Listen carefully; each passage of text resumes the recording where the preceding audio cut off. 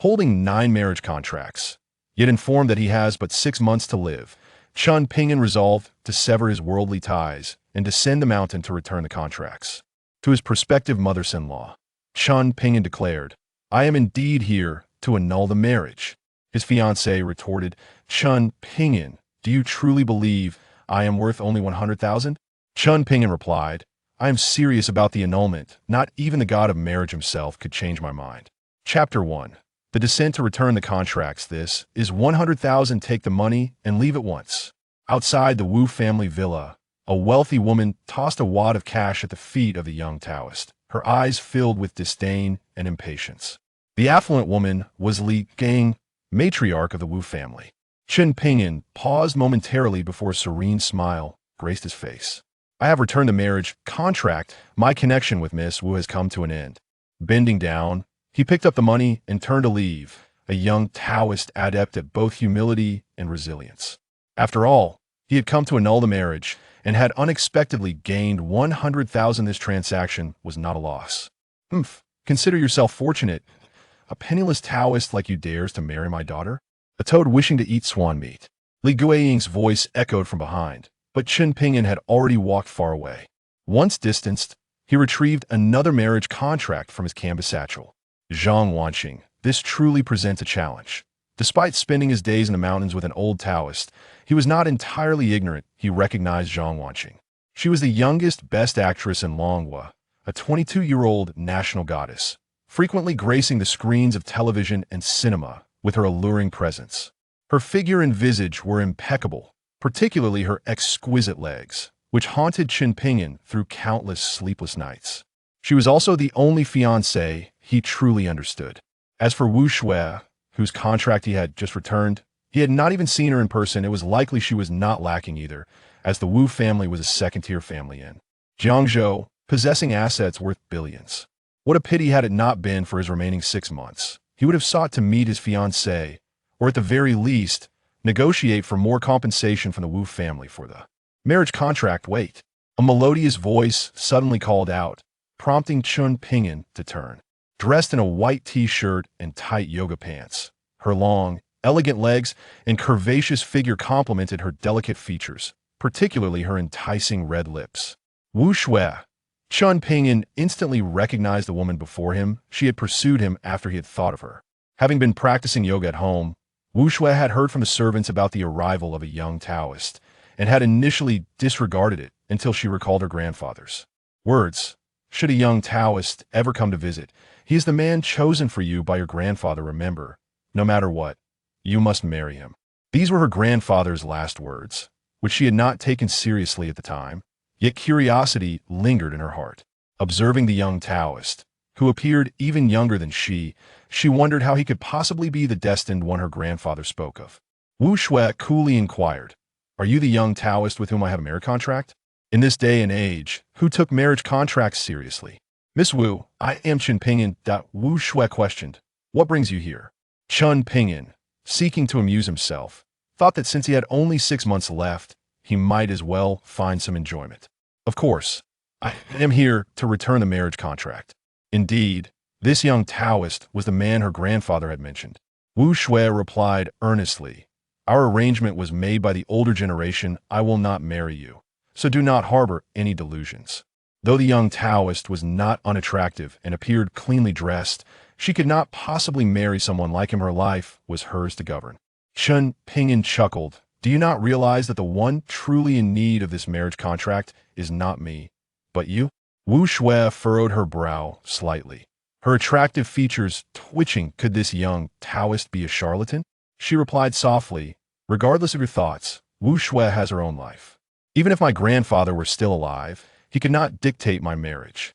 Tell me what you desire. As long as it is not excessive, I can oblige."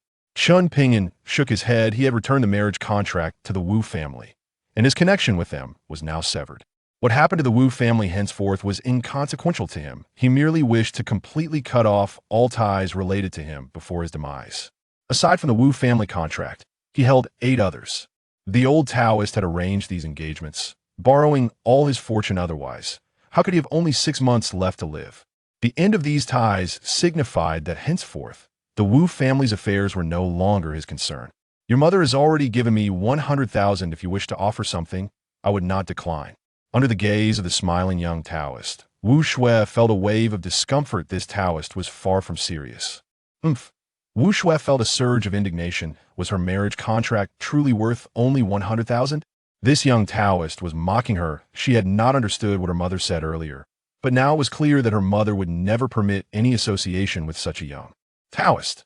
Since you accepted my mother's money, let our affair conclude here. You must never mention our engagement to others. Though she might never see this young Taoist again, one could never be too certain. Thus, she deemed it necessary to warn him. Chen Ping'an smiled and replied, I thank Miss Wu for her understanding. As these words escaped Chen Ping'an's lips, Wu Shui felt an odd sensation, as if something within her had vanished into thin air. Meanwhile, within the Wu family villa, a ceramic vase displayed in the living room fell and shattered. Li Guiying's expression suddenly shifted. She recalled her husband's words from when he was alive that a shattered vase foretold peril for the Wu family. Previously, she had dismissed such superstitions, but how could a perfectly fine vase have fallen? This vase, valued at millions, was an antique said to have been passed down from the Wu family's ancestors, cherished as a family heirloom. As Li Guiying contemplated this bizarre occurrence and prepared to call her husband, her phone rang just then. Upon seeing the caller ID, she hastily answered it was her husband's secretary. However, as soon as she picked up, the secretary's anxious voice relayed that her husband had collapsed at the provincial government building and was en route to the hospital. Wu Jigang was the foremost figure in Jiangzhou. Overseeing its governance, how could a man in good health suddenly faint? Hearing the secretary's words, Li Guiying dropped her phone in shock, staring at the broken vase on the floor, her heart gripped by fear. Was the Wu family truly facing disaster? Chapter 2. Handsome fellow, reversal of fortune. The old Taoist was the finest doctor in the world. If he could not cure his own ailment, it was undoubtedly hopeless. Chen Ping'an had grown up alongside the old Taoist on the mountain, learning his craft since he could remember, mastering the old Taoist skills to a considerable degree. He understood well that the old Taoist had distributed his fortune to save him. Had it not been for that, he would have perished at birth. Carrying fortune was not necessarily a blessing. 9 marriage contracts represented 9 portions of fortune. Now that the Wu family's contract was void, the fortune borrowed by the Wu family would naturally dissipate. Chen Ping'an sensed this shift, yet he still felt that his life was limited to less than 6 months. Could it be that one portion of fortune was insufficient? Or was this simply his fate? After receiving a phone call, W. Su hurriedly departed, leaving Chen Ping'an to wander the streets in a state of melancholy. The W family had descended into chaos. The second generation of the W family comprised merely 2 sons. The elder, WZHGNG, held the esteemed position of the foremost figure in Jingzhou, while the younger brother, W Ziking, was the actual controller of the family's enterprises. The bond between the 2 siblings had always been strong, with one serving in the government and the other striving in the realm of business. The sudden collapse of WZHGNG in the official residence garnered significant attention, prompting a flurry of family members to rush to the hospital, where renowned physicians from Jingzhou had already been summoned. Li Ging waited anxiously outside the emergency room alongside her daughter W Su, both wearing expressions of distress after having shed tears. Upon arriving, W Ziking found his elder brother in the midst of critical care. Furrowing his brow, he inquired, "Sister-in-law, my brother has always been in good health. How could he suddenly faint?" Li Ging, equally perplexed, replied, "I don't know either. The doctors have yet to determine the situation." W. Ziking's countenance darkened. Should anything happen to his elder brother, the W family would be perceived as ripe for the taking in Jingzhou. "Sister-in-law, has anything unusual occurred at home? I have a nagging sense of unease." His words seemed to trigger a thought in Li Ging, who hurriedly recounted the incident of the porcelain vase they offered, which had inexplicably shattered.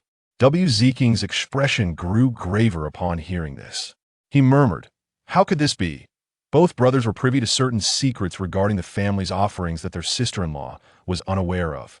Has anyone visited our home today?" W. Ziking suddenly posed a question, as if grasping at a fleeting thought. Li Ging reflected and recalled that only one individual had come by, a young Taoist priest bearing a marriage certificate. She relayed this to W. Ziking. His expression darkened further as he addressed her. Sister-in-law, you are mistaken. Do you realize where that young priest has come from? He is a Taoist from the Kunlun Mountain Temple, and he alone possesses the ability to save my brother's life. Kunlun Mountain was familiar to Li Ging, yet she was unaware of the existence of a temple and its priests. There was it merely a tourist destination? Sister-in-law, did the young priest leave any contact information? We must locate him at once. W.Z. King could not reveal the entire truth to his sister-in-law, as certain matters were not only a family secret, but also encompassed the greatest mysteries of the world. Unbeknownst to Chen Ping'an, a bounty of 10 million had been issued by the second master of the W family in Jingzhou, seeking a young Taoist priest around 20 years of age. He currently resided at a place called Shushji, a spa and sauna establishment. He awaited the arrival of Zheng WNXNG, perplexed as to why a superstar of her caliber would frequent such a venue. Handsome, could you turn over? He'll give you a back massage, a technician gently called out. Chen Ping'an complied, lying face down and relishing the technician's skilled hands as they occasionally brushed against his sensitive areas. Miss, how about I tell your fortune? He proposed suddenly, sensing a shift in her demeanor. Despite being prone, he could perceive her subtle disdain at the suggestion. At such a young age, do you already know how to deceive women? Sure, what would you like to know? The technician replied, her professional demeanor shining through. Chen Ping'an responded, that depends on what you wish to know. With a playful giggle, she said, of course, I want to know where my romantic fate lies. It was evident she believed this charming young man would declare that her destined partner was none other than him. Chen Ping'an smiled slightly, unhesitatingly affirming, very well, but I believe you already have a boyfriend at this establishment. The technician's hands faltered momentarily before resuming their rhythm, as she assumed he was merely guessing. He continued, you have a 2-year-old daughter and a husband who suffered a car accident, resulting in the amputation of his left leg, correct? The technician's expression shifted abruptly, her irritation evident as she retorted, do you know me? Only those familiar with her could know such intimate details. Even her colleagues were unaware of her circumstances, as she maintained a persona of singlehood. Chen Ping'an replied, you inquired about your romantic fate, and thus I reveal it. Your romantic prospects have concluded. Allow me to offer another piece of information. Barring unforeseen circumstances, you will encounter trouble this evening. While fortune-telling may not embody profound wisdom, the act of conveying such a warning was a gesture of goodwill, a connection forged between him and the technician. Yet she had already concluded that he must know her, dismissing his predictions as mere nonsense. I'll arrange for another technician. You can pretend you never saw me, and he'll cover your bill, she proposed, as encountering acquaintances was the greatest taboo in her profession. Although she could not recall who this young man was, she was certain he recognized her. Covering the bill is acceptable as a fee for the fortune-telling, but do take my words to heart. There is no need to swap technicians. You are nearly done with your massage. Chen Ping'an rubbed his temples, feeling that peering into the mysteries of fate was indeed taxing. Had he not been seized by a sudden whim, he would not have entertained the notion of fortune-telling for the technician. As the technician departed, she would be losing 2 hours of pay, yet silencing this man was not a loss. Chen Ping'an had already offered her a warning. How she chose to respond was her own affair. Fate is often predetermined, and excessive interference is best avoided, a lesson imparted to him by an elder Taoist. Chen Ping'an rose. Glancing at the time, it was nearly the moment Zheng WNXNG was expected to arrive. He would not squander energy on trivial matters, as seeking her at her agency would only invite complications, and the film set was no better thus. This venue was the most suitable choice. Chapter 3. Interfering in Others' Affairs. Zheng WNXNG, a national idol, possessed an impeccable physique and visage that could not be faulted. While filming in Jingzhou, she yearned to unwind at her former classmate's establishment after work. To avoid being recognized, she had gone to great lengths to disguise herself, donning a wig, mask, and glasses. Even so, her appearance at a venue like Shushji attracted considerable attention, for despite her disguise, it was evident that she was an extraordinary beauty. Clad in the spa's loungewear, her long, slender legs were fully revealed, smooth and radiant like jade. Though others could not identify her as the superstar Zheng WNXNG, they certainly recognized her as a stunningly beautiful woman. Shushji was a place where all sorts mingled, and the presence of such a striking figure inevitably drew the gaze of many. She had already contacted her old classmate, who would be arriving shortly. Her assistant gently reminded her, "Sister XNG, let's head to a private room. There are too many people here, and it would be disastrous if someone recognized you." With over 50 million fans on social media, her mere presence turned heads wherever she went. There were times when it was nearly impossible to escape the throngs of admirers without security. Chen Ping'an rarely enjoyed such private moments, having been a child star. She had always been in the spotlight, a focal point wherever she roamed. At just 22 years of age, she was still in a playful phase of life and whispered, "It's fine, let's explore a bit, and when Xiao arrives, we can retreat to the private room." The hall featured a bar, restaurant, game room, billiards, a children's playground, and a gym, and Chen was curious to experience how an ordinary person spent a mundane day. The assistant sighed, having followed Chen for 3 years. She understood her whims all too well. Zhang Wanqing approached the water bar, preparing to indulge in some fruit and order a cup of coffee to tea. That moment, a pair of lecherous hands suddenly reached out. A man lying in a sleeping bag, observing her as she walked by, extended his hand to touch her alluring legs. The assistant, quick on her feet, swiftly pulled Zhang Wanqing away and glared at the older man in the sleeping bag. "What do you think you are doing?" she demanded. The man licked his lips, greedily staring at Zhang Wanqing's beautiful legs, his eyes roaming over her figure. She was indeed a rare gem of a woman. "What do you think?" he replied with a sinister smile that made Zhang Wanqing take a step back, while her assistant positioned herself protectively in front of Zhang, not allowing the man to gaze upon her. "Damn it, I've seen so many women in my life, but I've never encountered legs as exquisite as hers," the man exclaimed, rising to his feet and forcefully shoving the assistant aside. His strength was overwhelming, and she couldn't withstand his force. The assistant fell to the ground, twisting her ankle as she attempted to rise. However, a chilling voice nearby warned her, "You'd best not move." It became apparent that the man was not alone. Several others, also seated in sleeping bags, were with him. With the assistant no longer shielding her, Zhang Wanqing stood fully exposed to the men's gaze.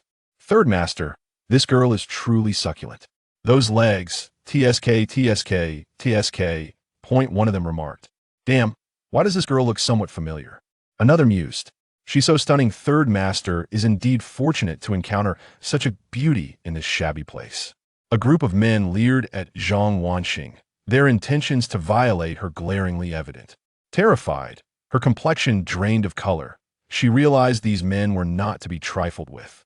The man referred to as Third Master boldly declared, "Little girl, I'll give you $1 million, just follow Third Master from now on, and I promise you'll enjoy a life of luxury."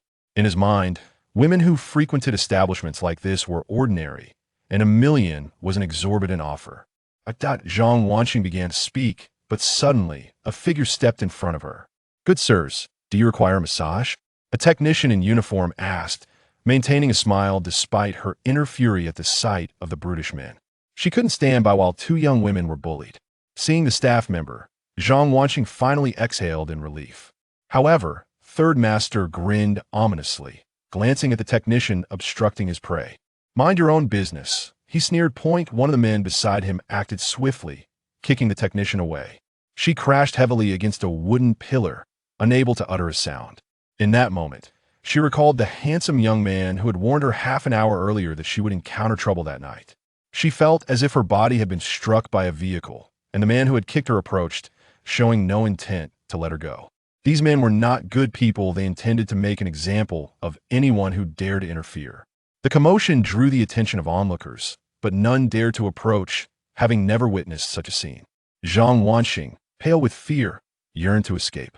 Regretting not heeding her assistant's advice to wait in the private room, she stammered, "You, stay away from me."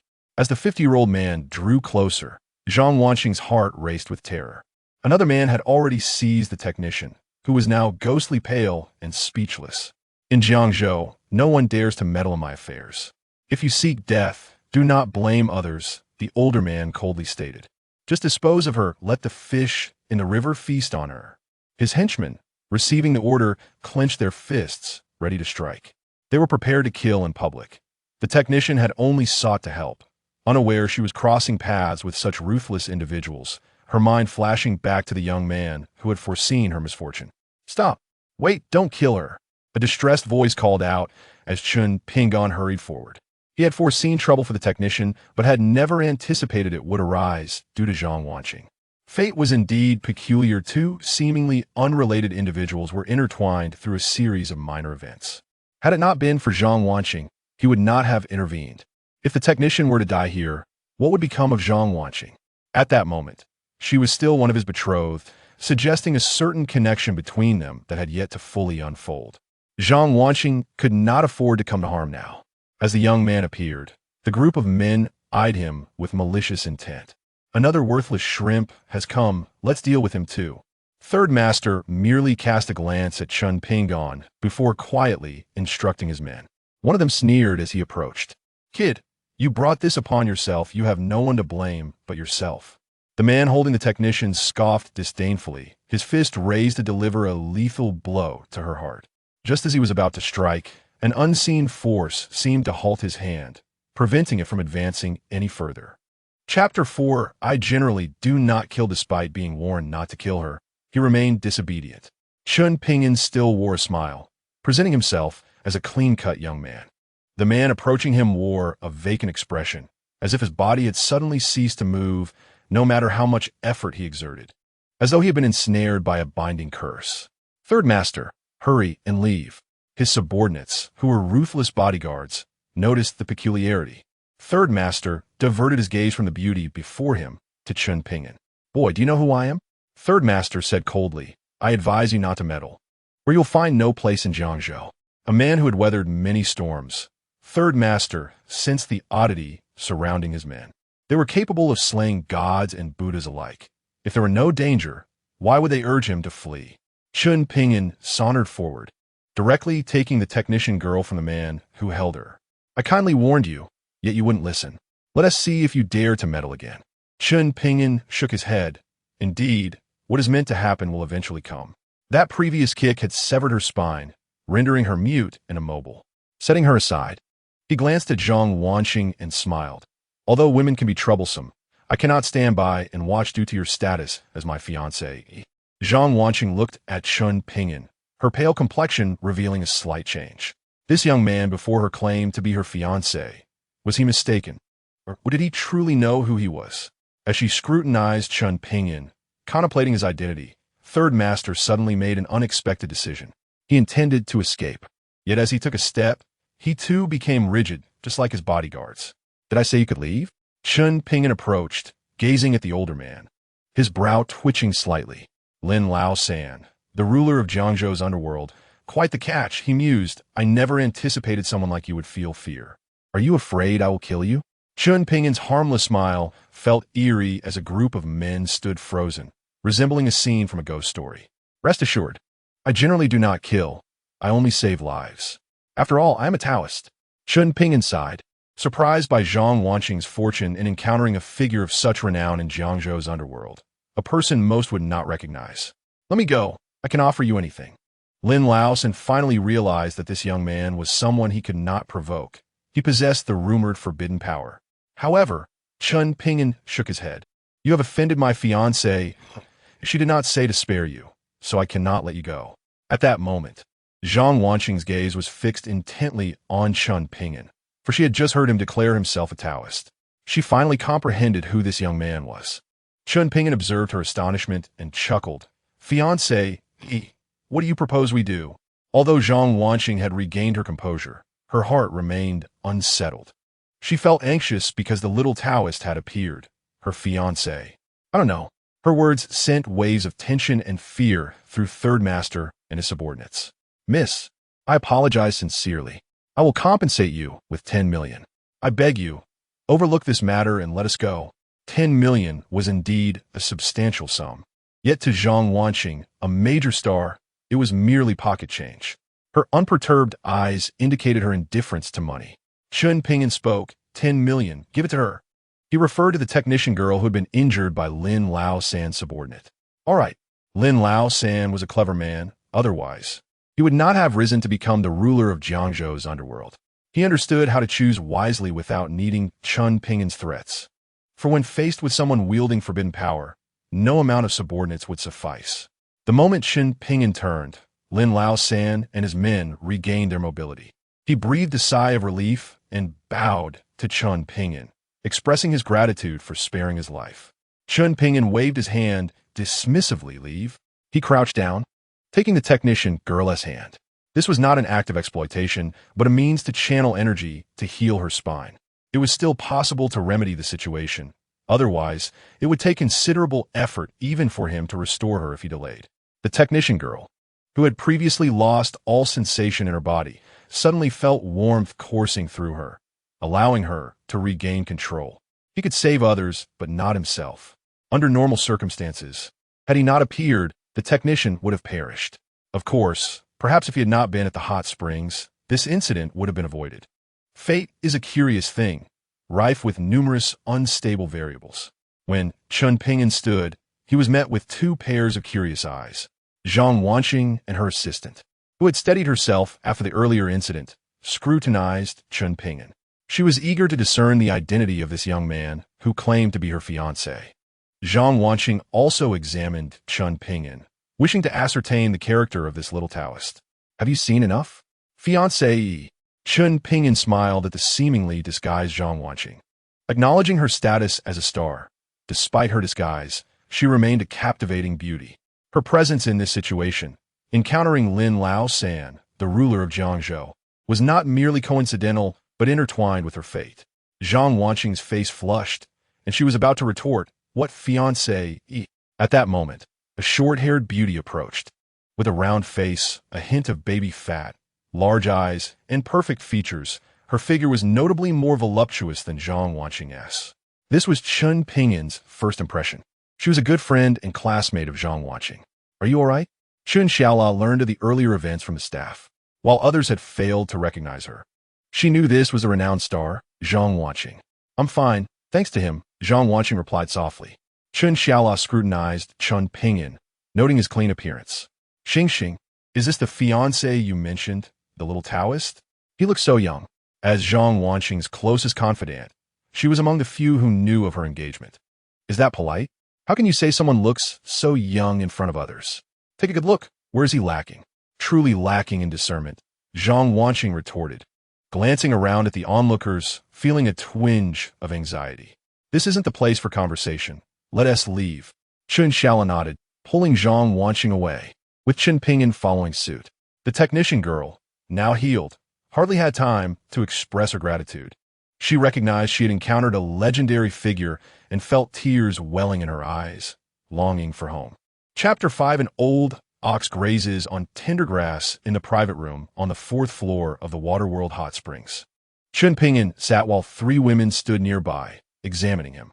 Chen Xiaola spoke up, "Are you really a Taoist? You don't seem like one."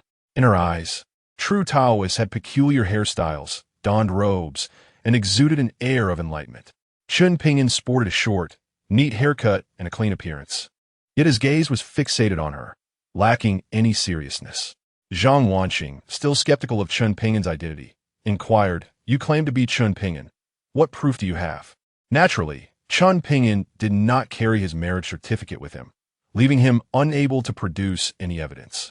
"When you were 8 years old, you wrote to me for the first time, inquiring when I would come to marry you." At that time, Zhang Wanqing was only 8, while Chen Ping'an was merely 4. A true child in every sense. However, Zhang Wanqing continued to write to him until she turned 10, which means he had not received a letter from her for 8 years. Thus, Zhang Wanqing is the fiancé who understands Chen Ping'an the most, through television news and letters. Upon hearing him recount the contents of those letters, she believed he was indeed the unseen fiancé. "Didn't you say your health was poor?" Zhang Wanqing inquired. "Also, I went to Kunlun Mountain to find you, but there was no Taoist temple as you described." Chen Ping'an smiled faintly and replied softly, "The temple is in the mountains, so of course you couldn't find it. As for my health, would you believe me if I told you I might only live for another 6 months?" Looking into Chen Ping'an's eyes, Zhang Wanqing felt a sudden wave of sadness, sensing that this young man was not deceiving her. Reminiscing about the letters from her childhood, she felt a tinge of embarrassment, unable to meet Chen Xiaola's gaze for fear of being teased. Chen Ping'an shook his head, saying, "Life and death are experiences everyone must endure. I was meant to die at birth. Living an additional 18 years and meeting you has filled me with contentment." Raised in the mountains, he had no real friends apart from the old Taoist. Zhang Wanqing's letters made them childhood friends, and Chen Ping'an had always remembered this extraordinary fiancée. At this moment, Zhang Wanqing had removed her mask and disguise. Her delicate face slightly flushed, and her bright eyes held a hint of shyness and unspoken emotions. "You're only 18? Chen Xiaola exclaimed, scrutinizing Chen Ping'an from head to toe. "Wanqing, your fiancé is just 18. Doesn't that make a case of an old cow eating tender grass?" Chen Xiaola laughed, bouncing with excitement. Zhang Wanqing shot her friend a disapproving glance, wondering if that was the point. Shouldn't the focus be on the fact that the young Taoist was nearing death? The assistant, overhearing this revelation, was in shock, realizing that Sister Xing truly had a fiancé. If her fans found out, they would surely go wild. "Did you come specifically to find me?" Zhang Wanqing had previously doubted the claims in Chen Ping'an's letters about a talking monkey and flying chickens in the mountains. Yet today, witnessing the Taoist's abilities firsthand, she felt he was not lying. Chen Ping'an nodded, saying, "I came to see my fiancé, and to return the marriage certificate, thus ending our bond." Zhang Wanqing stared blankly at Chen Ping'an, initially believing that the young Taoist had come to marry her. "Are you annulling our engagement?" Chen Xiaola quickly grasped the implications, realizing that by returning the marriage certificate, Chen Ping'an was effectively breaking their engagement. Although such certificates held little legal weight in this era, the notion of a celebrated star like Zhang Wanqing being jilted would undoubtedly shock many. "Is that so?" Chen Ping'an replied with a smile. "Having seen you and spoken my piece, isn't it time for closure?" Zhang Wanqing had envisioned countless scenarios about marrying a Taoist since she was 8. Knowing of her engagement, after turning 14, she stopped writing because she understood love differently. She believed her affection should not be constrained by betrothal and developed her own thoughts. She had even considered that if the Taoist came to claim her, she would tell him they were not suited and would refuse to marry him. She had contemplated breaking off the engagement. However, she never imagined that the Taoist would initiate the annulment himself. She was undeniably beautiful, a dazzling presence that captivated every man who laid eyes upon her. Surely, the Taoist would feel the same? She could not have anticipated that he would return the marriage certificate. "Are you truly annulling our engagement?" Zhang Wanqing gazed at Chen Ping'an, seeking assurance of his seriousness. Unfortunately, all she found was calm determination in his eyes. He was sincere. Chen Xiaola could not contain herself. "Wanqing, if your fans discover you were jilted by a Taoist, they will surely be devastated, I assure you." Chen Ping'an was taken aback. Chen Xiaola was equally stunned, and the assistant stood in disbelief. Did she truly wish to maintain the engagement? "I am at my wit's end." Zhang Wanqing, however, displayed unwavering resolve, looking earnestly at Chen Ping'an. "You speak of death so lightly. Have you seen a doctor? My grandfather knows many esteemed physicians and even divine healers. What if they can cure you?" She felt this young Taoist looked healthy. How could he possibly be near death? Chen Xiaolan nodded in agreement. "Yes, Wanqing is right. There are divine healers in Jiangzhou. I can ask my father to find one for you." As Zhang Wanqing's close friend, she stood firmly by her side. At that moment, Chen Xiaola's phone rang. After a brief conversation, she hung up. "Taoist, have you offended the Wu family? They're searching for you." The call was from someone below, revealing that the Wu family was offering $1 million for a Taoist fitting Chen Ping'an's description. He smiled slightly. "Perhaps they regret the annulment after I return the certificate." Puffed. Chen Xiaola could not hold back her surprise, wide-eyed as she looked at Chen Ping'an. "You also have a betrothal with the Wu family, with Wu Shui, right?" Her expression was one of intrigue, for Wu Shui was rumored to be the most beautiful woman in Jiangzhou. As a third-rate family, the relationship between the Chen and Wu families was relatively amicable, and she was aware that the Wu family had only one daughter, Wu Shui. Zhang Wanqing was also taken aback, realizing that Chen Ping'an had more than one engagement. "Do you have other engagements?" A sense of discomfort washed over her, for he was her fiancé, yet there were others.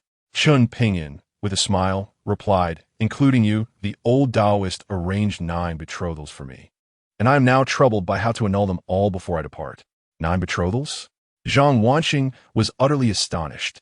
Chen Xiaola was equally shocked. and the assistant was left speechless.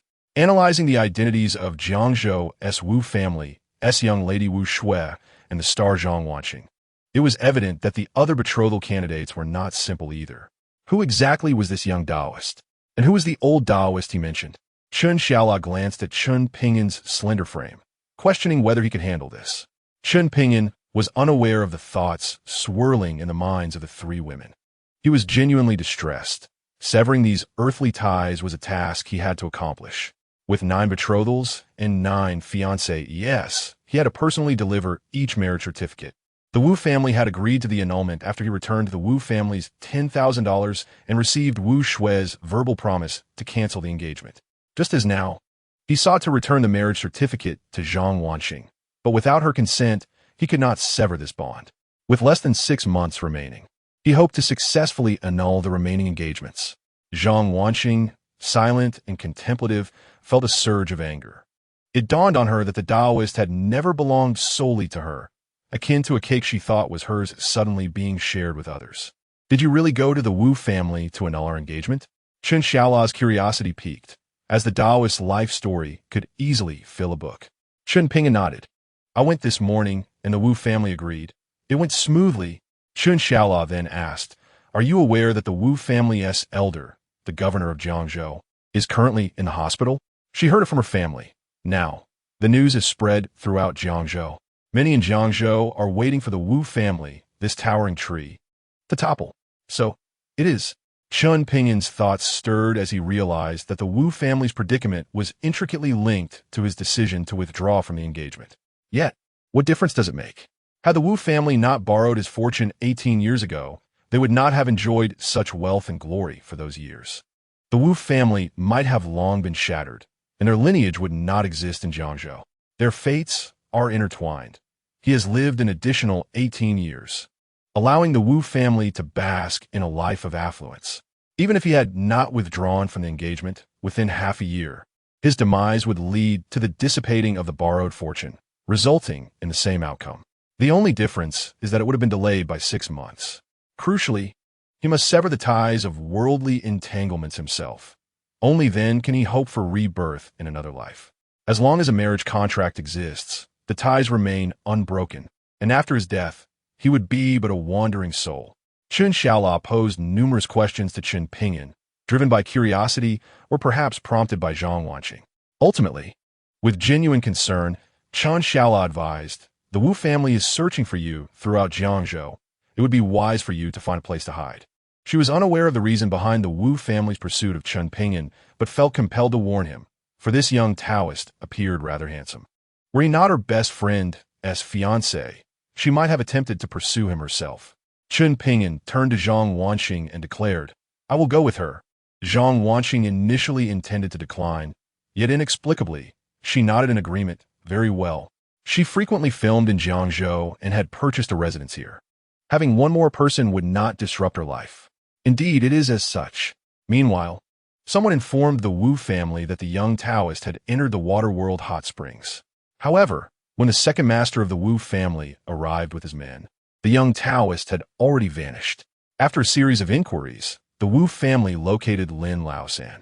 Lin Laosan was the ruler of Jiangzhou's underground world, surrounded by experts. Yet today's events instilled a sense of vigilance and fear within him. He had personally delivered 10 million in cash to that young technician. As for the young man, he did not dare to investigate his identity or background, for the power he wielded was formidable enough to kill with the ease of slaughtering a dog. The second master of the Wu family, Wu Jiqiang, sought out Lin Laosan personally at an upscale club. Lin Laosan, engaged in dubious business dealings, had numerous interactions with the Wu family. The elder master of the Wu family held a preeminent position in Jiangzhou, and Lin Laosan naturally could not afford to disrespect them, though this did not imply he feared the Wu family. The elder master of the Wu family was currently in critical condition at the hospital, a fact known by all in Jiangzhou.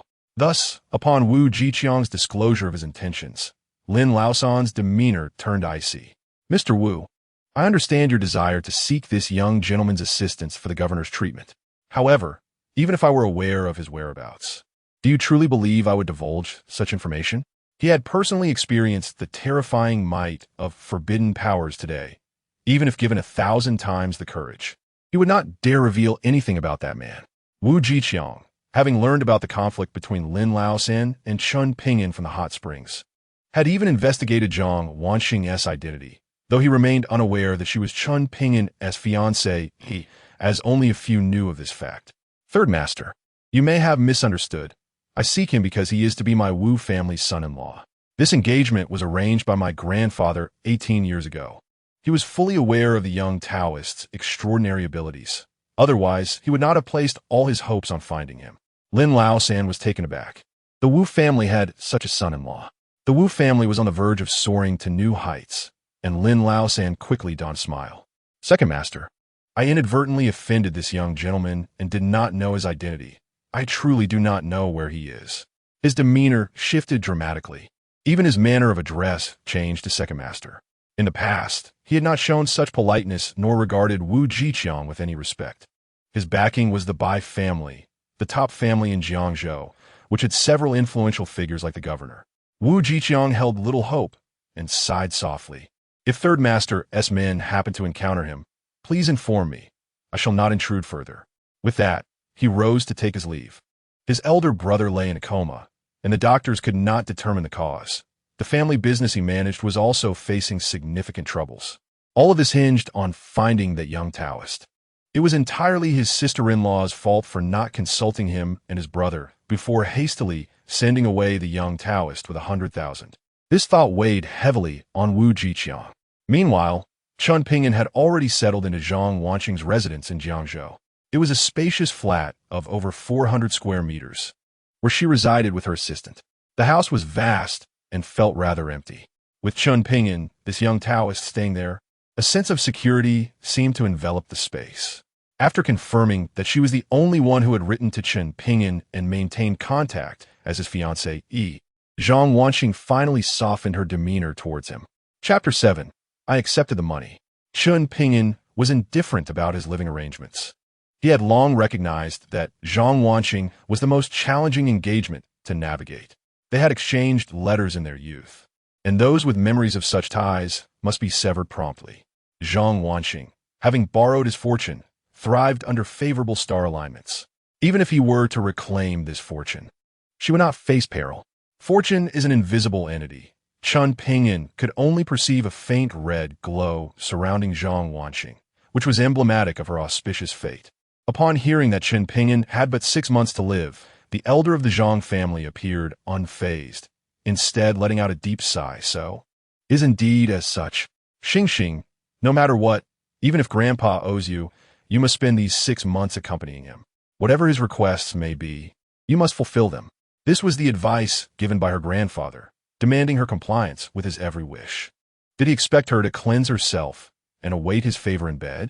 Her grandfather must know more about the young Taoist's identity. Otherwise, how could he consider marrying her off to a stranger? He also mentioned that if the young Taoist claimed there was no salvation for him, then it must be true. This meant that the young Taoist was indeed nearing death, with less than 6 months to live. Was she destined to become a widow? Contemplating this, Zhang Wanxing gradually drifted into slumber, lost in her thoughts. In a nearby room, Chen Ping'an sensed something amiss and sighed. What a bother. He rose, careful not to disturb the 2 sleeping women, and made his way downstairs. This upscale community in Jiangzhou consisted entirely of spacious flats, and given Jiangzhou's real estate prices, which hovered around tens of thousands per square meter, this residence was valued in the millions. Its inhabitants were either affluent or noble. Late at night, the community was devoid of people. Upon stepping outside, Chen Ping'an gazed toward the shadows and called out, "Come forth." A figure emerged from the darkness like a shadow. "Mr. Chen, I am Jiang Chun, the head of the Jiangzhou Inspection Agency. I am responsible for all matters concerning you in Jiangzhou." The shadow was a middle-aged man who, despite his status, addressed Chen Ping'an with utmost respect and a hint of trepidation. The arrival of a Taoist from the Kunlun Mountain Temple in Jiangzhou filled him with unease. As a member of the Inspection Agency, a special department of the Dragon Kingdom, he understood the significance of the temple on Kunlun Mountain. It is said that heroes disrupt the forbidden, yet the Kunlun Mountain Temple is sacred ground, a place forbidden to both humans and demons, a bastion safeguarding the Dragon Kingdom. where no evil may be uttered.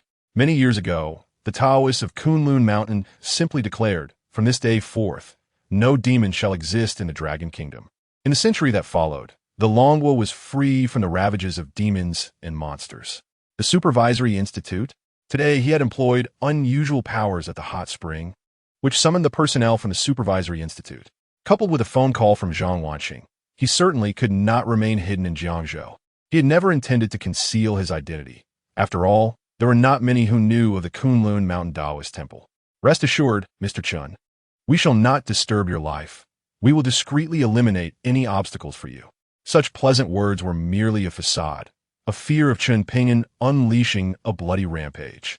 If the Taoists of Kunlun Mountain were to kill, the Supervisory Institute would be powerless to intervene. Clearing obstacles was simply a means to prevent Chen Ping'an from slaughtering too many. Chen Ping'an smiled wryly. He had no intention of taking lives. Otherwise, that Lin Lao, San, and his subordinates would have met their demise today. Do as you wish. Having said all that needed to be articulated, Chen Ping'an did not wish to squander time. His purpose for coming out was not solely to meet this person. At that moment, a figure rushed over, and upon seeing Chen Ping'an standing below, she froze. The first to find Chen Ping'an from the Wu family was none other than the stunning Wu Shui. Even though Chen Ping'an had returned the marriage contract, fate dictated that those who were meant to meet would indeed cross paths. Wu Shui's eyes reddened. Her father lay unconscious in the hospital. According to her second uncle, only this young Taoist could save her father. Although she hesitated to plead with this young man, for her father's sake, she had to seek him out. Chen Ping'an, did you know I was coming? Naturally, Chen Ping'an would not admit he had foreseen her arrival. He shook his head. I did not know. I merely came down for a stroll. Wu Shui harbored some doubts, yet the matter at hand was urgent. Chen Ping'an, can you save my father? The words came out with great difficulty, but she was willing to do anything to save her father. Chen Ping'an shook his head once more. I cannot. I am on the verge of death myself. The first part was a lie, while the latter was spoken offhandedly. The persona of a terminally ill person was indeed quite effective. That cannot be. My second uncle said, only you can save my father. Wu Shui bit her lip. My second uncle said I cannot break off the engagement with you. Did you drug my father? If you do not wish to end our engagement, just say so. She was uncertain of her second uncle's intentions and could only concoct scenarios in her mind. Chen Ping'an chuckled. Though you are a beauty, do not indulge in such fantasies. I am serious about breaking our engagement. Even if the god of marriage were to intervene, it would not matter. Besides, I have already accepted payment. It had taken great effort to sever the ties of fate, and he could not allow any further connection. This was not an instance of turning a blind eye to suffering, but rather a strategic decision for his own benefit. The events unfolding within the Wu family were inevitable. Even if not now, should he perish, the Wu family would meet a similar fate, perhaps even worse. Fate cannot be manipulated so easily. Otherwise, those who disrupt the law would steal others' fortunes. I will give you money, 1 million, 10 million, whatever it takes. Just please save my father. I will do anything. Wu Shui was desperate. The best doctors in Jiangzhou had declared her father's illness a mystery, his organs gradually failing. At most, he had a month to live. When Chen Ping'an mentioned money, she assumed this young Taoist was fond of wealth. Chen Ping'an resolutely replied, I have always regarded wealth as mere dust, Miss Wu. It is not that I do not wish to save him. I simply cannot. If you insist that I save him, and I tell you that saving him would mean my own demise tomorrow, would you still want me to proceed? Wu Shui fell silent. She longed to affirm. Yet the word eluded her. Chen Ping'an continued, my connection with your Wu family ends here. Inform your family not to disturb me, or I shall not hesitate to be ungracious. The severance of ties was best done cleanly. He had little connection with them, and he certainly did not desire the Wu family to cling to him. Chapter 8. I beg you, say my husband Wu Shui was taken aback. What did this young Taoist mean? Was he afraid she would cling to him, or that her family would regret the broken engagement? Yet, upon reflection, was this not the current situation? Her second uncle insisted she must marry this young Taoist and could not break the engagement. She turned and ran, tears streaming down her face. Behind her, Chen Ping'an calmly shook his head, feeling somewhat resentful towards the old Taoist for imposing so many marriage contracts upon him. You are truly cruel. Zhang Wanqing emerged, clad in her nightgown. She had been asleep, but awakened suddenly upon hearing Chen Ping'an leave, stealthily following him and chancing upon the beautiful woman seeking him out. Chen Ping'an was aware of her presence and smiled slightly. "I am serious," Chen Ping'an stated. "If I were to save her father, it would mean my own death."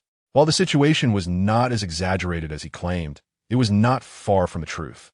He had already severed ties with the Wu family. Should he intervene to save someone, it would only rekindle those ties. If the head of the Wu family were to escape death, it would be Chen Ping'an who would perish. Zhang Wanqing felt a pang of sorrow. This young Taoist seemed genuinely kind, yet why was he destined to die? She could not bring herself to believe it was true. "Tomorrow, I will take you to the hospital for a checkup. I refuse to accept that you are destined to die so young."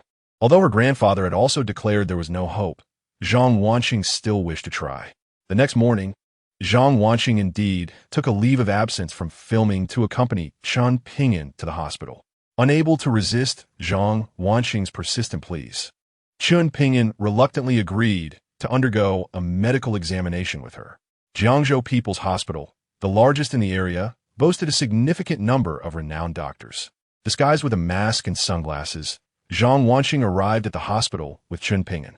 She did not bring her assistant, believing that with Chen Ping'an by her side, she would be safe.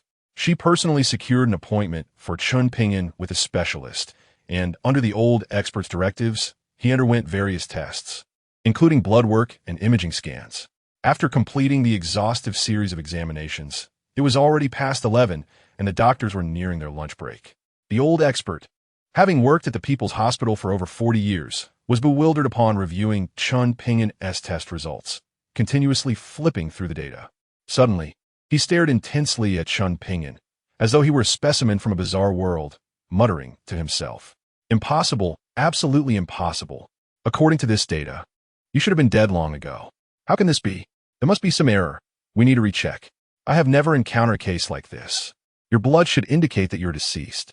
The old expert appeared as if he were about to study a lab rat, his face brimming with excitement. Almost eager to dissect Chen Ping'an immediately, Zhang Wanqing's eyes reddened. Upon receiving this distressing answer, she felt a profound sense of loss and unease. She grabbed Chen Ping'an and hurried away, fearful that the old expert would summon others to capture him for research. In truth, as soon as they left the hospital, personnel from a supervisory institute confiscated all documents pertaining to Chen Ping'an, imposing a gag order on everyone who had interacted with him. Once outside the hospital, Zhang Wanqing looked at Chen Ping'an, who bore a smile. "How can you still be smiling?" Chen Ping'an had long known he did not have much time left. Since childhood, the old Taoist had spoken of extending his life. After 18 years, the old Taoist powers had finally waned. He should have perished 18 years prior. His blood exhibited no vitality. Rather, it was merely the qi within his body that sustained his existence. If one were to describe his physical form, it resembled a mere vessel, while he housed a powerful soul. "I have told you, I am destined to die," Chen Ping'an asserted. "I wrote to you as a child, expressing that I did not know how long I would live, but being able to see you was enough for me." Zhang Wanqing felt her heart ache. She had learned the previous day that he had no friends. It seemed she was the only one who had ever written to him in his youth. She now harbors a tinge of regret for not having written to Chen Ping'an after the age of 14, especially considering that he has lived alone in the mountains for so many years without any friends. "Please do not cry," Chen Ping'an quickly interjected. "I cannot bear to see a woman in tears." Zhang Wanqing shot him a sidelong glance, her brewing sadness dissipating somewhat. "Gome, let me take you for a stroll around Jiangzhou City today.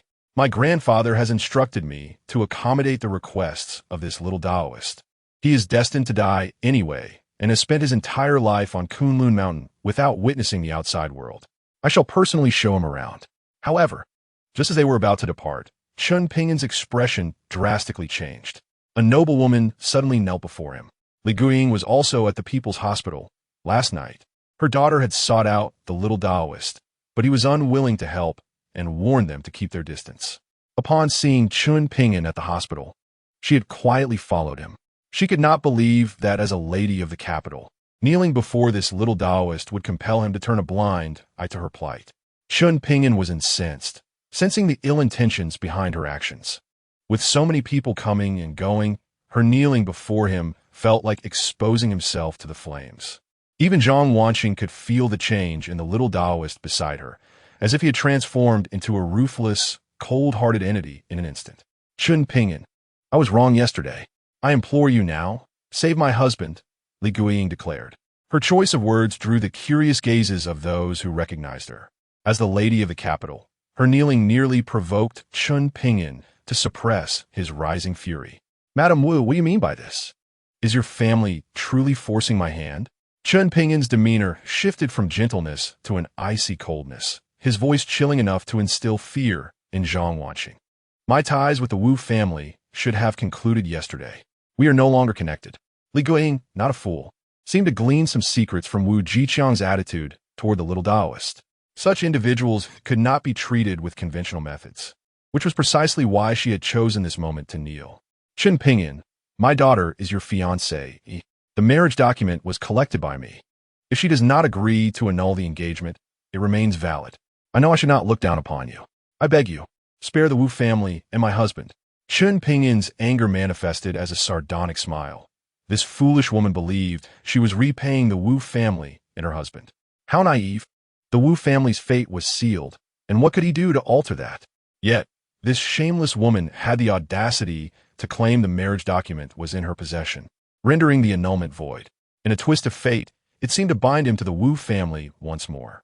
Just as he attempted to discern this thread of destiny, a thunderous revelation struck his mind, leaving him momentarily dizzy and almost unable to stand. He coughed up blood, his complexion turning pale and weak. That fleeting glimpse of destiny had inflicted a profound injury upon him. The sight of his blood startled Zhang Wanqing and shocked the shameless Li Guiying. Zhang Wanqing hurriedly supported Chen Ping'an, her voice filled with concern. Are you all right? Chen Ping'an gazed at her, shaking his head slightly. I'm not dead yet. His appearance was indeed alarming. This was the consequence of his attempt to glimpse that fragment of destiny. Even as a Taoist from the Kunlun Mountain Temple, he could not pry into the fortunes that pertained to himself. For years, he had sought ways to save himself. The old Taoist could not rescue him, but he refused to give up. Thus, he had to annul the engagement. Just moments ago, he sensed a shift in the fortune borrowed by the Wu family, which prompted his curiosity, only to result in his sudden injury. Chen Ping'an was now more convinced than ever that these borrowed fortunes concealed monumental secrets. Madam Wu, if I cannot even save myself, how can you expect me to rescue anyone else? His pale countenance and the blood he had coughed up were witnessed by many. The onlookers now perceived Li Guiying as aggressive, their gazes filled with disdain. How could a mere boy, a Taoist at that, possess the ability to save a magistrate? It was absurd. Li Guiying was also taken aback by the little Taoist's reaction. Before she could speak, Wu Jiqiang approached. The second master of the Wu family held great respect for his elder sister-in-law, devoid of the scheming and rivalry typical among large families. Yet his anger flared. He stepped forward and slapped his kneeling sister-in-law. Li Guiying was stunned. She had never endured such a blow in her life. Sister-in-law, are you trying to lead the Wu family to ruin? He had been infuriated ever since learning that she had given the little Taoist 100,000 yuan. Such a monumental opportunity had been squandered by an ignorant woman in exchange for a mere sum. Li Guiying glared at her younger brother, feeling wronged. Wu Jiqiang shook his head, silencing her, and led her away, never once casting a glance at Chen Ping'an. Chen Ping'an furrowed his brow. The Wu family was not entirely foolish, and his actions had completely disrupted his own line of thought. Zhang Wanqing quickly pulled Chen Ping'an toward the parking lot. Once they reached a secluded area, Li Guiying, now furious, exclaimed, Wu Jiqiang, how dare you strike me? Do you think you can act tough just because your elder brother is on the brink of death? Wu Jiqiang took a deep breath. Sister-in-law, had I not struck you, you might already be dead. That little Taoist is not someone the Wu family can provoke. Li Guiying remained unconvinced, doubting that the little Taoist possessed such formidable power to kill publicly. Wu Jiqiang, you are the one who claimed that the filthy Taoist could save your elder brother. Why are you so afraid of him? Do you wish to watch your elder brother die? You must understand, if your elder brother does not awaken, can you retain everything you possess now? You must tell me, who is that filthy Taoist? What is his status that compels you, the second master of the Wu family, to act against me? Wu Jiqiang sighed, He could not disclose the little Taoist's origins and identity, as it would only endanger his sister-in-law and little Shui. Sister-in-law, if you trust me, do not ask so many questions. If you wish to save your elder brother, you cannot pressure him like this. We can only let little Shui try. She is the fiancée of that individual. If he agrees to help out of familial affection, the Wu family will overcome any crisis. Zhang Wanqing took Chen Ping'an to Jiangzhou International Trade Plaza, for it housed the finest clothing boutiques. She intended to procure a proper outfit for the little Taoist clad in his Taoist robe. Otherwise, he would attract curious stares wherever he went. At the International Trade Plaza, the Givenchy store boasted high-end, bespoke clothing, with even a simple t-shirt costing thousands, while handcrafted garments could reach hundreds of thousands. Chen Ping'an winced at the prices. The old Taoist had not lied. The people below were indeed extravagant. There were many tasks to accomplish after descending the mountain. He had already visited the massage parlor the old Taoist had mentioned, but he still needed to complete the grand health regimen. Before he met his end, he must experience true manhood at least once. Glancing at Zhang Wanqing beside him, he decided against harboring any ulterior motives toward her. Their bond had already deepened, and he could not sever their ties. He needed to find a woman who would not bring him trouble, one who was beautiful and had legs as lovely as Zhang Wanqing's. Why did he keep thinking of her? Chen Ping'an experienced a peculiar palpitation, pondering the sauna culture imparted by the old Taoist and the women at the foot of the mountain. Was it a veiled reference? Why not give it a try? Zhang Wanqing suggested, holding up a carefully chosen outfit that she believed suited Chen Ping'an perfectly. Upon glancing at the price, he was taken aback to find it cost 300,000. Shaking his head, he replied, "This is too expensive. I cannot afford it." When he descended the mountain, the old Taoist had given him only 1,000 yuan, insisting that to survive, he must rely on himself. Chen Ping'an had always felt that the old man's words hinted at something deeper, implying that he was rather stingy. Zhang Wanqing chuckled, finding the young Taoist quite endearing. "I will gift it to you. You need not spend a dime." She was well aware that the young Taoist, having lived on the mountain for 18 years, had no wealth. Cough. Chen Ping'an firmly rejected, "No way." It was a jest. He intended to sever the karmic ties with Zhang Wanqing. Accepting her gift would deepen their connection. Zhang Wanqing looked at him with a hint of disappointment, her irritation bubbling to the surface as she said, "I am your fiancé. What is wrong with gifting you a piece of clothing?" The surrounding attendants wore amused expressions, finding the young man utterly lacking in sensitivity. Chen Ping'an quickly interjected, "Zhang, my beautiful lady, do you not understand the difficulty in accepting favors from a beauty? Precisely because you are my fiancé, I cannot accept your gift unless you agree to annul our engagement and accept my marriage certificate."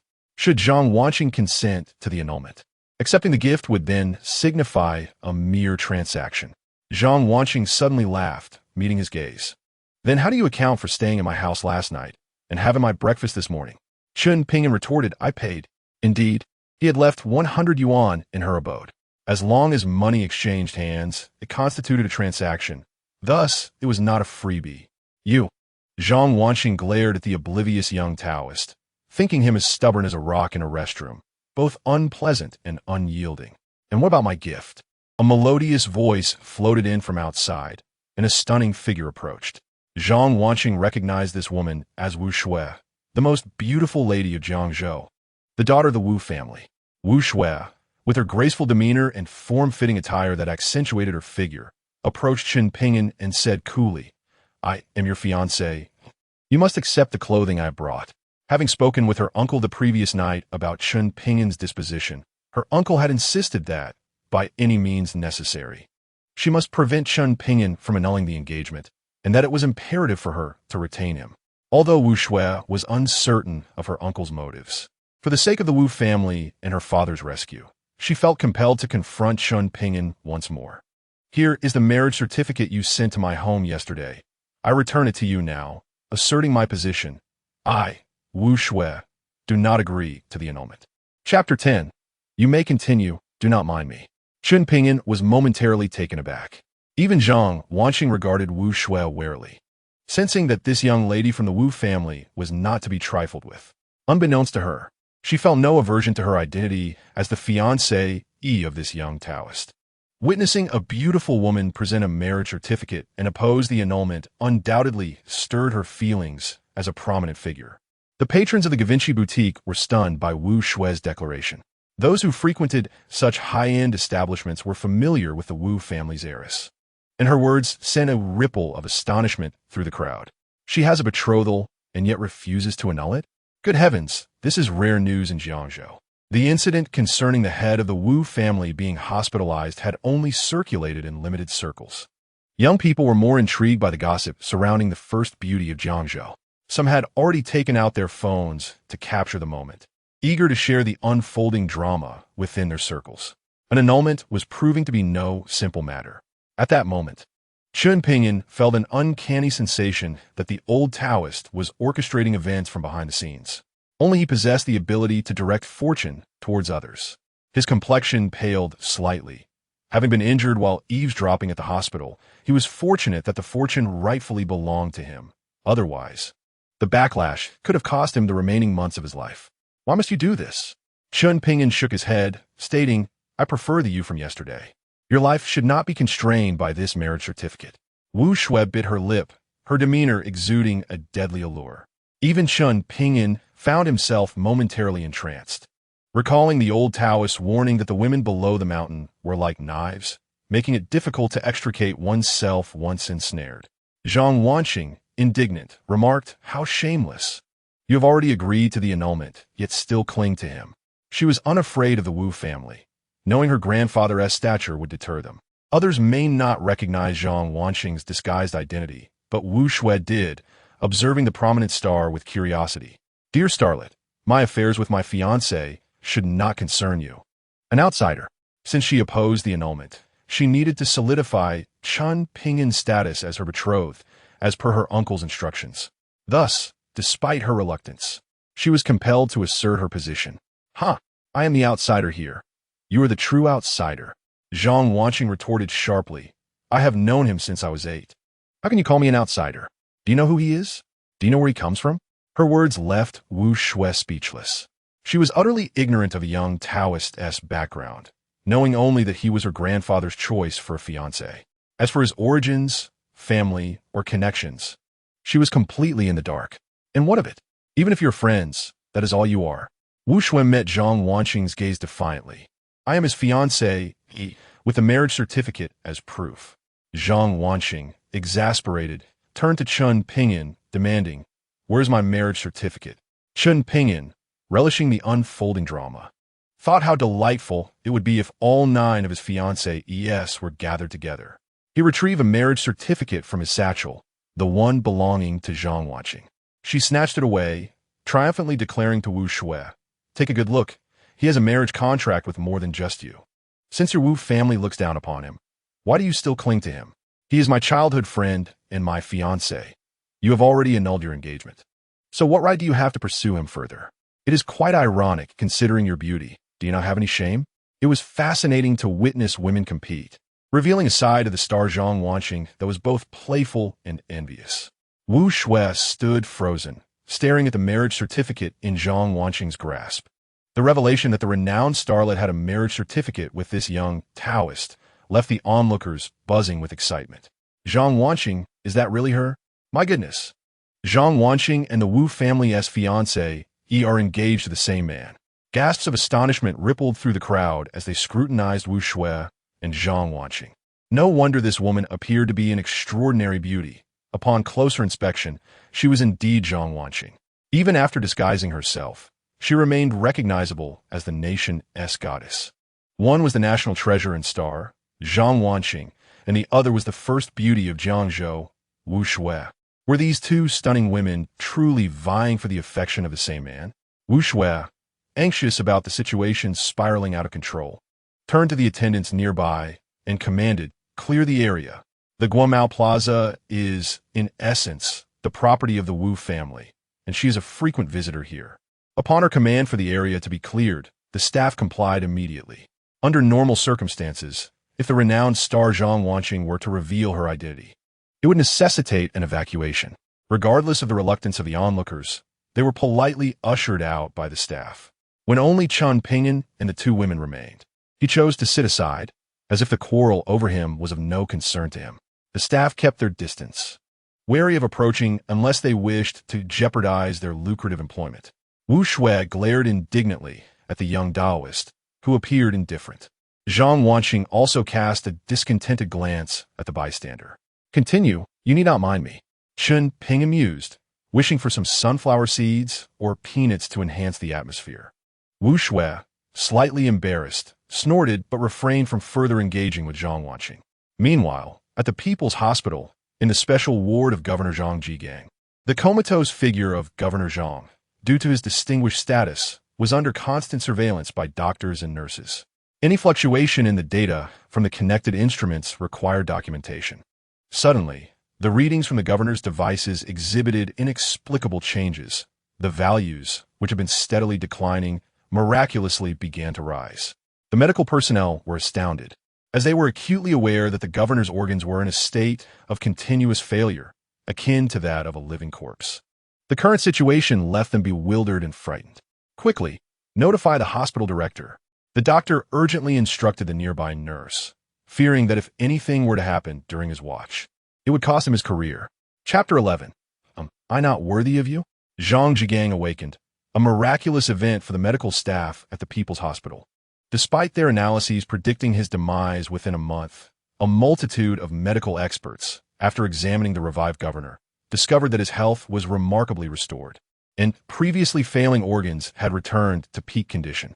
The specialist had been expelled from Zhang Jigang's ward. He was now able to stand, his body entirely rejuvenated. Li Guiying and Zhang Jiqiang were present, their expressions grave. Li Guiying felt hesitant to speak after receiving some harsh word from her revived husband. "What is meant to be will eventually come to pass." Zhang Jigang remarked with concern, "It seems he does not regard Xiao Shui highly." Li Guiying felt somewhat offended. Her daughter was ethereal, and how could that young Taoist possibly dismiss her? Zhang Jiqiang glanced at his sister-in-law's defiant expression and spoke up. "As long as the marriage contract exists and Xiao Shui does not agree to annul it, he remains our son-in-law."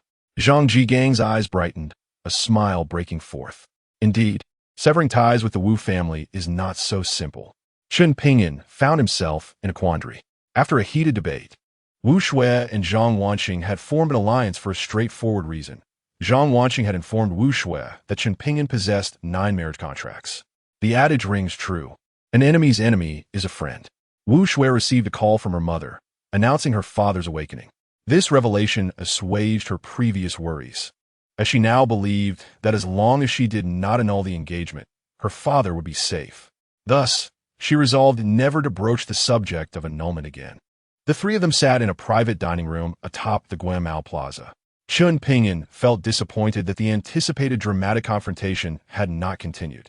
Wasn't he the old Taoist claiming that women fought fiercely for him when he descended the mountain? He could not afford to lose to the old Taoist. "Chen Ping'an, what do you intend to do?" Zhang Wanqing inquired, seemingly expecting him to make a choice. Chen Ping'an shrugged. "I truly came to annul the engagement. It was quite smooth yesterday. Can one retract an annulment?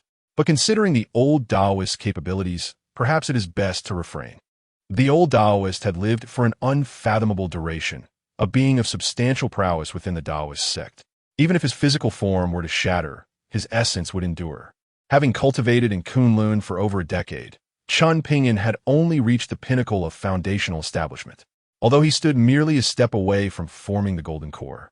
The old Taoist had mentioned an insufficiency of fortune, preventing him from achieving this, which was also tied to his failing constitution. Should he succeed in forming the golden core, perhaps he would not face death. 3 years ago, having reached the pinnacle of foundational establishment, he had attempted to form the golden core, but failed, which led to his decision to descend the mountain to sever karmic ties. Had it not been for the mere 6 months he had left to live, with his standing, he should have thrived until the age of 300. Wu Shui's spirits lifted significantly. Her father's awakening erased her prior anxieties.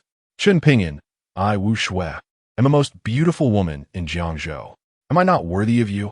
she asserted, though her thoughts yesterday had been quite the opposite. Chen Ping'an replied, "My impending death renders your efforts futile. Even if you restore the Wu family to its former glory, once I perish within 6 months, your family will fade away as well." His words were not mere exaggeration. They stemmed from an instinctive awareness of future events. Wu Shui remained unconvinced, gazing at Chen Ping'an. I recognize my misstep from yesterday. I should not have said those things.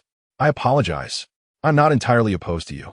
We could attempt to date like ordinary people and experience a genuine romance. At barely 20 and still in her sophomore year, she longed for an idealized love, not wishing to marry solely due to a betrothal. Zhang Wanqing remained silent. As a major star, any romantic entanglement or marriage would make headlines.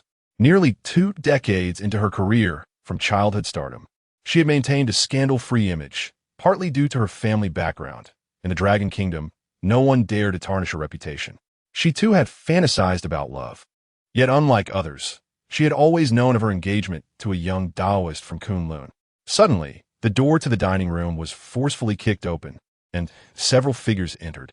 One young man coldly surveyed the trio inside.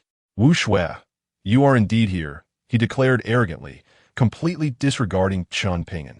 Wu Shui's expression shifted slightly upon seeing him, as she realized the incident at Givenchy would surely reach his ears. Unbeknownst to her, those attempting to disseminate the news had been intercepted by the Inspection Bureau, which demanded the deletion of photos and related information. Nevertheless, some individuals, like the young man before her, had already received the news. Bai Fan, what brings you here? Bai Fan, the young master of the Bai family in Jiangzhou, was notorious among the affluent youth of the region, notorious for his unrestrained behavior. His nickname White Fish suggested his omnipotence in Jiangzhou. The Bai family was a top-tier clan, while the Wu family was merely second-rate. Faced with the Bai family's influence, had it not been for the presence of a governor, they could have easily swallowed the Wu family whole. However, in Bai Fan's eyes, he had long regarded Wu Shui as his personal possession. The most beautiful woman in Jiangzhou was destined to belong to him. Upon receiving news that Wu Shui was at Guimao Plaza and had an engagement, Bai Fan was infuriated and promptly brought his entourage. Bai Fan's gaze finally landed on Chen Ping'an. You boy are the so-called fiancé of Wu Shui. In Jiangzhou, Bai Fan had never encountered anyone of his ilk. If he hailed from elsewhere, even a dragon crossing the river would have to behave obediently in front of Bai Fan. Chen Ping'an cleared his throat softly, attributing his current state solely to physical reasons stemming from a previous injury, rather than any pretense of depth. Indeed, since Wu Shui refused to annul their engagement, their bond remained intact, retaining the essence of an engaged couple. Bai Xiao, that audacious lad dared to speak to you in such a manner, truly oblivious to his own peril. I shall render him incapacitated. A subordinate eager to impress Bai Fan approached, casting a sinister glare at Chen Ping'an. Bai Fan's silence implied tacit agreement. Wu Shui stood up and declared Bai Fan, you dare. Her words inadvertently provoked Bai Fan's wrath. He coldly laughed, dare? In Jiangzhou, there is nothing I, Bai Fan, would shy away from. Break his limbs and toss him out. Let the people of Jiangzhou witness the fate of those who dare to compete with me for women. Wu Shui's face paled as she retorted, you speak nonsense. Who is your woman? She feared that Bai Fan's reckless words might tarnish Chen Ping'an's impression of her. Bai Fan, witnessing Wu Shui's reaction, felt his fury intensify. Very well, Wu Shui, I shall make you witness how this fool meets his demise. With Bai Fan's command, the subordinate had already approached Chen Ping'an. Before Chen Ping'an stood that familiar, harmless smile. He preferred to remain untainted by unnecessary consequences. However, this did not mean he would passively endure. There is a saying, if one does not offend me, I shall not offend them. The teachings of the Tao emphasize fairness. If you intend to cripple me, should I merely lie back and await your assault? I am in a rather foul mood today, Chen Ping'an stated therefore. I may not show mercy. Upon hearing his words, Bai Fan's subordinate burst into mocking laughter, his expression filled with disdain. Daring to compete with our Bai Xiao for a woman? Do you wish for your life? Such a foolish retort, a classic villain's line.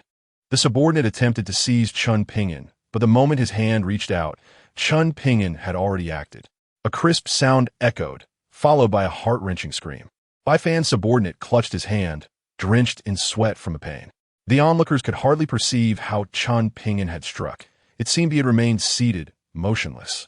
A martial artist, Bai Fan scoffed, for in his Bai family, there were many martial practitioners, including masters of the martial arts. 2 individuals, distinct from the previous subordinate, emerged behind him. These were his bodyguards, appointed by his family. The two bodyguards approached cautiously, aware that this young man was not to be trifled with.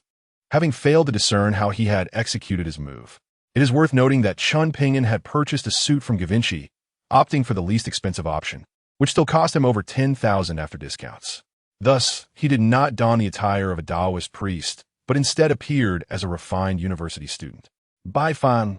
Wu Shui interjected once more, do not overstep. This is not your Bai family territory. Wu Shui, concerned for Chen Ping'an's safety, was unaware of the extent of his capabilities, and her heart was inevitably filled with apprehension. Bai Fan retorted menacingly, what lies ahead is even more outrageous. Today, even if your father were here, this lad would not leave here unscathed. The two bodyguards advanced, knowing well that this young man would not be easily subdued. Thus they prepared to strike first.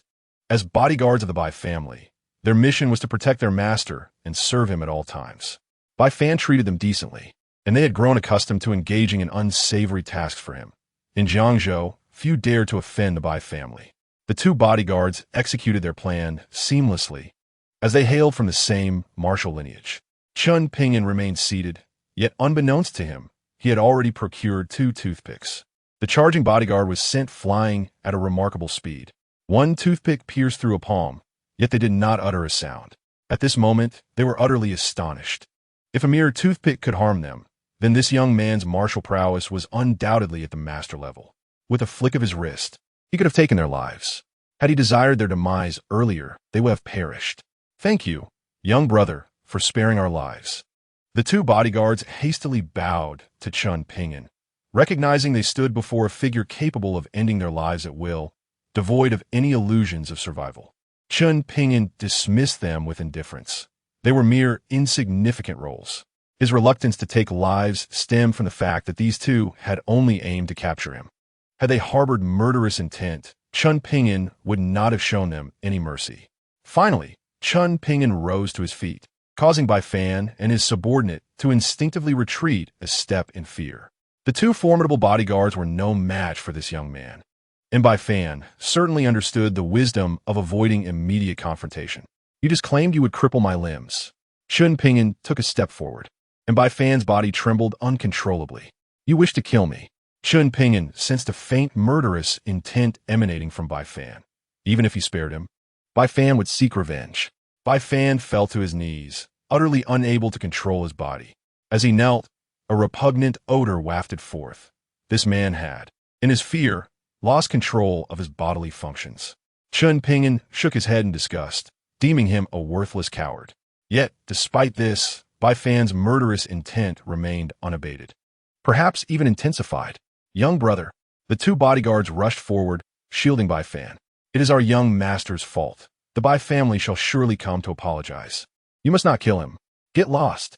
The two bodyguards, attempting to intervene, were uncontrollably hurled backward, crashing to the ground. Their eyes were filled with profound terror. This young man was even more fearsome than they had imagined. Bai Fan gritted his teeth, glaring fiercely at Chen Ping'an, while none of his subordinates dared to step forward to assist him. You still wish to kill me? I do not. No, you wish to kill me.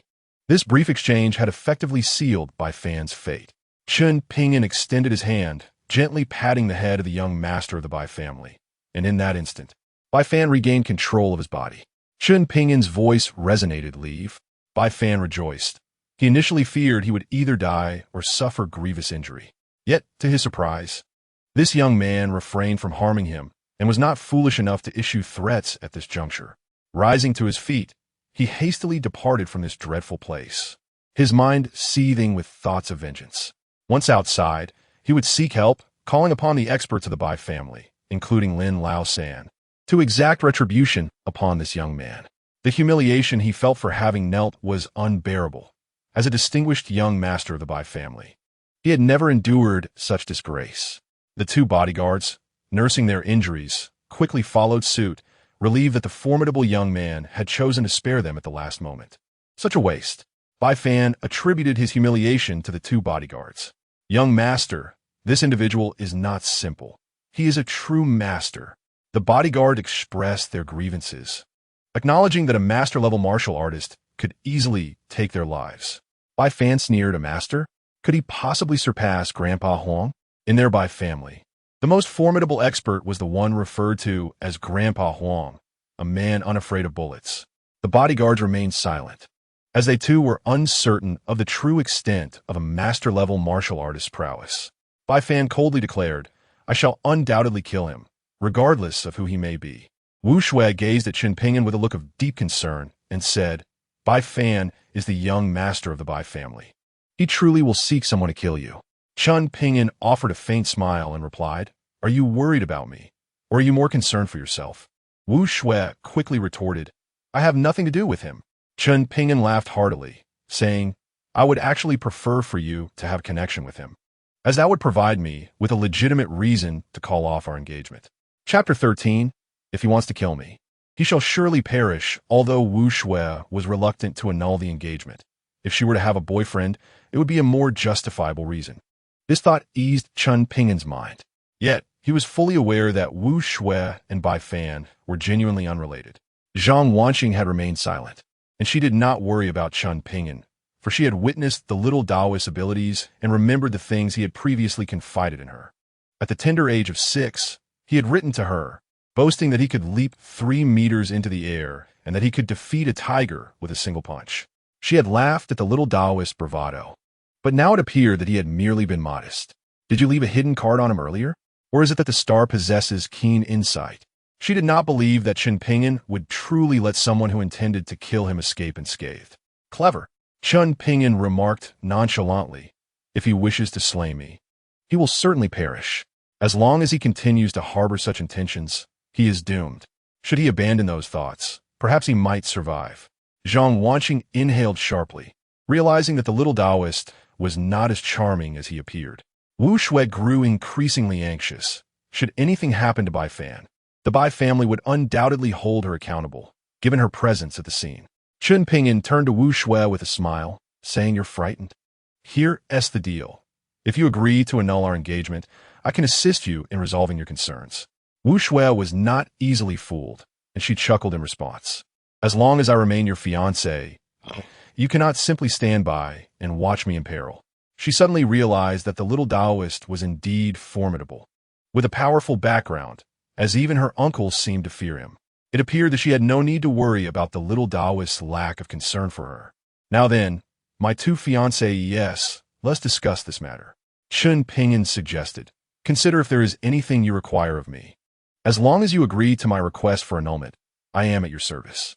In pursuit of freedom and to sever worldly ties, he was prepared to take the plunge. One could argue that the little Taoist was still rather naive.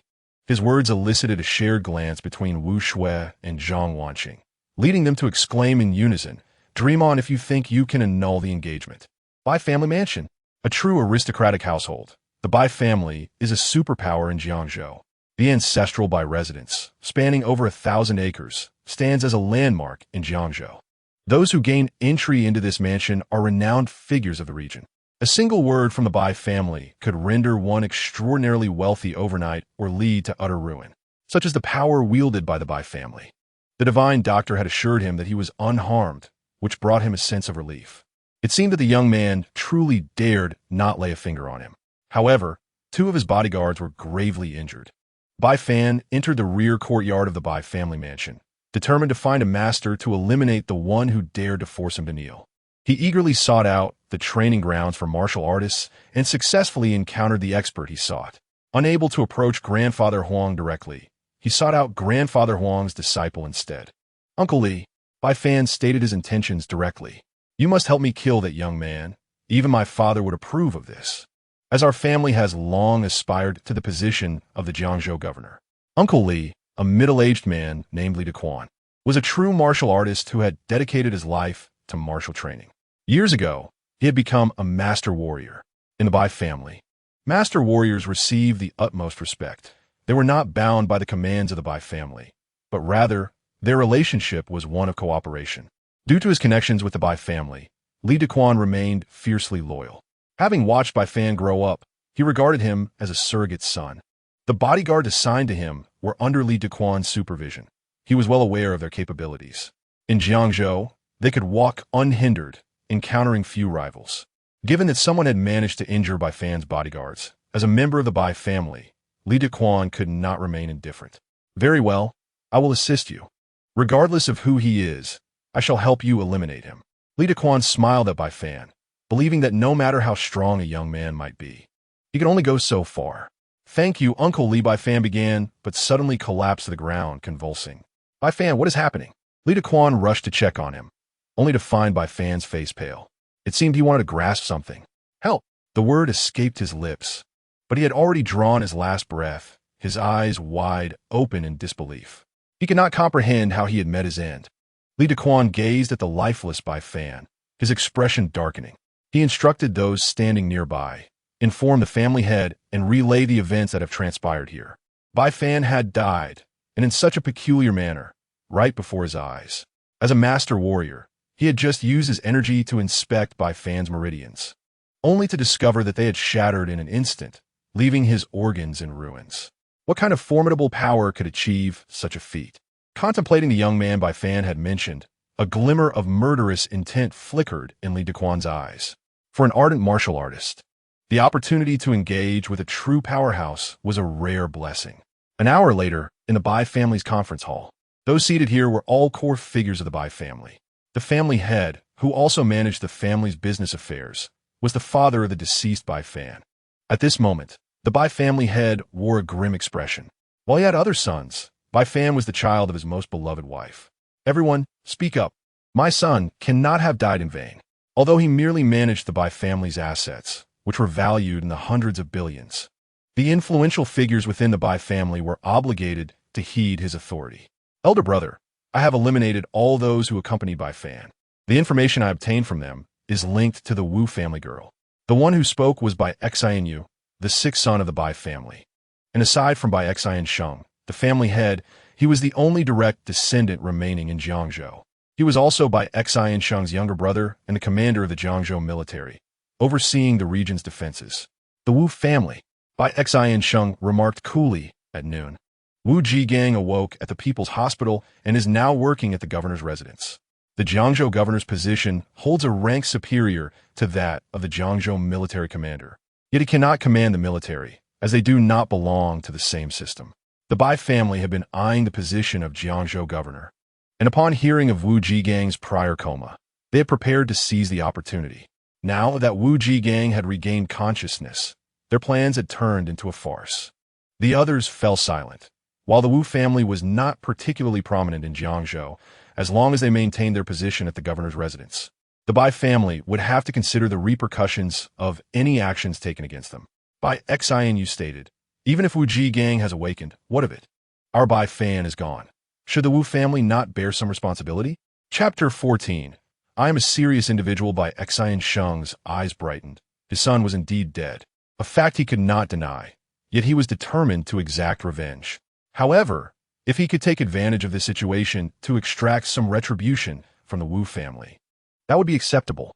Family head, Li Dequan, the master warrior, also attended the meeting. As the head of the Bai family's martial arts hall, responsible for training bodyguards and warriors, he was naturally present at significant family gatherings. The injury of Bai Fan, this child, is so enigmatic that even his master cannot discern its intricacies. The young man he encountered at the Guanmao Plaza restaurant, according to the accounts of my subordinates, is at the very least a grandmaster martial artist. A grandmaster martial artist. Bai Xinqing's mind raced. The Dragon Kingdom has long established regulations forbidding grandmasters from harming others at will. Otherwise, every prominent family would harbor grandmasters, leading to chaos. However, exchanges among grandmasters in private or the occasional admonishment of ordinary individuals often go unregulated. He is well aware of his son's character. Since the opponent recognized him as a member of the Bai family and dared to act with lethal intent, could it be that he possesses some formidable background? Bai Xinyu chuckled softly and remarked, that lad appears to be merely around 20 years old. How could he possibly be a grandmaster? He himself has practiced martial arts since childhood, and after 40 years, he has only attained the level of an inner strength practitioner. Even among prodigies, it takes until around the age of 40 to become a grandmaster. Li Dequan also comprehended this logic, yet he still trusted the words of his two subordinates. Moreover, he had personally witnessed their injuries, A toothpick had penetrated their palms, leaving a smooth wound, which requires an immense amount of chi to achieve. Based on their descriptions of the scene, it indeed seemed to indicate Grandmaster-level prowess. But what if he truly is a Grandmaster? Bai Xinqing declared, "This individual dared to kill my son. Regardless of his identity, he must die." This is the Bai family, a top-tier clan in Jiangzhou, where they regard human life as trifling. He decided to assign the task to Lin Lao-san, instructing him to execute it with finesse. Bai Xinqing set the tone for the matter. Lin Lao-san is the most obedient dog raised by the Bai family, the kind that bites whoever he is told to. Patriarch, someone cautioned. There was another person at the scene. We must remain vigilant. Bai Xinqing furrowed his brow slightly and inquired, "Are you referring to the celebrity Zhang Wanqing?" Indeed, this individual poses a considerable challenge. Even the old master has advised against provoking her lightly. However, with his son deceased, he cannot neglect this vendetta. Reports from Guomao indicate that someone has heard that the young lady from the Wu family and Zhang Wanqing are both betrothed to this young man. Shall we investigate this young man's identity first? These are merely the leads they could uncover. For the Bai family, this is hardly a significant issue. Bai Xinyu scoffed. "Eldest brother, he is merely a greenhorn. Do you truly believe he has a betrothal with the Wu family and Zhang Wanqing? After all these years, have you ever heard of it? I suspect this is just the nonsense of these youngsters. Who knows how it got out? Besides hearsay, do any of you possess evidence?" His reasoning was sound, as they had not acquired any proof to substantiate the claims of the betrothal between Zhang Wanqing, the young lady of the Wu family, and the young man. Bai Xinqing nodded in agreement. Indeed, if the Wu family had a remarkable son-in-law, it would have been public knowledge long ago. There would be no need for secrecy. Even if he does possess some background, could it possibly surpass that of our Bai family? Proceed as I suggested. But for safety's sake, Lao Li, have the Earth Division send 2 individuals to assist. Li Dequan's expression shifted slightly. The Bai family's martial hall comprises 4 levels: Heaven, Earth, Mysterious, and Fantastic. He is the head of the Earth Division. The Earth Division represents the Bai family's elite combat force, consisting entirely of Grandmaster-level warriors. Deploying 2 Grandmasters at once has not occurred for many years. Although Lin Lao-san enjoys a certain status in Jiangzhou, in the eyes of the Bai family, he is not of much consequence. The reason is simple. Lin Lao-san engages in disreputable business, specializing in unsavory tasks. He is merely a dog the Bai family keeps on the outside. When the Bai family instructed him to locate a young man and eliminate him, Lin Lao-san felt a chill run down his spine. The young man the Bai family sought to kill was the very same individual he had encountered at the Waterworld Hot Springs. The power of the forbidden. He had learned from a Bai family that this young man had killed the Bai family's young master, Bai Fan. Damn it. To offend such a person is akin to courting death. He agreed readily, yet his mind harbored other intentions. For him, the Bai family could only offer the current underworld of Jiangzhou. Now that the Bai family had offended a practitioner of forbidden power, it was possible that their foundation could crumble. Thus, he secretly resolved to present a generous gift to the practitioner of forbidden power. Chen Ping'an found himself entangled with Wu Shui, who was determined to follow him. According to her, being by Chen Ping'an's side felt safe. As she feared retaliation from Bai Fan, she remained unaware that Bai Fan was already dead, but Chen Ping'an was fully cognizant. He had left behind contingency plans, and upon Bai Fan's demise, he became aware of them. It is unclear how Wu Shui managed to persuade Zhang Wanqing, but she had agreed to let her stay in Zhang Wanqing's spacious apartment. Upon returning home, Zhang Wanqing indeed discovered the 100 yuan left by Chen Ping'an. This was what the young practitioner had referred to as payment. Even the cheapest hotel in Jiangzhou would not charge merely 100 yuan per night. If she were to spread the word, there would be countless individuals willing to pay 10 million for a night at her home. Zhang Wanqing was scheduled to film a night scene that evening. As she departed, she glanced at Chen Ping'an and said, "With just the 2 of you at home, you must behave." Chen Ping'an, eyeing Wu Shui warily, replied, "What are you saying? This humble Taoist is indeed a serious individual. I fear she may misbehave." Zhang Wanqing shot him a glance. Serious? A serious person wouldn't constantly gaze at my legs, nor would they have fixated on Chen Xiaola's front yesterday. Did you really think I didn't notice your little antics? Just as Zhang Wanqing left, Wu Shui approached, and notably, she had changed into her sleepwear. With that figure and face, who could resist being captivated? The old Taoists often said that women from the valley are quite flirtatious, especially the beautiful ones. A young man like him must learn to protect himself diligently. Although you are my fiancé, I am not yet prepared for that. How about I take a shower first? Wu Shui shot him a look, and Zhang Wanqing was right. This young Taoist was indeed not serious. Chen Ping'an, do you really think I'm going to throw myself at you? Chen Ping'an regarded the tall beauty beside him, who bore a faint fragrance. Her long, beautiful legs were not inferior to Zhang Wanqing's. Was it not so? The old Taoists stated that whenever someone of their kind exudes a certain aura, beauties would naturally gravitate towards them. I ask you, what do you plan to do with the remaining fiancé? Yes. Chapter 15. You are too weak. No. This girl seems to consider herself the rightful lady of the house, even meddling in his affairs. Miss Wu, Chen Ping'an said, let us clarify things. You are merely one of my fiancés, and I intend to annul the engagement. You are so beautiful and wealthy. You should have no trouble finding a partner, right? How about this? If you agree to annul the engagement, I shall help you calculate your fate in love. Wu Shui gazed at Chen Ping'an with a playful smile. She was far from foolish. On the contrary, she was quite astute. Chen Ping'an, if I am not mistaken, your desire to annul the engagement must stem from some issue, right? She looked at him, her gaze instinctively drifting to a rather provocative area. Is it that you are incapable? Clearing his throat, Chen Ping'an, though a Taoist, belonged to a sect that had no taboos against marriage and procreation. Regardless of age, no man would accept being deemed incapable by a woman. You may wish to test that. Chen Ping'an responded provocatively, his gaze roaming from Wu Shui's face downward, his eyes flickering.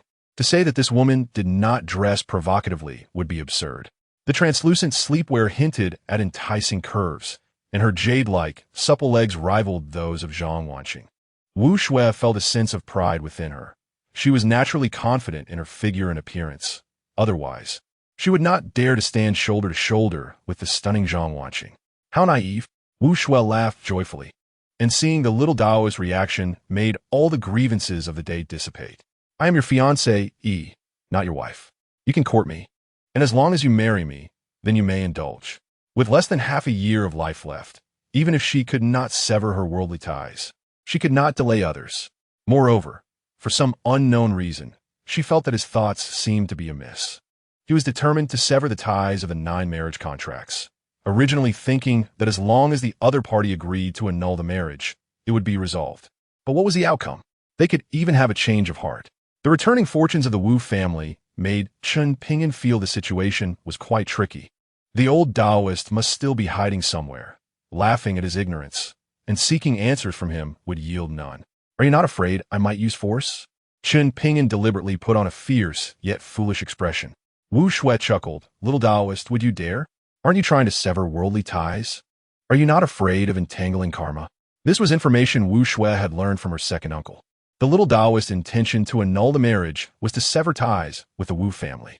I could choose not to sever them. At worst, after I die, I could become a wandering spirit and take you along with me. Chen Ping'an stood up, and merely taking a step forward frightened Wu Shui into fleeing. This woman was merely posturing. As long as he was more shameless than she was, it would suffice. Seeing her escape into her room, Chen Ping'an laughed heartily, feeling he had finally gained a slight advantage. Oh, Chen Ping'an frowned slightly, truly not allowing one to rest. He was speaking to Wu Shui in the room, then turned and exited.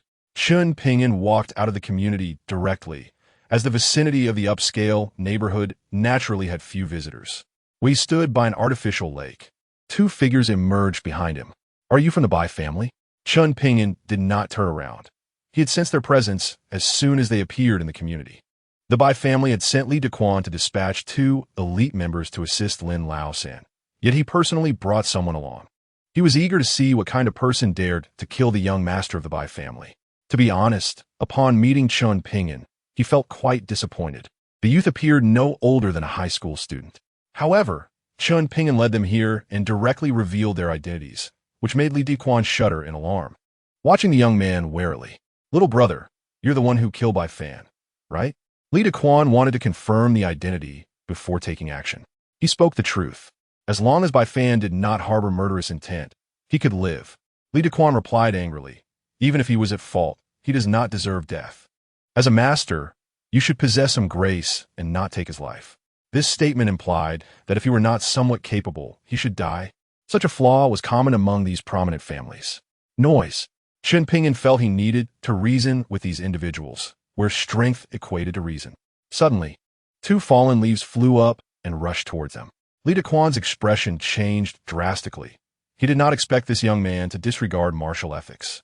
The leaves could kill. Yet, even a master could not control leaves without touching them. Li Daquan had been in the master realm for many years, now considered a mid-tier martial arts master. He snorted coldly, intended to take it head-on.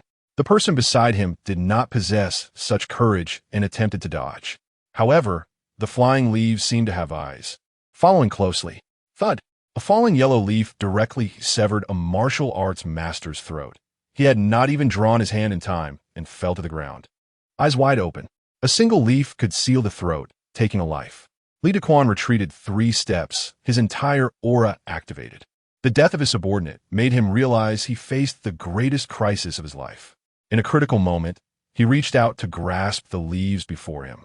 Yet in an instant, his hand and wrist were completely shattered. A single leaf could render his hand useless. His bloodied wrist continued to drip. But he could not afford to care about that. You are not a master. A martial artist of that caliber should not possess such terrifying power. Even his master would not strike so effortlessly. Meanwhile, this young man stood there without moving an inch, merely presenting them with his back. Chen Ping'an slowly turned around, gazing at the man who had lost a hand.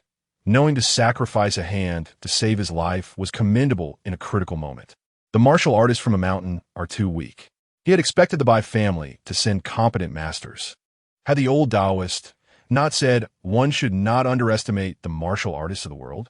With such weak opponents, would it not be akin to sending them to their deaths? Chen Ping'an longed to encounter true power, to find the opportunity to form a Dan amidst life and death. If he could survive, who would wish for death? Once he formed a Dan, he could break the physical constraints and attain rebirth. You are too weak. Chen Ping'an shook his head in disappointment. This remark left Li Daquan feeling humiliated. He had practiced martial arts since childhood and became a martial arts master at 40. Even among his peers, he was considered a genius. Yet in the eyes of this young man, he was indeed pitifully weak, lacking any means to counter. Chapter 16. The Murder Suspect. Chen Ping'an had no intention of attacking someone who was disabled. Li Daquan was equally devoid of the desire to challenge the youth. Facing an opponent of similar prowess constituted a challenge. Confronting one vastly superior was tantamount to seeking death. Watching Chen Ping'an walk past him, Li Daquan lacked the courage to strike again. Half an hour later, at the old Bai family mansion in Jiangzhou, this was where his master resided in seclusion. Even he would not easily disturb him. It had nearly been 3 years since he last saw his master, though they were in the same large courtyard. His master rarely showed himself. The Bai family's position in Jiangzhou was solid, and no one dared to provoke them, rendering his master's intervention unnecessary. In Li Daquan's view, if anyone in Jiangzhou could contend with that young man, it would be his master. He also wished to inquire about the identity of that youth and how he could possess such extraordinary cultivation at such a young age. However, upon arriving, he discovered that his long-absent master was actually entertaining guests. Among those who could sit and drink tea with his master, the old master of the Bai family was one. Yet the person before him was clearly not the old master. Upon seeing his disciple return with a severed hand, the elder sitting in the pavilion sighed. I told you long ago, if you had devoted your thoughts to martial arts, would you have encountered such a calamity today? Li Daquan bowed his head, saying, Disciple acknowledges the error. The elder smiled faintly and remarked, Encountering a true master may not necessarily be a bad thing for you. His disciple was too proud. Becoming a martial arts master at a young age, he considered himself a genius. In a peaceful world, he had never faced any setbacks. Losing a hand might awaken the heart of a true warrior within him. Old Huang, another elder, spoke up. Do you still wish to meet him? Huang Yin, Li Daquan's master, shook his head slightly. Those who emerge from that place are all monsters. 18 years ago, I was utterly defeated by his master, and 18 years later, I do not wish to be beaten again. My old face cannot afford such disgrace. His words elicited hearty laughter from the elder beside him, yet left Li Daquan slightly startled. His master knew the identity of that young man. and his implication was that he was not even a match for that youth. Huang Yin looked at his disciple, whose face was filled with questions, and said, "Do not dwell on it. Losing to him is not shameful. Even if I were to intervene, the outcome might not be any better than yours. Regarding the affairs of the Bai family, it would be prudent for you to refrain from further involvement. Our lineage has safeguarded the Bai family for several decades, and we have fulfilled our obligations of gratitude to nearly the fullest extent." Li Dequan performed a respectful bow and withdrew, choosing not to disturb his master or inquire about the identity of the young man, for he understood that his master would remain silent, indicating that he was not yet deemed worthy of such knowledge. Once Li Dequan departed, Huang Yin sighed and remarked on how the illustrious Bai, renowned for his wisdom and martial prowess, could produce such unworthy descendants. The Bai referred to as Xiao Bai was the venerable patriarch of the Bai family, a prominent figure entrenched within the core of Longhua. Yet, despite his elevated status, Huang Yin still regarded him simply as Xiao Bai. Many were perplexed as to why a powerhouse like Huang Yin would willingly remain with the Bai family and support them. In Huang Yin's perspective, the elder Bai was merely akin to his own kin, a matter belonging to the previous generation. He permitted the younger members of the Bai family to address him as Huang Yi, solely to conceal the fact that he had already surpassed a century in age. The elder sitting beside Huang Yin smiled faintly and said, "Those in positions of power perceive matters differently than us. Although he resides at the center of authority, there are certain secrets he may never access." Huang Yin recognized the veiled meaning in the elder's words. His visit to this courtyard was not merely for tea. Huang Yin inquired, "You seem to know everything. Is the Inspection Institute not going to intervene regarding the young Taoist?" In the Longhua Inspection Institute, Huang Yin's unique status afforded him awareness of its existence.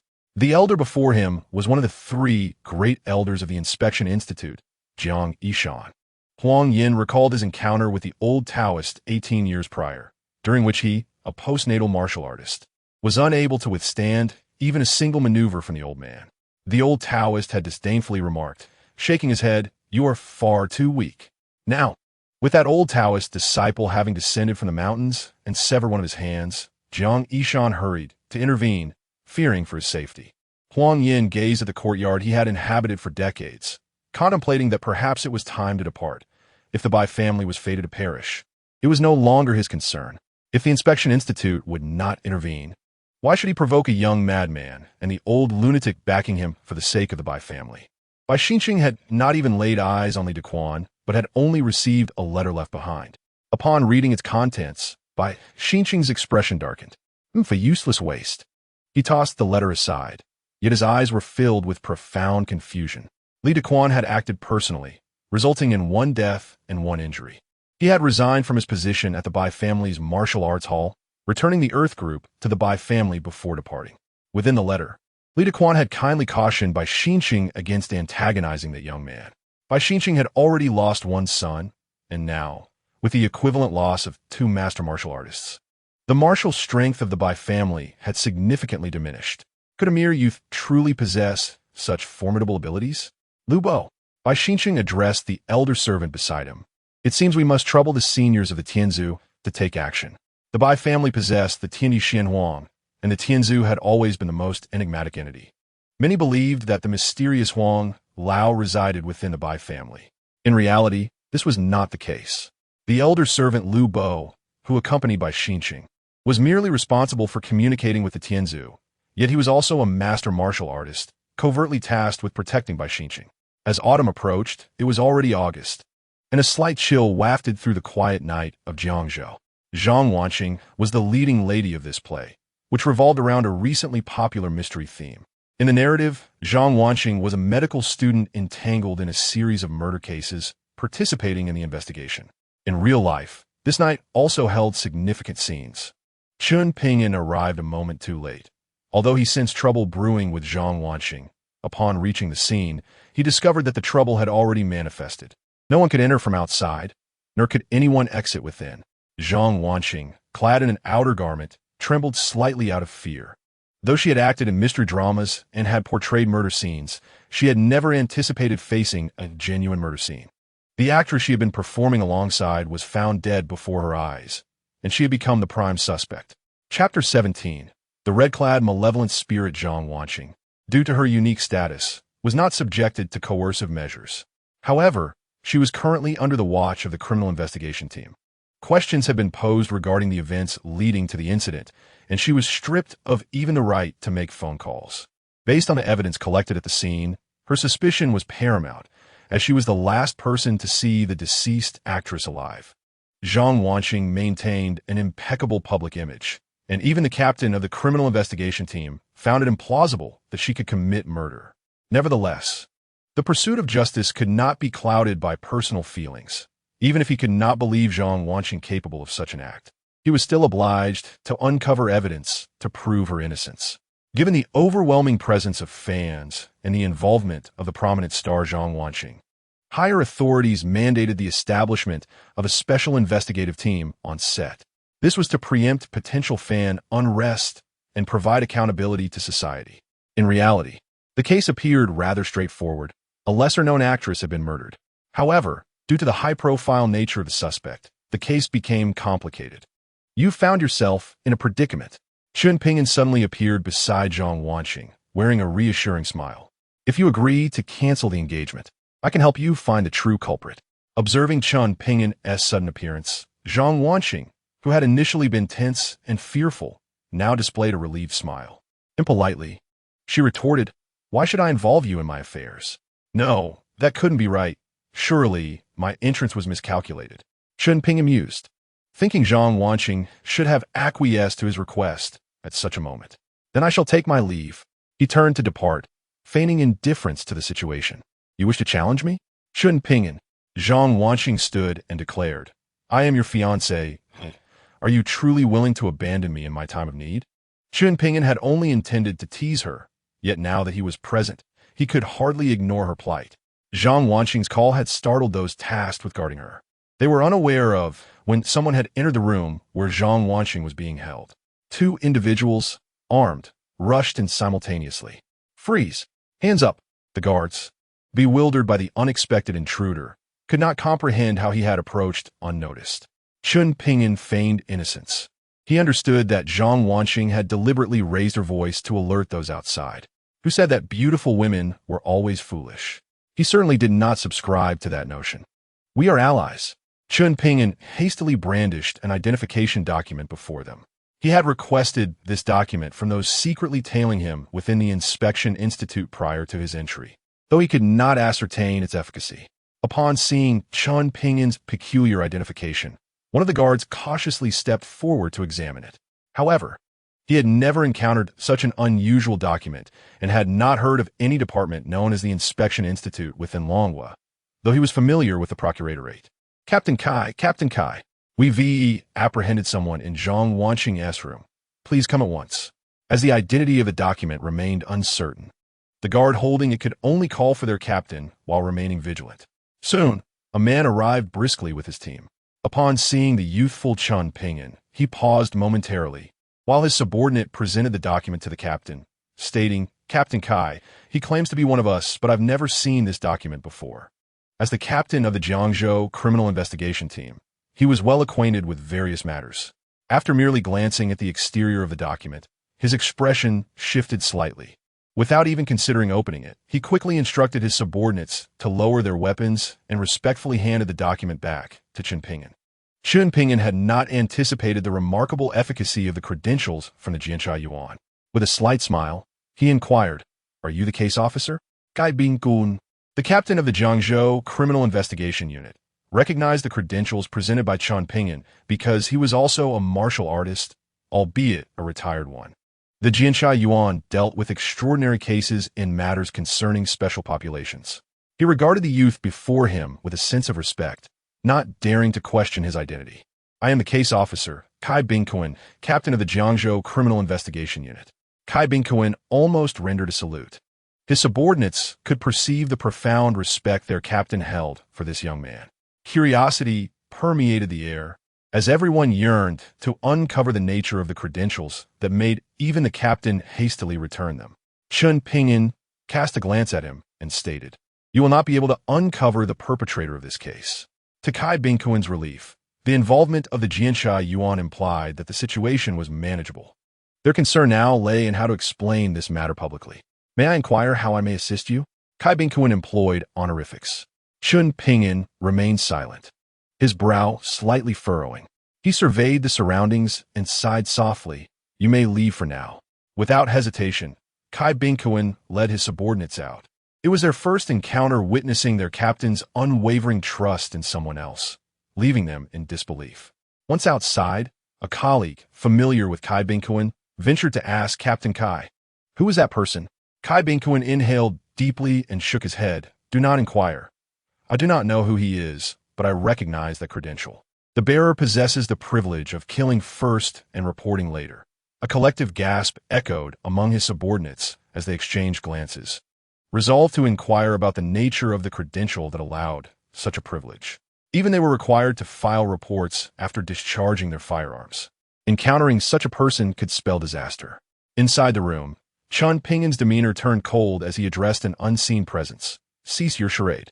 Upon his utterance, the previously vacant room grew even colder. Zhang Wanqing, standing behind Chen Ping'an, instinctively drew closer to him, sensing an eerie atmosphere. A hissing sound resonated, reminiscent of an animal. Yet it was not. A corner of a red garment slowly emerged. Suddenly, as if the fabric of space itself had torn, a figure clad in red tumbled to the ground. Zhang Wanqing, frightened, clutched Chen Ping'an. Having witnessed not only a death before her eyes, but also the legendary apparition of a female ghost. Had Chen Ping'an not been by her side, she might have screamed or fainted outright.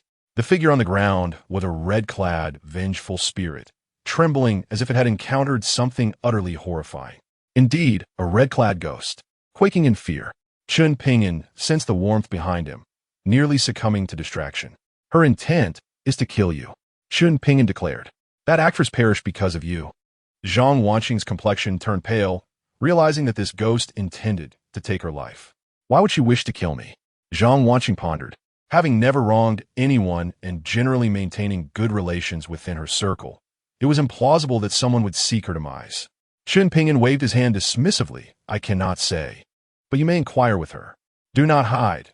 She has failed to kill you before, let alone now." Zhang Wanqing was shielded by an aura of fortune, which was why the red-clad spirit could not take her life, instead causing the death of that actress. Chapter 18. Ghost Slave. The red-clad ghost lay prostrate on the ground, her body trembling uncontrollably. She sensed that the youth before her could, with but a thought, annihilate her very essence. Zhang Wanqing finally emerged from behind Chen Ping'an, gathering the courage to gaze upon the red-clad, vengeful spirit. Yet, upon seeing her face, Zhang Wanqing's expression shifted dramatically. Disbelief etched upon her features. "Shan, is that you?" The ghost raised her head. Though her hair hung disheveled and her complexion was pallid, it was evident that she was a stunning beauty. Upon seeing the full visage of the red-clad ghost, Zhang Wanqing's fear dissipated and tears welled in her eyes. "It truly is you, Shan. What has become of you?" Zhang Wanqing had never anticipated that the frightening specter she had encountered would turn out to be her long-lost friend, missing for over a year. Chen Ping'an furrowed his brow slightly, realizing that Zhang Wanqing recognized the ghost, and their relationship appeared to be significant. "It is futile. She has been transformed into a red-clad ghost by someone, her 3 souls and 7 spirits incomplete. Thus she lacks memory." Observing Zhang Wanqing's sorrow, Chen Ping'an offered a gentle reminder. His eyes brightened. Clearly, the red-clad ghost held great importance to Zhang Wanqing, evidenced by her emotional response. Chen Ping'an did not rush to acquiesce to Zhang Wanqing's plea, but instead scrutinized the ghost lying on the floor. As a practitioner of the Tao who had reached the pinnacle of Foundation establishment, he was impervious to ghostly malevolence, and even the weakest specter would dissipate upon approaching him. This red-clad ghost had been forged by someone. If he could uncover her master, he might restore her lost soul. With a flick of his hand, the ghost was drawn toward him, unbidden.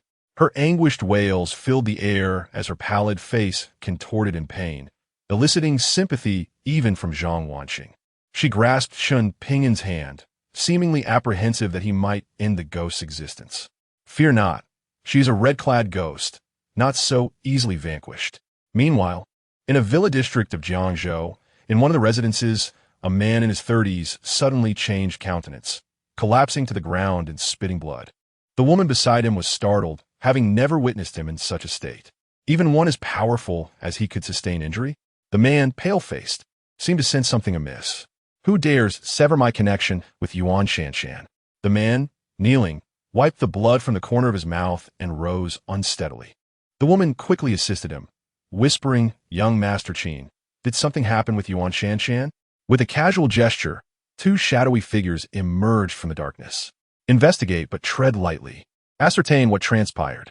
The two shadows bowed and transformed into tendrils of black mist, vanishing from sight. The man massaged his temples as the woman attended to him, his hand resting naturally upon her. "Yuan Shanshan has been dead for nearly a year," he stated coldly. The woman nodded. "Indeed, young Master Qin. She has been deceased for almost a year." The man continued. This was the first task assigned to her after her transformation, merely to eliminate Zhang Wanqing. How could it go awry?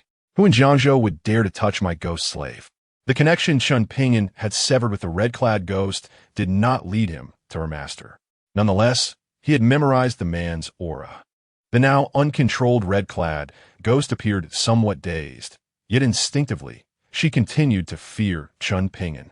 The art of crafting red-clad ghosts and nurturing ghost slaves was a skill of the Tao, albeit a sinister one. If you are unafraid, you may take her with you. You know her, frequently recount your past together. Perhaps it will jog her memory. At present, without knowledge of the individual controlling her, Chen Ping'an could not restore her recollection. Zhang Wanqing sincerely expressed her gratitude. "Thank you." Chen Ping'an smiled and turned to leave, this time truly departing. The malevolent specter in red attire no longer posed a threat to Zhang Wanqing, with the aura of fortune enveloping her. Keeping the ghost nearby proved advantageous for the female apparition as well. Upon exiting, Chen Ping'an encountered not Kai Bingquan, but Jiang Chun, the head of the Jiangzhou office of the Supervisory Bureau, whom he had met previously. "Mr. Chun," Jiang Chun greeted respectfully. Chen Ping'an replied with a faint smile. "I require your assistance for a matter that necessitates your intervention." Jiang Chun promptly responded, "Mr. Chun, you flatter us. It is our duty to address such matters." Chen Ping'an nodded in silence and departed from the scene. In truth, even without his involvement, the Supervisory Bureau would inevitably intervene due to Zhang Wanqing's esteemed background.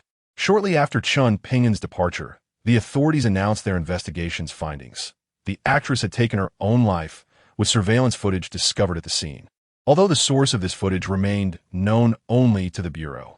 Unbeknownst to all, a red-clad specter lingered beside her, a comforting presence for Zhang Wanqing, who felt no fear in her company.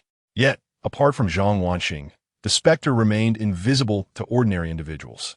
After resolving the ghostly affair, Chen Ping'an detected two shadowy figures lurking in the darkness, prompting him to pursue them.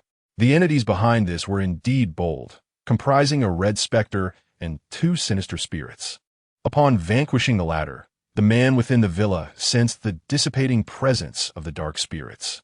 To him, the loss of the dark spirits was trivial, for he possessed numerous alternatives. It was the red specter that proved challenging to control. Above the red specter resided the Qing Yin ghost, a being of a level so formidable that even he possessed but one, a powerful trump card. Losing a red specter would cause him distress, while the loss of several dark spirits was inconsequential. At that moment, he realized that agents of the Supervisory Bureau had appeared at the film set. Initially, Chen Ping'an had hoped the dark spirits would lead him to their master, but his miscalculation resulted in their immediate destruction. This indicated the caution of the individual behind it, who had left contingency measures in place. Nevertheless, Chen Ping'an had memorized the essence of this presence. Should they meet again, he would recognize them. Had he not been severely injured while probing the threads of destiny, he might have unraveled the identity of this individual. Now, he dared not delve further, as attempting to discern the identity of one capable of conjuring red specters could lead to even greater repercussions for his already wounded self. The adversary aimed to eliminate Zhang Wanqing, and as long as he remained by her side, that individual would undoubtedly strike again. In the following 2 days, tranquility reigned. The Bai family had suffered the loss of a young master and a martial arts grandmaster, yet no rumors emerged. Chen Ping'an anticipated another attempt on Zhang Wanqing's life. But after 2 days of waiting in vain, no such occurrence transpired. Meanwhile, the bond between Zhang Wanqing and Wu Shui deepened significantly. Even a matter of the ghost Yuan Shanshan was divulged. In her desire to see the ghost, Wu Shui sought Chen Ping'an's assistance to open her celestial eye. While ordinary people were terrified of spirits, she yearned to witness one. Yuan Shanshan, a close friend of Zhang Wanqing, had gone missing over a year ago, and even the authorities had failed to locate her, vanished without a trace. Having been transformed into a red specter, it was evident that she had perished, prompting Zhang Wanqing's quest to find her remains and the one responsible for her demise. Naturally, Zhang Wanqing placed all her hopes on Chen Ping'an, the young Taoist, even expressing her willingness to annul their engagement. One day, as Chen Ping'an meditated on the balcony, he found himself besieged by the playful antics of Zhang Wanqing and Wu Shui, who often paraded before him in scant attire. The sight of their exquisite legs was mesmerizing, and with two pairs before him, he found his thoughts wandering aimlessly. Chen Ping'an, come with me to a class reunion. Wu Shui approached, showing no intention of negotiating. They had firmly ensnared Chen Ping'an. Handsome, capable, yet lacking in academic prowess, he was adept at fortune-telling and formidable in combat. He was also quite the lecher, enamored by beautiful legs, a fact he could not conceal. I decline. The Taoist must focus on his cultivation. Chen Ping'an replied emphatically, expressing his dissatisfaction. If you refuse, what a pity. There will be many beautiful women tonight, all renowned beauties from our school. Such a loss for you. Wu Shui turned, feigning regret. When she donned her elegant attire and prepared to leave, Chen Ping'an had already dressed and awaited her at the door. I do not attend for the sake of beauty. I worry for your safety. As your fiancé, it is my duty to protect you, he stated with conviction, opening the door for Wu Shui. She smiled brightly and linked her arm with his. Dressed beautifully, Wu Shui captured the essence of summer's end. She was still a university student, soon to return to campus after the summer break, clad in a purple dress that evoked the charm of a princess. Upon entering a private room at the Jiangzhou Imperial Hotel, the youthful and attractive crowd turned to gaze at them. Wu Shui had spoken truthfully. Several women present rivaled her beauty. Xiao Xue, you truly brought a boyfriend, exclaimed one. We thought you were joking. When did you start dating? Your secrecy was impeccable. The young men regarded Chen Ping'an with mixed expressions. Most smiled, yet a few wore scowls. Chen Ping'an, undeterred, approached one of the beauties and introduced himself. Hello. I am Chen Ping'an. Wu Shui watched in disbelief. How shameless can you be? A handshake is one thing, but you're holding onto her hand. I truly possess the gift of divination. If you doubt me, ask Wu Shui. He boasted. The young women exchanged glances, unimpressed, yet they looked to Wu Shui for confirmation. She nodded. He does indeed possess such abilities. Strangely, she felt as if she were inadvertently assisting him in courting women. Xiao Xue, you actually believe this charlatan? Finally, someone became unable to tolerate Chen Ping'an's ease among his peers. The man had harbored resentment since Wu Shui entered with Chen Ping'an, and had it not been for the crowd, he would have exploded with anger long ago. Now, seizing the opportunity, he aimed to undermine his rival. Look at how he acts. He has hardly a respectable boyfriend, with sweet words and dubious intentions. Does he even care for you? His words offended all the women present, who glared at him in discontent. Wu Shui brought Chen Ping'an today to inform her that she now has a boyfriend among the people in this circle. Zheng Xiaowei had been rejected by her countless times, yet he remained undeterred. Just as Wu Shui was about to speak, Chen Ping'an exclaimed, Ah, handsome guy, I see a dark omen looming over you. Today, you might encounter a calamity. Zheng Xiaowei slammed his hand on the table and stood up, declaring, You're talking nonsense. It is you who is likely to face misfortune. Chen Ping'an smiled slightly and replied, Believe it or not, within 3 minutes, you will certainly face a calamity. Zheng Xiaowei burst into laughter. 3 minutes? Even if you had 3 hours, no one would dare harm me here. Do you know where this is? My Zheng family has stakes in the Dihao Hotel. He intended to boast about his wealth in front of Chen Ping'an, who he had never seen as a significant figure in Jiangzhou. Chen Ping'an, however, maintained a serious demeanor and said, It's not just mere words. Wu Shui remained silent, knowing that Chen Ping'an did not jest in such matters. Zheng Xiaowei, unwilling to let Chen Ping'an off the hook, sneered, Kid, aren't you supposed to be a fortune teller? Why don't you predict for yourself if you can walk out of the Dihao Hotel today? Wu Shui shot Zheng Xiaowei an annoyed glance.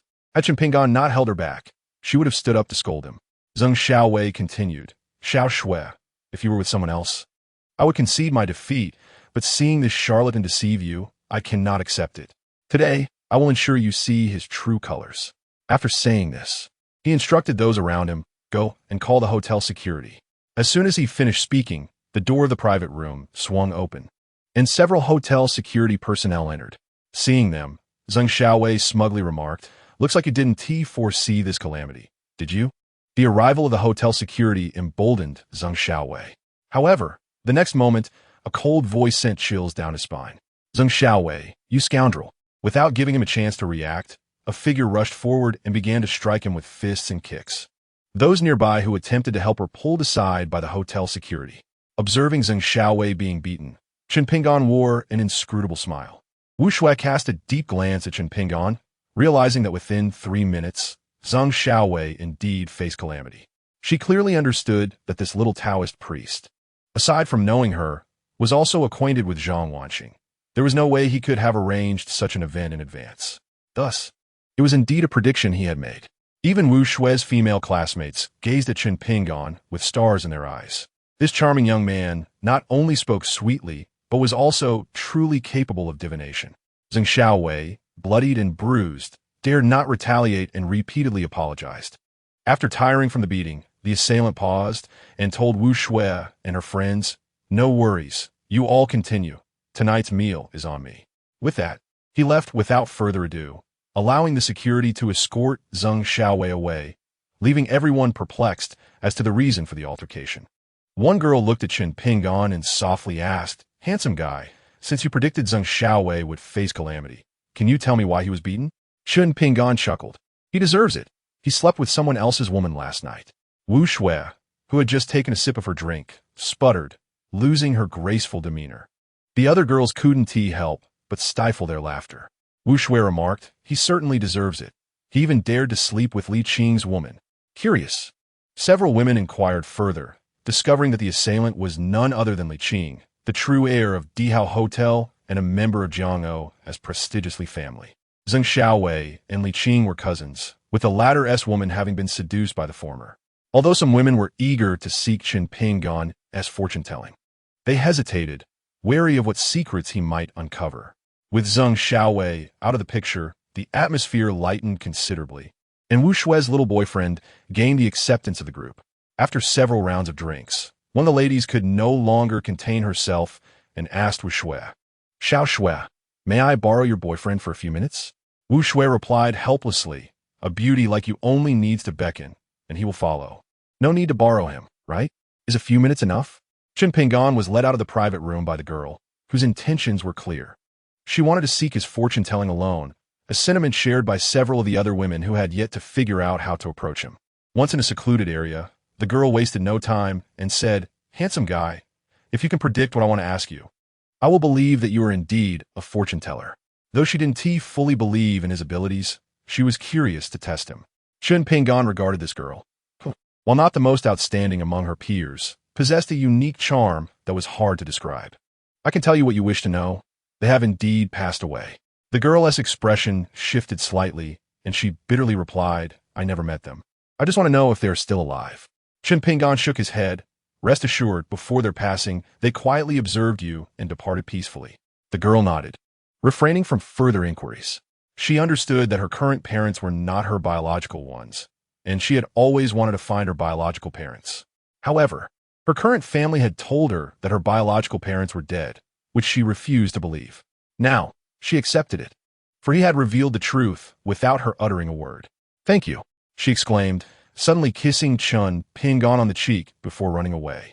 Chen Ping'an touched his face, realizing it was his reward. "No, wait, that was my first kiss." This girl was tall, nearly matching Chen Ping'an's height, though slightly slender, with room for development. "Handsome guy, can you help me predict my romantic fate?" she asked earnestly, her eyes filled with anticipation for a favorable answer. Chen Ping'an shook his head. "You should know very well that there is no future with him. Parting ways sooner would be beneficial for you." In truth, he was reluctant to speak harsh truths, which explained why fortune-tellers often spoke sweetly. Those who sought their counsel preferred to hear good news. The girl's expression darkened as she bit her lip. "What if I want to give it a try?" Chen Ping'an chuckled. "That will cost extra. The previous one was a complimentary reading, For any further inquiries, you must pay. The girl paused for a moment before replying, I will add you. Chen Ping'an scratched his head. I don't have a phone. You can transfer the payment to Wu Shui. As a fortune teller, he could not provide his services for free. He had already given her one reading as a courtesy. In truth, he did not have a phone, as he spent most of his time cultivating. Moreover, both Zhang Wanqing and Wu Shui were concerned that if he had a phone, he would be distracted by videos of beautiful women and had therefore refrained from getting him one. The girl promptly transferred 1,888 yuan to Wu Shui, believing it to be a lucky number. Upon seeing the transfer, Chen Ping'an remarked casually, if you insist on being with him, it will undoubtedly lead to your demise. Soon after, a third girl arrived. Upon seeing her, Chen Ping'an's lips curled into a faint smile. Finally, she had come. He had claimed he could predict fortunes not only to impress others, but also because he had anticipated this girl as a rival. She was quiet, wore glasses, and possessed a beauty with a unique charm that was hard to articulate. Among the group, she was undeniably the most attractive. Her smile was also quite healing. And compared to the previous two girls, she appeared less anxious. The girl said, to be honest, I didn't want to seek you out, but I couldn't control my curiosity. Who exactly are you? Chen Ping'an replied with a smile. What do you think I look like? The girl seriously scrutinized Chen Ping'an and finally shook her head, saying, I can't tell if you are a disciple of the Dao Men or of the Qian Men. Upon hearing her mention Dao Men and Qian Men, Chen Ping'an felt no surprise, for this girl was not an ordinary person. In the outside world, Dao Men and Qian Men were originally from the same lineage 1,000 years ago, but within Dao Men, some had taken to deceit and trickery or used Dao techniques for profit, which eventually led to the formation of Qian Men. Doma despised Qian Men. Yet since they were all from the same ancestral source, after countless years of rivalry, neither side had emerged superior. Chapter 21. If you strike, you shall surely die. The girl pushed her glasses up and softly said, Dao Men emphasize fate and the principles of fairness and justice. Our encounter is fate. Why not help me divine my future? Chen Ping'an smiled slightly, observing the bright eyes behind her glasses. If eyes could speak, these would undoubtedly convey a wealth of meaning. Chen Ping'an's thoughts stirred as his complexion grew paler, eventually leaning heavily against the wall. He looked at the girl before him and managed a faint smile. For some reason, upon seeing that smile, the girl's gaze instinctively flickered away. Chen Ping'an's smile took on an eerie quality. He had long known the girl's name was false, as her identity was fabricated. However, when he attempted to divine her fate, he found that the mental energy expended could equate to reading the fates of 10 ordinary individuals, which explained why many true masters of divination limited their consultations to just a few people each day. Chen Ping'an was still at the peak of his foundational cultivation. Even if he were merely at the qi refinement stage, reading the fate of one person daily would be quite draining. Nangong Sha, so it is you. When Chen Ping'an uttered this name, the girl's expression changed drastically, a hint of murderous intent flickering in her eyes as she prepared to eliminate him. It was shocking to have her true identity revealed by a complete stranger. The murderous intent in Nangong Sha's eyes was barely contained, and she began to gather a subtle energy in her hands. To her, killing the boy before her would require but a single strike. However, what would follow? Would she flee, becoming a murderer, or risk being discovered while hiding in Jiangzhou? Regardless of the outcome, both were unacceptable to her. You are evading pursuit. Did you not ask about your future? Chen Ping'an remarked. I can tell you now that your future lies with me.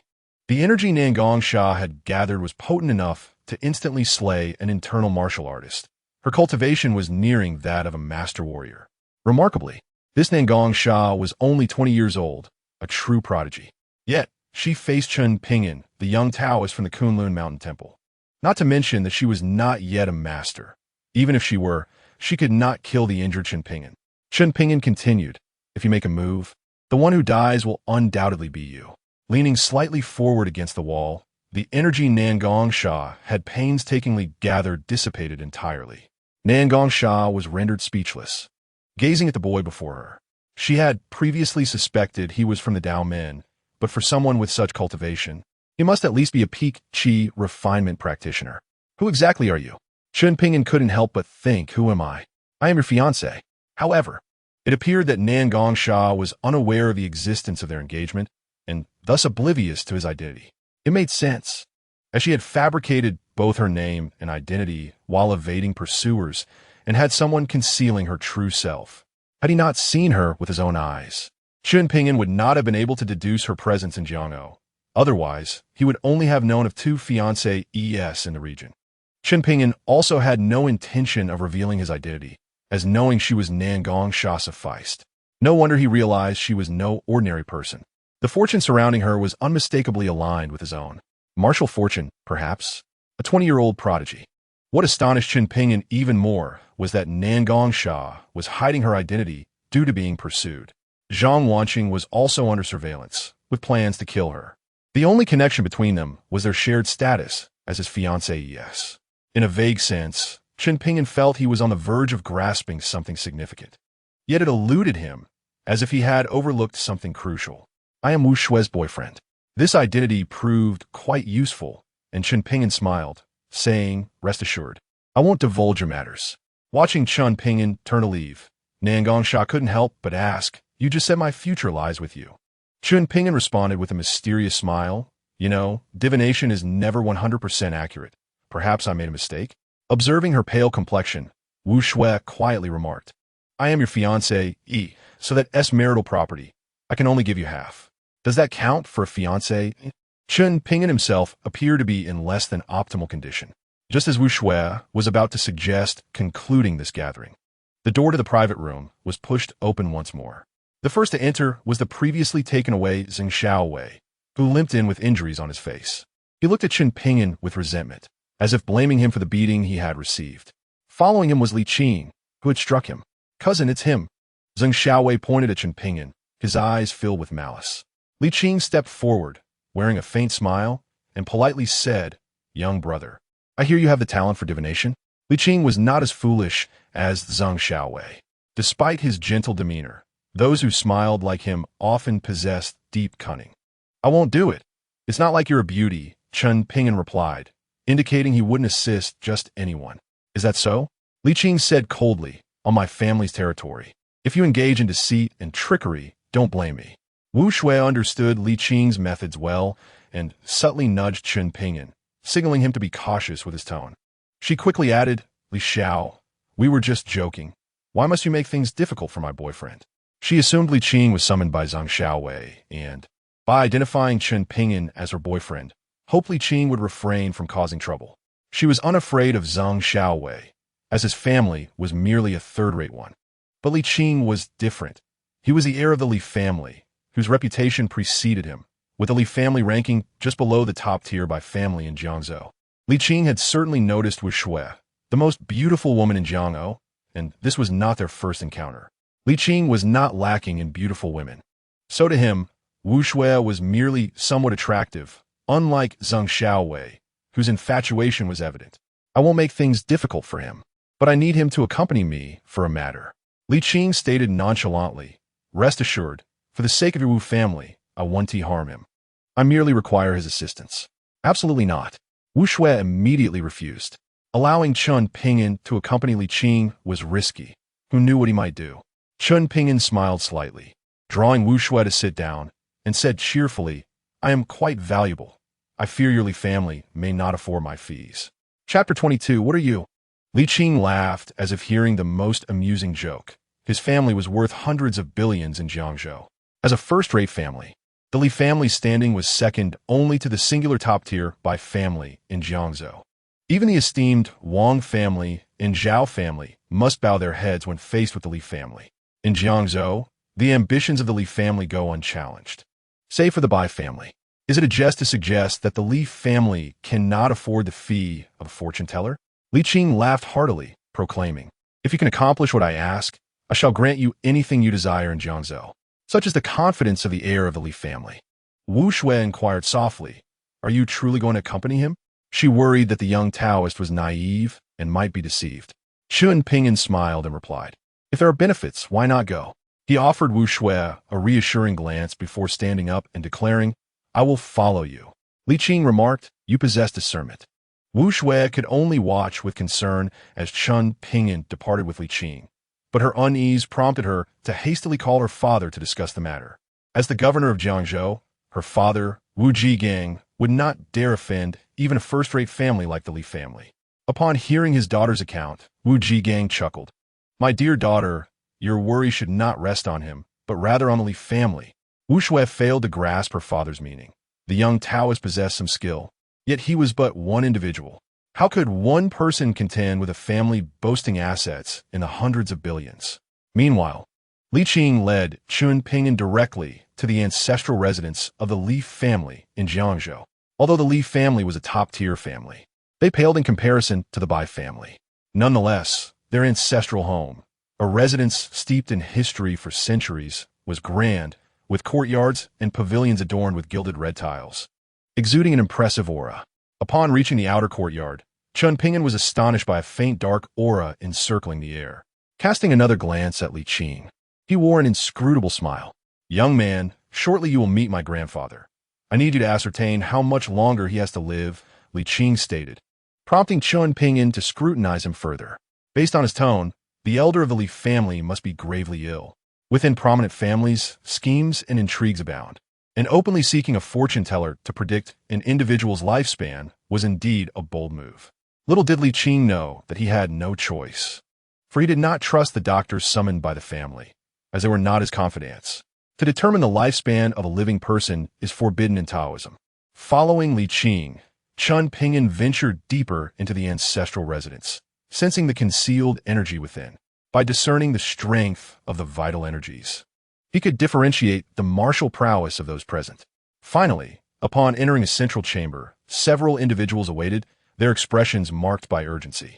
Upon seeing Li Qing accompanied by a youth, one expressed dissatisfaction.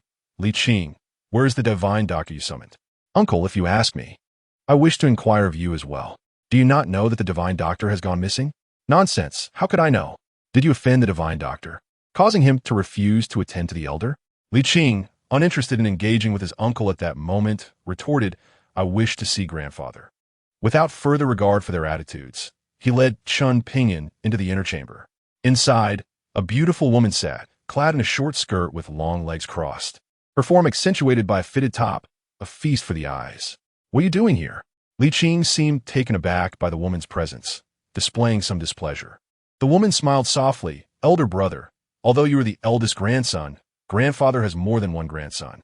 As his granddaughter, am I not permitted to visit him?" Li Qing scoffed, revealing the tension in their relationship. Chen Ping'an gazed curiously at the woman, noting her resemblance to Zhang Wanqing, her brow marked by a faint dark aura, indicative of recent troubles.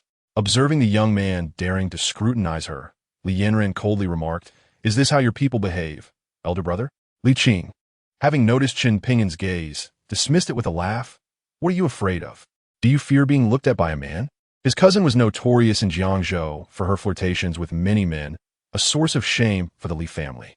Li Yanran stood up, grinning mischievously. "Since you do not discipline your subordinates well, I shall take it upon myself to teach them." With that, she clenched her fist and lunged at Chen Ping'an. Li Qing stepped aside, indifferent to Chen Ping'an's fate. After all, he was no match for Li Yanran. Though it was an embarrassing admission, it was a truth. Li Yanran was exceptionally gifted in martial arts, having trained under a grandmaster, now possessing internal energy. For an internal energy practitioner to strike at an ordinary person, the outcome was predictable. Li Qing, unwilling to endure a beating, recognized that his cousin's actions were meant as a display of power, a warning directed at him through the young man he had brought along. Quite charming, but regrettably too uncouth, Chen Ping'an mused, shaking his head as he braced for the incoming punch. The woman did not appear intent on delivering a fatal blow. Rather, she aimed merely to cause him to cough up blood. Very well, he would return the favor. Chen Ping'an tightened his fist, but his strike was swifter. Li Yanran only caught a glimpse of the young man, revealing a devilish smile, before she felt a sharp pain. This rascal, she thought, realizing he had struck her squarely. Li Yanran spat blood, her expression shifting as she regarded Chen Ping'an, an internal energy practitioner. The blow had indeed struck her with internal energy. Chen Ping'an's display was merely equivalent to that of a martial artist's internal energy. Otherwise, his punch would have obliterated her entirely. Witnessing Li Yanran's predicament, Li Qing felt a surge of delight, though he feigned seriousness, saying, "How dare you lay hands on our family's eldest daughter? Apologize at once." Chen Ping'an regarded Li Qing with incredulity. Had this fool mistaken himself for his subordinate? And who are you to meddle in my affairs? Li Yanran paused, then burst into laughter, which aggravated her internal injury, forcing her to cough. Yet, seeing Li Qing's discomfort brought her further amusement. Elder brother, is this truly your companion? Li Qing's fury simmered, his gaze filled with murderous intent directed at Chen Ping'an. You young man, truly believe that your modest abilities afford you the audacity to act recklessly in the Li family? Do you not fear that you will be unable to leave our doors tonight? Chen Ping'an chuckled. Whether I leave is not for you to decide, but you should prepare for a funeral in the Li family. He turned to the figure lying on the bed, stating, this person will not survive the night. Chapter 23. Who says he won't awaken? Both Li Qing and Li Yanran's expressions shifted dramatically. Li Qing stared intently at the figure on the bed, lost in thought. Li Yanran, incredulous, retorted, you speak nonsense. My grandfather cannot possibly die. Although she was not a match for this youth, being in the Li family, surrounded by experts, she felt no fear. Chen Ping'an had not anticipated that within this room, it was in fact Li Yanran who displayed genuine concern for the elderly man's fate. With calm composure, he smiled. He has been in a coma for 3 days, has he not? In this time, you must have administered medication, perhaps even those meant to prolong life. Ironically, this hastened his demise. He is now on the brink of death and will undoubtedly not see the dawn. This assessment required no divination.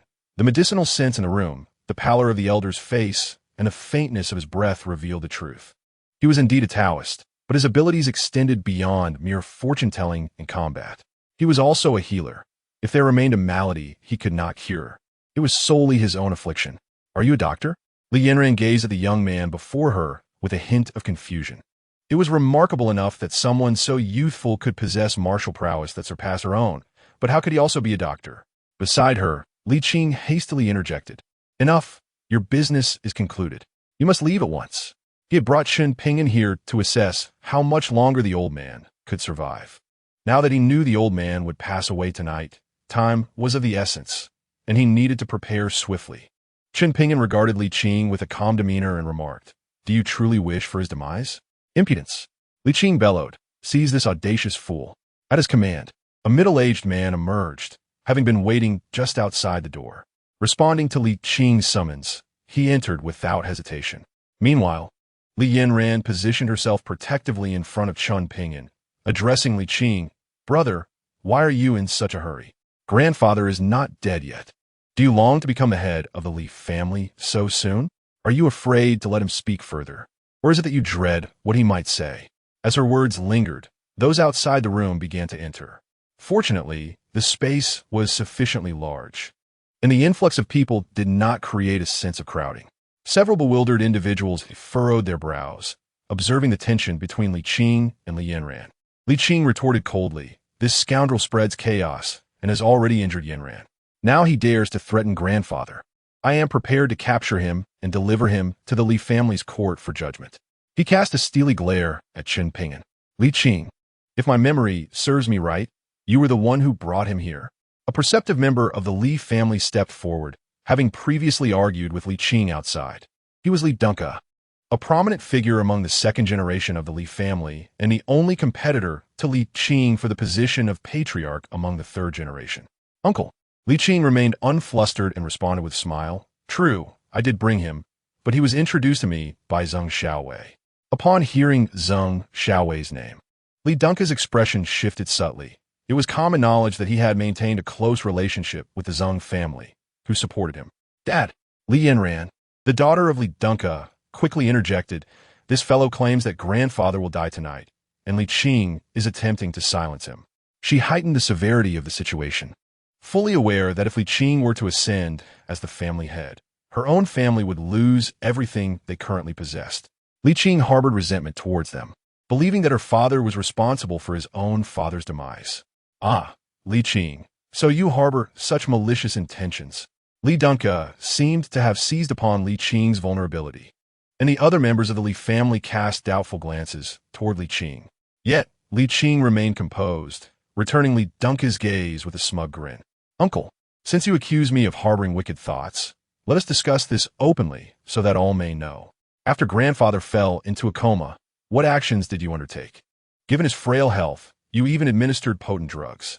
Do not tell me this was unintentional. Li Qing's words prompted the other Li family members to scrutinize Li Dunka, as it did appear to be the case. After the old man fell unconscious, it had been Li Dunka who sought out medical assistance, fully responsible for the doctors involved. Everyone assumed he was merely concerned about the prospect of his nephew, Li Qing, taking over the family after the old man's passing. However, it now seemed there might be a hidden agenda at play. Li Dunka would not admit to anything, looking at Li Qing and stating, "You may say whatever you wish, but does it benefit me if the old man were to pass at this juncture?" The Li family had long designated Li Qing as the successor of the third generation. Among the second generation, Li Dunka held power, but due to various circumstances, the old man had already declared that upon his death, Li Qing would succeed him as the head of the Li family. Thus, if the old man were to die, the true beneficiary would be Li Qing. Li Qing surveyed the assembled members of the Li family and ceased to conceal his intentions. "Since we are all present, let us discuss the matter. If grandfather departs tonight, who among us will lead the Li family?" As he spoke, footsteps echoed from outside, heralding the arrival of individuals accompanied by the Li family's bodyguards, surrounding the courtyard. Seeing this assemblage calmed Li Qing's nerves. His grandfather supported him, and thus the bodyguards would heed his commands. "Uncle, what do you say?" Once he dealt with his uncle, the remaining individuals would pose little threat. Though Li Dunka had prepared himself, he never anticipated Li Qing's sudden offensive. He could only stubbornly respond, "Grandfather is not dead yet." His implication was clear. As long as the old man lived, Li Qing's ambition to claim the title of patriarch was an act of treason. Li Qing understood that the old man still drew breath. He could not be the one to hasten his grandfather's demise. Yet, with the situation reaching this critical point, he felt there was no retreat. Had he been given a few more days, he could have devised a more comprehensive plan. But the old man's imminent death had caught him off guard. "Uncle, you're more aware than I of whether grandfather can awaken," Li Qing declared. "As the saying goes, a nation cannot be without a ruler for a single day, and a family cannot be without a master for a single day. With grandfather in a state of unconsciousness, his life and death uncertain, as the designated successor of the Li family, I hereby announce that I will officially take charge of all family affairs. Does anyone have anything to say? Who dares to oppose me?" The members of the Li family exchanged glances, and those in support of Li Qing quickly stepped forward. Indeed, the position of patriarch should rightfully be inherited by Li Qing. "I concur. Our Li family, being a prominent clan in Jiangzhou, cannot be without a patriarch." "Yes, we agree to Li Qing as the family head." Li Dunka observed the shifting loyalties among his kin, his expression fluctuating between disbelief and frustration. Among them were several who had previously pledged allegiance to him, but were now siding with Li Qing. A soft sigh escaped Chen Ping'an as he shook his head. How tiresome. The affairs of large families are truly melodramatic. The old man is yet to pass, yet you all quarrel so. He knew the old man was indeed on the brink of death, but who had informed them that he could not awaken? Li Qing dismissed Chen Ping'an's assertions, unconcerned about whether the young man possessed any real skill. He had already taken control of the situation and would not allow for any unforeseen circumstances. "You, a mere youth, do you believe you can rival the esteemed physicians my uncle has summoned?" At this critical juncture, he seized the opportunity to undermine his uncle further. Naturally, some would step forward to support his claim as the future patriarch of the Li family. Since this boy was introduced by Zhang Xiaowei, he may harbor ill intentions. I suggest we hand him over to the court for interrogation. This suggestion swiftly garnered agreement from others, as it offered a chance to undermine Li Dunka's faction. They awaited the opportunity to divide the resources controlled by Li Dunka. Li Qing was pleased with the support he received and nodded. "Take him away and let the court conduct a thorough examination." Chen Ping'an smiled faintly. It seemed Li Qing had long crafted this plan, and he had unwittingly become embroiled in it, a rather unexpected turn of events. The middle-aged man who had entered earlier stepped toward Chen Ping'an. He was one of Li Qing's bodyguards and a formidable martial artist. The martial master exuded an extraordinary presence. Yet, Li Yanran showed no signs of retreat, remaining steadfastly in front of Chen Ping'an. "Li Qing, why are you afraid to let him finish? What if there is indeed a chance for grandfather's recovery?" Unexpectedly, this woman chose to place her trust in the young Chen Ping'an at such a critical moment. Li Qing would not grant her that opportunity. "Li Yanran, I see your actions here as mere theatrics. I was wondering how he could have injured you." Li Qing remarked coldly, "It seems you are already acquainted. You are quite protective of him. Could it be he is your lover? Li Yinran's anger flared, her eyes fixating fiercely on Li Qing. Given the chance, she would certainly rush forward to subdue her cousin and teach him a lesson. Li Dunka, concerned for his daughter's safety, subtly signaled to her that the tide had turned, and she should refrain from acting impulsively at this juncture. However, Li Yinran stood motionless, glancing at her father and then at Li Qing. Regardless of who becomes the head of the family, Grandpa is not dead yet. He should be treated. Li Yinran asserted, since we know there is hope for Grandpa, why not save him? What if he truly awakens? Her words stirred the thoughts of some members of the Li family. Li Qing, observing their reactions, felt a surge of anger at Li Yinran for opposing him at this moment. Li Yinran, do you not understand your own standing? Li Qing retorted. You are a disgrace to the Li family. If Grandpa were awake, he wouldn't even want to see you. Take her down as well. Let her reflect on her actions in the punishment hall. Seizing the opportunity, Li Qing would not let this chance slip away. A middle-aged man approached, standing before Li Yinran, and asked, Miss Yinran, do you wish to engage me in combat? Even in the face of a formidable master martial artist. Li Yinran trembled under the pressure, yet she showed no intention of retreating. At this moment, Chen Ping'an was behind her, observing her silhouette, shaking his head slightly. Not particularly skilled, yet quite stubborn. Women can indeed be troublesome. Suddenly, a voice resonated, causing everyone present, except for Chen Ping'an, to shudder. The voice was too familiar. No one in the household was unaware of its owner. Li Qing reacted the fastest, his expression shifting instantly to one of concern and sorrow. Grandpa, you are awake? One could not help but admire Li Qing's ability to change his demeanor so rapidly. His exclamation startled other members of the Li family. Even Li Dunka transitioned from panic to joy. The old master awakening signified he had not lost today. There was still hope. Grandpa, are you all right? A crowd hurried to surround him. However, at this moment, a cold voice fell upon them like a bucket of ice water. Chen Ping'an turned to look at the elderly man lying down, then smiled faintly. Old man, you now have only 10 minutes. Do you wish to live or die? Impudent. Li Qing shouted furiously, do not speak nonsense here. Grandpa, this man is Yinran's lover. They have conspired against you. He was quick to counterattack, seizing the opportunity. Li Dunka chimed in, Father, this brat was brought by Li Qing. How could he possibly be associated with Yinran? Silence. The old man's words struck Li Dunka like a death knell. It was over. The old man had completely believed his nephew's words. Li Qing budas muksumila. Having always been favored by the old man, what could that wretched Li Yinran use to contend with him? Yet the old man's gaze turned towards Chen Ping'an, surprisingly not filled with anger, but rather politeness. Young friend, what does it take for the Li family to spare the old man's life? His words caused Li Qing, standing at the bedside, to pale dramatically. Grandpa, he wished to speak, but the elders shot him a glare. Did you not hear me tell you to be silent? It turned out the elder's command to be quiet was directed at him, not his second uncle. Meanwhile, Li Dunka felt a surge of joy. Li Qing had just collided with the old man's wrath. Chen Ping'an smiled faintly. The old man awakening was indeed due to his covert intervention. This old fellow was not entirely foolish. Understanding that he could save him, his demeanor was thus justified. Old man, I am quite valuable, and your life must be worth a great deal. Yes? Chen Ping'an remarked with a slight smile.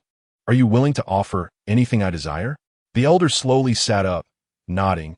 As long as you ask, my Li family can provide anything. He glanced at Li Yinran and added, of course, this includes Yinran. I can arrange for your marriage, and you could become the son-in-law of the Li family. Li Yinran's eyes widened. What did this have to do with her? Why was her grandfather selling her off? However, Chen Ping'an shook his head. She is unworthy. Those 3 short words made Li Yinran feel an intense humiliation. She had never experienced such indignation in her life. The esteemed young lady of the Li family deemed unworthy by a nameless individual. If word of this spread, she would become the greatest joke in Jiangzhou. Although rumors painted her as a socialite, that was merely a facade she constructed to mislead her family, to prevent Li Qing from constantly suspecting her. In reality, she had never been with a man. Was this fellow blind? A beauty of her caliber deemed unworthy. Li Yinran glared at Chen Ping'an, eager to discern from whence his confidence stemmed. The old man on the bed appeared equally surprised. He was aware of his granddaughter's ambitions, while others might be oblivious. How could he, who held the reins of the Li family, not know? His feigned disfavor towards this granddaughter was to prevent infighting within the family, as well as to protect her from greater troubles. This young man, dismissing even Yanran, must be after something much grander. Chapter 25. Now, you have no choice. What do you desire?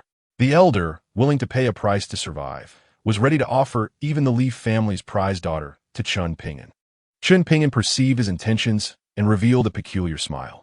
He surveyed the seething Li Qing and the fury-filled Li Yanran, casually stating, "I want the Li family." The previous 3 words had merely incited Li Yanran's indignation. However, these 4 words ignited a powder keg. "Grandpa, eliminate this madman." Li Qing seized the opportunity, glaring menacingly at Chen Ping'an. To demand the Li family was indeed a bold declaration. All members of the Li family glared at the young man, their anger palpable, unsure from where he'd derived such audacity to utter such words. Though they remained silent, their eyes burned with a desire to end Chen Ping'an's life. The elder, however, did not scold his eldest grandson. Rather, he regarded Chen Ping'an with a smile. "I am 77. The Li family has a legacy spanning hundreds of years, and I am the 19th generation. Do you believe I would hand over the Li family to an outsider merely to save my life?" Chen Ping'an met his gaze and replied, "To be honest, I have little interest in the Li family members. I do not require your family's wealth. I seek a compliant Li family." The old man could no longer contain himself. Looking at Chen Ping'an, "You seek death." Hearing his grandfather's words, Li Qing finally seized his chance and commanded the middle-aged man beside him, "Kill him." Regardless of whether the young man truly possessed the ability to save Grandpa. If he was eliminated, everything from this night onward would remain unchanged. The middle-aged man understood Li Qing's intent and directly launched an attack on Chen Ping'an. This time, even Li Yanran did not position herself in front of Chen Ping'an. Witnessing Chen Ping'an's imminent demise seemed inevitable, with a master martial artist attacking. And even the elder had spoken. Who could possibly save him within the Li family? Li Qing wore a broad smile, as if everything had already been settled. Grandpa awakening meant he was still safe, and the Li family would eventually be his. Bang! A tremendous crash echoed as a large hole was smashed into the wall of the room. Surprisingly, the boastful youth remained standing in place, unmoved. Everyone gasped in disbelief. The master martial artist was no match for this young man. Before Li Qing could give further orders, Chen Ping'an had already taken a step forward, vanishing from sight, and reappearing beside the bed, gripping Li Qing's neck and lifting him off the ground. Your Li family's reliance is merely on a few masters in the backyard. If I were to eliminate them, should the Li family, a once illustrious clan, not relinquish its position? Chen Ping'an looked at the old man on the bed with a smile and said, "This lad is the heir you have chosen. But do you know that he wishes for your demise? Therefore, I have rendered him useless, and the heir of the Li family should be reconsidered." "No," the old man shouted, but it was too late. A powerful force had already surged into Li Qing's body, producing a series of cracking sounds. Chen Ping'an unceremoniously tossed the limp Li Qing onto the ground. At that moment, the eldest son of the Li family, the heir, had been reduced to a mere cripple, his meridian shattered. Surely, the Li family would not allow a worthless person to lead them. Some rejoiced while others despaired. This young man was formidable, having killed a master and incapacitated the heir of the Li family. Such a ruthless individual. Where did he come from? Li Dunke realized that his opportunity had arrived. With Li Qing incapacitated, he was the first choice for the head of the Li family. He stepped forward and said, "You, young man, have crippled our heir and slain our master. Do you truly believe the Li family is easy to bully?" He dared to say this because he saw that other strong members of the Li family had already arrived, with them present. He did not believe this young man would dare to unleash carnage in the Li family. Chen Ping'an appeared even more delighted. The Li family is shrouded in dark clouds. Even if I do not take action within a month, the Li family will inevitably perish. He looked at the old man on the bed and asked, "Do you not wish to know why you suddenly fell into a coma?" Li Dunke did not want Chen Ping'an to continue, shouting loudly, "Nonsense! My Li family is thriving. Who in Jiangzhou would dare lay a hand on us? Let him speak." The old man was not foolish. He understood that today was not just about his life, but also the fate of the Li family, all resting in the hands of this young man. Chen Ping'an said, "Your Li family has been ensnared in a deadly formation. Within a month, internal strife will erupt, and naturally, someone will come to the Li family. As for your sudden coma, you should ask your good son about that." Li Dunca's face changed drastically as he exclaimed, "Father, do not listen to his nonsense. How could I possibly harm you?" Li Yanran quickly added, "Grandfather, my father has been trying to find a way to save you. He would never harm you." However, the old man sighed softly, stopping his son and granddaughter from speaking further. He looked at Chen Ping'an and asked, "What do you truly want from our Li family?" In truth, Chen Ping'an was uncertain. Ever since descending the mountain, he had felt an unseen hand guiding events behind him. The Li family, in a subtle way, seemed to have formed a connection with him. Perhaps it was the old Taoist plotting behind the scenes. Chen Ping'an understood that if the old Taoist was orchestrating events, he could only enter the game. Only then could he discern the nature of the old Taoist schemes. He needed to break the situation and find a way to survive. No matter how slim the chance, he had to act. For now, he did not know. Chen Ping'an stated honestly, "However, when the time comes, I hope the Li family will exert all their efforts for my use." The old man replied helplessly, "I am old now. The future of the Li family should be entrusted to the younger generation." His gaze turned to Li Dunca, who quickly responded, "Father, do not worry. I will not let you down." He thought his father was preparing to pass the family to him, as he was the only one suitable to be the head of the family. Yet, the next moment, the old man smiled and called out, "Yanran, come here." Li Yanran, confused, quickly approached and took her grandfather's hand, saying, "Grandfather, you'll be fine." The old man smiled with satisfaction and gently said, "From today onward, how about you take on a role of the head of the Li family?" Boom! This statement left the Li family members in shock. Many wondered if they had misheard. The old man intended to pass the position of head of the family to his granddaughter, Li Yanran. For hundreds of years, the Li family had never had a female head. Moreover, Li Yanran's reputation outside would only make the Li family a laughingstock in Jiangzhou. "Father," Li Dunca's expression darkened. Even though the one to become the head was his daughter, others were equally dismayed, thinking the old man had lost his mind. The old man snorted coldly. "I may be old, but that does not mean I am unaware. I can turn a blind eye to what you have done. But the position of head of the family belongs to the capable. In the years you have been away, Yanran has accomplished things none of you can compare to. Second brother, transfer your assets to Yanran. She is your daughter and should have no trouble securing a lifetime of wealth and honor." Chapter 26. Am I truly unworthy of you? The elder of the Li family was not the type to occupy a position without merit. He was well aware of the clandestine dealings his son engaged in. Passing the position of head of the family to his granddaughter, Li Yanran, was a decision made out of necessity. It severed his last hope, leaving him with no choice but to choose Li Yanran. As for his second son and the others, their secret collaborations with outsiders were akin to courting disaster. If the Li family were to fall into their hands, it would be a matter of time before they were gradually consumed. The elder decisively passed the position of head of the family to his granddaughter, Li Yanran, effectively extinguishing the hopes of the others. In the Li family's rear courtyard, where Li Yanran now resided in the head's quarters, she gazed at the young man before her, still unsure of what exactly he wanted the Li family to assist him with. Now that her grandfather was recovering, with him at the helm, even if the other members of the Li family were dissatisfied with her as the head, none would dare to cause trouble. "Mr. Chen, could you elaborate on the deadly formation?" She had not forgotten Chen Ping'an's mention of the Li family being ensnared in a deadly array. Chen Ping'an smiled and replied, "The deadly formation, as the name implies, is meant to annihilate. No one from the Li family can survive. That is the essence of it." A hint of concern crossed Li Yanran's beautiful face. Although Chen Ping'an's words were ominous, she believed that this mysterious young man would not deceive her. Among masters, there are varying degrees of strength. Once one reaches the late stage of a master, they become a grand master, a card that every prominent family possesses.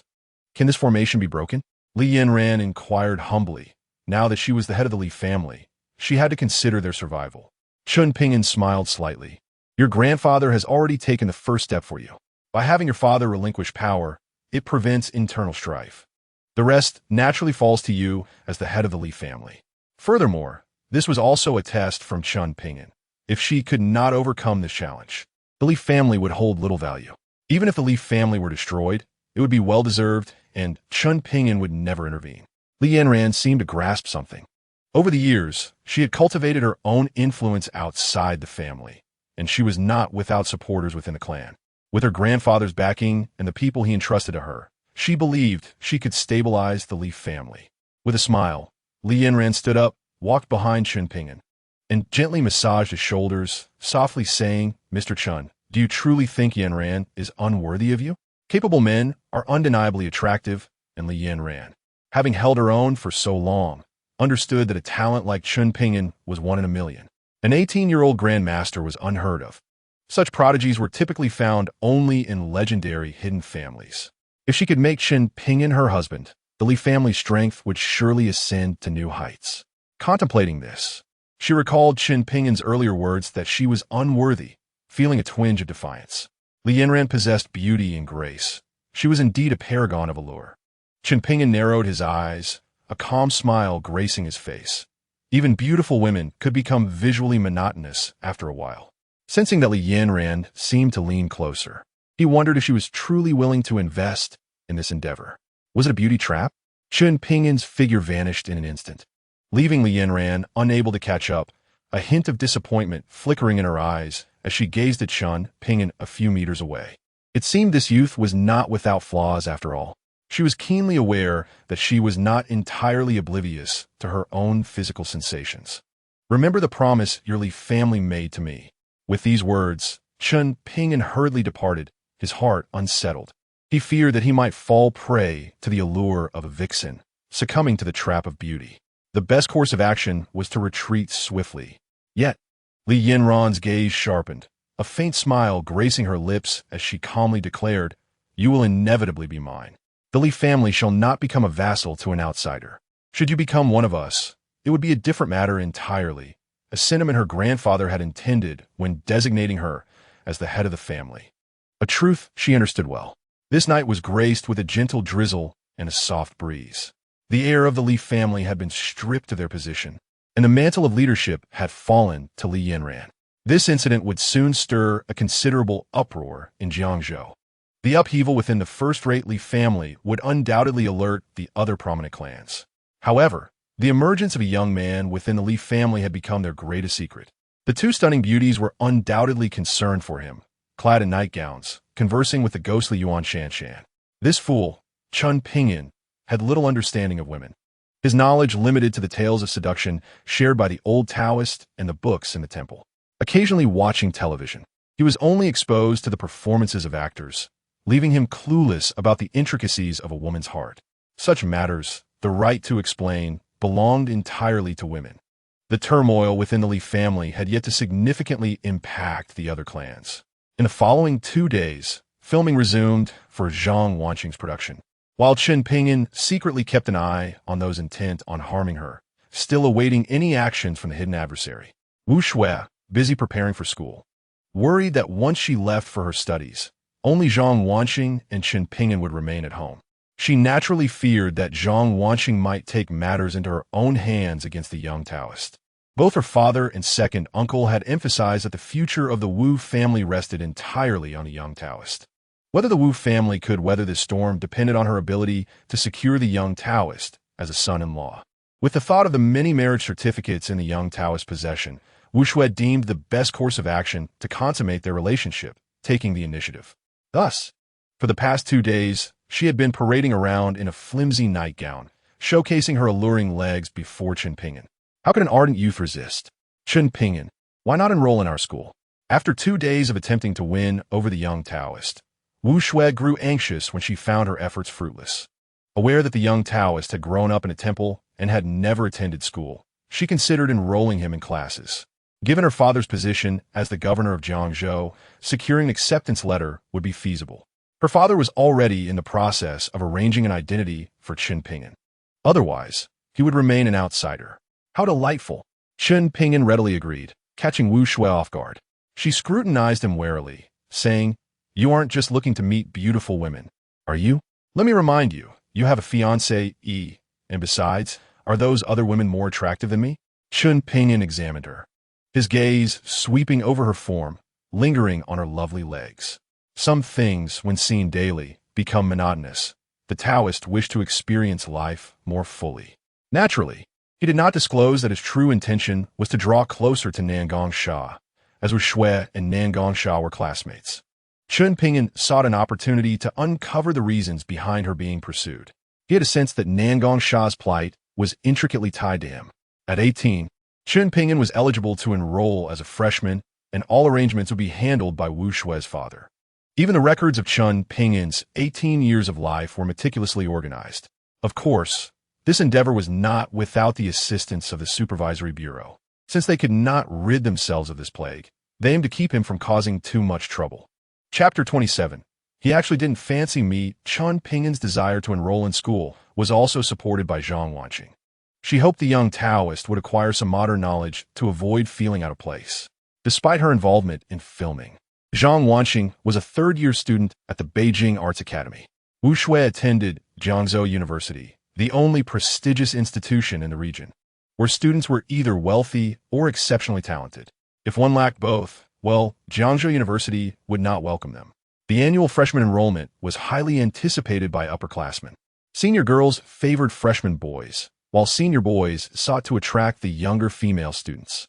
Welcoming new students was a task eagerly undertaken by the senior students. At the orientation of Jiangsu University, a group of attractive and charismatic seniors awaited, ready to assist anyone who caught their eye. Among all the incoming freshmen, Chen Ping'an stood out as the most unusual.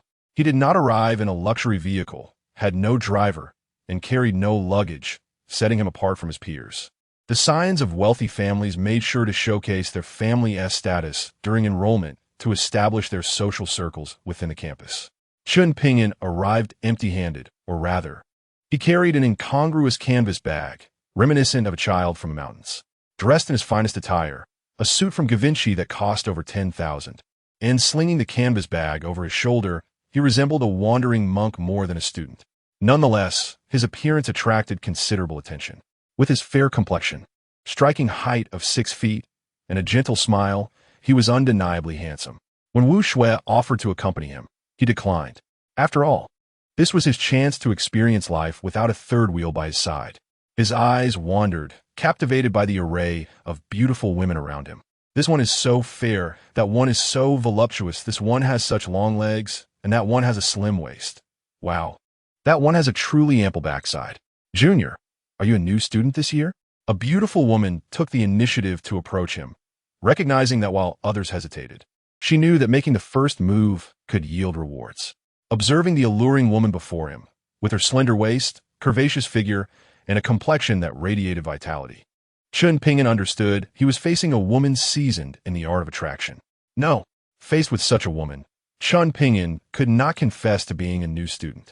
His first encounter at university deserved to be with a pure and innocent senior, which was why he had spent the past few days catching up on several films and dramas. Among them was a campus romance starring Zhang Wanqing. Thus, the female lead had to be at least as beautiful as her. The beauty appeared somewhat disheartened as she regarded Chen Ping'an, but in the blink of an eye, she noticed that his captivating eyes had suddenly brightened. It could not be helped. Chen Ping'an had finally spotted the girl who captivated him the most. With a slender waist and a curvaceous rear, she wore jeans and a light red jacket, with a white t-shirt that bore an adorable bunny design and sported an attractive ponytail. She was the embodiment of a cinematic heroine, innocent yet charming, with a figure that was both alluring and elegantly attired. She was the one. Chen Ping'an approached her directly and inquired, "Senior, I am a freshman in the physical education department. Could you show me the way?" The previously confident beauty's expression shifted in an instant. Had he not just claimed he was not a new student? No, he must not have found her attractive. He actually did not fancy her. The girl who had first approached Chen Ping'an regarded him anew, sensing that this handsome young man was not a bad sort after all. "All right, I will take you there." "Thank you, senior. By the way, my name is Chen Ping'an, a freshman in the physical education department, 18 years old. And you?" "I am Xiong Cici, a second-year student in the arts department." "Senior, you're studying art, aren't you? Your dancing must be breathtaking. I will definitely come to see you perform if I get the chance." Observing the silhouette of Chen Ping'an as he drove away in a sports car, Wu Shui gritted her teeth in frustration. Who claimed that the little Taoist was innocent? The moment he stepped through the school gates, his eyes had not strayed from the girls. He certainly had an eye for beauty, choosing to follow a campus flower to guide him. Surely he wasn't lost. His intentions were clearly dubious. Wu Shui recognized the stunning beauty, Xiong Cici, as they were in the same department, and she was even Wu Shui's junior. Both were renowned as campus flowers in the Jiangzhou University's Department of Arts, their rankings being of no significance. Due to her personality, Xiong Sisi was more favored by the boys at school. According to Wu Shui, she was a Yandera. Having parked her car, Wu Shui resolved to confront Chen Ping'an to assert her claim, lest this little Taoist be whisked away by a vixen. Just as she settled her vehicle, another person emerged from the adjacent car. "Xiao Xue," exclaimed the newcomer with delight. "You've changed cars again. I thought I spotted a stunning beauty." Wu Shui returned her gaze. "Sha, didn't you say you would arrive later?" Wang Sha, a name that was merely a facade, was actually named Nangong Sha. The Nangong surname was synonymous with true nobility in the Long Kingdom. At that moment, while Wang Sha appeared beautiful, her true self was far more enchanting. Wang Sha smiled. "I thought everyone would be here today. How could I not come? By the way, what about your little boyfriend? Has he started school too?" She was unaware that Chen Ping'an had also enrolled at Jiangzhou University and was too timid to inquire about him directly. Upon mentioning Chen Ping'an, Wu Shui's irritation surfaced. "Don't even mention him. That lecture hit on Xiong Sisi the moment he stepped onto campus. Who knows where they are now?" Wang Sha gasped. "You mean he is at our school?" Wu Shui nodded. "He is a special recruit in the physical education department this year." Wang Sha pondered, sensing that this enigmatic young man might harbor ulterior motives. He knew her true identity and had come to Jiangzhou University. Could it be that he was here for her? Wang Sha's feelings were complex, though she dared not reveal them in front of Wu Shui. "Are you worried he might be deceived by Xiong Sisi? Or is it your own charm that concerns you?" Wang Sha teased. "I didn't realize you were so invested in this little boyfriend of yours." Changing the subject, she lowered her voice. "Have you heard? Li Qing has become disabled." Currently, Wang Sha held the status of the legitimate daughter of the Wang family in Jiangzhou, a relatively obscure noblewoman. As one of the 3 prominent families in Jiangzhou, it was no surprise she knew about Li Qing's situation. Wu Shui, uninterested in such matters, grasped Wang Sha's implication. "Are you suggesting that Li Qing's disability is connected to Chen Ping'an?" Wang Sha smiled mysteriously. "Who can say for certain? Your little boyfriend is quite extraordinary. How did you two meet?" She sought to glean information about Chen Ping'an's background, hoping to prepare herself. Wu Shui would never disclose her engagement to Chen Ping'an, not out of distrust towards Wang Sha, but because her father and uncle had advised her to keep the matter regarding Chen Ping'an's identity as a little Taoist private, especially concerning his status. Chapter 28. The campus flower's little boyfriend in the male dormitory of the physical education department. Xiong Sisi escorted Chen Ping'an for his registration before leading him here, much to the astonishment of the male residents who were left wide-eyed. The campus flower from the arts department, Xiong Sisi, actually brought a freshman to the dormitory. Many gossip mongers were already concocting wild narratives, determined to share their tales. How could the campus flower Xiong Sisi be left to suffer alone? It was only fair for the male students to share in her sorrow.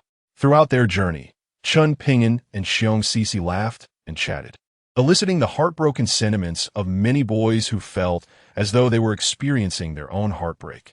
Some had even memorized Chen Ping'an's face, vowing never to forget it. Upon entering the dormitory, Chen Ping'an was met with envious glances from his 3 roommates who were curious about this new addition. Arriving on the last day of registration and being escorted by the campus flower was no small feat. "Greetings, fellow cultivators. I am Chen Ping'an." He greeted the 3 boys in a room with a warm smile. "What is your relationship with Xiong Sisi?" Almost instantaneously, Chen Ping'an found himself surrounded by his roommates, eager to extract information. Even if he wasn't a campus flower himself, being friends with one still held significant value. Thus, for them, even if he had captured the heart of the campus flower, it was still a boon. After exchanging friendly banter, the conversation swiftly turned to the topic of beautiful women. Men often veer off topic, and Chen Ping'an, lacking experience, listened attentively as his roommates shared their insights. Among the 4, Chen Ping'an was the youngest, naturally positioning him as the 4th. The eldest, Wei Ping, was muscular and robust, boasting that he would handle any fights in the future. The second, Wang Wei, stood at nearly 2 meters tall and had come to Jiangzhou University for the ladies, as the woman he fancied was in her 2nd year there. The third, Lu Bo, was petite, around 1 meter 65, with keen eyes, and he intrigued Chen Ping'an the most due to the formidable aura he emanated. As they animatedly discussed the rankings of campus flowers at Jiangzhou University, the dormitory door unexpectedly swung open. Chen Ping'an, I brought you blankets and daily necessities. The figure at the door caused the other three boys, aside from Chen Ping'an, to rub their eyes in disbelief. Although they were freshmen, they had reviewed the campus flower rankings multiple times and were certain that the beauty before them was Wu Shui, the arts department as campus flower. First, Xiong Cici had come to the dormitory, and now it was Wu Shui delivering luggage and supplies. Even the girl accompanying Wu Shui was stunning in her own right. Chen Ping'an had not anticipated Wu Shui's sudden visit and casually replied, "Just put it there." His nonchalance left his newly acquainted roommates wide-eyed. This was how one treated a campus flower? Indeed, being handsome afforded one certain privileges. However, Wu Shui had no intention of leaving. She smiled gently. "Let me help you make your bed." With that, she and Wang Shasha entered the dormitory and began arranging the bedding. The three boys were nearly a loss for words. Chen Ping'an recognized Wu Shui's deliberate actions. Her efforts to set up his bed and deliver supplies would surely become the talk of Jiangzhou University. Indeed, one could never predict a woman's thoughts. Wang Shasha smiled softly, assessing Chen Ping'an, her gaze reminiscent of days prior, yet curiously devoid of lewdness. It was pure admiration. "Hello there, little brother. Welcome to our university. Let us have a meal together later." Her invitation was an attempt to clarify their relationship, ideally establishing clear boundaries. Chen Ping'an, however, outright declined. "Not today. I have plans. Perhaps another time?" Although Wang Shasha was not the epitome of beauty, she was undeniably attractive, and her poise and figure were exceptional. She is not the campus belle. Rather, she conceals too much of her beauty. Yet, even so, she undoubtedly ranks among the goddesses of Jiangzhou University. It was her first time taking the initiative to ask a boy out, only to be met with rejection. Wu Shui was making the bed. Yet her attention was drawn to Chen Ping'an as he mentioned having plans, which instantly dampened her spirits. Wu Shui unleashed her trump card, a move that was indeed her secret weapon. The gazes of the three boys in the dormitory towards Chen Ping'an had shifted. Could it be that this lad was living with the campus beauty Wu Shui? Even Wang Shasha was somewhat taken aback, as Wu Shui was known for her aloofness, embodying the aura of Jiangzhou's foremost beauty. Chen Ping'an quickly clarified, "I just met a few fellow practitioners. We're going out for a meal together." They had indeed mentioned earlier that they would share a few drinks. Wu Shui's relief was palpable. She had feared that Chen Ping'an intended to go out with Xiong Cici. Wang Shasha smiled lightly, saying, "All right then, we shall arrange another meeting." After Wu Shui finished making the bed for Chen Ping'an, she left with Wang Shasha, and the three boys in the dormitory immediately surrounded Chen Ping'an, demanding he reveal the nature of his relationship with Wu Shui. For Chen Ping'an, this was merely an experience of life, and he was unfazed. Interacting with others was a form of cultivation, with several months still remaining until his death. He needed to clarify matters concerning Nangongsha, as Jiangzhou had already gathered 3 of his fiancées. Moreover, he sensed a subtle loosening of his golden core tribulation. It seemed that engaging with the world genuinely benefited his path to forming a core. At 4:30 in the afternoon, the 4 from dormitory 403 exited the dorm building, which had become a topic of discussion for many. A freshman in the dorm had garnered the attention of 2 campus beauties from the arts department. As they walked along, the other 3 felt a distinct shift in their demeanor. Jiangzhou University was situated within Jiangzhou City, less than an hour's drive from the city center. Jiangzhou was indeed a large city, with a population exceeding 10 million. Surrounding Jiangzhou University were vibrant streets filled with food stalls, hotels, clothing stores, and other establishments, all poised to capitalize on the opportunities presented by the student population. Moreover, it was not solely Jiangzhou University that attracted students. Hence the existence of a street known as University Town Street. In one particularly bustling hot pot restaurant, students filled the seats. Besides Jiangzhou University, students from other universities also frequented the establishment. Chen Ping'an and his companions did not have to wait in line, as this hot pot restaurant was owned by the uncle of their leader, Wei Ping. The table was hastily arranged, and after they sat down, there was no need to order. Wei Ping declared that this meal was on him, courtesy of his uncle. Soon, a lavish spread of dishes was served, accompanied by 2 cases of beer. Young people favor beer, seldom opting for stronger spirits. Chapter 29. Do not make things difficult for women as they enjoy the hot pot and sip beer. The atmosphere thickened with warmth. Chen Ping'an had never experienced such a setting before, during his time on the mountain. The old Taoist had only provided him with the strongest of liquors. His meals were usually accompanied by monkeys and dogs from the mountain, far removed from this convivial atmosphere. The essence of human life stirred his cultivation once more. After several rounds of drinks, Chen Ping'an's capacity for alcohol garnered unanimous approval from the 3 in the dorm. This fellow drank beer as if it were mere water. After finishing 2 cases, they were promptly brought another 2. Wei Ping gave a thumbs up, exclaiming, "Old 4. I'm impressed with your drinking prowess. It's no wonder the campus beauties are fond of you." Old 3, Lu Bo, also possessed a good tolerance for alcohol. Though he spoke little, as a martial artist, he was not one for words, yet he was always ready to raise a glass alongside others. Suddenly, Old 2 Wang Wei spilled his drink into the boiling hot pot, producing a sizzling sound that drew the attention of the group. Wang Wei, who had been jovial moments ago, underwent a swift transformation in demeanor. The ever-enthusiastic Wei Ping followed Wang Wei's gaze, only to spot a table filled with handsome boys and beautiful girls. The usually taciturn Lu Bo spoke up, "Zhou Li." Wang Wei had previously mentioned that the girl he liked was named Zhou Li. In that instant, Wang Wei's reaction indicated that he had indeed seen Zhou Li. Wang Wei quickly insisted, "It's nothing. Let us keep drinking." It was evident that his mood had soured, likely due to encountering someone he wished to see, yet finding an unwelcome sight instead. Wei Ping stood up, declaring, "Since we've run into them, let us go say hello. I'll help you bring her over." Wei Ping's enthusiasm was truly unexpected. Before Wang Wei could decline, Wei Ping had already hurried over. Chen Ping'an, seated beside Wang Wei, gently patted his shoulder, reassuring him, "It's all right."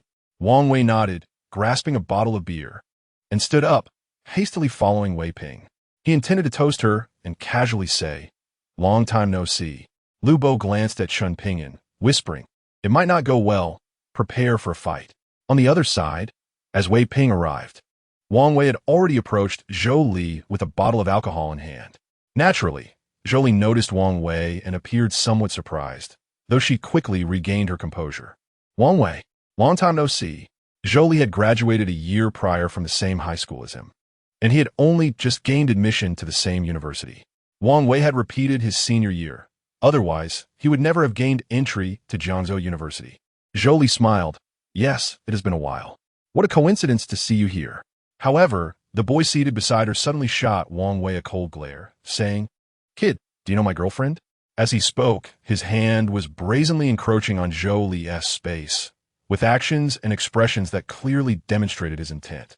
Wang Wei's grip on the bottle tightened, revealing the tension in his muscles as he struggled to maintain control. Witnessing his beloved being so openly caressed by another man was surely a breach of a man's bottom line. "Zhou Li, is he your ex-boyfriend?" The boy continued to provoke Wang Wei, his predatory gaze fixated on Zhou Li. Zhou Li's expression darkened, in front of their classmates and with Wang Wei. A former classmate, this man showed her no respect. "He is just a classmate from my high school." It was evident that she was aware of Wang Wei's affections for her and was concerned about a potential conflict arising between him and the boy. "Didn't you hear? My girlfriend told you to get lost." The boy smirked at Wang Wei, his hand now nearly slipping beneath Zhou Li's clothing. At that moment, Wang Wei's mind went blank. He could no longer think of anything else. He hurled the bottle at the boy with sudden ferocity. The boy, taken by surprise, could only withdraw his hand from Zhou Li. "You're asking for death." The boy roared in anger, and his companions at the table brandished their bottles, preparing to retaliate against Wang Wei. However, Wei Ping would not allow Wang Wei to suffer. His strong physique, combined with Wang Wei's towering height of nearly 6 feet 3 inches, made them a formidable duo. Despite the number of boys at the table, their physical prowess was lacking, and it wasn't too long before they were knocked to the ground. Zhou Li, witnessing the conflict unfold, anxiously looked at Wang Wei. "What do you want to do?" She hastily pleaded with the boy beside her. "Zhu Xiao, we're really just classmates." But Zhu Xiao, having been struck with a bottle, merely scoffed, "Classmates? Do you really think I'm blind?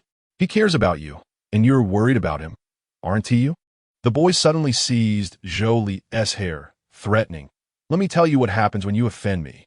Zhou Li began to cry, and upon seeing her in tears, Wang Wei grew frantic. "Let her go." In his eyes, one could discern a glimmer of murderous intent. It was clear he was genuinely enraged. "This kid is lovesick." The boy sneered, looking down on Wang Wei. "What are you? This kind of woman, if she didn't come to me, do you think I would be interested?"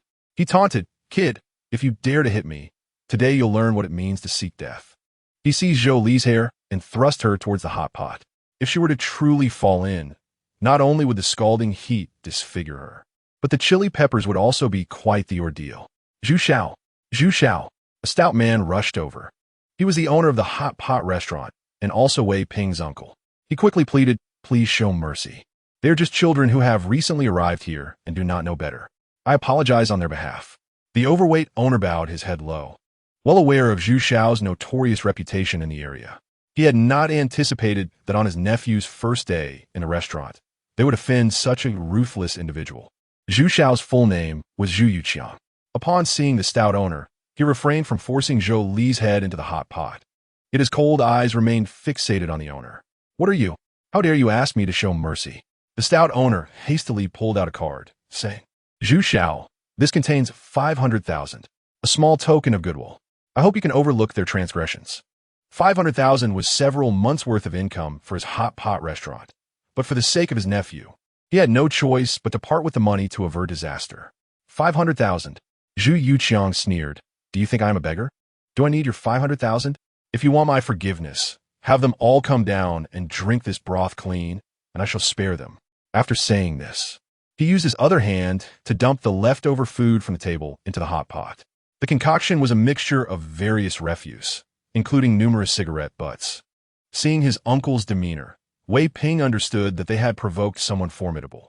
Yet the youthfulness of the young often comes with recklessness. Otherwise, they would not be young. Killing is but a matter of a mere gesture. If you are a man, do not make things difficult for a woman. We accept our fate.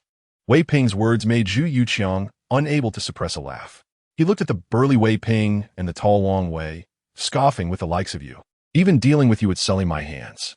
He released Zhou Li and slapped her across the face, saying, "Wretched girl, do you not wish to save your brother?"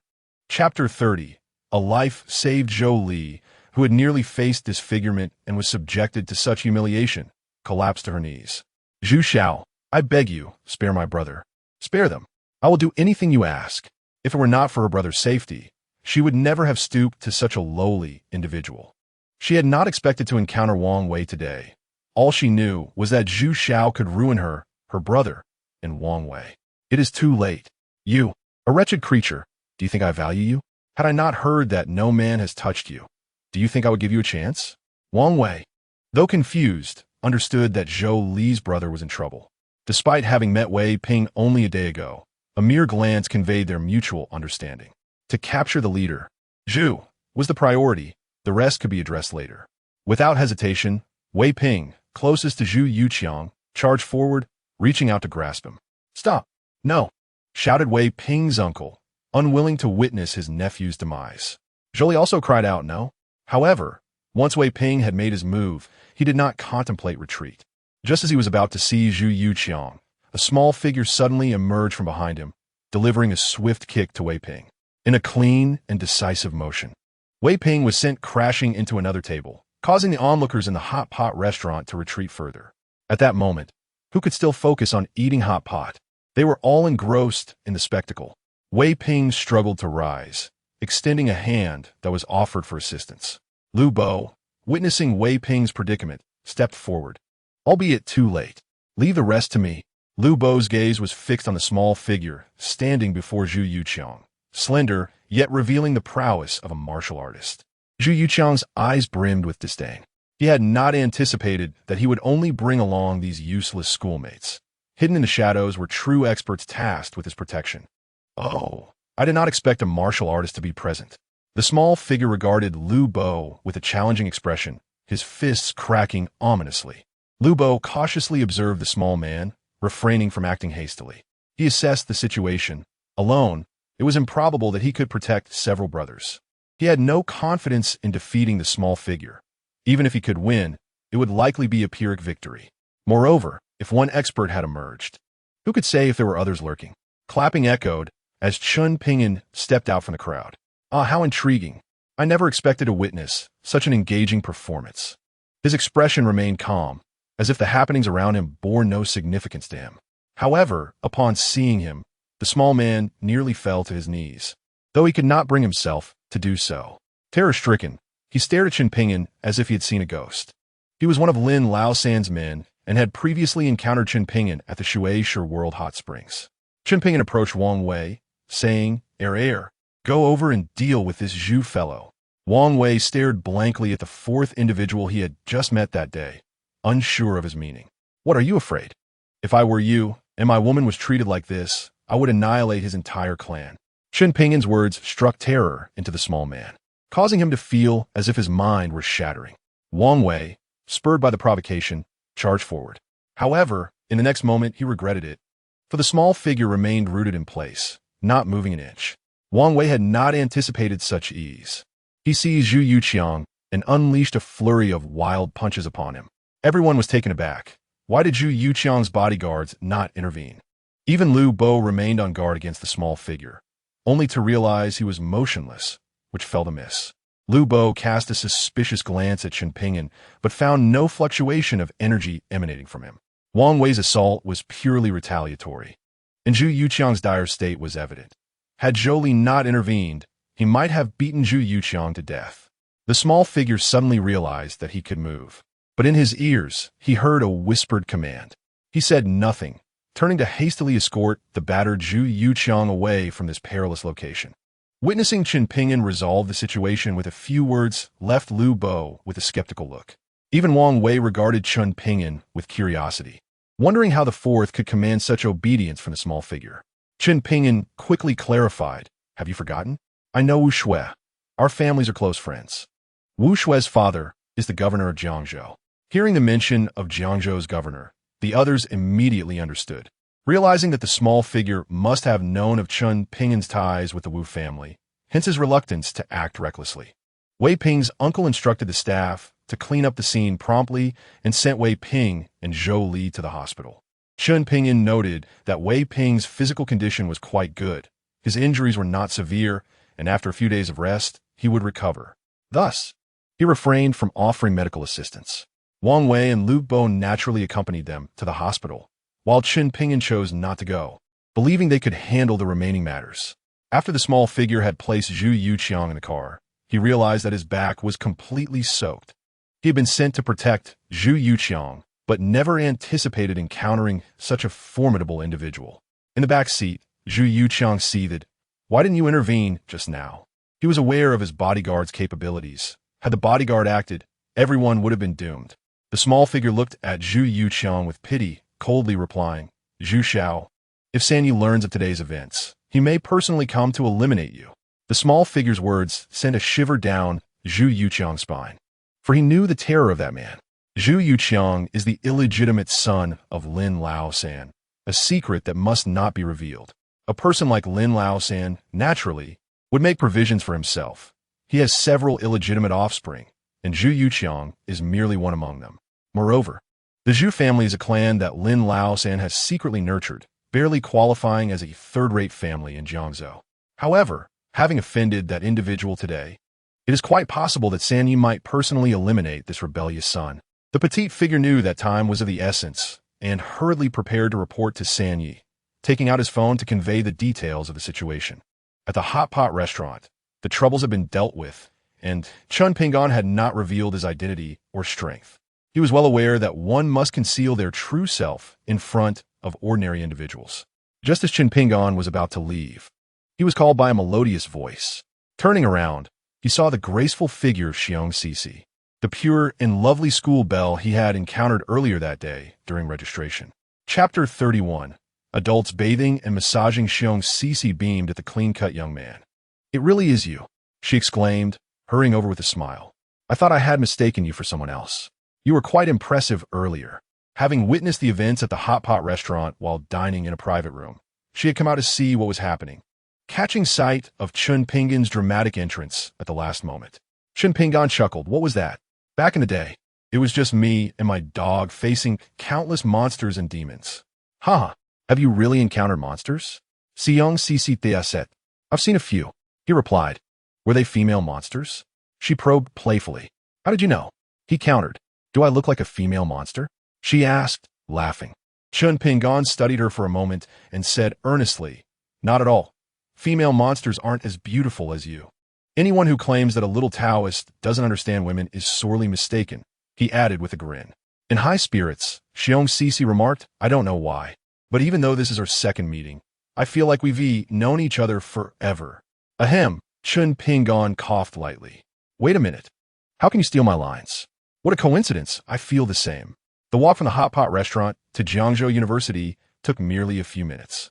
Students passing by couldn't help but notice the school bell, Siyoung Cc, walking alongside a boy. Their hearts breaking as rumors from earlier that day were confirmed. Siyoung Cc had indeed been courted by a strikingly handsome young man, with his head held high and chest out. Chen Ping'an displayed his most handsome features, reveling in the envy and jealousy of onlookers. Looking good comes with its shared troubles. With a slight smile, he noticed that the two presences that had been following him had already retreated. Siyoung Cc turned to ensure their safety and said, Thank you, Chen Ping'an. I owe you a favor. Chen Ping'an replied, No need to offer anything in return, truly. Her laughter was light as she whispered, Offer something in return? You must be dreaming. After a brief moment, she added, However, I can give you a chance to pursue me. With that, she hurried away, almost running out of sight. Chen Ping'an shook his head, amused. With such a significant dilemma, she still has the leisure to flirt with me. Women truly possess a carefree spirit. Turning to leave, he gazed in the direction where the two presences had vanished, a faint smile gracing his lips. Life in Jiangzhou was becoming increasingly intriguing, and today he felt particularly cheerful. At the sauna for bathing and massages, Waterworld Hot Spring Resort. This was Chen Ping'an's second visit, and he was certain that no one remembered him. For someone of his caliber, this was a trivial matter. He was quite eager about the grand sword the old Taoist had mentioned. After soaking, being scrubbed down, and changing into fresh clothes, he made his way upstairs to rest.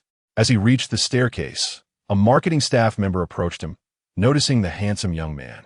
Hey, do you have a preferred technician? Chen Ping'an quietly inquired. Are there any new arrivals? Attractive, young, and with good figures? The staff member grinned, of course. I'll set you up. Chen Ping'an thought to himself. Men understand men. A simple glance conveys everything. Entering the third-floor private room, he noticed the dim lighting and peculiar odors. It became clear to him why this place emanated such a strong aura of darkness. He had sensed the presence of spirits here before. It appeared to be true. Requesting clean sheets from the attendant, he finally lay down. The attendant lit incense and poured him a cup of tea before exiting. As he inhaled the scent of the incense, he couldn't help but sneeze. It was truly unpleasant. He wondered what kind of inferior herbs were used to make such incense. Strange sounds emanated from the adjacent room, and as Chen Ping'an listened to the dialogue, someone gently pushed the door open. A female technician entered and promptly closed the door behind her. Can I be of service, handsome? She asked in the dim light, where one could only discern her silhouette. Most patrons here were inebriated, and Chen Ping'an had indulged in his fair share of drinks that evening, intentionally emanating the scent of alcohol. With a slender figure clad in a fitted suit and a short black skirt, she exuded a strong aura of allure. Chen Ping'an leaned back slightly, a subtle smile playing on his lips. Just you? In a muted light, the girl seemed taken aback and giggled. Are you suggesting I should call a friend to join us? Chen Ping'an nodded. There should ideally be another one. The girl approached, bending over in a manner that accentuated her curves. Is this your first visit? She asked. Feigning surprise, Chen Ping'an replied. How did you know? Are you here for the first time as well? She chuckled. You really know how to joke. Suddenly, Chen Ping'an reached out and gently pulled her onto the bed. Touching her face, he lamented, What a pity, such a beautiful face. With that, Chen Ping'an's finger unexpectedly poked through. Oh dear, it's torn. The girl, who had been so close to Chen Ping'an, now sported a hole in her face. She was not human, but a paper figure, inhabited by a spirit. The paper figure quickly retreated, but Chen Ping'an held her waist firmly, laughing, but the bottom hasn't torn yet. As he spoke, his finger penetrated through her waist. The girl struggled, leaving behind a paper figure with two holes, while the spirit departed from Chen Ping'an's body. "Who are you?"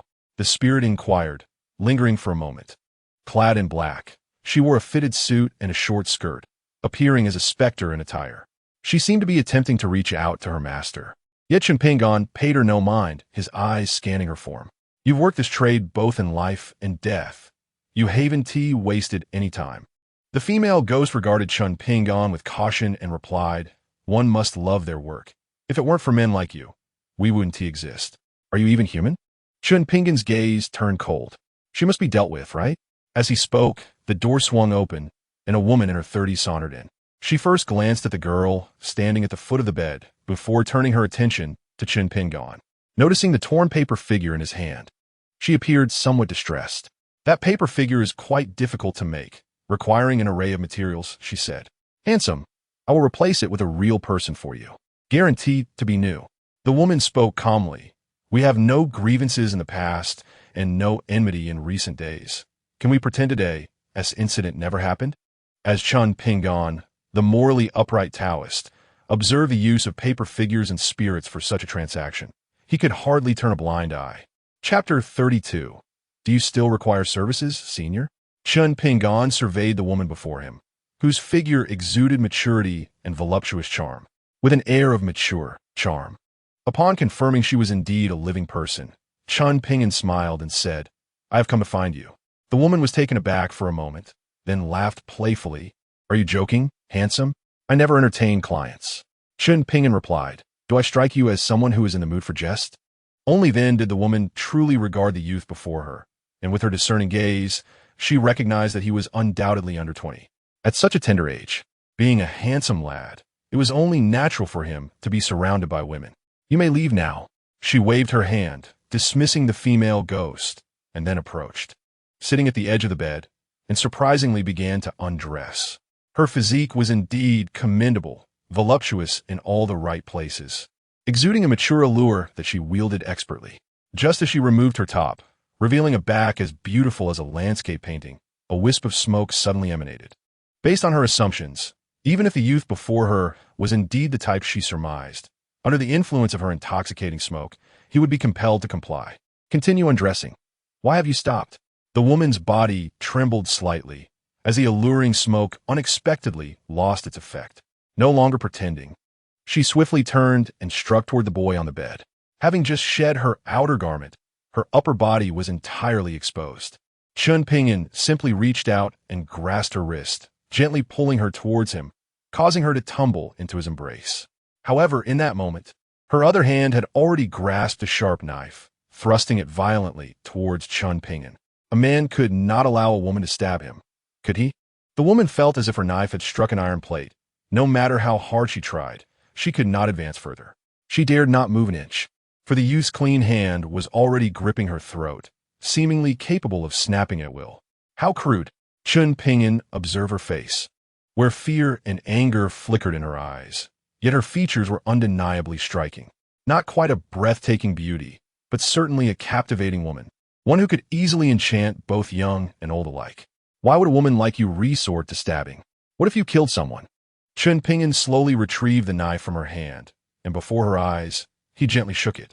The gleaming blade shattered instantaneously, disintegrating into a cloud of ash. Transformation technique. The woman stared in terror at the youth before her, her eyes reflecting disbelief. In her years of experience, she had never encountered such a young practitioner of the transformation technique. Practitioners of this technique, also known as postnatal warriors, were among the most formidable in the world. These individuals were often the most mysterious, serving as the true trump cards of the great clans. The transformation technique could effortlessly neutralize most forms of physical attacks. Even bullets would pose no threat. For this youth to possess such skill before the age of 20 was nothing short of astonishing. The mastery of martial arts he displayed was indeed remarkable. He smiled gently, letting his hand glide over her face before trailing down to her cleavage.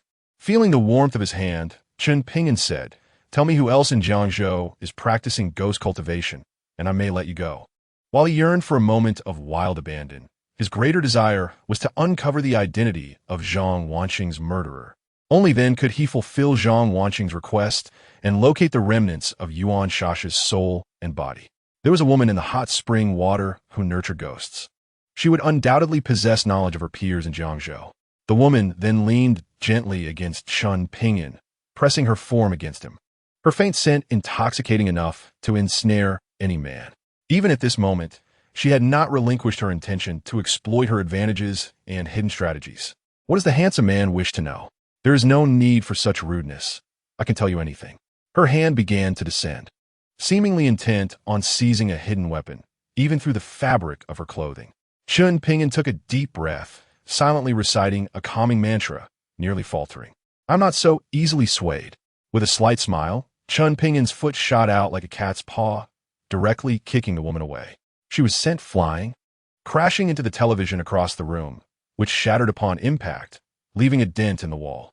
Had he not restrained his strength, she would have obliterated the wall, and her life would have been forfeit. Rising from the ground, the woman dared not employ her previous tricks.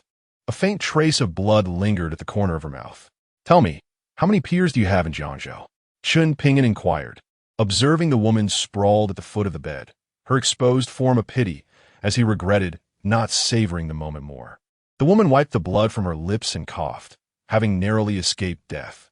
This youth was truly impervious to toxins, even in the presence of such beauty. He maintained his clarity of mind, which made her reconsider her earlier underestimation. You may not know, but our sect has always been at odds. I only know that I have 2 junior sisters in Jiangzhou, but their cultivation is quite low. They surely are not the ones you seek. Chen Ping'an regarded her closely. He could tell she was not lying. You belong to the Qianmen? The Qianmen, known for their devious ways, were indeed the only ones capable of ghost cultivation and refinement. Faced with her ancestry being so directly revealed, the woman had no choice but to confess, I am Wang Li, an outer disciple of the Qianmen. It is a pleasure to meet you, senior. She could no longer regard Chen Ping'an as an ordinary youth.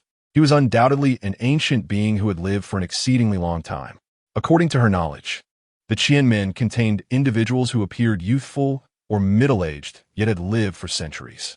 Wang Li herself was merely at the early stage of qi refinement. Her ability to nurture ghosts and utilize intoxicating smoke and drugs was limited as an outer disciple, and her knowledge was indeed scant. Chen Ping'an shook his head. Realizing he had not located the individual capable of crafting the red-clad, vengeful spirit in Jiangzhou, it seemed he would need to seek alternative methods. Utilizing ghosts to siphon men's essence for cultivation is not a sustainable path. Chen Ping'an remarked. Fortunately, you have not taken any lives. Otherwise, you would already be dead. He was not one to indulge in murder. Those deserving of death would not escape his judgment, while the innocent would remain untouched. Thank you for sparing my life, senior. I will ensure stricter oversight of the ghosts under my command moving forward. Wang Li sincerely expressed her gratitude, knowing full well that the individual before her could easily end her life. Chen Ping'an waved his hand dismissively. There is no need for that. It is a consensual arrangement. While Wang Li did exploit the ghosts under her command for such dealings, it was a mutually beneficial arrangement. Those who frequented such establishments were rarely virtuous men, with the exception of him, who was indeed a good person attending to serious matters. Those who had their essence siphoned had it coming. Chen Ping'an reclined on the bed, and Wang Li softly asked, Do you require further services, senior? Although she did not entertain clients, her female ghosts were all trained by her and were well-versed in the ways of the world.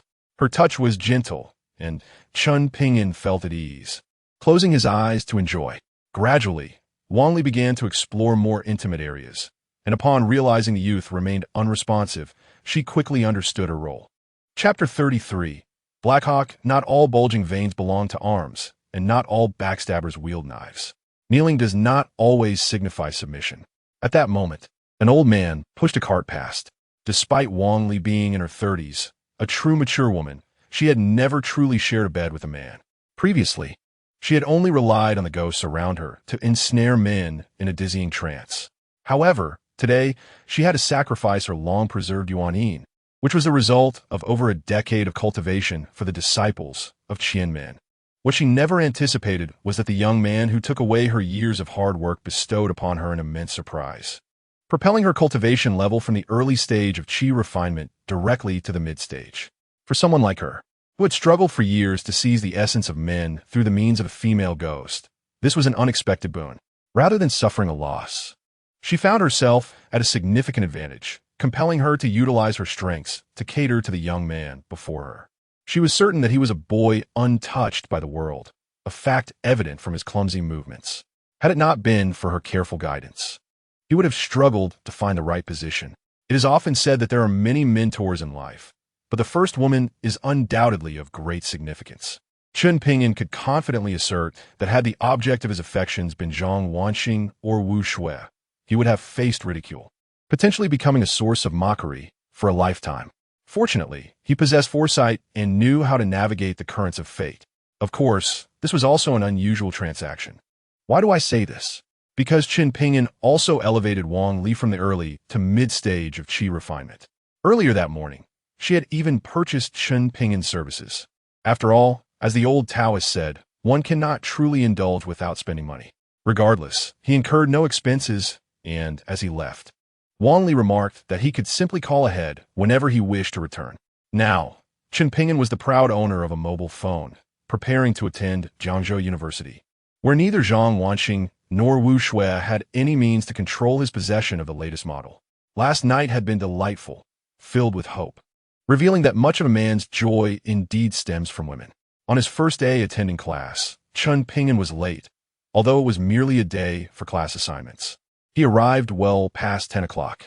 Even the emperor hesitated to attend morning court, let alone a young Taoist who had just begun to savor the pleasures of manhood.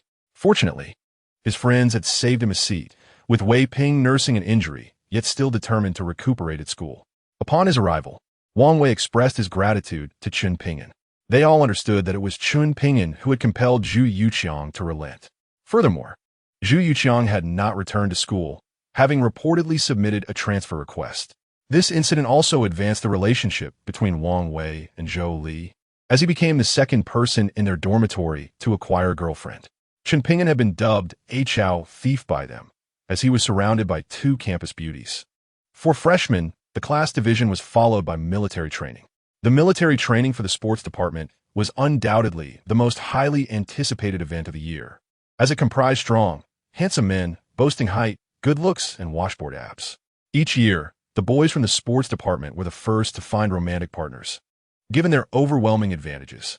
The sports department also had female students, whose physical attributes were equally impressive, and entry into the department indicated significant talent.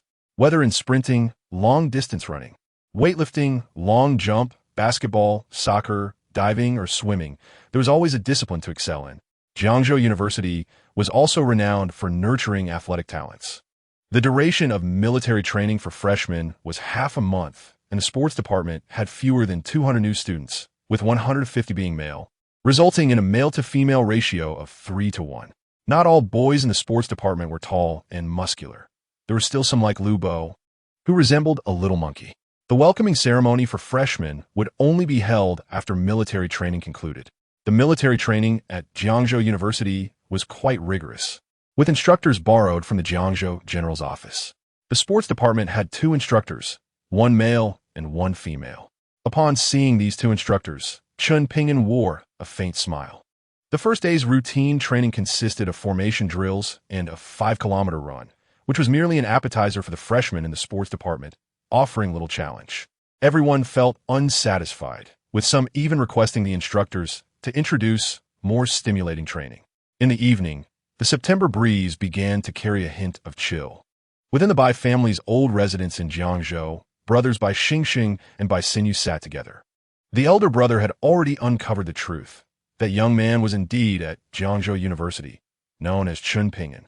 Bai Xinyu remarked that this identity was facilitated by Wu Jigang, and upon investigation, he found the information to be entirely fabricated. Bai Xingxing frowned slightly and murmured, Chen Ping'an. There are not many families with the surname Chen in Longhua. Bai Xinyu nodded in agreement, saying, I suspect this name is also false. Perhaps the Wu family wishes to conceal his true identity. Now we must wait for news from the heavenly team.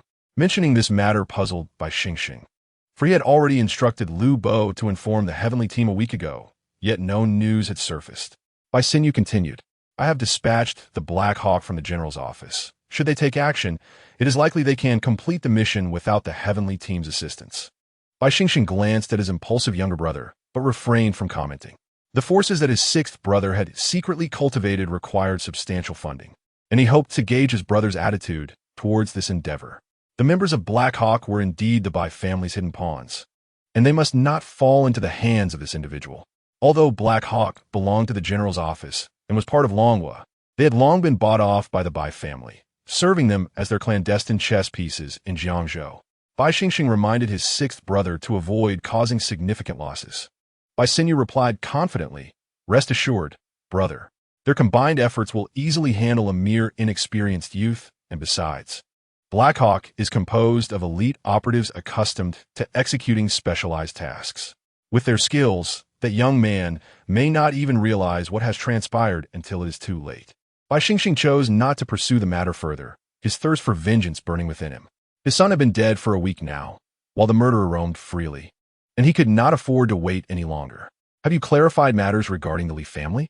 he suddenly inquired, naturally referring to the recent upheaval within the Li family. Bai Xinyu smiled slightly and said, "The old master of the Li family seems to have chosen a woman as the head of the family. However, this may not be a bad thing after all. During military training, the school mandated that students reside on campus, although those who could ensure punctuality were permitted to live off campus. Who could predict whether the instructors might unexpectedly summon them for night drills? Such occurrences were not unheard of. By the end of the first day of military training, Chen Ping'an had received a total of 12 cups of milk tea gifted by the girls. Being handsome certainly had its advantages, as even during military training, he was showered with attention from female admirers. His good fortune undoubtedly incited envy among many, who silently vowed to oppose the Chow thief at all costs. Chapter 34. The campus beauty's young boyfriend, the beautiful senior sisters found great delight in watching the new students during military training, particularly in the sports department, which drew a large crowd. The rare appearance of the sun today allowed the warmth of its rays to enhance the allure of youth. The senior sisters donned their most attractive dresses, showcasing their captivating legs. The atmosphere at the military training site was fervent, with many students distracted from their training, their eyes wandering amidst a sea of blooming beauty, leading to yet another night of wasted toilet paper.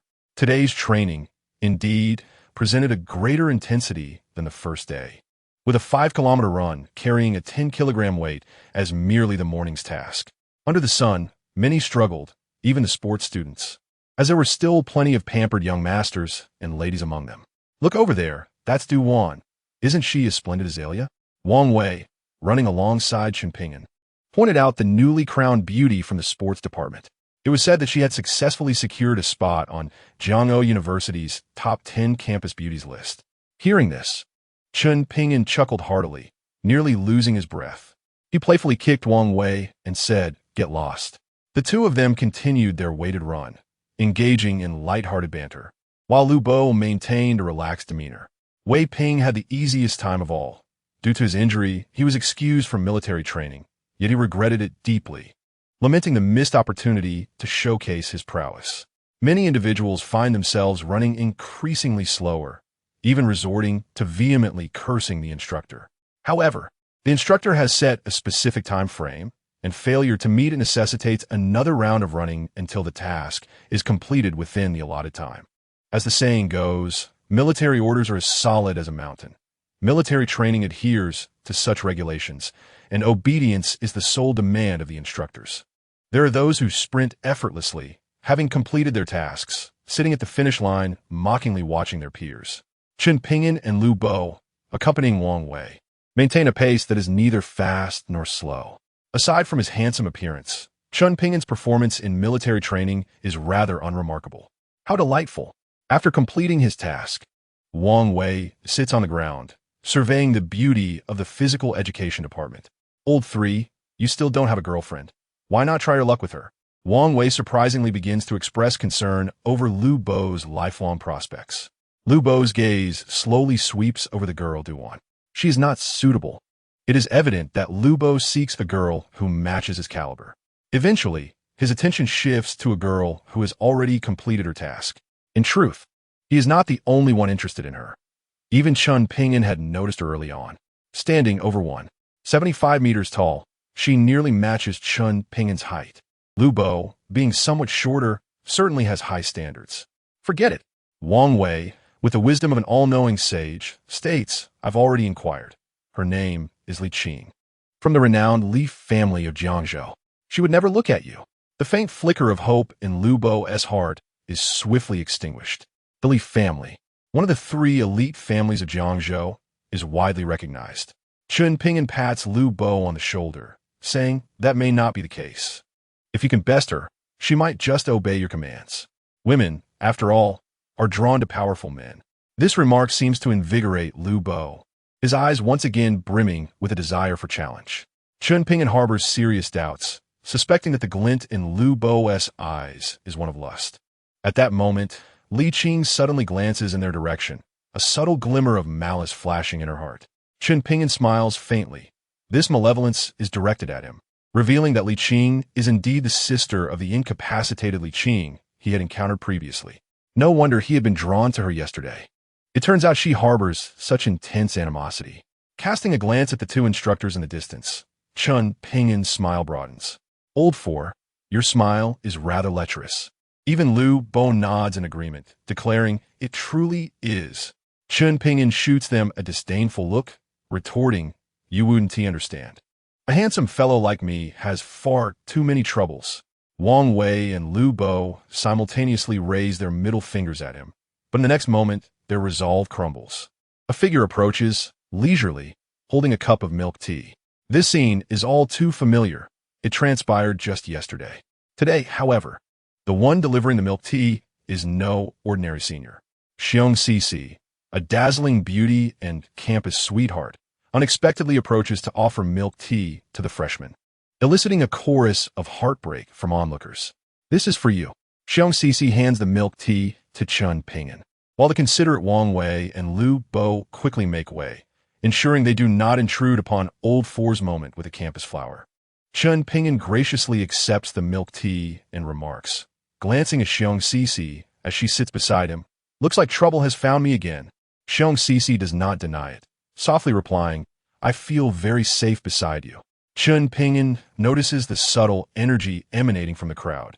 Indeed, this illustrious beauty has considerable troubles of her own. He chuckles, drinking the milk tea gifted by the campus flower. Look at them. Are they not envious of me? Xiong Cici laughs at Chen Ping'an's words. Those boys would probably love to rush over and beat you up. They are indeed envious. Xiong Cici responds. It seems those girls are quite envious of me too. The girl who had delivered milk tea to Chen Ping'an yesterday gazes at him with fury. Yesterday, she had offered him milk tea, yet he had shared it with others, not consuming a single drop himself. Today, however, he drinks the milk tea from Xiong Cici. Among them is the senior who had been rejected by Chen Ping'an during the orientation. He really doesn't fancy me. Suddenly, the crowd stirs restlessly. Chen Ping'an slaps his forehead, realizing that this girl is up to her antics again. Wu Shui approaches, also holding a cup of milk tea, and with every step she takes, the hearts of those present shatter further. The tale of the 2 campus beauties from the arts department and a freshman from the physical education department is indeed true. Wu Shui strides over, snatching the milk tea from Chen Ping'an's hand and offering her own. Drink mine. She is aloof, yet domineering, embodying both traits. Xiong Cici giggles. Senior, it's first come, first served. Wu Shui shoots a glance at Xiong Cici, mentally cursing her as a vixen and a delicate flower. That's right. But do you know that I am betrothed to him? This trump card catches the eavesdropping Wang Wei and Lu Bo off guard. Realizing that Old Four's claims were not mere boasts. Wu Shui is indeed his fiancée. Xiong Cici counters, what era are we in? As long as you aren't married, I still have a chance. She gazes at Chen Ping'an, her eyes sparkling like stars. Don't you agree? Chen Ping'an revels in this dramatic confrontation, enjoying the spectacle of a domineering female CEO and a delicate green tea girl. It truly is a riveting scene. Who understands the pleasure of watching women spar verbally? Since Wu Shui and Zhang Wanqing joined forces, he had not witnessed such explosive drama. Xiong Cici, like a victorious princess, takes a sip from a milk tea that Chen Ping'an had just consumed, her provocative gaze delighting him. Wu Shui, unwilling to back down, retrieves a tissue and delicately wipes Chen Ping'an's face, even though he hasn't broken a sweat. Chapter 35. Challenge the instructor. The playful banter between the two art school beauties disregards the surrounding onlookers. This scene has become the most explosive moment of this year's freshman orientation, one that will remain unmatched for the next decade. Fortunately, the instructor's loud command for order brings this spectacle of femininity to a close. Chen Ping'an, feeling a tinge of regret, wonders how much more thrilling it would have been had Zhang Wanqing been present, with three women performing together. The wise old man was indeed right. Women down the mountain are far more entertaining than mere physicality. Students who failed to complete their tasks, relying on their family's wealth, disregarded the instructor's words. In front of everyone, the male instructor boldly declared, "Whoever can bring me down will be exempt from military training." Addressing those who had failed to carry the 5-kilometer weight, he added, "You may all come at once. If you can defeat me, you will no longer have to participate in military training." This statement ignited a spark of hope among the lazy youths, who numbered over a dozen, albeit with 3 girls among them. Yet the male instructor stood alone. If they could overpower him, their freedom awaited. After deliberation, they resolved to challenge the instructor. This drew the attention of seniors observing the military training. Even students from other departments and instructors paused to watch. 13 boys and 3 girls, after conferring, decided to leverage the advantage of the girls. The girls' physicality was indeed an advantage. The male instructor would certainly refrain from being overly harsh and could not go all out against the students. Thus, the 3 girls coordinated with the remaining boys, believing that with their combined strength, they could bring down the instructor. 16 individuals, collectively formidable, could indeed be a force to reckon with. "Are you ready?" The male instructor stood firm, appearing to be merely around 7 meters tall, prompting many to suspect he was exaggerating. "Damn it!" one student shouted, and the others charged from every direction. The 3 girls led the charge, cleverly utilizing their physical advantage, a sight that appeared quite comical.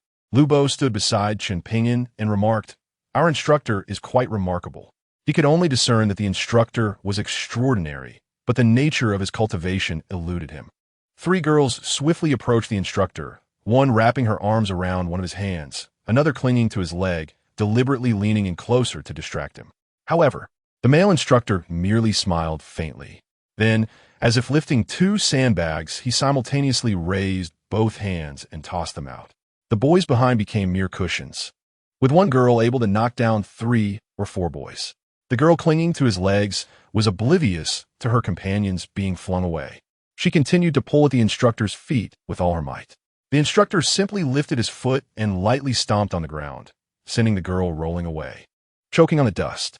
The remaining boys quickly halted, too intimidated to advance. "What is this? Weren't you all eager to take me down?" The boys on the ground hadn't even managed to rise. Defeating the instructor was no laughing matter. "Instructor, we were wrong. We'll keep running, ensuring we complete our task."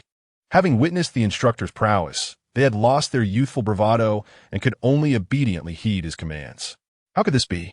Lu Bo observed the male instructor and murmured, "Something is off about him. With his abilities, he need not serve as an instructor at a school. He is undoubtedly a practitioner of internal strength. Yet he executed that feat with remarkable ease. Furthermore, his master is a grandmaster, and he understands that this instructor is also a grandmaster. A grandmaster of such stature would not stoop to teach at a school. What if he is merely bored?" Chen Ping'an chuckled. "Perhaps he wishes to meet a few beautiful women at school?" Suddenly, Chen Ping'an's expression shifted slightly, and he turned to Lu Bo, saying, "Request me a leave. I have matters to attend to." Both the male and female instructors noticed Chen Ping'an leaving the group, exchanging glances of concern, but refrained from voicing their thoughts. After running from the playground, Chen Ping'an suddenly accelerated. I must ensure nothing goes awry. He had sensed that Zhang Wanqing was in danger. After so many uneventful days, Chen Ping'an believed those wishing her harm would not act just yet. He had already called Zhang Wanqing, but no one answered. He could only continuously calculate her location in his mind, though this consumed a vast amount of his spiritual energy. At that moment, he could not afford to worry about such matters. Zhang Wanqing must not come to harm. This was Chen Ping'an's bottom line. They had a betrothal, and should anything happen to her, Chen Ping'an could not fathom the terrifying consequences. He had been striving to prolong his own life. but could all become mere empty talk. Founder Chen Ping'an's face turned pale, yet he pushed his speed to its utmost. Calculating Zhang Wanqing's position had drained his spirit significantly, indicating that someone was concealing her whereabouts, but their cultivation was insufficient to obscure it entirely. Otherwise, the cost to him would have been far greater. Many pedestrians along the way felt a sudden gust of wind pass by, catching only a faint glimpse of shadow. With the cultivation of a peak foundation establishment practitioner, Chen Ping'an's speed had already surpassed the limits of the human body. Should he form a golden core, he would be able to fly with a sword, coming and going at will. Meanwhile, in the outskirts of Jiangzhou, Zhang Wanqing had been summoned to shoot a scene. When she arrived with her assistant, she found that the crew had yet to arrive, and the set was still unprepared. Upon calling the director, she learned that filming was scheduled for 5 in the afternoon, not at this time. Just then, a group of individuals surged from the shadows, but fortunately, she had brought bodyguards. However, there were simply too many of them. Several bodyguards were overwhelmed in the sea of people, and Zhang Wanqing and her assistant found themselves surrounded by a group of ill-intentioned individuals. Star, you are indeed even more beautiful in person than on television. The man at the forefront leered at Zhang Wanqing, licking his lips with a profoundly repugnant expression. Realizing she had been set up, Zhang Wanqing glared at them, stating, "You are committing a crime. If I go missing or come to harm, none of you will escape the consequences." This was her only means of threatening them. Seeking a glimmer of hope, the man laughed heartily. "As long as we can have your body, I'd be willing to die. Star, you had best comply with us, or you may face dire consequences." Zhang Wanqing took a few steps back, sensing that these individuals were not right, as if they were under some form of control. "My fiancé is a Taoist. He will find me, and he will kill you all. I advise you to leave quickly." Only the thought of the young Taoist crossed her mind, hoping he could sense the danger she faced. "What a joke. This is the outskirts. Do you think someone will come to save you?" The man leered wickedly at Zhang Wanqing's beautiful legs. "Today, no one can save you. You are doomed." Chapter 36. The madwoman Zhang Wanqing recoiled in fear from the man's gaze, just as a hand wrapped around her. Startled, she was about to struggle. "It's me." The gentle voice of the young Taoist almost brought Zhang Wanqing to tears, but she held back. Chen Ping'an had finally arrived, and upon confirming Zhang Wanqing was unharmed, he breathed a sigh of relief. Fortunately, their betrothal allowed him to sense the danger she was in. Seeing a youth in military training attire suddenly appear, the leading man's eyes flickered with a dark aura. "Where did this brat come from, daring to ruin my good fortune?" Chen Ping'an looked at the man with disdain and impatiently stated, "What an abomination!" The man seemed displeased with this remark, letting out a furious roar and charging forward. Chen Ping'an entrusted Zhang Wanqing to her assistant, instructing, "Take good care of her." Then, with a swift motion, he positioned himself before the man. Seizing his throat without uttering a word, he shouted back at the approaching crowd, "Get lost." This resembled the lion's roar of Buddhist teachings, resonating far and wide. Everyone felt as if they were swept away by a great wind. The ground was littered with unconscious bodies, and the vile entities possessing them were sent into a state of panic by Chen Ping'an's voice. With a simple grasp, he brought the man to the ground. But in his hand, a shadow appeared. Another cloaked spirit. "Let go of me." The spirit writhed frantically in Chen Ping'an's grip, but how could it escape? Chen Ping'an frowned slightly, sensing a different aura from this spirit. This was not the same entity that had tried to kill Zhang Wanqing previously. "Speak. Who sent you?" Chen Ping'an tightened his grip, nearly causing the spirit to dissipate. I'll tell you. The spirit hastily replied, "My master is Bai Lian. She sent me to kill Zhang Wanqing."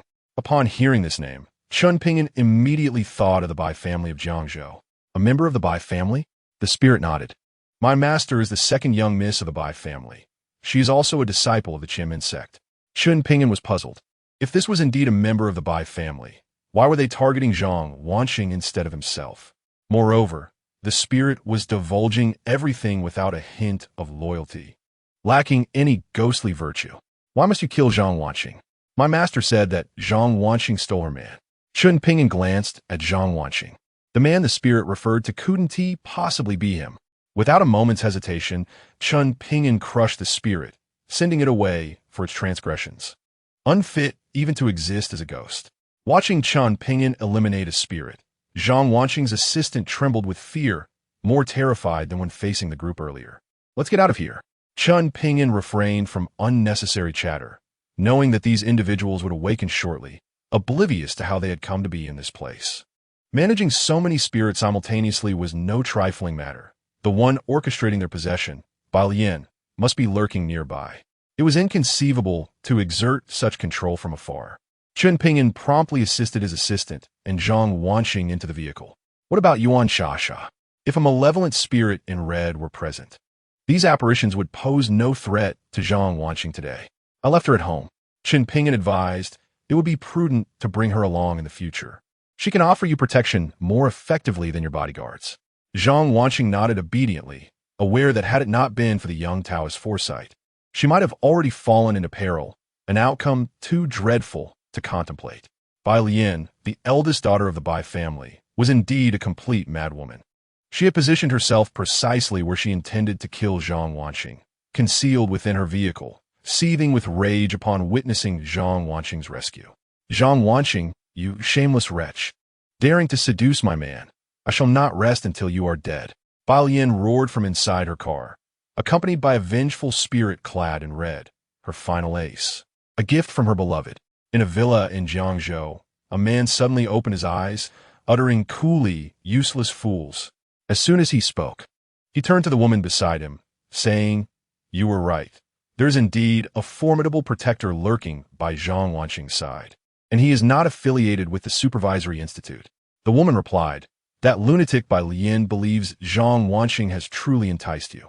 Once she is exposed, we will remain undetected." Qin Xiao nodded in satisfaction. This woman beside him was a strategist and held some value. It was imperative to ascertain who was safeguarding Zhang Wanqing. If she survived, it might very well mean our demise. Qin Xiao shook his head, haunted by a troubling thought. The woman chuckled, "Do not fret, Qin Xiao. Bai Lian's failure is inconsequential.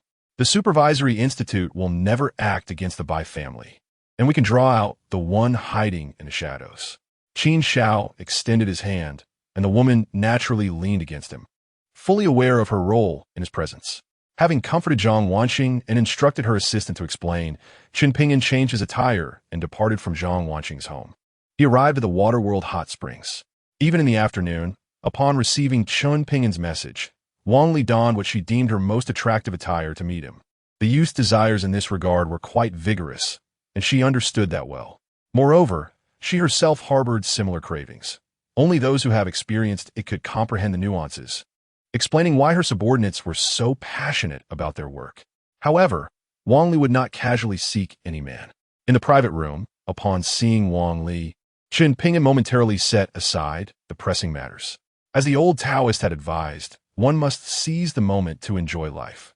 An hour later, with his arm around the woman beside him, Chen Ping'an softly inquired, "Do you know Bai Lian?" Previously, Wang Li had mentioned that there were 2 junior disciples in Jiangzhou. Wang Li responded, "Indeed, she is my junior sister." She was puzzled as to why he would suddenly inquire about this particular junior sister, feeling a pang of anxiety. Could it be that he had taken an interest in Bai Lian? "What is your relationship like?" Chen Ping'an asked, frowning. "Bang Li Siga. She hails from a Bai family in Jiangzhou and looks down upon me as her senior sister. We do not interfere in each other's affairs." Chen Ping'an's brow furrowed further. "Do you know who the man she favors is?" From the mouth of a spirit clad in black. He had learned that Bai Lian sought to eliminate Zhang Wanqing because she believed Zhang Wanqing had stolen her man. Yet, Zhang Wanqing had only her fiancé. It was impossible for her to have another man. Thus, it could only be that the man Bai Lian liked was the true threat to Zhang Wanqing. Such a fortuitous coincidence piqued Chen Ping'an's curiosity, prompting him to calculate. Although he could not discern the man's identity, he vaguely inferred that the man Bai Lian favored was indeed the one intent on killing Zhang Wanqing. Hence, Bai Lian was merely a pawn in a greater scheme. The man was using Bai Lian to eliminate Zhang Wanqing while attempting to mislead others. What a delusion! Chapter 37. The disappeared 11 years, Wang Li was unaware of the identity of the man Bai Lian favored. Within the myriad of sects, even among fellow disciples, communication was scant, and it was not uncommon for them to remain unacquainted. Moreover, her relationship with these 2 junior sisters was not particularly close. After another intimate exchange of dual cultivation with Wang Li, Chen Ping'an finally departed from the Waterworld Hot Springs. Another day of indulgence. Without clarifying the identity of the man lurking in the shadows, Zhang Wanxing might encounter danger at any moment. The opponent, adept at summoning spirits, undoubtedly possessed fierce entities like the red-draped ghost. He could not always predict outcomes with such precision. A single miscalculation could lead to Zhang Wanxing's true demise. Bai Lian. Just as Chen Ping'an intended to seek out Bai Lian, Jiang Chun from the Supervisory Institute appeared beside him. Mr. Chun, I have just received news that Bai Lian is dead. Was it a matter of silencing her? Just as he was about to find Bai Lian, she had been killed. But something felt amiss. The man behind this would not so readily dispose of a scapegoat. Do you know who was responsible for her death? The Supervisory Institute seemed to have a knack for knowing his whereabouts, though he pondered whether they indulged in any peculiar spying habits. Jiang Chen replied, Bai Yang from the Bai family. Here is his dossier, which I believe you'll find useful. Jiang Chen appeared to have been prepared, handing over a document to Chen Ping'an before vanishing into the crowd. Opening the dossier, Chen Ping'an casually glanced through it. Possessing an extraordinary memory, he could retain every detail after just one look. Bai Yang, the third young master of the Bai family, aged 26. The document chronicled the illustrious achievements of this young master. A martial arts prodigy who had cultivated internal energy by the age of 13 and was stealthily sent away by the Bai family at 15, disappearing for 11 years. According to the information collected by the Supervisory Institute, it was suspected that Bai Yang had spent these years honing his skills within a reclusive family. It was inferred that his martial prowess was at least at the master level, yet little else was known. However, Bai Yang was categorized as a dangerous individual by the Supervisory Institute. What did the Supervisory Institute intend by providing this dossier? Did they expect him to test Bai Yang's martial arts capability?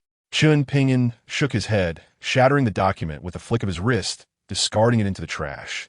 The one who killed Bai Lian was the third young master of the Bai family, certainly not the man Bai Lian adored. 11 years of disappearance. Was this the archetype of a tale where a skilled individual returns? Even the Supervisory Institute could not uncover Bai Yang's whereabouts. In Longhua, there were few places the Supervisory Institute dared not venture. The Kunlun Mountain Taoist Temple was certainly among them. Now that Bai Lian had been slain, what was to be done? The youth, brimming with vitality. In the Bai family's old residence, a young man clad in white stood tall against the wind. He stood there, and those around him dared not approach. Indeed, Bai Yang gazed at the elderly man he had once called Grandpa Huang in his youth, now understanding that this elder had lived long enough. Old Huang, will you truly depart? Bai Ji's current status was largely attributable to Huang Yan's contributions. If a master like Huang Yan were to leave, the loss to the Bai family would be significant. Huang Yan smiled gently. You have achieved your goals. With you in the Bai family, it is sufficient for self-preservation. I have lived in seclusion for many years and wish to venture out. There is no need to persuade me further. I have already discussed this with your grandfather. After speaking, he turned to leave, and Huang Yan gazed at the young man's retreating figure, inwardly lamenting. The Bai family had produced a genius, yet he remained merely a genius. There was no chance against those within the Taoist temple. In another courtyard, Bai Xinyu awaited Bai Yang's return. Upon seeing his nephew enter, he smiled. So, did old Huang decide to stay? Bai Yang shook his head. His mind is set. He cannot be retained. In Bai Xinyu's eyes, a fleeting glimmer of murderous intent flickered.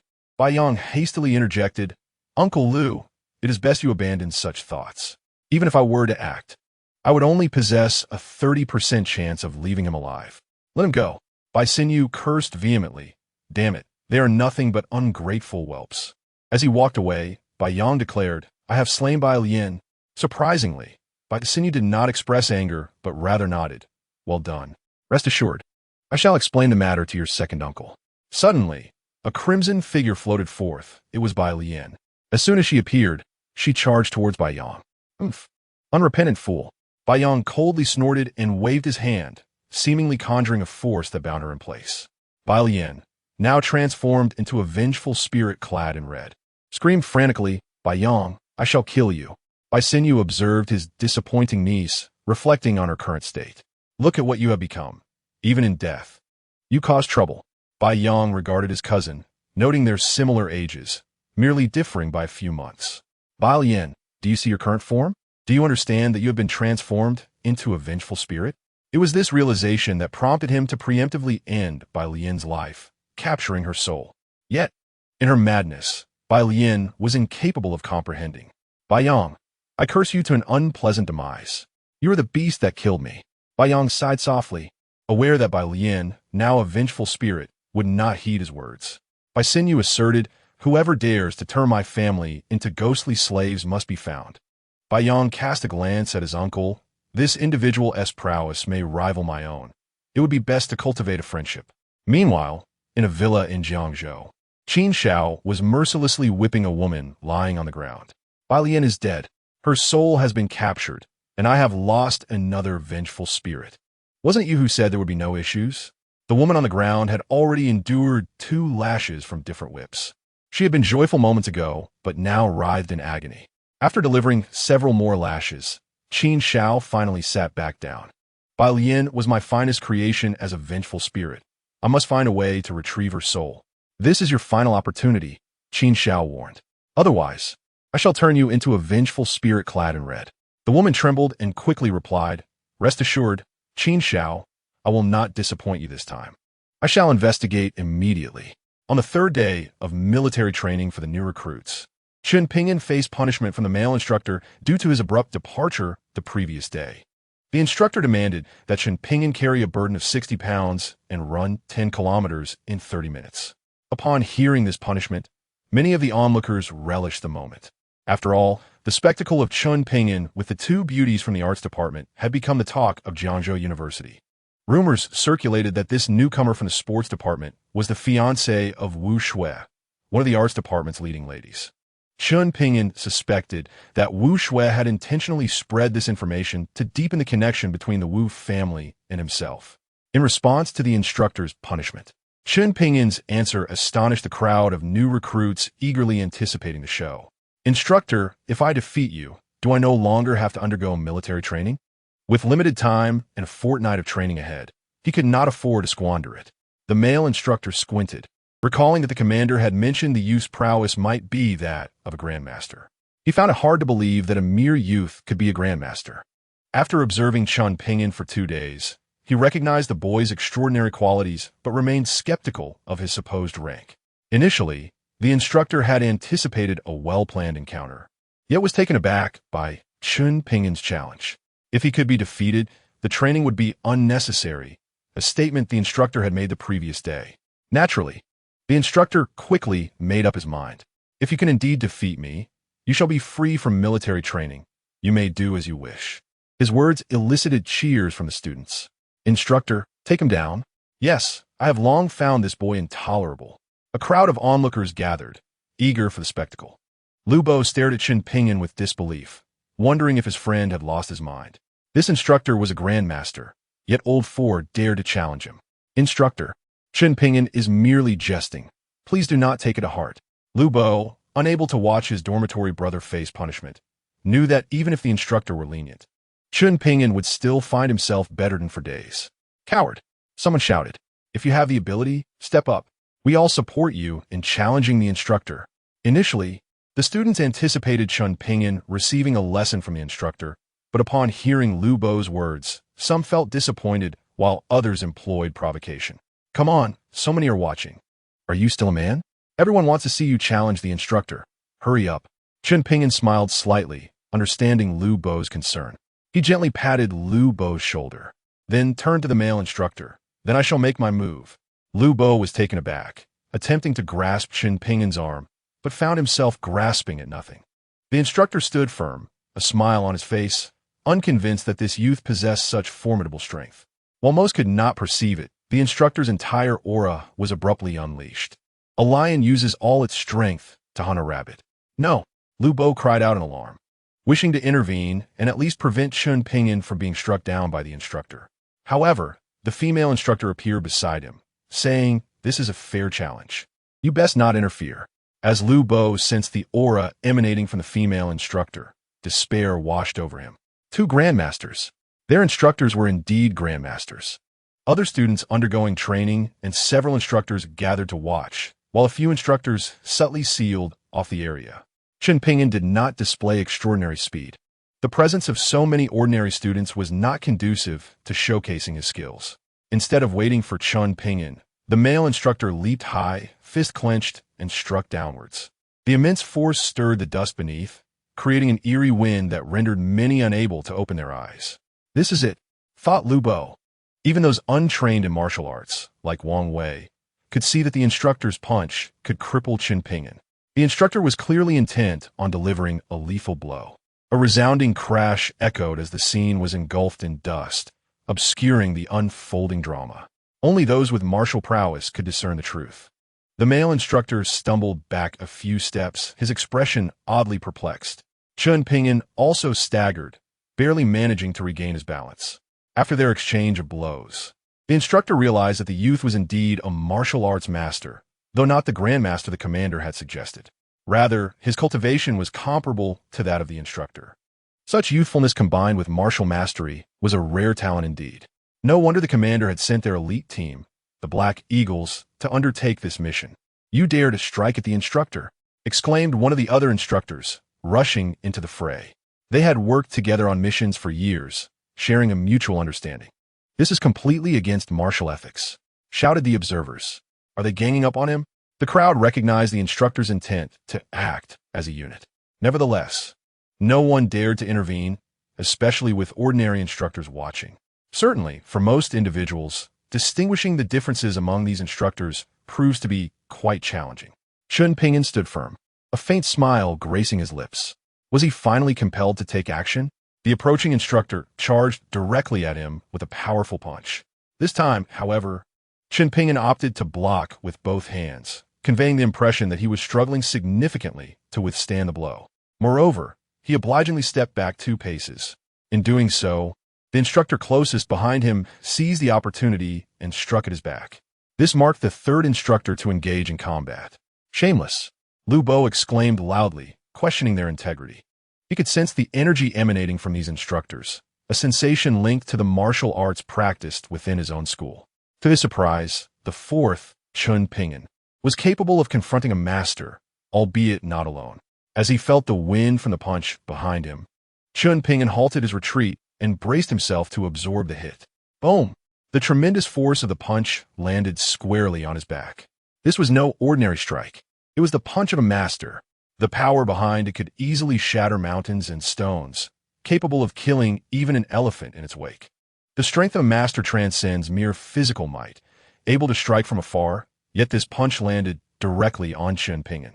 Seizing the moment, the front instructor threw a punch aimed at Chen Ping'an's dantian, intent on crippling his martial abilities.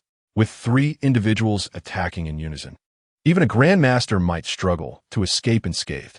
Observers could only see Chen Ping'an take a hit, unable to comprehend the true magnitude of the force behind it. He stumbled forward, appearing as though he was willingly offering himself to the onslaught. The attacking instructor donned a wicked grin, finding the task alarmingly easy, suggesting that the intelligence provided by the general was erroneous. Chapter 39, 1 against 6. All crippled as Chen Ping'an was about to be overwhelmed by the shameless assault of the 3 instructors. Some spectators felt exhilarated, anticipating his defeat, while others were curious to see if the young man possessed any hidden strengths. Additionally, some expressed their concern aloud, calling for him to halt. But at this juncture, it was too late. The fist before Chen Ping'an had already struck his dantian. A powerful surge of energy threatened to obliterate it entirely. The instructors smiled, believing their mission was accomplished, enabling them to retreat with success, for the general had promised each of them a bounty of 10 million. How dull! Just as they presumed the youth had been rendered powerless and would be taken to the general, for simple words from Chen Ping'an dramatically altered their expressions. He had reached out and seized a punch aimed at him. Crack! The sound of crushed knuckles rang out, followed by the instructor being hurled backward, his body flying several meters before crashing to the ground, unable to rise. Before another instructor could react, Chen Ping'an had already balled his fist and delivered a punch toward him as well. Bang! There was no obstruction. The punch connected directly with the instructor's body, who remained standing, seemingly unaffected. To the onlookers, Chen Ping'an's punch appeared weak, akin to a child's play. At that moment, he slowly turned to face the instructor behind him, revealing a set of pristine white teeth, his smile reminiscent of a sunlit youth. The instructor, previously ambushing him, acted without thought and attacked again, as soldiers do not retreat. Even the female instructor standing beside Lu Bo rushed forward, acutely aware that this was their optimal moment to strike together. Two more instructors charged from either side. They were not merely 3 or 4, they were 6. Even if Chen Ping'an kicked one and punched another, four would still remain.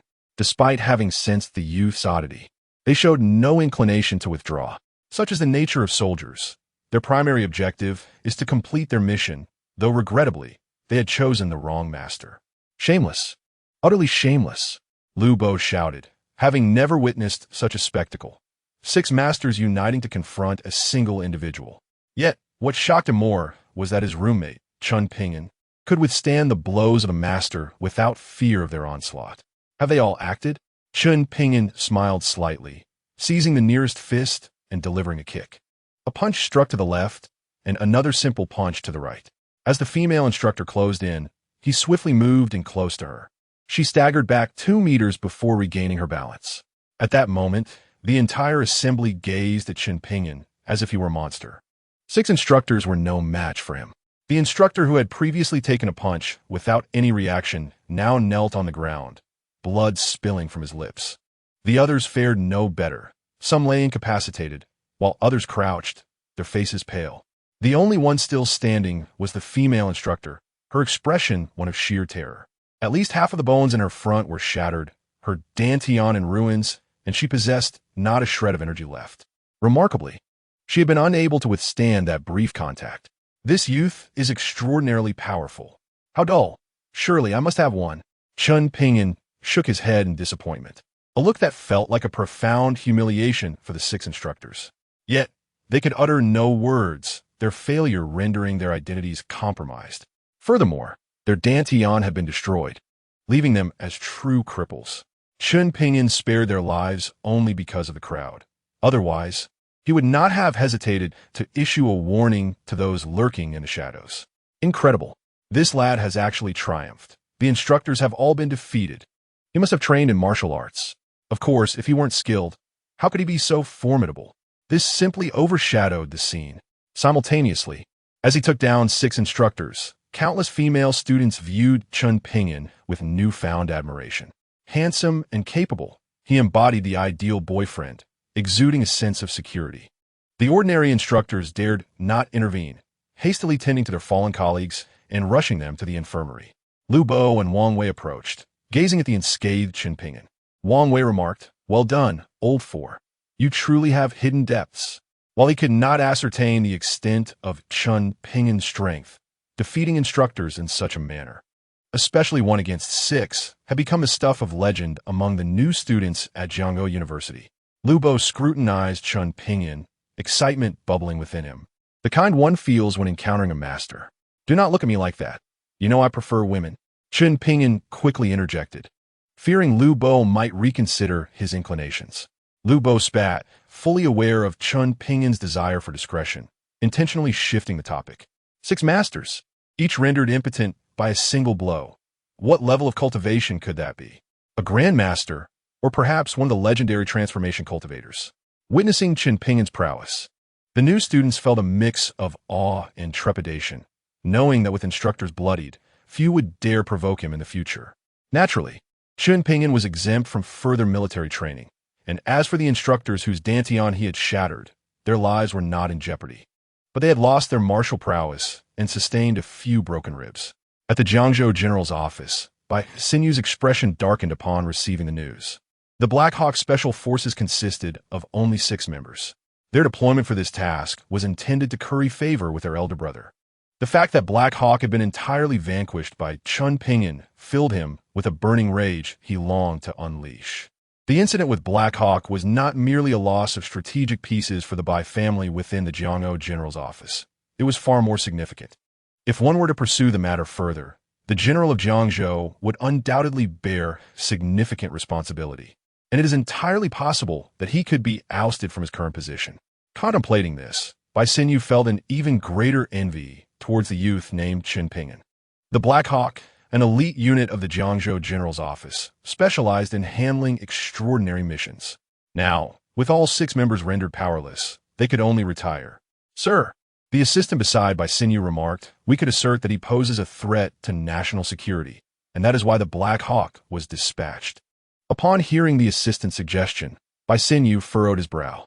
Chen Ping'an had the backing of Wu Jigang, the governor of Jiangzhou. Should he take such action, it would irrevocably sever ties with Wu Jigang. Considering his own predicament, Bai Sinew cast aside such concerns and instructed, quickly report to the Ministry of War, claiming that Chen Ping'an's origins are dubious, and his cultivation suggests a potential threat to Jiangzhou's safety, requesting higher authorities to intervene. The general's office falls under the purview of the Ministry of War, which holds a unique status within the Dragon Kingdom, commanding millions of troops and possessing an independent military structure. Since even an elite special operations team like the Black Hawk failed to eliminate Chen Ping'an, it would be prudent to let the war gods from the ministry take action. Each war god is a formidable warrior, having emerged from countless battles and bloodshed, each a powerful figure in their own right. Given the elders' influence within the central authority, as long as they can establish a crime for Chen Ping'an, the ministry would handle matters smoothly. Chapter 40. My dear, we are destined so. You're indeed no ordinary person. After managing to escape the clutches of a horde of envious senior female students during military training, Chen Ping'an unexpectedly encountered his fiancée, disguised as Wang Shasha. Nan Gongsha gazed at the boy before her and finally understood why he had once said that if she intervened, she would surely be the one to perish. The Black Hawk Special Operations Team of the Jiangzhou General's Office had been entirely incapacitated, all 6 masters rendered powerless. Nan Gongsha could discern the strength of those instructors and was well aware of their identities. Do you like her? Ugh. Chen Ping'an instantly regretted uttering those words. Wang Shasha smiled enigmatically, scrutinizing him with a serious expression, revealing her true feelings. You are truly a scoundrel. 2 of our art department's most beautiful students are vying for your affection, yet you remain unsatisfied? Or perhaps you have ulterior motives for coming to Jiangzhou University. She had already utilized the resources of the Wang family to investigate Chen Ping'an's personal information.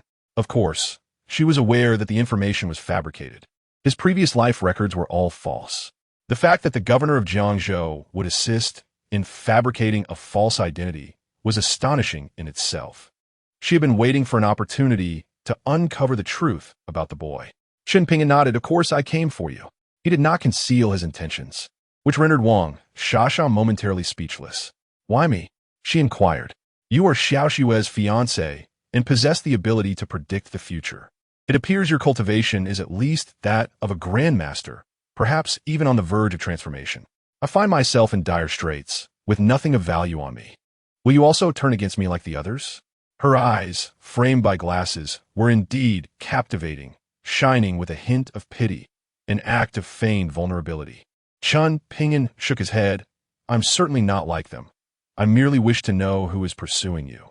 Naturally, if you are willing to divulge that information, I would be inclined to grant you a request. As a disciple of the Tao, one values fair exchange, for such cause and effect would be less profound. I thought you knew. Wang Shasha genuinely assumed that Chen Ping'an was aware, considering he had previously mentioned her being hunted. Let's find a place to sit, she suggested, not wanting to draw attention. Though not a campus beauty, she was a striking figure in the art department, and with her status as a young lady of the Wang family, she was hardly less notable. As the 2 walked through Jiangzhou University, many gazes were cast upon them, and the news spread swiftly. Chen Ping'an, burdened with debts, was unconcerned. After all, his time at Jiangzhou University would be brief, with less than 6 months remaining. He faced a choice, death or the chance to extend his life.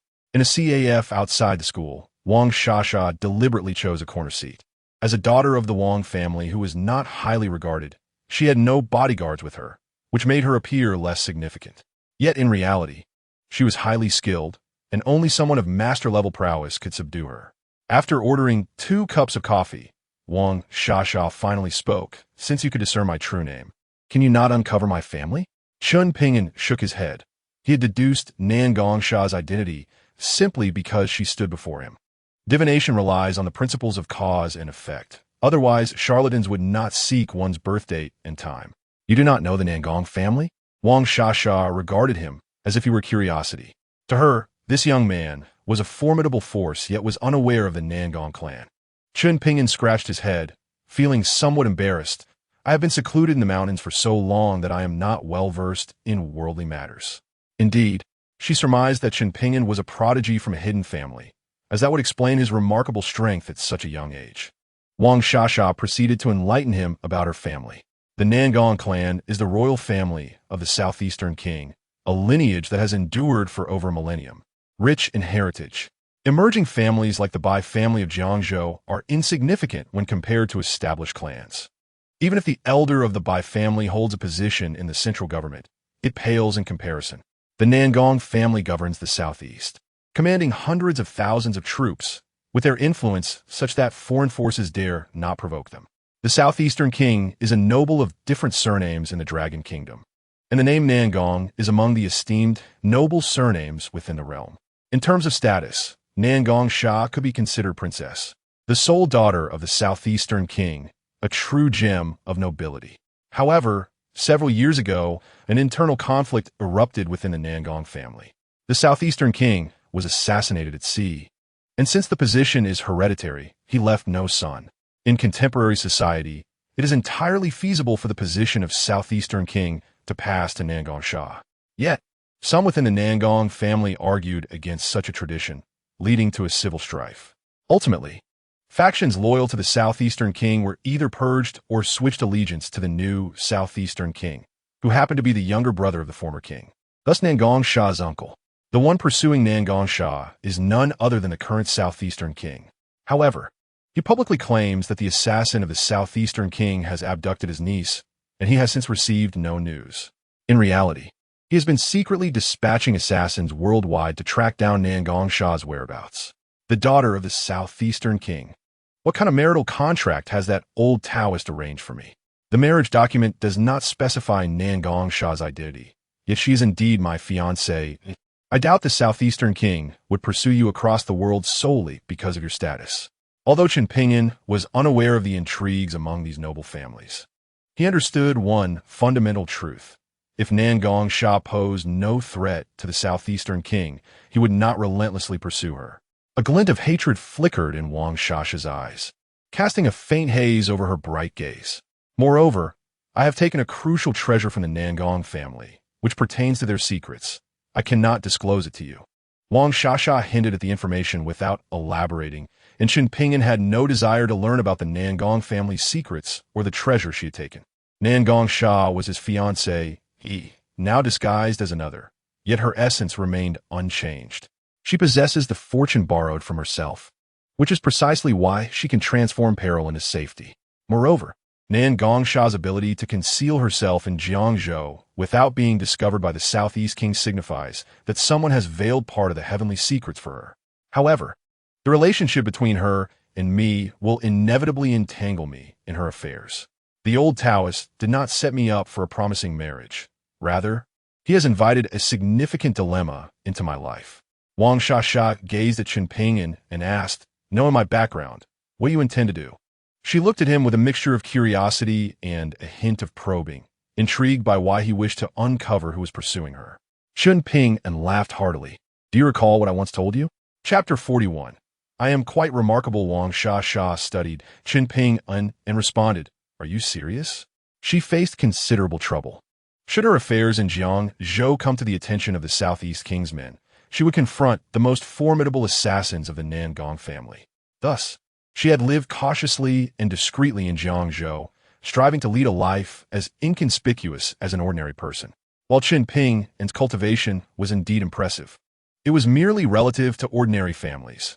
Among the esteemed Nangong clan, there were numerous formidable cultivators, even those of the transformation stage. The Nangong family, which has guarded the southeastern seas for a millennium, boasts several war god titles. Otherwise, how could the Southeast King, an alien noble, have gained such status? Chen Ping'an stated, I have mentioned that this is a transaction. You may propose a request. With death looming over him, the Nangong family was inconsequential. Its destruction held no fear for him. What he sought was the slightest opportunity to prolong his life. A fleeting glimpse of the heavenly secrets that he dared not pry into, but could faintly sense. Ever since he encountered his third fiancée, Nangong Sha, he had sensed a stirring in his Jin Dan tribulation. If he could successfully cultivate the Dan and overcome the tribulation, he would undoubtedly break free from the half-year lifespan constraint and enjoy a normal life henceforth. Impossible.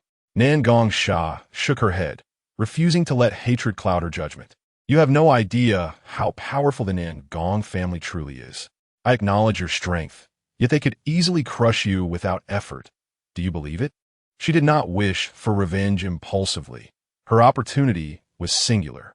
Even in her plight, she required to conceal her identity, yet there were those secretly aiding her. Otherwise, she could not have hidden in Jiangzhou for years under the guise of a lady from the Wang family. Chen Ping'an thought to himself, this girl is underestimating me, isn't she? Should I showcase my strength? He mused, actually, I am slightly more formidable than you perceive. Wang Sha, upon hearing his words, chuckled. I have investigated your background. You must belong to a hidden family, right? Those hidden families rarely emerge. In Longhua, there are proxy families, and the Wu family should be your family's proxy, correct? If you wish to assist me, would your family consent? She harbored doubts that Chen Ping'an could represent his family's interests, especially since even hidden families would hesitate to offend the Nan Gong clan. While the Nan Gong family was not a hidden clan, some hidden families were not as powerful as the Nan Gong lineage. Underestimating me again, Chen Ping'an declared, I stand alone, yet I can genuinely assist you in destroying the Nan Gong family. Wang Sha laughed. Eradicating the Nan Gong family? Is that not a jest? Let alone that you are but one person. Even a family would hesitate to utter such words. The so-called hidden families were merely hiding in the mountains, deterred by a single word from the old Taoist. After descending from the mountains, though just one person, he represented the Taoist temple on Kunlun Mountain. The Nan Gong family, even if he were merely at the peak of foundational cultivation, will be nothing more than ants that could be crushed with a single hand. Enough. My affairs are not your concern. Wang Sha had almost ascertained Chen Ping'an's origins, and thus would not fully trust his words. She sensed no malice from him. Otherwise, revealing her identity could lead to her utter ruin. You are Xiao Shui's fiancé. What you just said, I can pretend not to know, Wang Sha asserted. Regardless of whether you truly come from me, my destiny has always been mine to command. My future lies in my own hands, and as for you, did you not say I can make a request? My request is simple. Let us maintain a respectful distance. You may pursue your endeavors, and I would prefer you not meddle in my affairs. Truly a strong-willed woman, surpassing both Zhang Wanxing and Wu Shui in that regard. She rose, finishing her coffee. Oh, one last piece of advice. Be wary of Xiong Cc. She is not as fragile as she appears. With that, she gracefully exited the CAF. Observing her retreating figure, Chen Ping'an pondered. This woman, indeed the daughter of the Southeast King, was not easily trusting. Despite her seeming openness, she had only shared matters pertinent to her identity. He understood her true name and that her current appearance was a facade, and she had merely revealed her identity to him. Chen Ping'an was certain that this woman had many secrets kept from him, and not everything she said was the truth. Lightly tapping the CAF table, Chen Ping'an closed his eyes, seemingly sensing something, as his complexion visibly paled. Cough. He quickly halted his calculations. If this continued, he would surely incur further injury. It was still unwise to calculate. It was his lack of cultivation that hindered him. If he were like the old Taoist, at the nascent soul level, with a mere thought, he would know all. The Nan Gong family?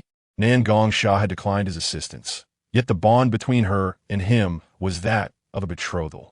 As long as the marriage contract remained, he could not sever ties with her. Had he inadvertently been drawn into a vast conspiracy? He could not even predict the consequences this matter would bring him. Only someone with the profound cultivation of the old Taoist could shield himself from certain heavenly secrets. Initially, he wished to investigate whether there was a connection between those pursuing Ningong Sha and those who sought to kill Zhang Wanxing. Yet, the situation was indeed becoming increasingly complex. Nevertheless, it was becoming more intriguing. As he stood up, Chen Ping'an's demeanor shifted slightly, for someone was approaching him. Upon seeing a young man clad in a white suit, Chen Ping'an resumed his seat. He had seen Bai Yang's photograph in the materials. He did not expect this third young master of the Bai family to arrive so soon. The young man politely inquired, "May I sit here?" Chen Ping'an remained silent. However, the young man took a seat, indicating his modesty, albeit in a limited manner. "Chen Ping'an, I must thank you for killing Bai Fan. In that case, You are half a benefactor to me. Chen Ping'an regarded this individual, who was adept at pretense, and thought of the one who had returned after 11 years of training. Was he prepared to climb the ladder by standing on other shoulders? Speak plainly. Do not waste my time. Chen Ping'an thought, if this lad bore any murderous intent, he would have struck him down immediately. Bai Yong bore no anger. Instead, he smiled broadly. Let's collaborate. You know, there are those in my Bai family who would relish carving you into 1,000 pieces. Yet for me, your existence is advantageous, so we can work together. I can guarantee you full disclosure of all Bai family plans. Chen Ping'an regarded this fellow as if he were a fool. Was there truly anyone who would offer such a connection? If that is how you wish to frame it, then our ties have indeed deepened. He gazed at the young man clad in white, as if preparing for a funeral. Bai Yong, brimming with confidence, remarked, I know your identity. You must be a descendant of a hidden family, right? Your cultivation should be at the threshold of Huajing. Today, you have incapacitated my sixth uncle's subordinate, He Ying, who has already reported to the Ministry of War. If a formidable warrior intervenes, your demise is inevitable. Thus, your only chance for survival lies in collaborating with me. Chapter 42. They want you to kill me. Chen Ping'an has come to the realization that the members of the Bai family must all be referred to as Bai Qi. Who instilled such confidence in him? Very well. Chen Ping'an chuckled. I am willing to cooperate with you, but first, I have a condition. Bai uncle Li Smirk inwardly. His father and sixth uncle were utterly inept, unable to handle this young man. If he took matters into his own hands, it would be resolved in an instant. Very well, what do you desire? Bai Yong was unafraid of Chen Ping'an's conditions. The Bai family possessed the strength to meet all his demands. I want your soul. Chen Ping'an maintained a smile as he regarded Bai Yong. You. A flicker of surprise crossed Bai Yang's face. How could he know about the soul within him? A mere martial artist should not have the awareness of the Bai Lian soul he carried. Could it be that this young man was not only a scion of a hidden family, but also a disciple of the Taoist sect? What, since we were to collaborate, should you not show sincerity? Are you unwilling to part with even a soul? As Chen Ping'an observed Bai Yong, his gaze gradually turned frigid. The soul he possessed belonged to the cold lotus. Despite his disdain for his cousin Bai Lian, she was still a member of the Bai family. You may propose other conditions. Women, money, mansions, anything is acceptable. If he were to give Bai Lian's soul to Chen Ping'an, his second uncle would never forgive him. While hidden families typically allow their disciples to train independently, they seldom interfere. He was also aware that hidden families had strict regulations. Chen Ping'an would not dare to expose his identity recklessly. This was precisely why he required a false identity, and these hidden families often opted for surrogate families to represent them. Some disciples even cultivate their own forces. It seems you lack sincerity. Chen Ping'an shook his head. He stood up, not granting Bai Yong a moment to ponder, and began to walk out of the CAF. Bai Yong did not impede him. He would not part with Bai Lian's soul. Their initial meeting did not end in hostility, but rather fizzled without resolution. Chen Ping'an did not resort to force. If he truly desired it, Bai Yong could not retain it. Upon exiting the CAF, a voice filled with excitement rang out. Chen Ping'an, I finally found you. A girl, slightly breathless, had a charming rise and fall with each breath, captivating to behold. Chen Ping'an could not help but glance at her again.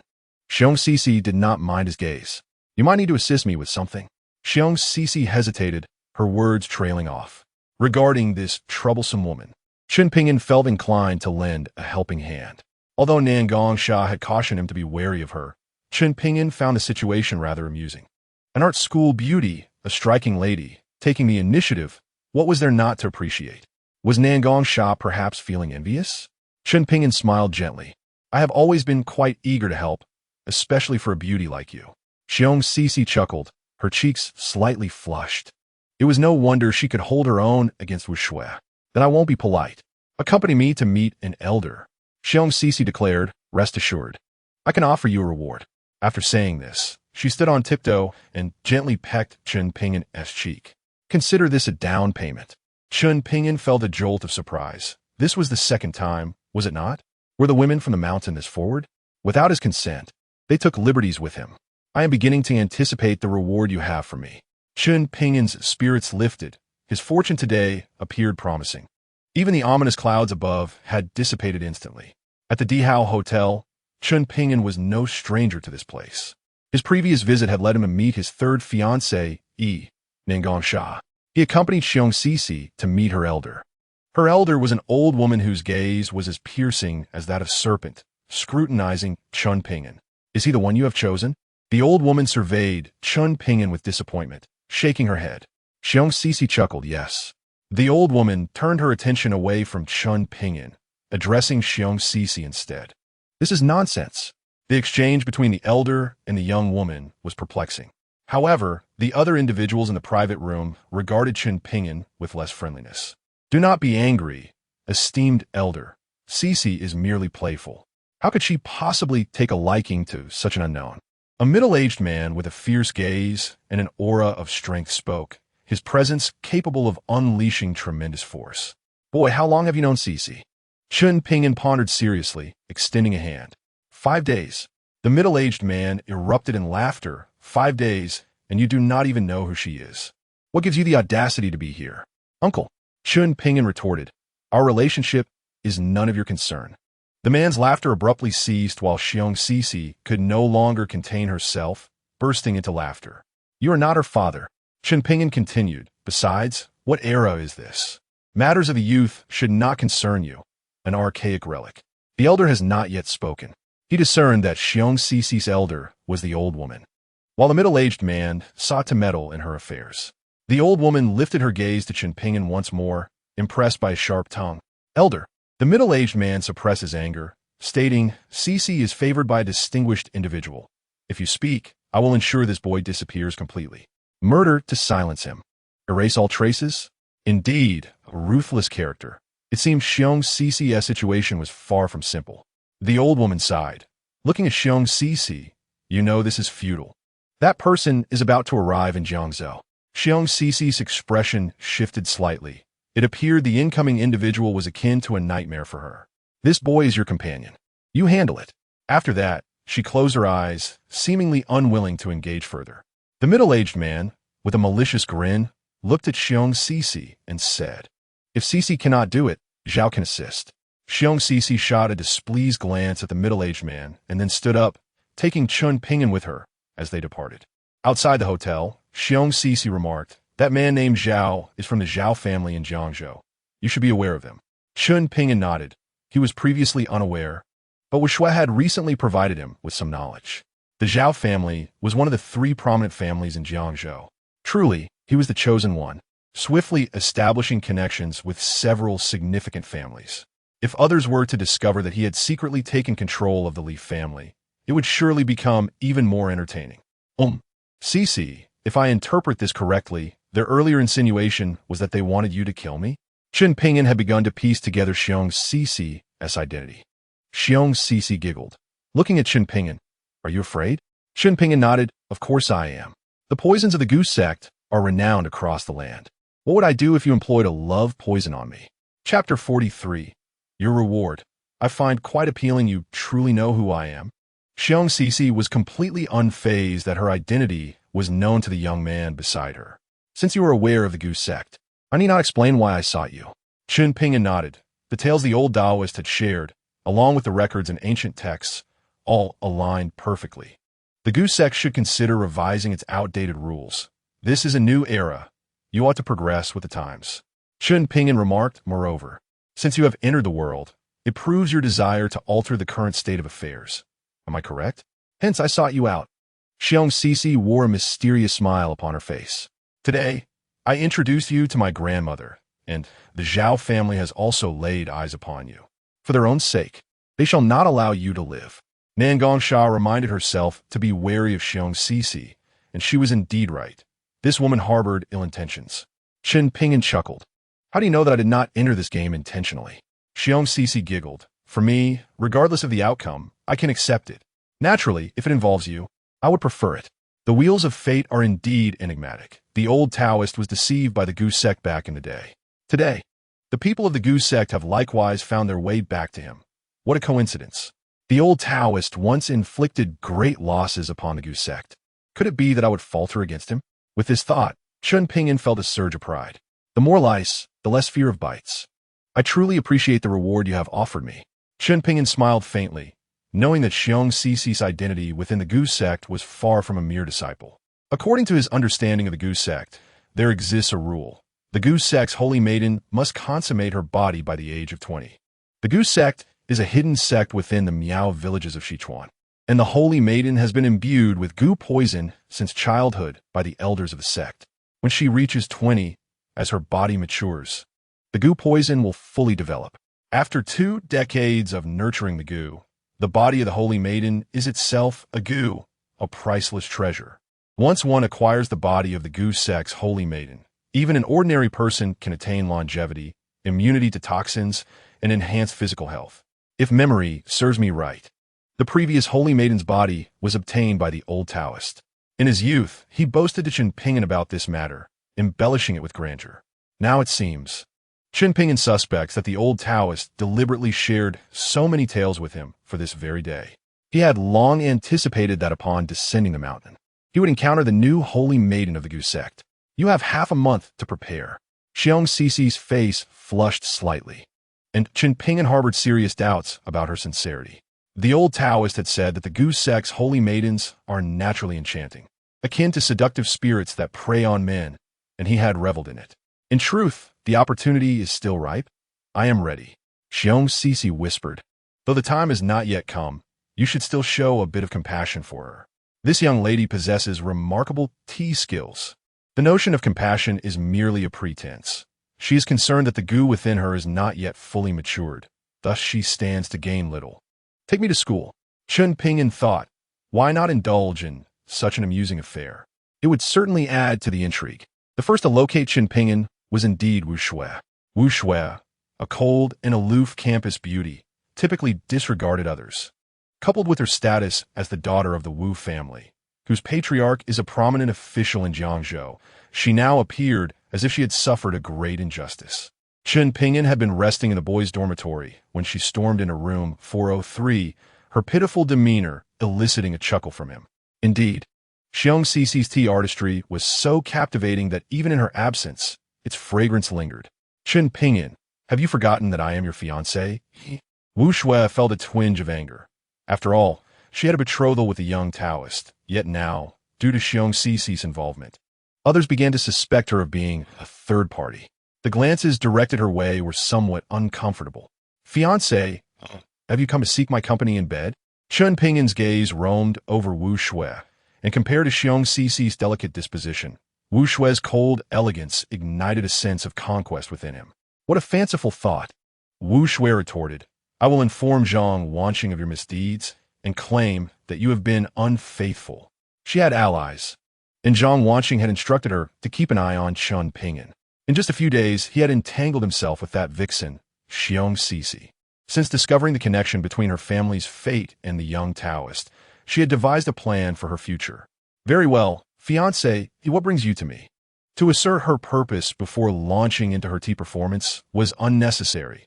Was this learned from Xiong Cici, or was it an innate talent among women?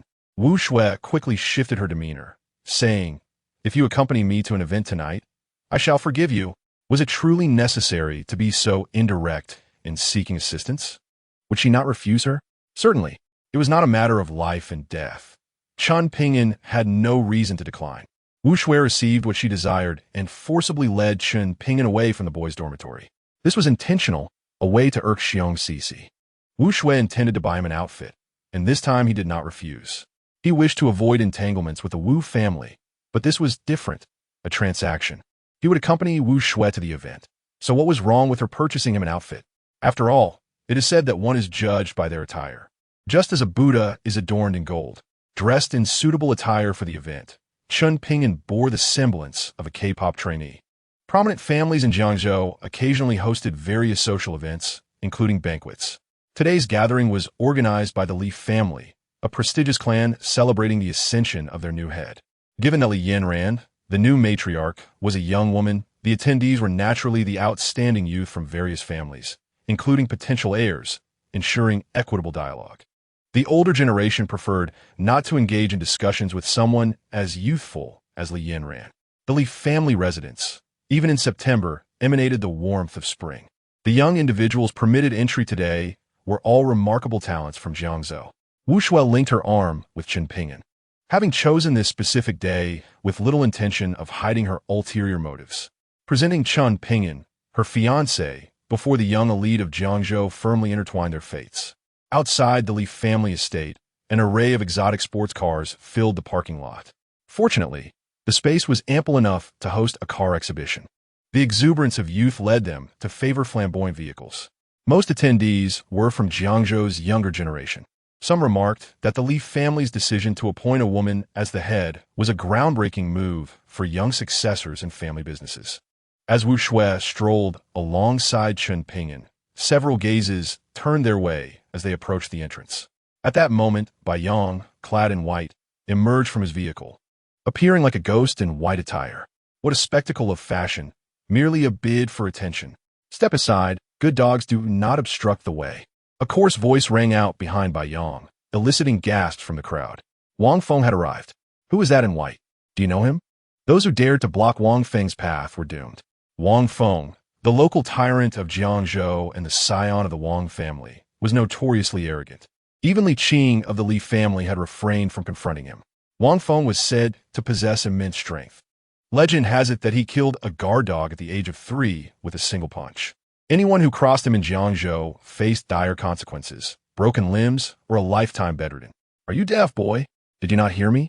Wang Feng's voice echoed once more. It had been quite some time since he encountered someone who disregarded his words.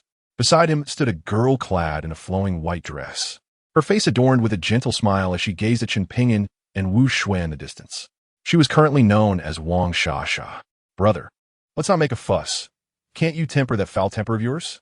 Wang Shasha's tender voice elicited a chuckle from Wang Feng, who nodded in agreement. Then I shall heed my sister's advice. This lad is fortunate. Bai Yang, the third young master of the Bai family, who had returned after 11 years of training, merely smiled lightly. His gaze swept over Wang Shasha, astonished by her beauty. At first glance, she was indeed a striking beauty, but upon closer inspection, her captivating aura and exquisite figure were undeniable. Lad, do not gawk. A fairy like my sister is far beyond your reach. Wang Feng's pride was evident, revealing his doting nature towards his sister. Bai Yang shook his head slightly. While the Wang family girl was indeed beautiful, his current target was Li Yanran, the woman who had seized control of the Li family's power. We meet again. Bai Yang greeted Chen Ping'an with a slight smile, glancing at Wu Shui. If your reliance is upon her, then your judgment is not entirely lacking. He spoke to Chen Ping'an as if oblivious to the surrounding onlookers, who perceived the young man in white as belittling Wu Shui. Chen Ping'an smiled faintly, recognizing that this pretentious individual remained unchanged in his hubris. Damn it. The key is he is rather good-looking, almost rivaling my own charm. Wu Shui did not know Bai Yang, but someone who could speak so casually with Chen Ping'an was undoubtedly remarkable. Even Wang Feng and Wang Shasha were intrigued, pondering the identity of this young man in white. Similarly, none of the attendees recognized Chen Ping'an, the young lady of the Wu family, the most beautiful in Jiangzhou, accompanied by her male companion. Who are these men in white? Wang Feng's personality prevented him from concealing his curiosity, and he voiced what everyone was thinking. At that moment, only someone as bold as Wang Feng would dare to utter such words. Shasha, keep an eye on your brother. Wu Shui, who had a good rapport with Wang Shasha, was also acquainted with Wang Wei, albeit briefly. Wang Shasha, with an apologetic expression, promptly introduced, Brother, this is Chen Ping'an, Wu Shui's fiancé, and also my fellow alumnus from Jiangzhou University. With this introduction, she effectively confirmed Chen Ping'an's status as Wu Shui's fiancé.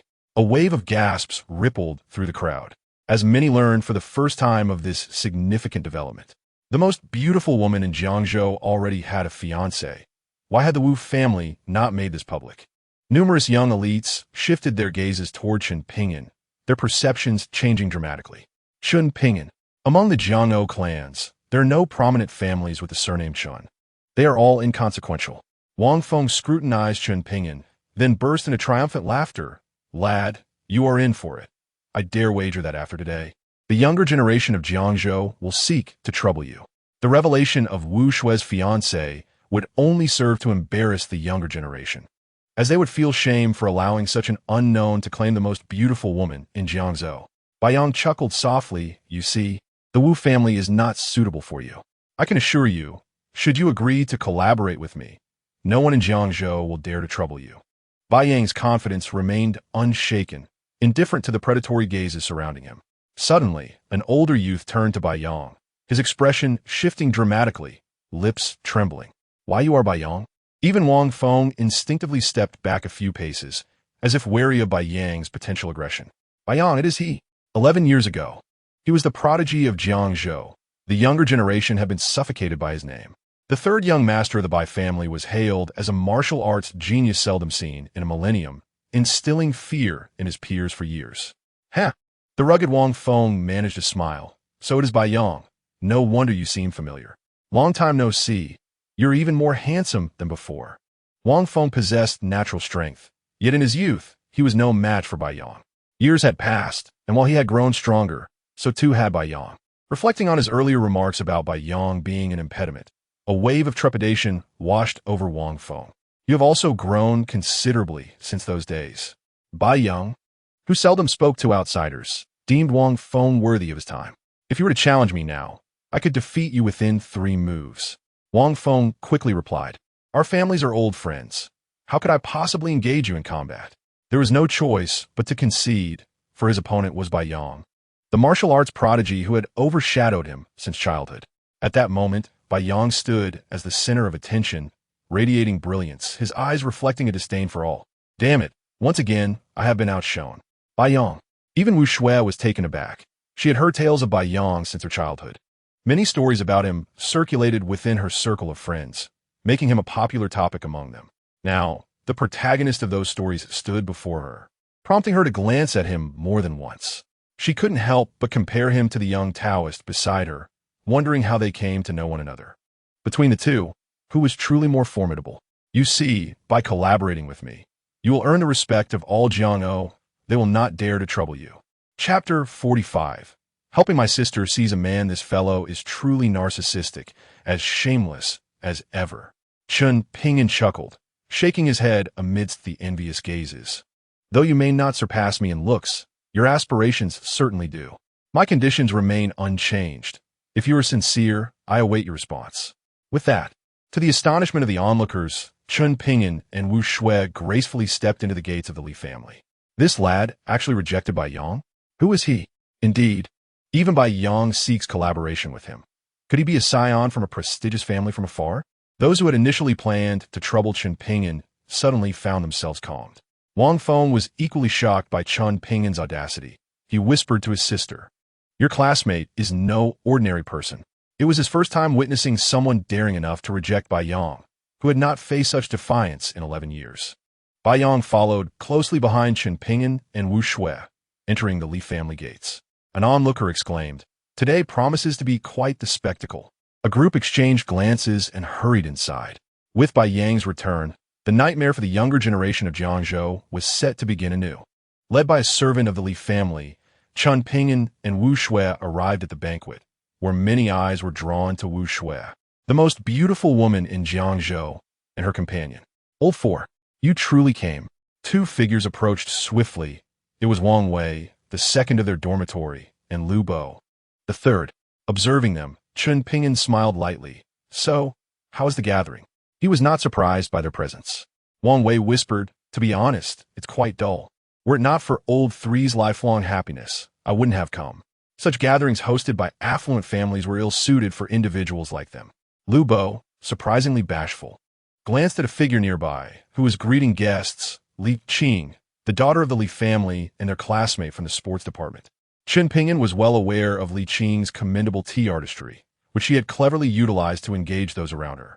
Wu Shui did not intrude upon Chen Ping'an's conversation with his companions. Instead, she sought out acquaintances like Wang Sha.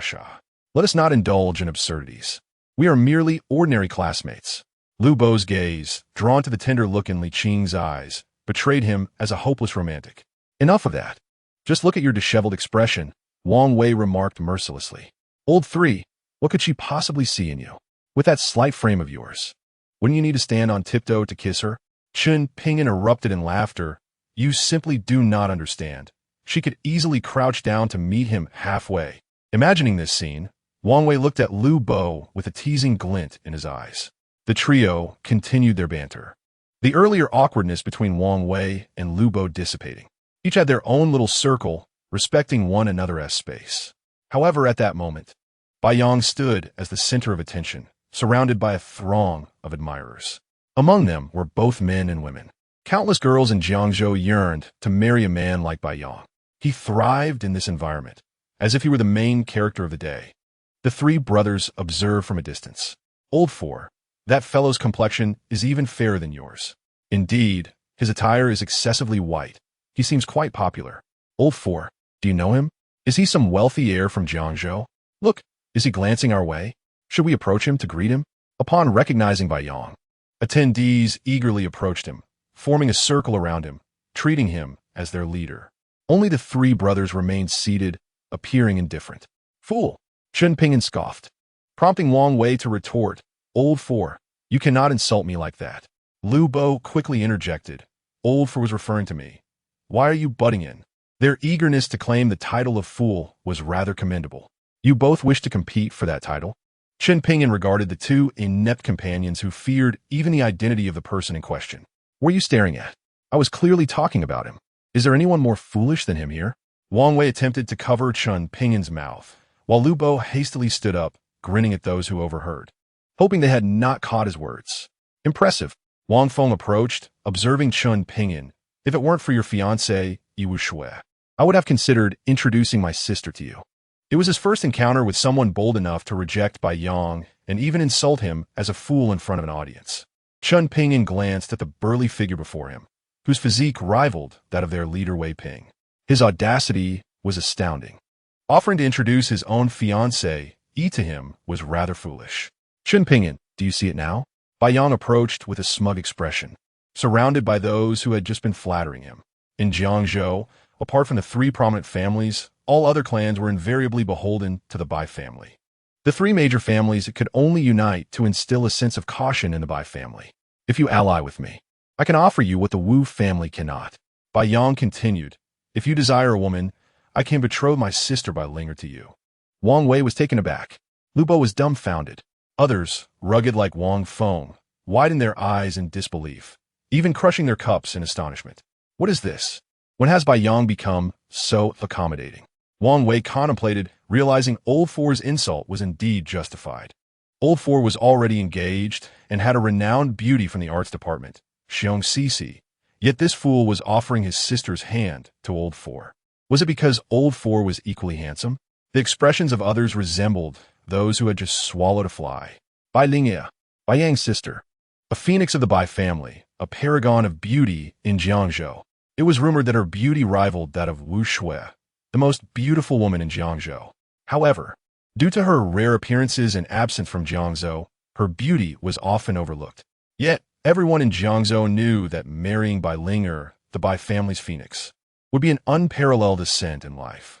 Bai Yang had proposed his sister to this unknown youth to win him over. Who was he? All eyes converged upon Chen Ping'an.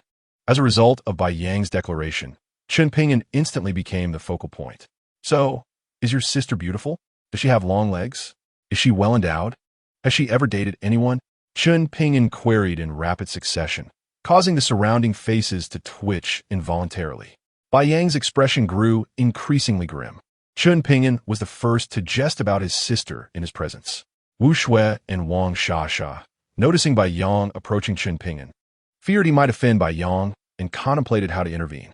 However, upon hearing Bai Yang's intent to betroth his sister to Chen Ping'an, Wu Shui felt a surge of anxiety.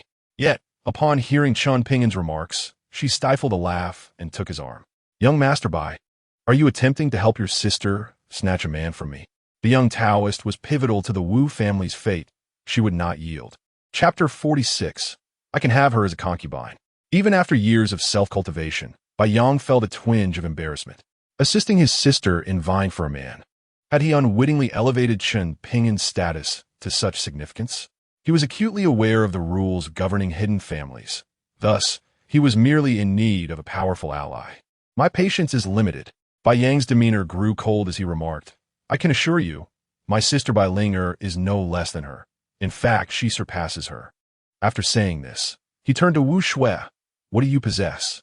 Aside from your looks, How long do you believe your Wu family's position in Jiangzhou will endure? His words sparked interest among many. If the Wu family lost their standing in Jiangzhou, it would be a considerable prize. Those present, influenced by their elders, were somewhat aware of the political climate in Jiangzhou. The Bai family was a top-tier clan, both now and likely in the future. You wish to compete for a man with my sister? You think you're worthy? Wu Shui's complexion paled slightly.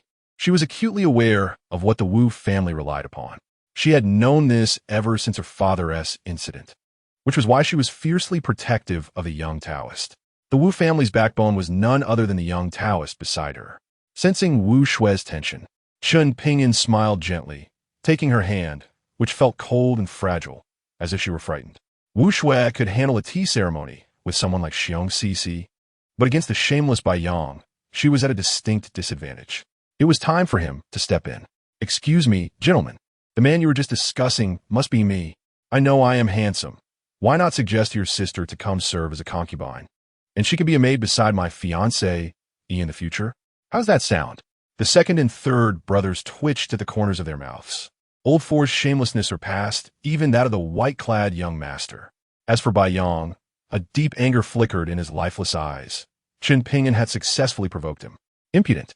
Without Bai Yang needing to speak, someone naturally stepped forward. The Bai family's young lady was akin to a celestial being.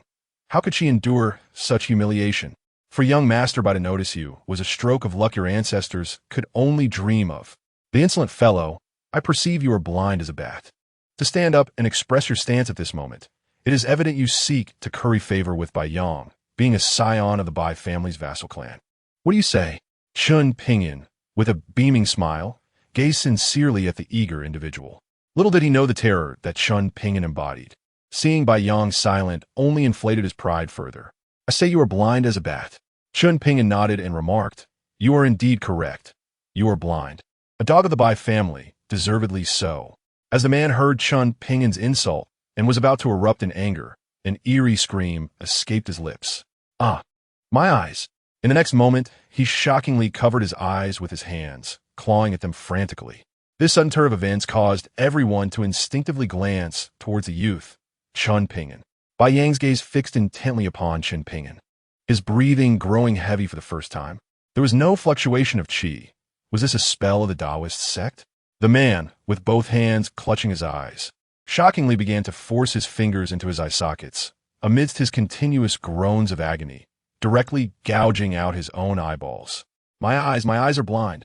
Blood covered his hands and face, and the two eyeballs lay gruesomely in his palms, splattering onto the ground. His appearance now was horrifying, causing those nearby to instinctively recoil, their faces filled with disgust and terror. You all witnessed it. He gouged out his own eyes. It has nothing to do with me. Chen Ping'an smiled faintly. Addressing Bai Yang, you see, being a dog for your master does not seem to lead to a favorable outcome.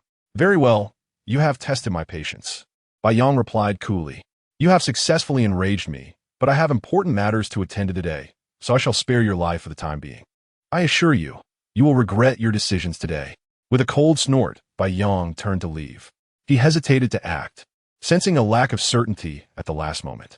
That fool, tell your sister that if she is willing to be my little one, I might reluctantly accept. This boy was too peculiar. Even Bai Yang chose to endure for now.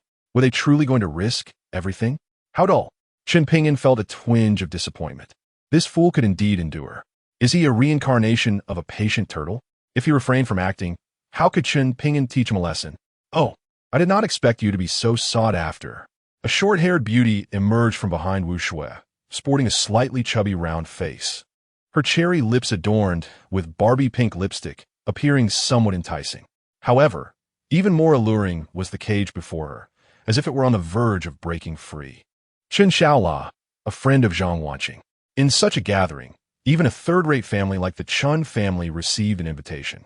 The Chen family she belonged to was among the most renowned in Jiangzhou, with Chen Xiaola's appearance.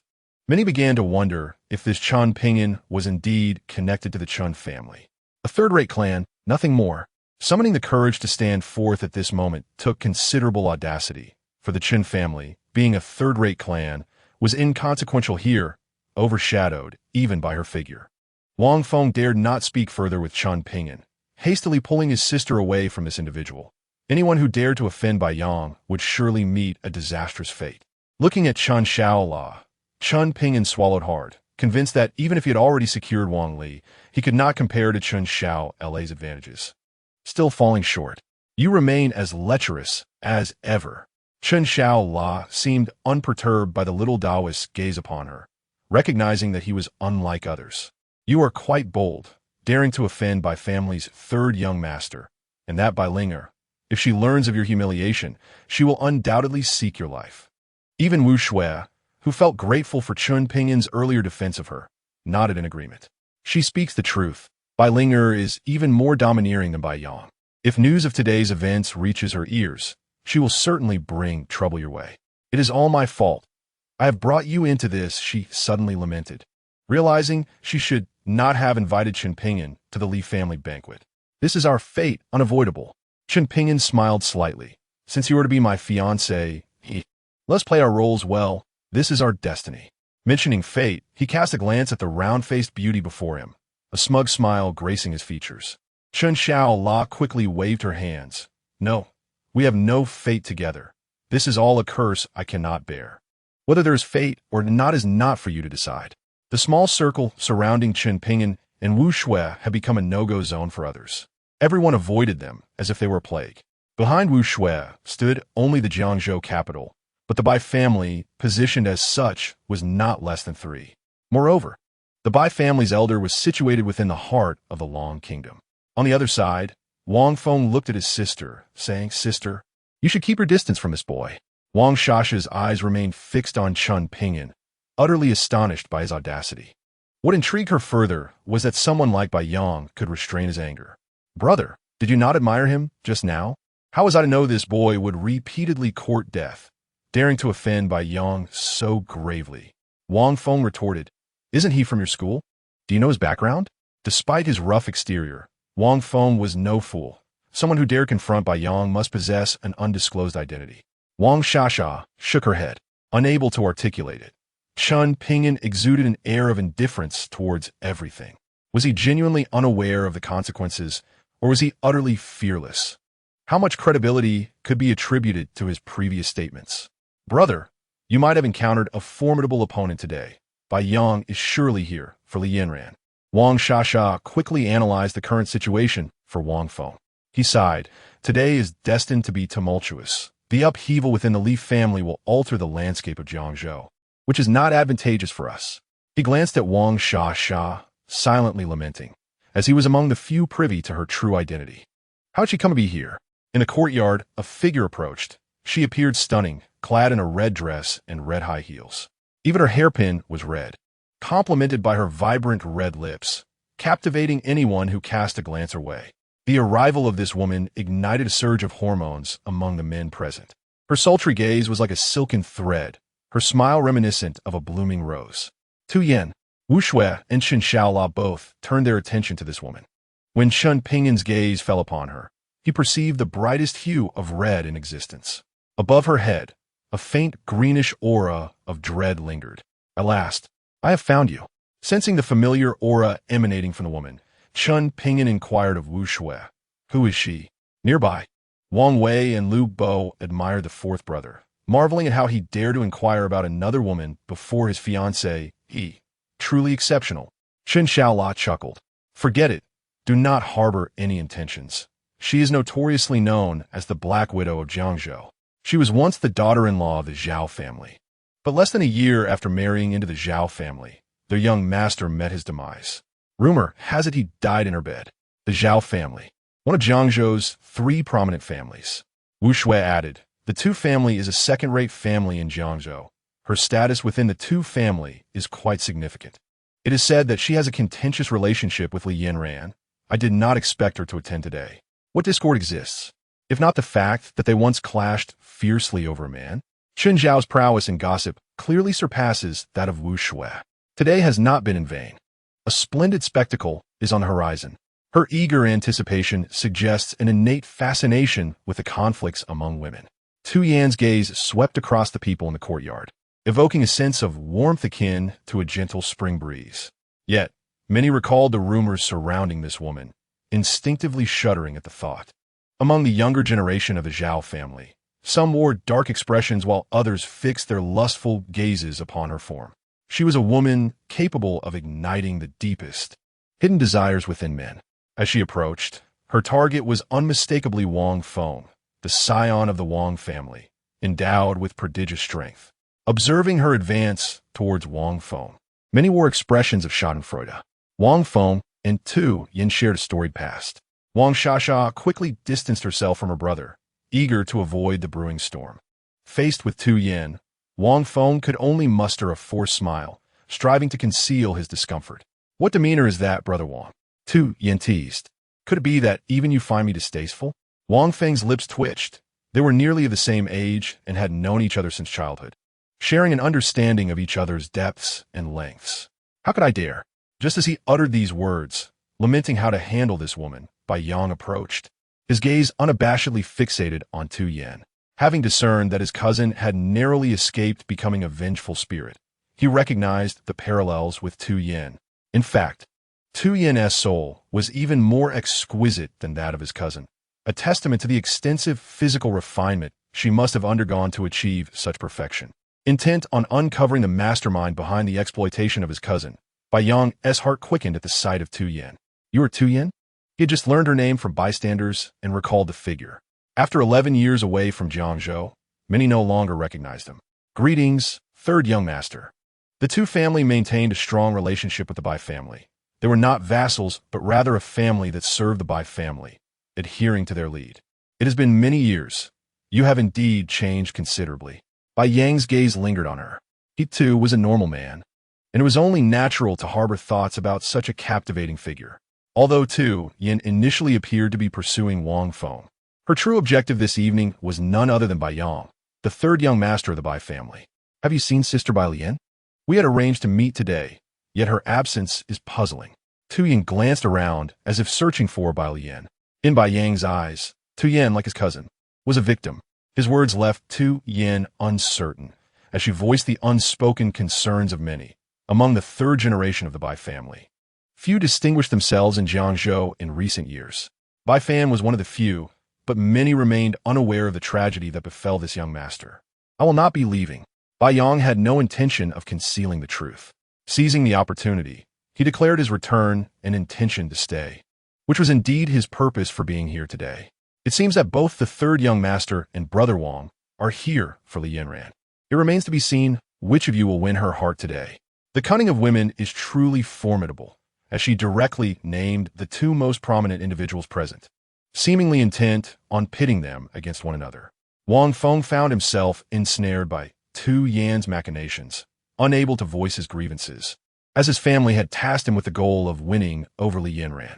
Bai Yang, however, remained indifferent, not regarding Wang Feng as a rival. Chapter 48. Boundless strength. This evening, many others besides Bai Yang and Wang Feng had come for Li Yanran. Her reputation in Jiangzhou was well known, and numerous men present had been rumored to be involved with her. Yet, circumstances had shifted. Li Yanran had ascended to the position of head of the Li family, placing her far above her contemporaries and their forebears in status. To marry her would equate to securing the support of the entire Li family. Even becoming a son-in-law to the Li family, residing there as a consort, was a coveted opportunity for many. "What brings you here?" Those brave enough to speak at this juncture were no ordinary individuals. A member of the Zhao family finally stepped forward, and notably it was a woman, her eyes betraying a mix of anger and discontent. "Ah, the former sister-in-law has graced us with her presence," Tu Yin remarked nonchalantly. "What is it?" "I have left the Zhao family. Do you still wish to pry into my private matters?" This woman was the sister of the man Tu Yin had previously wed. Harboring resentment over her brother's demise, thus harboring ill feelings towards Tu Yin, the former sister-in-law. Zhao Dan's expression hardened as she retorted, "You may be shameless, but do not tarnish the Zhao family's reputation." In the presence of Qin Xiao, Tu Yin could act as a compliant dog, for her fate lay in his hands. Yet outside, she remained the young lady of the Tu family, a prominent figure in Jiangzhou, the enigmatic black widow who elicited both admiration and disdain. "Since when did you become the voice of the Zhao family? Has your family sunk so low that they require a woman to uphold their dignity? or have all the men of the Zhao family perished. Her words effectively insulted the Zhao family, yet the younger men among them dared not voice their anger. They had often been victimized by Tu Yin. Despite her seemingly harmless demeanor, she was ruthless when provoked. Tu Yin, Zhao Dan ground her teeth in frustration. Yet she was powerless against this woman. Dare to think that the Zhao family is devoid of strength? Tu Yin, your audacity grows bolder. At that moment, two figures enter the courtyard. The young man at the forefront elicited expressions of amusement from many. Chen Xiao acted as a commentator, revealing the identities of the newcomers. Zhao Lei regarded the inept Zhao family offspring with disdain, remarking, "What a bunch of worthless fools." He approached, his gaze firmly fixed on Tu Yin. "Even if the Zhao family has fallen, we are not to be disrespected by a wretch like you. State your choice. Will you kneel and admit your wrongdoing? Or shall I break your legs, forcing your family head to come and apologize?" Zhao Lei's arrogance drew sharp intakes of breath from those around him. The Zhao family had become the weakest among the three prominent families, with their young generation increasingly unimpressive. Zhao Lei was considered decent. Yet what gave him the audacity to speak thus to Tu Yin? The youth stepped forward, his eyes sparkling as he regarded Tu Yin, and spoke. "Not bad looking. If you are willing, you could serve as my maid." Zhao Lei laughed heartily, saying, "Tu Yin, third young Master Xiong has taken a liking to you. It is a blessing for your Tu family. Why not hurry over and pay your respects?"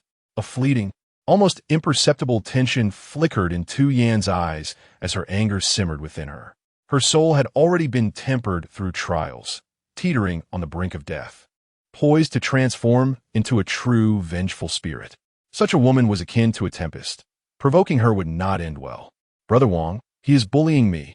Tu Yan's pitiful gaze turned towards Wang Feng, who, faced with her distress, could only step forward and say, "Zhao Lei, Tu Yin may have misspoken, but there is no need to humiliate her in front of so many people."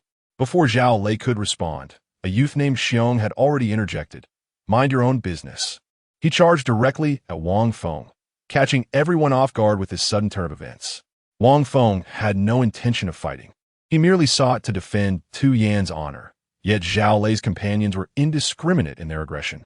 Among those present, Wang Feng harbored a lingering fear of the shadow from his youth, Bai Yang, but he held no such trepidation regarding Zhao Lei.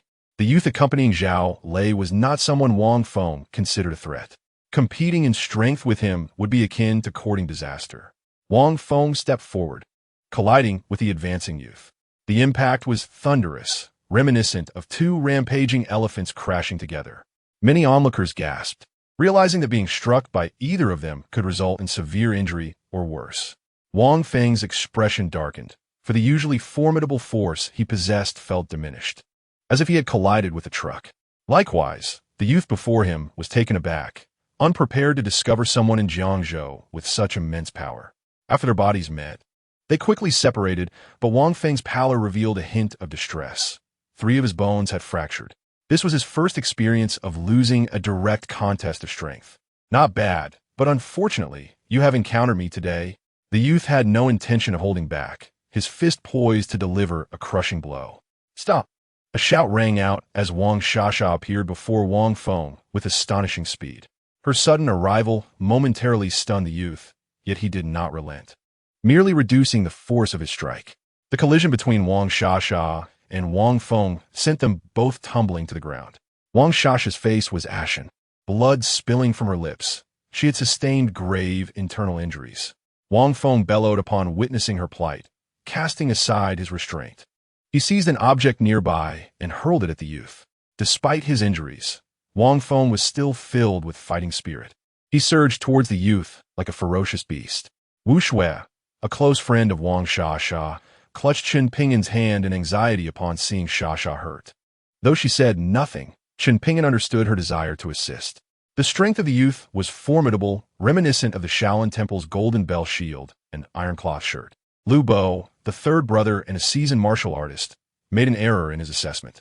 While the youth named Xiong did possess great strength, it was because he was a member of the Gu Min, specifically trained in the art of power, which naturally endowed him with extraordinary might. His surname Xiong also hinted at a possible connection to Xiong Sisi. Jiangzhou was indeed becoming increasingly intriguing. Chapter 49. All eyes on Jiangzhou at this moment. The Li family of Jiangzhou found itself at the center of a tempest. The long-absent third young master by Yang of the Bai family had returned.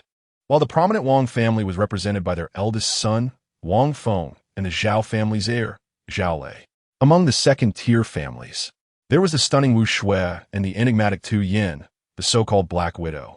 Wu Shui had also brought along a mysterious fiancée, who had audaciously refused the advances of the third young master of the Bai family.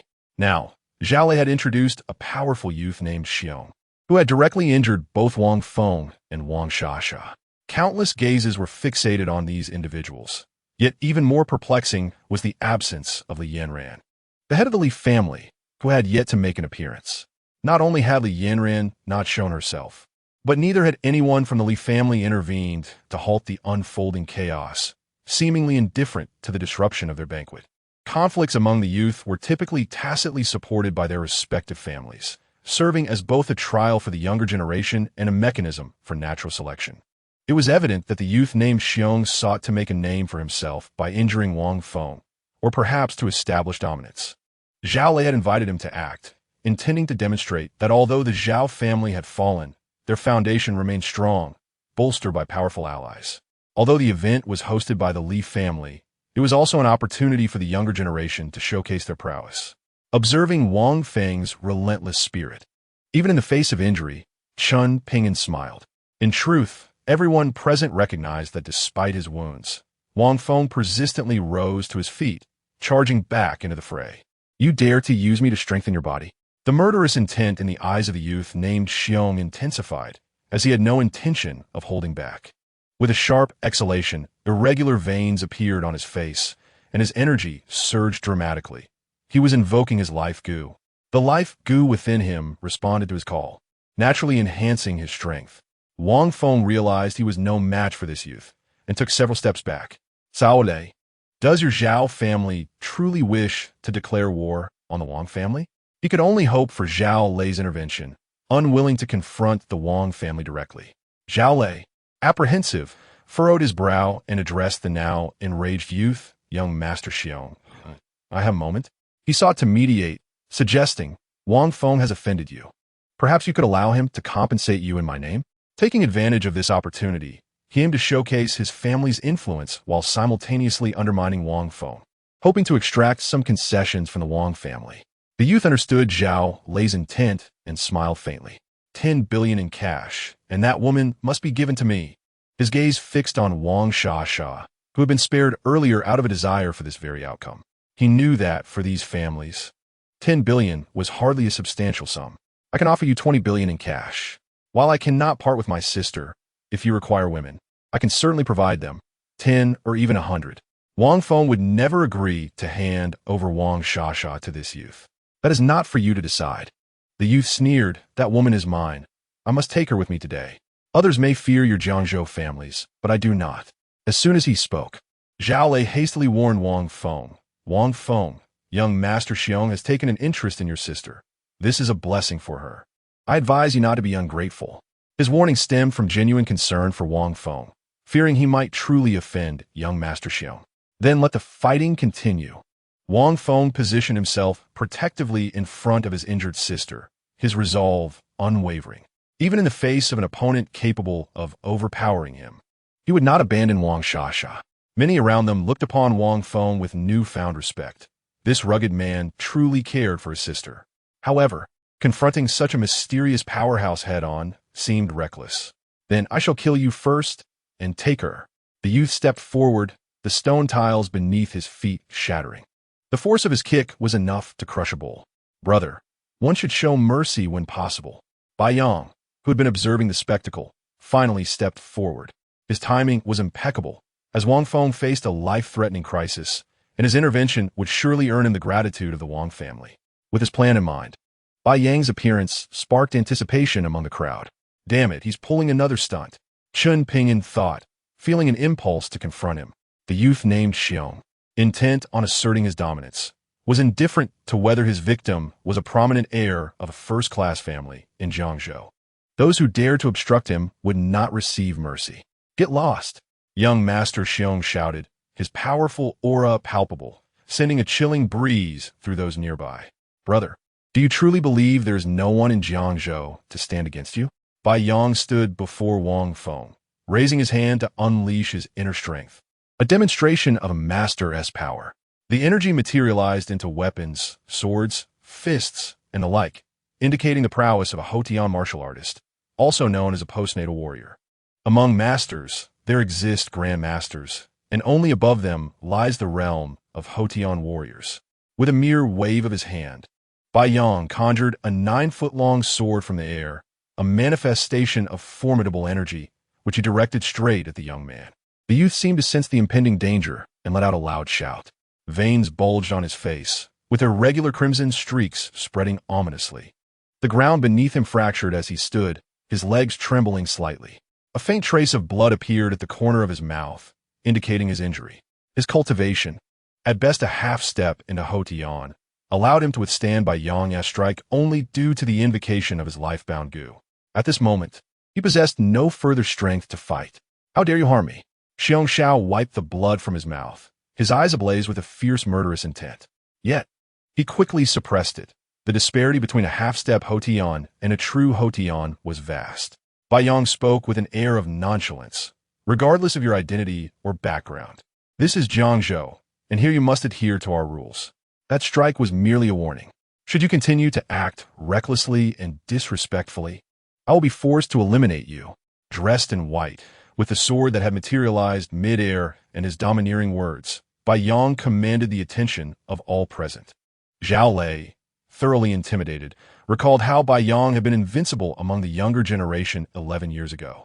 Now, upon his return, he had severely wounded the ostensibly powerful Xiong Xiao with a single strike. The third young master of the Bai family remained the formidable genius he had always been, instilling a sense of helplessness in others. Jiangzhou, I shall remember you, and I shall remember you as well, Xiong Xiao declared before turning to leave, with Zhao Lei hastily following in his wake. The desire to establish his authority had frightened everyone, yet it inadvertently elevated Bai Yang, the third young master of the Bai family, back into the limelight. Bai Xiao is mighty. The younger generation of Jiangzhou should take Bai Xiao as their leader. Bai Xiao is formidable. From now on, I, Lu Dehai, shall be Bai Xiao as subordinate. A throng rushed forward to flatter him, fearing they might miss out on the opportunity to curry favor. Chapter 50. I can savor the sound of applause resonated, a melodious affirmation.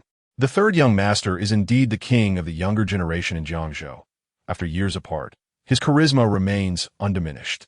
A woman clad in a black outfit approached, her alluring legs accentuated by a short skirt, evoking fervent admiration. She was none other than the day's heroine, Li Yanran, her enchanting smile captivating all, each glance and smirk igniting hearts. In Bai Yang's eyes, only Li Yanran remained. The little girl from years ago had blossomed into a stunning beauty. Sister Yanran. Bai Yang hastened forward, his demeanor unmistakably signaling to everyone that Li Yanran was his. They were a pair destined to be together. At this moment, who would dare to express any discontent? Even Wang Feng, despite his internal reluctance, felt compelled to thank Bai Yang for his gallant intervention. He understood that, despite Bai Yang's intentions, the Wang family must acknowledge this favor. He had lost any chance with Li Yanran. After years apart, Sister Yanran had surprised him immensely. With you in the Li family, a brighter future awaits. Today, I represent the Bai family and wish to ally with you, Sister Yanran. What are your thoughts? Though his intentions were rather lustful, he cloaked them in righteous terms. An alliance, whether in the past or present, often materializes through marriage. Li Yanran's gaze shifted slightly, inadvertently glancing at a figure in the corner. Third young master, let us discuss the alliance later. I'd like to check on the Wang family's younger sister first. She quickly approached Wang Shasha, the injured party, appearing genuinely concerned for the Wang family's sister. However, those perceptive enough understood that her lack of immediate agreement with Bai Yang allowed for myriad possibilities. Wang Feng, nursing several broken bones, stood pale beside his sister. Compared to Wang Shasha, he fared relatively better. Wang Shasha, also pale, had been supported to sit aside, yet she continued to cough up blood. I shall take a look. Someone volunteered. The crowd nodded in agreement, recognizing his capability. However, after merely checking her pulse, He shook his head, stating, "Miss Wang is gravely injured. Her meridians are nearly severed." Though he did not speak directly, his implication was clear. Wang Shasha was beyond saving. Impossible. My sister cannot possibly be in such a condition. The Li family had their own physicians, who, after examination, reached the same conclusion. Wang Shasha was severely injured. The severity of her internal injuries rendered modern medicine ineffective. It could not mend the meridians of a martial artist. Such statements were mere words. Had the Li family possessed such abilities, they would not have stood idly by as events unfolded. In truth, she might not be beyond salvation. Bai Yang interjected, intentionally positioning himself as essential at the last moment. Wang Feng's eyes brightened, and without hesitation, he knelt before Bai Yang, exclaiming, "Bai Xiao, if you can save my sister, I will serve you for life." The young master of the Wang family kneeling to become Bai Yang's servant to save his sister. This act painted him as a hero in the eyes of many women, a man unafraid of formidable foes, willing to protect his sister. Such a man undoubtedly attracted admiration. Bai Yang was pleased with Wang Feng's display, a subtle smile gracing his features. "I can save her, but I can only preserve her life. Her martial prowess cannot be restored." His words rendered Wang Shasha's complexion even paler. The loss of her martial abilities meant she would never have the chance for revenge. Would she be relegated to being merely the Wang family's daughter, destined to marry an ordinary man? For her, such a fate would be harder to bear than death. Yet for Wang Feng, preserving Wang Shasha's life seemed the best outcome. "Very well, Bai Xiao. As long as you save my sister, I, Wang Feng, will keep my word." Bai Yang produced a small vial from his possession and handed it to Wang Feng, instructing, "Administer 1 pill daily, in 3 days. Her condition will stabilize." Wang Feng, disregarding all else, swiftly approached and administered the medicine to Wang Shasha. The bitter taste paled in comparison to the turmoil in her heart. Without lingering at the Li family's residence, Wang Feng departed with his sister. Zhao Lei had already left, having been injured by Bai Yang's sword. And now Wang Feng exited due to his sister's condition. In this gathering at the Li family, who could possibly rival Bai Yang? The third young master of the Bai family?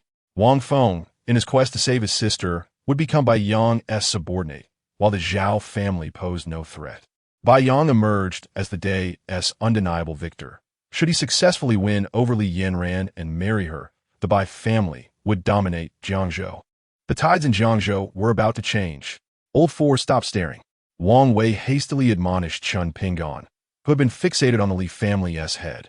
Chen Ping'an wore a serene smile, akin to a spectator, quietly observing the unfolding drama. Bai Yang and Li Yanran truly were a match made in heaven. This observation came from a gossip monger, Chen Xiaola. In the midst of the upheaval in Jiangzhou, the Chen family remained inconsequential. However, Wu Shui did not share such a tranquil disposition. The Wu family was somewhat diminished in numbers. Her uncle had no children, and she was the sole heir of the third generation. As a second-tier family in Jiangzhou, with her father serving as the governor, the Wu family would undoubtedly face challenges once the Bai family allied with several prominent clans. However, there was no immediate cause for alarm, as the Li family had yet to express their stance. Chen Ping'an chuckled and suggested, "What if Li Yanran, like me, chooses not to give any regard to that fool Bai?" Wu Shui glanced at Chen Ping'an, still unaware of the true identity of the young Taoist. Her engagement and the fate of the Wu family rested precariously on his shoulders. "How could that be?" Chun Xiao murmured. "The Bai family is formidable, and Bai Yang is unlike anyone else. If Li Yanran is not foolish, she will certainly choose a man like Bai Yang." Chen Ping'an regarded the young lady and inquired, "Would you like me to calculate your fated connection with him?"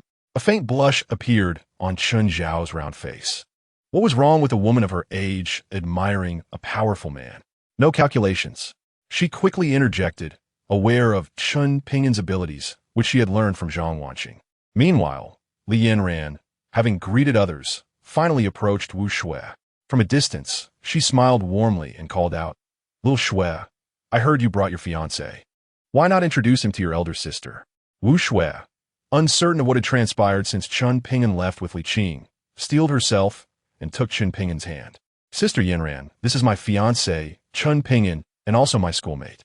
"Quite handsome," Li Yanran remarked with a charming smile. This little brother seems rather shy. As she spoke, she cast a flirtatious glance at Chen Ping'an, which was typical of her style. Little Shui, I heard that the governor fell ill and was hospitalized a few days ago. I hope he is recovering well. Her inquiry piqued the curiosity of those around them, prompting them to wonder about Li Yanran's intentions. Even Wu Shui was perplexed by Li Yanran's thoughts, as the Li and Wu families had seldom interacted in the past. Li Yanran continued, I have just taken over the family business and have much to learn. I was thinking of personally visiting the governor to seek his guidance, if it is convenient. The implication of Li Yanran's words sent ripples through the gathering. Wu Shui was momentarily stunned. Li Yanran was actually considering a partnership with the Wu family. Why? She could not fathom it. It was undoubtedly a tremendous stroke of fortune for the Wu family. Among the 3 first-tier families, the Li family was the most powerful. Should they indeed collaborate with the Wu family, bolstered by the governor's position, even the Bai family would think twice before overstepping their bounds. Bai Yang, standing next to Li Yanran, was taken aback by her sudden decision. He had orchestrated numerous setups today, intending to make a grand impression and impress Li Yanran. He had succeeded in garnering the respect of Jiangzhou's youth, even compelling Wang Feng to bow before him. Yet, Li Yanran's public alignment with the Wu family felt like a slap in the face. Sister Yanran, what do you mean by this? Bai Yang stated directly, I came to the Li family today specifically for you. As the head of the Li family now, you must carefully consider the consequences of your decisions. His words carried a hint of threat, and the previous gentlemanly demeanor had vanished. Li Yanran remained unperturbed, smiling as she replied, I appreciate your good intentions, third young master, but I already have someone in my heart. I shall marry no one else. She continued, my decision was reached unanimously by my elders. While I may be the head, their opinions still merit respect. Before the younger generation of Jiangzhou, this talented individual was publicly rejected by Li Yanran. He understood better than anyone that Li Yanran was in perfect health, undeniably a complete woman, and such a woman was one he must possess. As Bai Yang contemplated further threats, his expression soured significantly. I seem to have arrived late. Sister Yanran has indeed surprised me immensely. Casting a glance around, he noted the depths of the Li family courtyard. I just remembered I have other matters to attend to. I must take my leave. He had no choice but to depart, for he sensed a powerful presence nearby that he recognized as superior to his own. The Li family concealed a formidable entity. As Bai Yang exited, the younger generation of families allied with the Bai family hastily followed suit, leaving the courtyard half empty. Li Yanran, however, paid no mind to their departure. She took Wu Shui's hand and said, Little Shui, come, let me introduce you to a few friends. Wu Shui looked to Chen Ping'an, now convinced that all of this was due to the young Taoist's influence. Otherwise, the Li family had seldom engaged with them over the years. Why would they side with the Wu family now? Go on. Li Yanran had chosen the Wu family without needing Chen Ping'an's urging. As long as she understood his connection to the Wu family, she would know how to act. The incident with Bai Yang's abrupt retreat was also orchestrated by Chen Ping'an, who had concealed his aura, simulating the presence of a stronger individual, an effortless task for him. As many departed, the woman in red whom Chen Ping'an had been observing remained. Little La, are you not pleased that the man you fancy was not chosen by Li Yanran? Chun Zhao's thoughts were laid bare before him, yet she seemed unbothered. Instead, smiling, did you predict this all along? Chen Ping'an smiled calmly, exuding an air of mystery. Chen Ping'an, why not calculate how my family should navigate this upheaval in Jiangzhou? She looked at him with anticipation, but he simply shook his head and replied, you already possess the answer within. Why seek further? Chen Zhao's smile revealed her dimples. Rising, she said, then I shall not disturb you in your pursuits. As soon as Chen Zhao departed, the woman clad in red, Tu Yin, approached. Her lingering presence indicated her desire to gather more information. Wu Shui's fiancé was undoubtedly among her targets. Handsome young man, may I share a drink with you?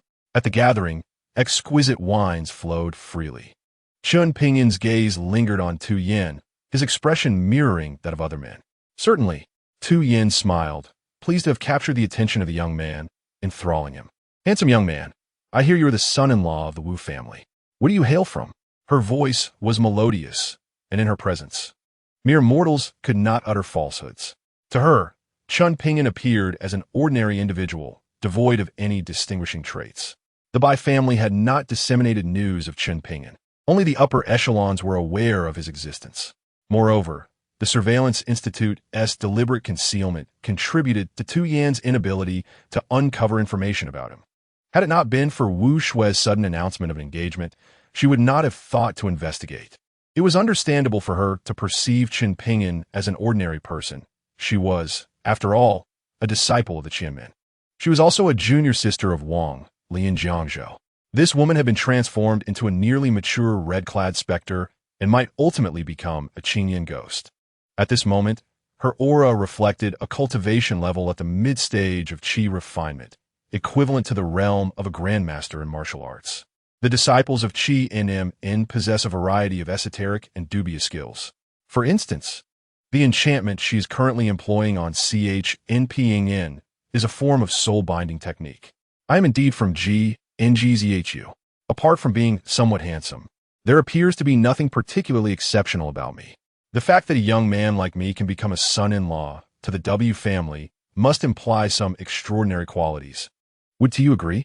Her inquiries were leading, designed to elicit candid responses from those ensnared by her enchantment. How do you know this? Chen Ping'an suddenly bent down, whispering in Tyn's ear. To be candid, I have a nickname, the bed tyrant. Once a woman finds herself in my bed, she is practically under my control. Instinctively glanced at Chen Ping'an's physique, surprised by how utterly ordinary he appeared. The bed tyrant. If given the chance, it would indeed be intriguing to test the veracity of his claims. Tyn inquired once more. You must have many women, given your prowess. Chen Ping'an replied, astonished. I never imagined you knew this. I must tell you, I have 9 fiancées, each one more breathtaking than the last. In Chapter 52, wherever you go tonight, I shall follow. Chen Ping'an spoke the truth. He looked at Tyn, deliberately boasting, do not doubt me. Even the renowned star, WNXing, is among my fiancées. A glimmer of astonishment flickered in Tyn's eyes. This young man is indeed the betrothed of WNXing. What an unexpected delight. So, you truly are remarkable. Tyn leaned closer to Chen Ping'an, intentionally revealing more of her alluring figure, whispering, what do you think of me? Chen Ping'an's gaze drifted downward. Then he chuckled. Mediocre, but I suppose you could be of use. Tyn's lips twitched in disbelief. She was a beauty in her own right, renowned throughout NGZHU. Yet, in this young man's eyes, she was merely average. Upon reflection, with a fiancée as stunning as W. Su, the foremost beauty of NGZHU, and another as illustrious as WNXing, she indeed seemed rather commonplace. Tyn laughed, her figure swaying slightly. In order to avoid suspicion, she left her contact information with Chen Ping'an and quietly departed. Watching her retreat, Chen Ping'an smiled faintly. Is this the thrill of fishing for men? The banquet at the L family estate was still ongoing, yet elsewhere, the atmosphere was quite solemn. At the Bai family ancestral home, his aim today was Lynr, and based on prior conjecture, as long as Lynr was not a fool, she would select Bai as her future husband. As for Bix New York, having lost the Hei, the strongest team under his command, his standing within the Bai family would undoubtedly diminish significantly. Brother, if the L family truly possesses such a formidable individual, they must have made moves over the years. Bix New York expressed his thoughts. I cannot discern the source of this person's aura, yet it must be connected to the upheaval within the L family. With LQing's fall and Lynr in assuming the role of head, perhaps this individual is the cause. Previously, that old man from the L family was in a coma, yet suddenly awakened. Could be due to this person's influence? Bai continued. Isn't the reason behind W's recovery still shrouded in mystery? Lynr's decision to ally with the W family must also be this person's design. The Lord of NGZHU was saved by him. He suspected that this individual was likely an elder from the hidden family to which Chen Ping'an belonged. If Chen Ping'an were present, he would surely marvel at Bai's analytical prowess, deserving of the title of genius in GNGZHU. Alas, the mysterious figure in Biying's mind did not exist, leaving no elder of Chen Ping'an to consider. Bixnsh interjected. The intervention of hidden families in worldly affairs is a taboo within the Dragon Kingdom, while it's acceptable for the young generation to gain experience. If the elders dare to emerge, the higher authorities would not overlook it, even if WZHG sought to operate under the radar. As the Lord of GNGZHU, he lacks the capability to do so. His analysis was sound. Hidden families had faced a century of suppression. Should these individuals act recklessly, they would provoke the guardians of the Dragon Kingdom. Unless absolutely necessary, even if a hidden family member emerged, they would never dare to be ostentatious or indiscriminately harm the innocent. Old 6. Since you have already reported to the Ministry of War and requested the God of War's intervention, proceed according to your plan. This presents a perfect opportunity to investigate what lies behind Chen Ping'an. As for the L family, we shall assign someone to keep watch. Best be forthcoming. What did Tyn want with you? W. Su was in good spirits. With the L family as an ally, their position would be solidified, and the Bi family would no longer dare to act recklessly. She simply fancied my looks and sought to invite me out. Rest assured, I have turned her down. I am not that kind of person, Chen Ping'an replied. W. Su found his words hard to believe, but she had no time to constantly monitor him. Chen Ping'an shook his head. I cannot go. I have matters to attend to. The old Taoist has warned me that dealing with a mother-in-law is the most challenging of tasks, fiercer than the beasts of KNL in Mountain. His fate with the W family was intertwined with W. Su. He need not concern himself with others. Going to the W family would be less appealing than visiting the Shu SHG hot springs to practice his calisthenics with WNL. As W. Su exhaled in relief, a tinge of disappointment accompanied her sigh. She had been quite persistent in pursuing her betrothed, hoping to secure the W family's future and save her father. However, after spending these days with Chen Ping'an, she found herself developing a different perspective of the young Taoist. After giving him a few last instructions, W. Su drove away, leaving Chen Ping'an outside the L estate. Just then, a car pulled up before him. Hey, handsome, hop in. I'll give you a ride. Chen Ping'an did not hesitate and climbed into the vehicle. The faint fragrance within the car enveloped him, and he closed his eyes in enjoyment.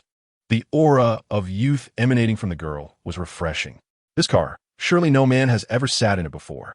His keen sense of smell could discern such details easily. Chen, driving the car, scrutinized the handsome youth in the passenger seat. She regretted her eagerness to have him aboard. After all, he was a fortune-telling Taoist. Didn't you say before that you were going to die? Chen shifted the topic. I consulted someone, and they said that fortune-tellers are either physically flawed or short-lived. Is it that you predict too much, leading to your own demise?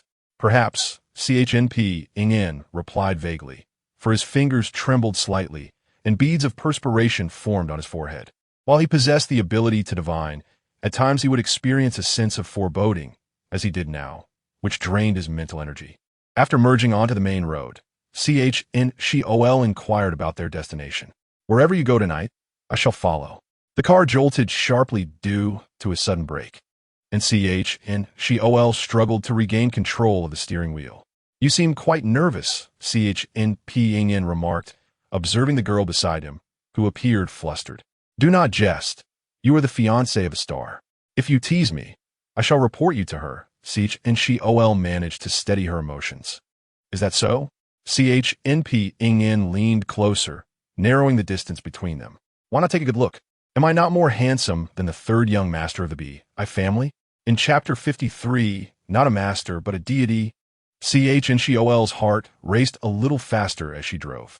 Suddenly, Chen Ping'an shifted his tone. Or is it that the Bi family has offered your family an irresistible advantage? Or perhaps they have threatened you with something? The smile adorning Chen Ping'an's face caused Chen Xiaola to instinctively avert her gaze. I am sorry. As Chen Xiaola uttered those 3 words, her mindset shifted, becoming significantly lighter than before. With a resigned sigh, she remarked, Since you have already anticipated these events, you should not have gotten into my car earlier. I could indeed have refrained from this ride today, but what about the next time? If that is the case, why not grant you this opportunity? Perhaps it could be of assistance to you. How about it? Am I not quite understanding? Gradually, she steered the vehicle to the side and stopped. You may leave now. With your abilities, evading those individuals should not pose a challenge. Chen Ping'an shook his head, remaining reclined in his seat. If I leave, what will you do? Do you think they will spare you? Xiaola, you cannot be this naive. Chen Xiaola's hands trembled slightly. She was acutely aware of the caliber of individuals that the Chen family faced. The Bai family was a formidable entity to the Chen clan. The Chen family did not choose this path, nor did she. It was a lack of choice. Not to mention the Bai family. Even a random second-rate family could easily overpower the Chen family. They had no backing, and neither did she, Chen Xiaola. They might kill you. A mist of worry welled in Chen Xiaola's eyes. She genuinely bore no ill intent. Yet she now understood that her actions were akin to indirectly aiding in the assassination of Chen Ping'an. I am indeed quite formidable. Why does no one believe me? She continued, the third young master of the Bai family, whom you regard as powerful. I could easily eliminate him with a mere finger if I so wished. Do you believe that? She was evidently capable. Yet why was there no faith in her abilities? Was it necessary for her to don the attire of the Bai family to gain credibility? You do not trust me? I speak the truth, yet no one believes me. Let us move. Others have set the stage, and, as the protagonist, how can I not make my appearance? After all, I must seize the opportunity to showcase my prowess. How about calling Wu Shui? Her father is the governor. Perhaps he could send someone to assist you. Concern gnawed at her. She feared that if harm befell Chen Ping'an due to her, she would be unable to answer to Zhang Wanqing. She harbored a favorable impression of the young man, despite assurances from others that he would not be harmed. If you wish to protect your family, leave swiftly. If you do not depart now, all that you have done will be in vain. After casting a deep glance at Chen Ping'an, Chen Xiaola restarted the vehicle. Throughout their journey, Chen Ping'an remained silent, resting with his eyes closed. Before long, the vehicle came to a halt once more. We have arrived. Chen Xiaola's voice broke the silence as Chen Ping'an opened his eyes. How dull. He shook his head in disappointment, having expected a grand spectacle from the Bai family. Wait for me, I will be quick. Chen Ping'an opened the car door and stepped out. This location was not far from the Li family. Even had he not taken Chen Xiaola's car, he would have encountered these individuals in another vehicle. Chen Xiaola wished to speak, but ultimately held her tongue. On the road, they were blocked by an armored vehicle. The deployment of such force made the origins of these individuals abundantly clear. You are Chen Ping'an? The foremost figure, a middle-aged man, appeared rather displeased. A formidable warrior of war, sent to confront such a young man, he exhibited no trace of energy. Surely there had been a mistake. Sir, are you here to kill me? After descending the mountain for a few days, he finally encountered a worthy adversary, although merely somewhat worthy. I will not kill you, but you must come with me. With your capabilities, along with those few hidden underlings, the auras surrounding him resembled those of the instructors he had recently incapacitated. The strength of the Dragon Country's military was commendable. This is not up to you. The man smiled slightly and stepped forward. The Dragon Country's war gods had all emerged from a sea of corpses, guarding the borders and achieving remarkable military feats. To be titled a war god, one had to reach the pinnacle of martial prowess. In this war god's eyes, the youth before him, while somewhat peculiar, was certainly not his match. He extended his hand, preparing to strike swiftly with no time to waste. Inside the vehicle, Chen Xiaola gripped the steering wheel tightly, torn with anxiety and distress. She understood that the youth possessed some capability, yet the individuals confronting them were from the Dragon Country's military. I truly am quite powerful. Why does no one believe me? A perplexing statement escaped her lips as Chen Ping'an vanished from the war god's sight. His eyes widened in shock, as though he had witnessed a ghost. The boy who had just stood before him had suddenly disappeared. Equally astonished was Chen Xiaola within the vehicle. She rubbed her eyes, struggling to comprehend that she had witnessed a living person vanish before her eyes. This sensation was far more vivid than any horror film. However, in the next moment, a figure materialized before him. It was not Chen Ping'an, but rather a corpse, casually tossed at his feet. Following this was a second corpse, then a third, until 6 lifeless bodies lay before him. A whole elite squad had been dispatched for this mission. These 6 corpses belonged to them.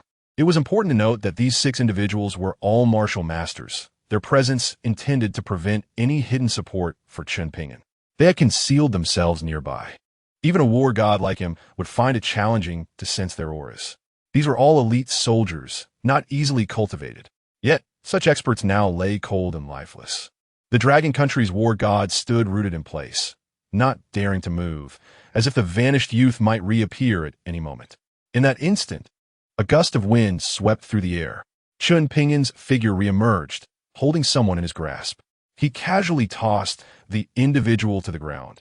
Unlike the others, this person was still alive, albeit stripped of all cultivation. This was an old man who now looked on with profound terror, an unprecedented fear. The term innate hung in the air like a forbidden incantation. The war god, still standing, did not hesitate to bend his knees and kneel upon the ground.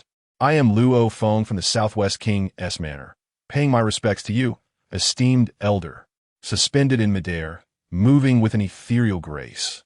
The youth before him was none other than the legendary innate warrior.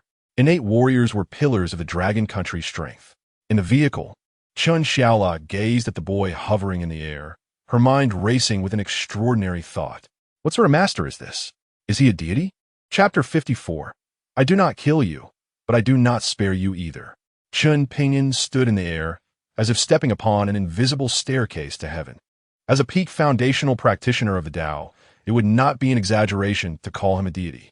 Those who were merely at the qi refining stage were referred to as celestial masters by the populace. Having successfully established his foundation, he had transcended the so-called mortal realm. And thus, to the 2 martial artists before him, Chen Ping'an embodied the fabled innate warrior. Innate warriors were exceedingly rare. As for those above innate warriors, they were of ancestral caliber. Therefore, even the war god, Luo Feng, did not dare show the slightest disrespect. You are quite clever, observing the man kneeling on the ground. He revealed his origins, hoping that Chen Ping'an would reconsider and spare him. The war god of the N Wang Fu, which had defended the Southwest for a century and contributed significantly to the Dragon Kingdom. Do you truly believe that the N Wang, or that old monster of the Wang Fu, can preserve your life? When descending the mountain, the old Taoist had mentioned an ancient being in the Southwest, the only individual he needed to heed. Senior, forgive my transgressions. I come here under orders and am unaware of your true identity. Cold sweat dripped down Lu Feng's face. He understood that facing a congenital expert was akin to crushing an ant. Upon entering the realm of congenital beings, one transcends the mundane. Congenitals are no longer mere mortals, unlike us commoners. And you? Chen Ping'an gazed at the old man on the ground and smiled slightly. Who are you? Even Lu Feng turned to look, for he did not recognize the old man. He had not brought him along. Concealed within were such formidable experts, and he remained oblivious. The old man coughed. His dantian destroyed, now rendered a cripple. After spitting blood, he looked pale at the youth hovering above. Since you are a congenital expert, I have no regrets in facing death. Naturally, I have come to kill you. Does it even matter who it is? Observing the old man, Chen Ping'an furrowed his brow, unable to discern this person's identity, as if shrouded in a fog that obscured all about him. To achieve this, one must possess similar, if not greater, prowess than his own.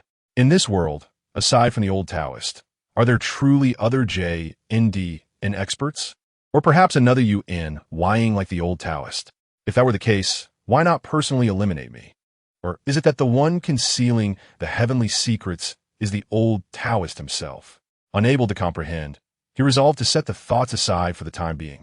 Indeed, Chen Ping'an flicked his finger, an invisible force penetrating the old man's forehead. Terrified, the war god knelt and repeatedly bowed, pleading for mercy, promising not to divulge any information about the senior. He understood that the youth likely wished to keep his identity and abilities concealed. Otherwise, he would not be entangled in such troubles. I shall not kill you. Thank you, senior. Chen Ping'an waved his hand. I do not intend to kill you, but I never claim to spare you. Upon completing his words, the war god sensed something dreadful approaching. No, his scream was abruptly silenced, his face contorted in fear. Chen Ping'an closed his eyes, delving into the soul of the war god. After several minutes, the war god collapsed to the ground, unconscious. How about that? Am I not more formidable than the pretty boy you favor? His boastful gaze reflected a hint of defiance. Now she must believe it. Chen Ping'an looked at Chen, who appeared as if she had seen a ghost. Why was she so frightened? How could it not be terrifying? Ing is powerful, yet he is merely immortal. However, what Chen witnessed was a celestial being, if not a deity. Then was a specter? Are you going to erase my memory? Why would I do that? He could erase others' memories, but it would be a tremendous drain on his mental energy. I saw it all. Seeing or not seeing, I have already stated that I am quite formidable. It is you who does not believe me. Are you going to kill me to silence me? Not erasing memories implies silencing me through murder. This is a plot Chen has seen in television dramas. Chen. You. Chen Ping'an pointed at her head and inquired, is there a problem here? Why would I want to kill you to silence you? Chen weakly replied, aren't you afraid I will reveal what I just witnessed? Chen Ping'an smiled gently. If you say it, who will believe you? Unless seen with their own eyes, who would trust that a youth could soar through the skies and kill with abandon? Chen realized this was indeed the case. If she spoke of it, others would merely regard her as a fool. What now? Chen was momentarily at a loss. Let us go. I've already said, wherever you go tonight, I shall accompany you. Chen started the car, heading home. Half an hour later, in the backyard of the Bi family. Ang's hand trembled slightly. Li Bi, are you saying a senior from the TNZ has perished? The war god of the Ministry of War has become an imbecile? He was unaware that a member of the TNZ had secretly intervened. Had Li Bi not informed him, he would have believed the TNZ had yet to act. The scene had already been examined. The assailants were powerful, and there were likely multiple individuals involved. The Ministry of War sent Lu Fing, the war god from the XNN Wang Fu, along with a special operations team composed entirely of masters. With not a single survivor, they were entirely annihilated. Li Bi conveyed all the information he had to the head of the Bi family before him. To kill a senior from the TNZ and incapacitate the war god Lu Fing, it appeared that the hidden family experts had indeed acted in secret. Bixnsaching remarked, this is for the best. The XNN Wang Fu will not sit idly by, and the Ministry of War will investigate this matter. Inform Li and Ying to refrain from taking impulsive actions. For now, Chen Ping'an is not to be provoked. Having already discerned that Chen Ping'an is backed by such powerful guardians, he must be a significant figure among the hidden families. Suddenly, he recalled something, and his expression shifted slightly. Is LNLOSN still at the Chen family? Li Bi nodded. The entire Chen family is under his control. Should I notify him to eliminate them all? Is too late. Bixnsaching stated. Chen Ping'an should have already gone to the Chen family. Very well. Let him kill LNLOSN to vent his frustrations. It is a pity about this obedient dog. The Chen family of GNGZHU. A third-rate family, relying on hotels, hot springs, and foot massages in GNGZHU. At this moment, in the Chen family villa, several individuals were kneeling on the ground, their faces drenched in cold sweat. Chapter 55. A knife above the word desire. Those kneeling were not members of the Chen family, but LNLOSN and his subordinates sent by the Bi family. At this moment, LNLOSN was filled with a mixture of fear and excitement. The Bi family's plan to deal with Chen Ping'an was a suicide mission.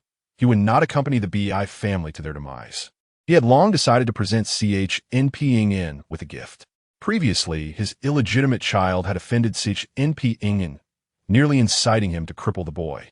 He dared not seek forgiveness from Chen Ping'an personally, so he could only wait for Chen Ping'an to approach him. This time, the Bi family had dispatched him to the Chen family, presenting him with an opportunity. It was known that he had first encountered Chen Ping'an at the Chen family's Waterworld hot springs. He did not dare investigate Chen Ping'an's identity, but suspected there was some connection between him and the Chen family. The Bi family had long coveted the Chen family's assets, and he was responsible for negotiating with the Chen family to absorb them into the Bi family. This could be seen as the Bi family's plan to kill two birds with one stone, utilizing Chol while transforming the Chen family into the Bi family's Chen family. Losn was the executor of this task, aiming to compel the Chen family to submit. The gift he intended to present to Chen Ping'an was the Chen family, along with himself. You are indeed a clever man. To be able to operate as an underground emperor in GNGZHU, your vision is sharp, and you know how to choose wisely. I have already secretly controlled the L and W families, and they will certainly act according to my wishes. If I can also bring LNLOSN, the underground emperor of GNGZHU, under my wing, I would seem to be a local overlord in GNGZHU. No, I am not here to vie for power. I came to retract a marriage. How did I become involved in the disputes of local families? What is the true intention of the old Taoist? Why does he insist on arriving at Jiangzhou's Wu family first, inadvertently entangling himself in so many affairs? Since you wish to ally with me, I shall assign you a task. Chen Ping'an smiled faintly, certainly not inclined to reject Lin Laosan's allegiance. Regardless of whether the events unfolding in Jiangzhou were orchestrated by the old Taoist, he found himself without options. If one does not enter the game, how can one alter its course? Please speak, he urged. Lin Laosan felt a surge of joy. As long as he could assist this young man, he would have succeeded in his first step. Stay within the Bai family and keep an eye on them for me. Lin Laosan nearly thought he misheard. Was he not trying to ally with Chen Ping'an? Did this mean he would sever ties with the Bai family completely, even preparing to stand against them? He believed that as long as this young man protected him, the Bai family would not dare to act against him. Yet, he never anticipated that Chen Ping'an still wanted him to remain within the Bai family. Was he to become a traitor? What, are you unwilling? Chen Ping'an's words startled Lin Laosan, who quickly replied, I am willing to stay in the Bai family, awaiting your command. Satisfied? Chen Ping'an nodded and then produced a small jade vial, tossing it to Lin Laosan. Have your internal energy practitioners consume the elixir inside. Each may take one, and they will ascend to the realm of masters. Lin Laosan trembled with excitement. Indeed, those who wield forbidden power could present such miraculous elixirs. For internal energy practitioners, advancing to the rank of master was fraught with challenges, typically requiring prolonged accumulation and refinement of internal energy to a certain level before they could barely step into the realm of mastery. However, some practitioners might never comprehend this step throughout their lives. The ability to directly enhance an internal energy practitioner's cultivation with an elixir was the stuff of legends. Lin Laosan had certainly never witnessed such a potion. Elated, he departed the Chun residence with his subordinates. Thank you. After ensuring that her parents and younger brother were safe, Chen Xiaola approached Chen Ping'an to express her gratitude. Observing the rapid transformation in the girl within such a short time, Chen Ping'an found himself somewhat unaccustomed. With you acting this way, are you planning to offer yourself? Under Chen Ping'an's mischievous gaze, Chen Xiaola had already witnessed the boy's audacity. Dream on. With so many fiancés, yes. Isn't that enough for you to trouble? Chen Xiaola admitted. I must now concede that you are indeed more formidable than that young master Bai. Rest assured, I will not divulge today's events to even the stars. Chen Ping'an laughed heartily before leaving the Chun residence. After a night had passed, it seemed as if nothing had transpired in Jiangzhou. The underlying changes were known only to those qualified to be aware. The events of the previous day's banquet at the Li family circulated rapidly among the younger generation. Thanks to that banquet, the name Chen Ping'an had gained considerable recognition among Jiangzhou's youth. He had become the fiancé of the Wu family's eldest daughter, the most beautiful woman in Jiangzhou, who had openly defied and confronted the Bai family's third young master, Bai Yang, a ruthless individual difficult to forget. Furthermore, there were whispers of her departing with Chen Xiaola from the third-rate Chen family, leading to speculation that he was indeed connected to the Chen family. The crucial point was that the Chen family did not deny these rumors, so by morning, there were even claims that Chen Ping'an was an illegitimate son of the Chen family. This third-rate family had suddenly become an object of interest for the major powers in Jiangzhou. Meanwhile, the Bai family, as a top-tier clan, chose to remain discreet. releasing no information. Chen Ping'an spent the night training with Wang Li at the Shui Shiji hot springs and only arose around noon. The beauty was indeed quite demanding. Yet he managed to gather some information about the woman Tu Yin from Wang Li. Coincidentally, Tu Yin invited Chen Ping'an to lunch that afternoon. Such a fortuitous opportunity was one he could not refuse. The young lady of the Tu family, Tu Yin, was renowned in Jiangzhou, even more so than the socialite Li Yanran. It was said that any man she set her sights on would find it nearly impossible to escape her grasp, invariably succumbing to her charms. From Wang Li, Chen Ping'an learned that Tu Yin practiced a form of cultivation that explained why the young master, Zhao, had met his demise in her bed. Tu Yin relied on absorbing the vital essence of men for her cultivation, a practice deemed sinister and strictly forbidden by the Taoist sect. A knife on a stone. A woman is a bone-scraping knife, each cut fatal.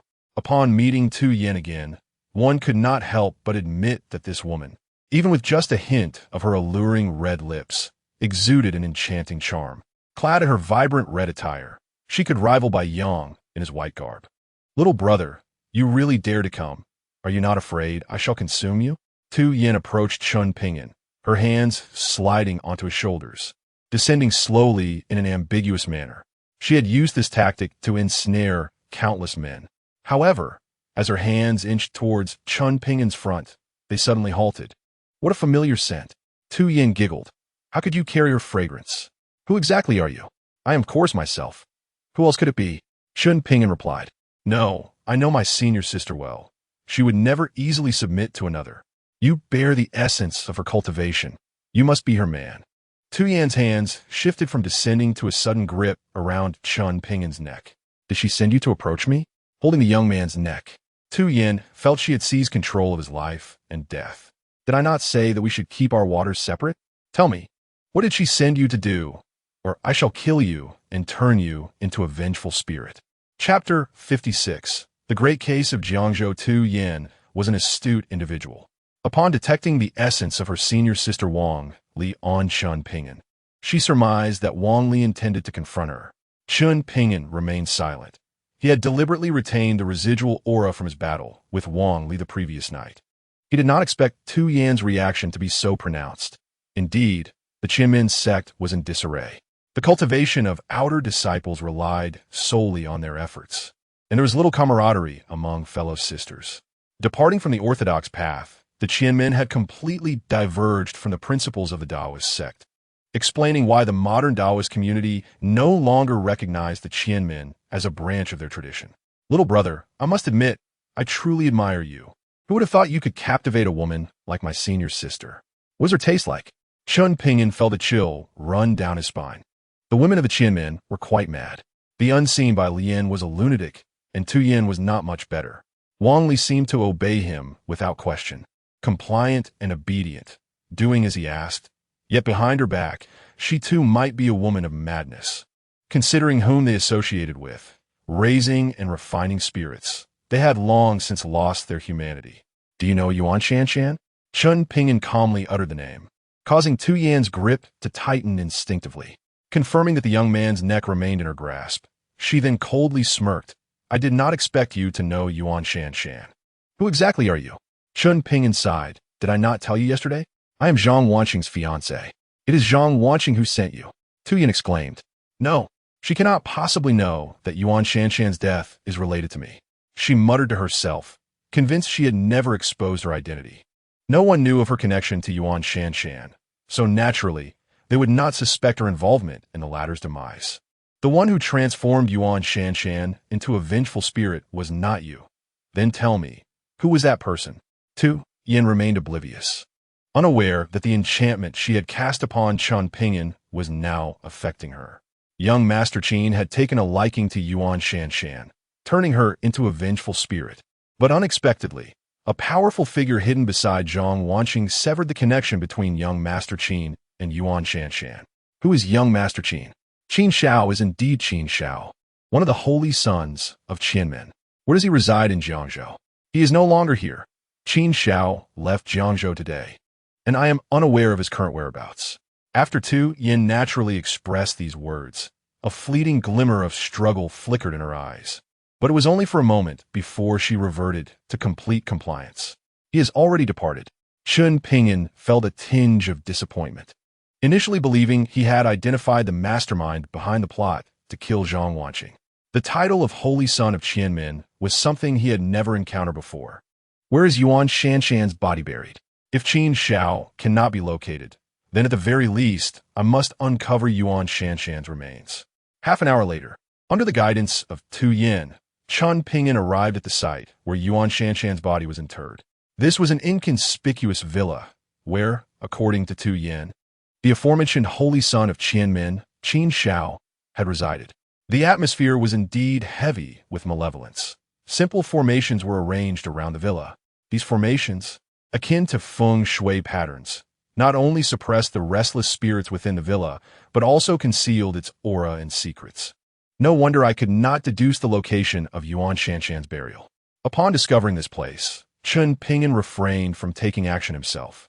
Instead, he summoned the personnel from the Inspection Institute who had been trailing him to handle the matter, even entrusting Tu Yin to them.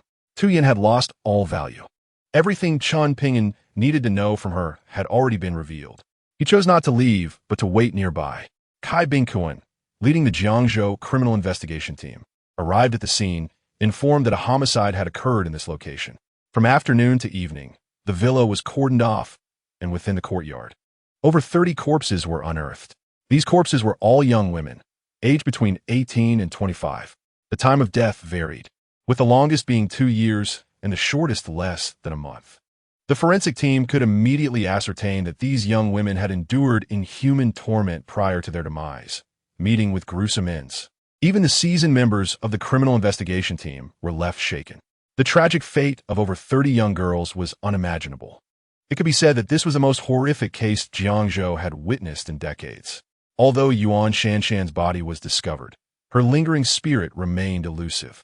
This indicated that the fleeing Holy Son of Qianmin was aware of the impending investigation, prompting him to escape Jiangzhou with both Yuan Shanshan's residual spirit and the souls kept here. The red-clad, vengeful spirit requires immense resentment to be forged. These girls must have accumulated a considerable amount of grievance during their lifetimes.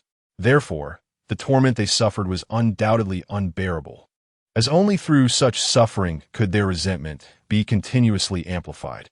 The Taoist sects also nurture spirits, but those are merely wandering souls. This method of killing to cultivate spirits is indeed characteristic of the Qianmin's modus operandi. Chen Ping'an gazed upon the more than 30 corpses at the scene, seemingly able to visualize the harrowing scenes leading up to their deaths. The Holy Son of Qianmin, Qin Shao, not yet 30 years of age. This was the information he currently possessed. Unable to unravel this person's past, he required the involvement of the Inspection Institute for further investigation. No matter where you hide, I will find you, extracting your soul and subjecting you to endless torment. This was the first time he felt such a desire to end someone's life.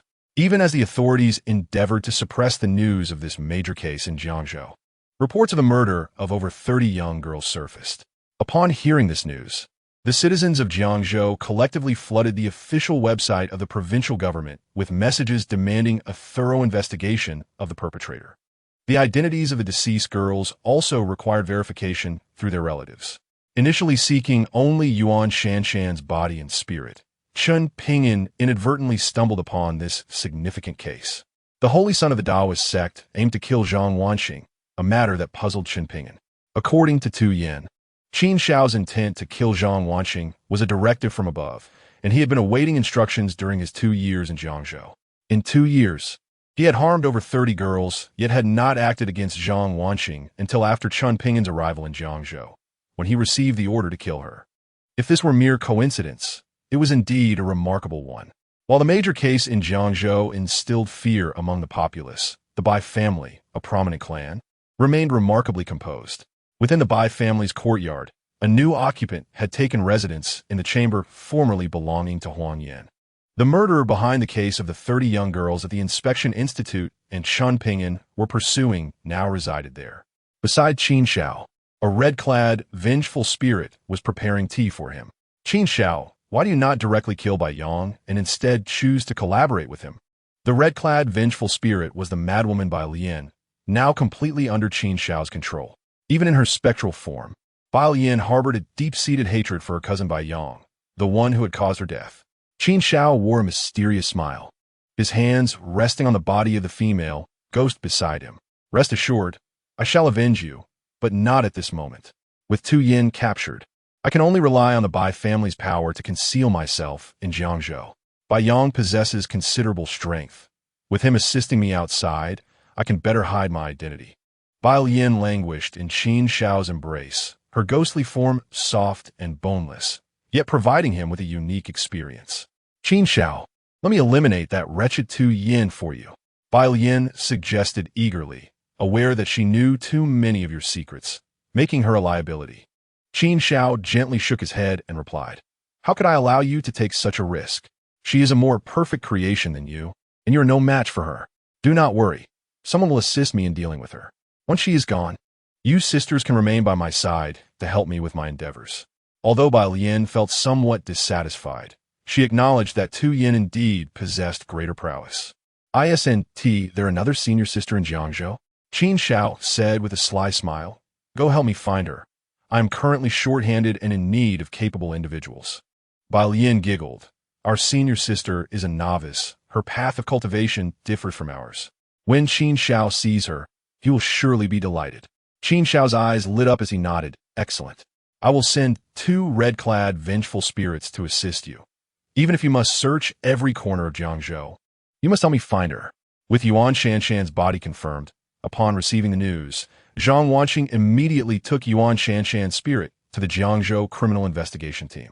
Yuan Shanshan's body was identified through official records, making her one of the earliest identified victims. Zhang Wanqing invited Chen Ping'an to accompany her to the Criminal Investigation Team, knowing that having a young Taoist by her side would mitigate many complications.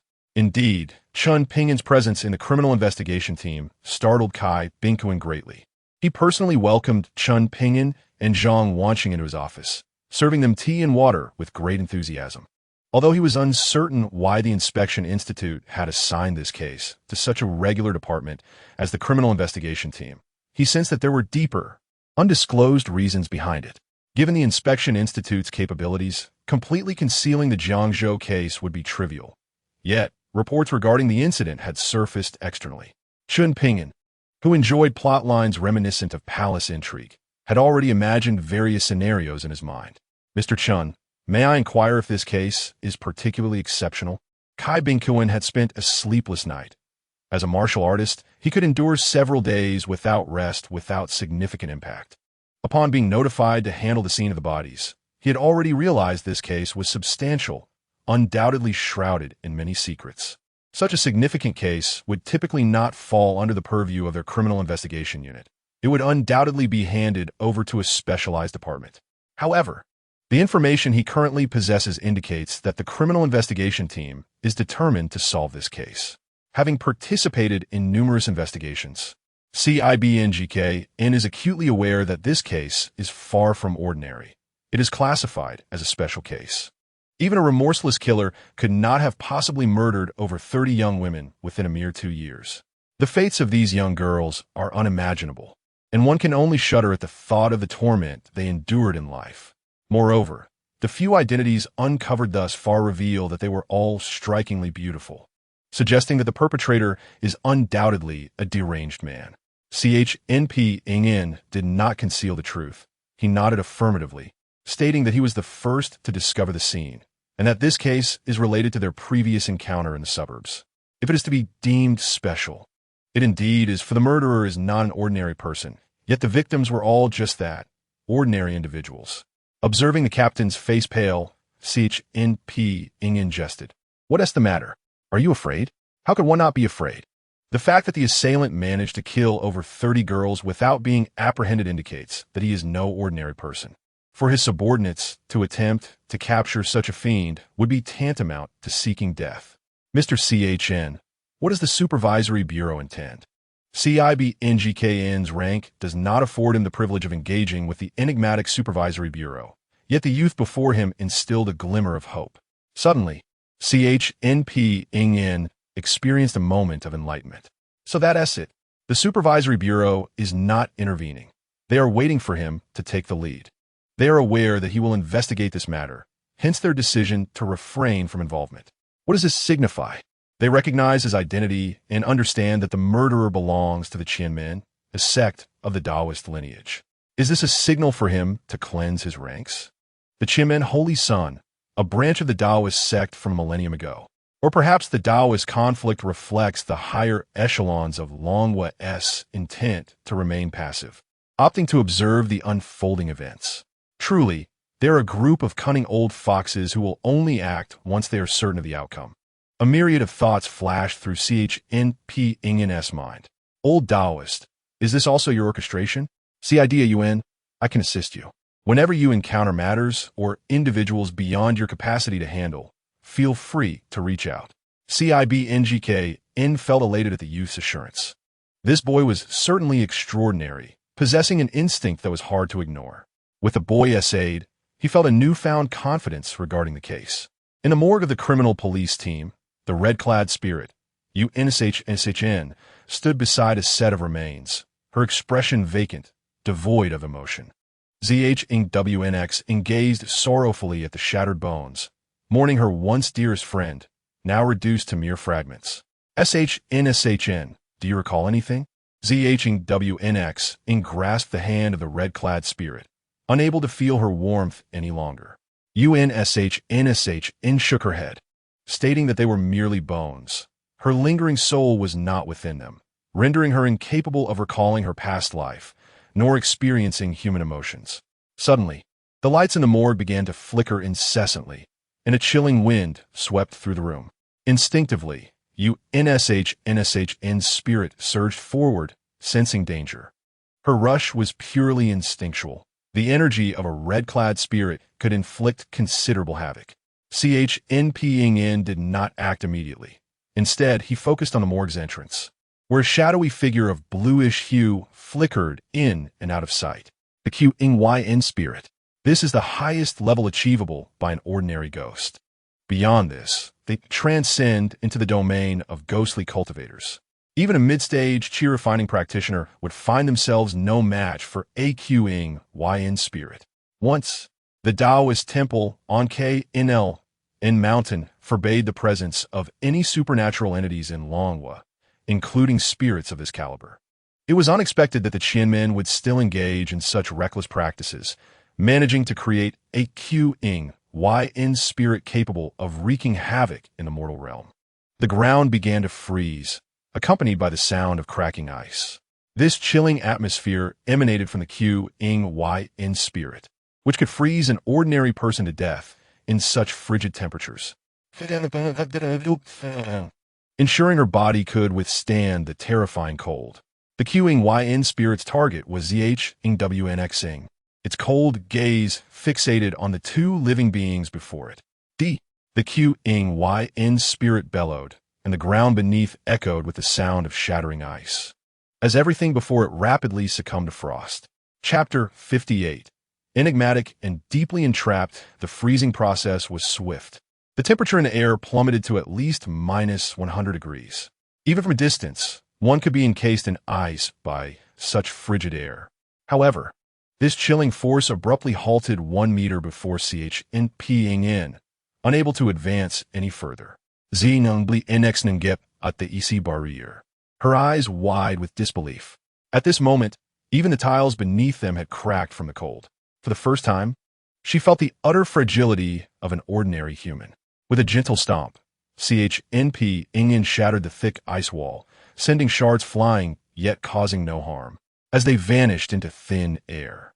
This was an attack aimed at the soul, invisible and formless. The Qing spirit's figure had now vanished. Chen Ping'an regarded the damaged door of the morgue, a faint smile gracing his lips. Suddenly, a skeletal figure within the morgue stood upright, a flash of bluish light flickering in its eye sockets. The bones moved with remarkable agility, lunging forward with outstretched fingers aimed directly at ZHWNX's head. Indeed, it was targeting ZHWNX. The Qing spirit's command must have been to eliminate her. Did it think itself invisible? Chen Ping'an seized the skeletal hand, giving it a gentle shake. From the bones, a Qing essence floated forth, attempting to invade Ng's body. Oomph. With a cold snort, Chen Ping'an pointed into the void, and a flash of lightning appeared before him. Whether it be the Qing spirit or the red-clad ghost, they existed solely in the form of souls, and their greatest fear was this pure, radiant power. As the lightning surged forth, the Qing spirit emitted a piercing cry, retreating swiftly. It transformed into a vaporous essence, seeking to escape. The Qing spirit possessed a keen intellect, and, facing an opponent capable of wielding thunderous powers, it naturally understood the need to flee. Chen Ping'an grasped the air, the lightning before him morphing rapidly, forming a cage of electricity. The mastery over such lightning would undoubtedly compel any Taoist celestial master present to kneel in reverence. With no escape route left, the Qing spirit trembled violently after enduring a couple of lightning strikes. Do not kill me. It could sense the terrifying strength of the lightning. Should it receive a few more blows, it would surely be obliterated. Within the lightning-formed cage, a figure gradually emerged, clad in a long, blue robe with flowing hair and an aura of Qing. The essence around it began to dissipate. Chen Ping'an refrained from further assault, observing this Qing spirit that had likely existed for countless years. It was no wonder he had previously sensed only a chilling presence without recognizing its form. This Qing spirit was not of this era, but had lived for at least a century. His current cultivation level was insufficient to measure events from a century past. No, wait. Chen Ping'an shook his head slightly. Your aura is not right. Initially, he had assumed this Qing spirit was under the control of that QNSHO. Yet he could now sense no trace of QNSHO's essence within this spirit.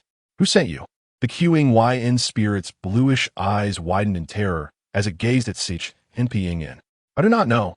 Someone released me and brought me here, instructing me to kill her. If I kill her, I will gain my freedom. It looked at Chen, its body trembling uncontrollably, likely out of fear that Chen Ping'an would unleash another lightning strike. Where's the one who brought you? As Chen Ping'an posed this question, he realized that it was already too late to inquire further. At this moment, it is certain that the other party has long since fled. The only one who would wish to harm Zhang Wanqing, aside from that Qin Xiao. Could there be another? This thought caused Chen Ping'an to shake his head silently. If Qin Xiao were not a fool, he would surely find a place to hide after the discovery of such a major case in Jiangzhou, avoiding easy exposure. Sending a Qingyan ghost to kill Zhang Wanqing at this time would only reveal his whereabouts. Judging by what Tu Yan had said, the Thousand Doors' holy son, Qin Xiao, was not a reckless individual, and Tu Yan mentioned that there was only one Qingyan ghost by his side, certainly not the one before him. After a round of inquiries, Chen Ping'an confirmed that this Qingyan ghost indeed knew nothing. It was merely sent here as cannon fodder in exchange for its freedom. Chen Ping'an did not slay it, but instead transformed it into a small, pill-sized azure orb, a soul orb. Zhang Wanqing was left in awe by Chen Ping'an's abilities, increasingly convinced that the young Taoist was anything but ordinary. Such power to alter the heavens with a mere gesture, she could not fathom any mortal possessing such capabilities, save for a deity. No wonder her grandfather had said that if he claimed he would not survive beyond 6 months, it was indeed a grim truth. Gazing at the soul orb in his palm, Chen Ping'an realized that if it were refined by a practitioner at the initial stage of qi cultivation, it could propel them directly to the mid-stage. However, such a method of cultivation contravened the heavenly principles, leading to karmic retribution and a tragically untimely demise. Therefore, he tossed it directly to Zhang Wanqing. In times of peril, should she smash it to the ground, it would come forth to save her life. Chen Ping'an had placed a restriction. The Qingyan ghost would no longer pose a threat to Zhang Wanqing, considering the crisis she faced. Leaving this Qingyan ghost with her might indeed prove beneficial at a critical juncture. Zhang Wanqing carefully accepted the azure orb, trusting the young Taoist completely. Were it not for his repeated interventions to save her, she would have perished long ago. As Zhang Wanqing was not a direct relative of Yuan Shanshan, she could not take her remains, merely wishing to pay her respects to a once dear friend. The chaos wrought by the earlier confrontation in the morgue would naturally attract the attention of the criminal investigation team. She had come to Jiangzhou solely to call off her engagement, yet had inadvertently entangled herself in escalating troubles. Her intention was to commemorate her former friend, yet her actions only exacerbated the already tumultuous Jiangzhou case. Zhang Wanxing, a national goddess with millions of fans, found her friend's victimization intertwining with the Jiangzhou case, rapidly dominating several trending topics across Longhua. Her true aim was to garner more attention and expedite the pursuit of the murderer. At the Wu family villa, Wu Shui was at home, having just seen Zhang Wanxing's news post, which revealed that Yuan Shanshan was also a victim of the Jiangzhou case. She entered her father's study, where Wu Jigang wore a troubled expression. The ramifications of the Jiangzhou case were immense. The deaths of over 30 young girls had instilled panic among the young women of Jiangzhou. Such cases typically required multi-departmental cooperation, yet this time, the pressure from above was overwhelming. Wu Jigang sensed that someone was manipulating events from behind the scenes, aiming to drag him, the governor of Jiangzhou, down with them. As he saw his daughter rush in, a faint smile appeared on his face. How could he have forgotten that the young Taoist from the temple was present in Jiangzhou? If he were willing to intervene, there was nothing to fear. "Dad, I have something to tell you." Wu Shui wasted no time and relayed everything she knew to her father. Upon learning the entire situation, Wu Jigang's eyes brightened. "You must inform Mr. Chen that the Jiangzhou case may be targeting the Wu family." The influence of the Jiangzhou case had transcended the borders of Jiangzhou. The mysterious deaths of over 30 young girls were compounded by the latest corpse, which had not fully decomposed. According to the autopsy report, the girl had suffered violent assault before her death, and her womb now housed a fetus several months along. When Chen Ping'an received a call from Kai Bingkuan and learned this news, something nearby shattered into dust in an instant. In his fury, even a mere flicker of his aura could obliterate everything. After years of cultivation in Kunlun, Chen Ping'an's resolve had remained steadfast, yet this time, he was truly enraged. The deeper he delved into the matter, the more he felt the weight of the mundane world upon him. He practiced a path of spontaneity, acting according to his heart's desire.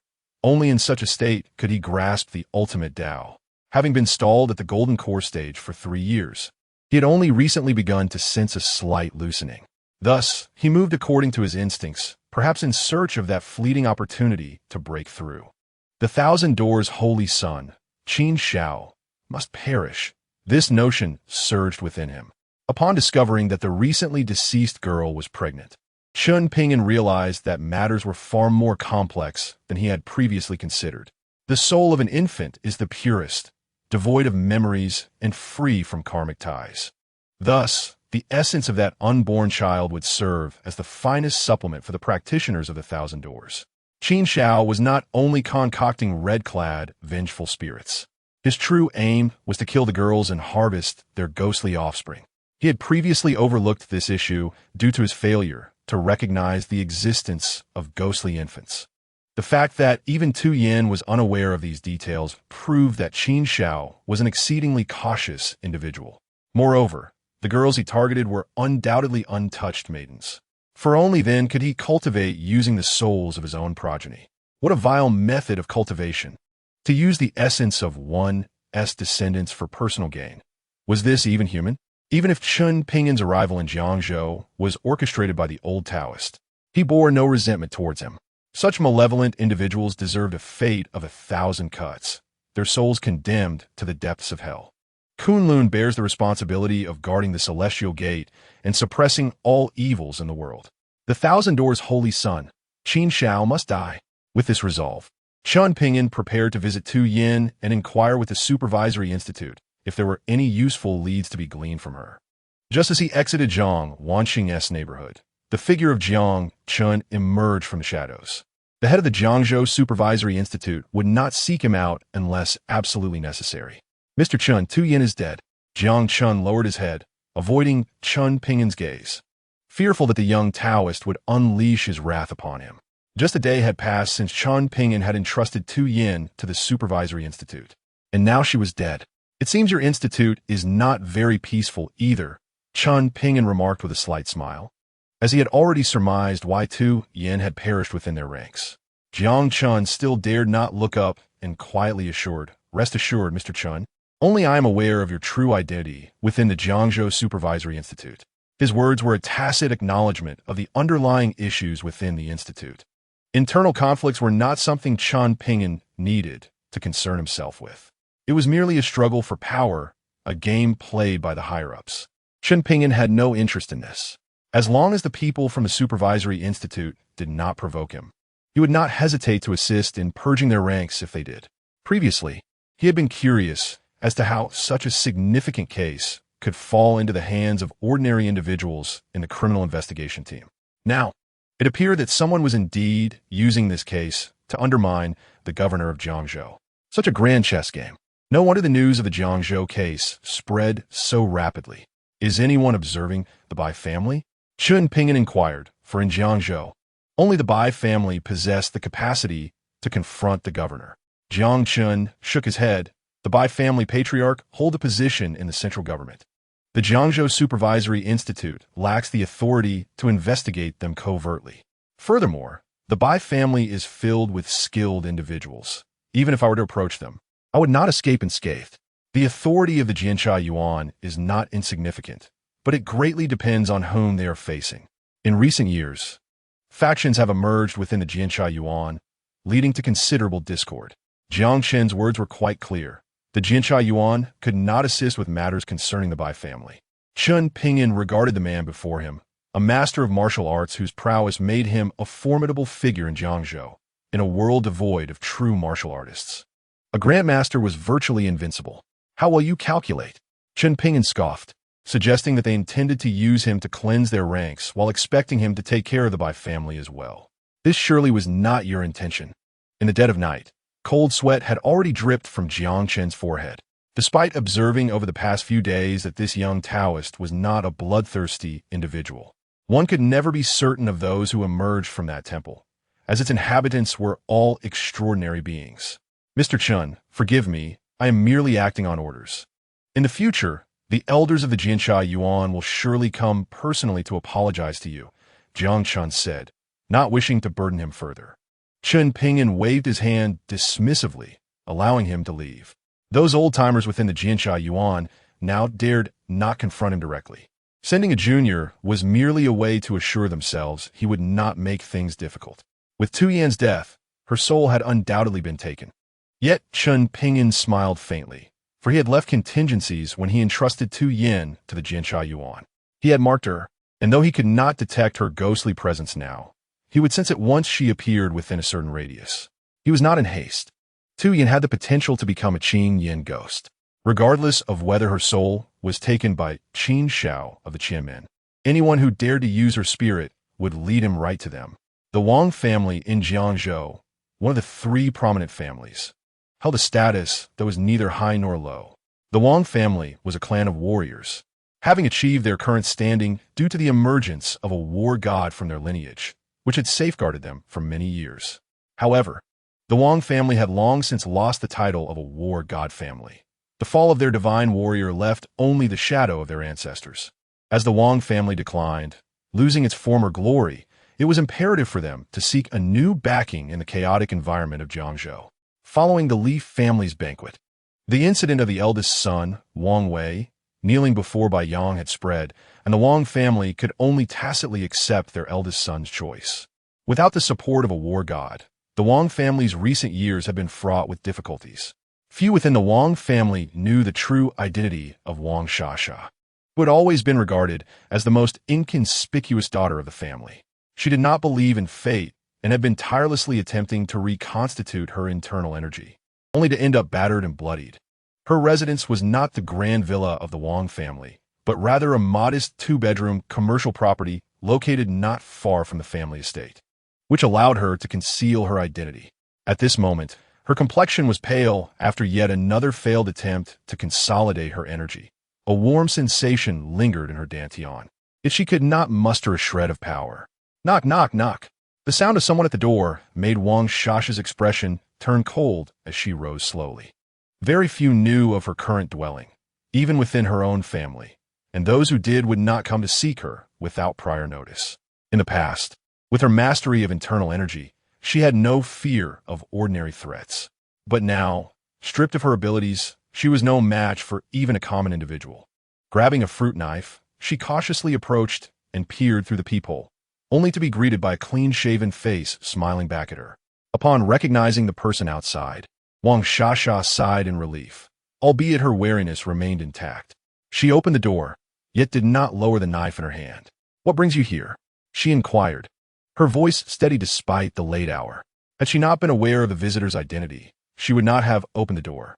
She refrained from questioning how this young man knew her whereabouts, having already witnessed his peculiar abilities. Chen Ping'an made himself comfortable, surveying Wang Shasha's living space, which bore the unique touch of a young woman and was infused with her essence.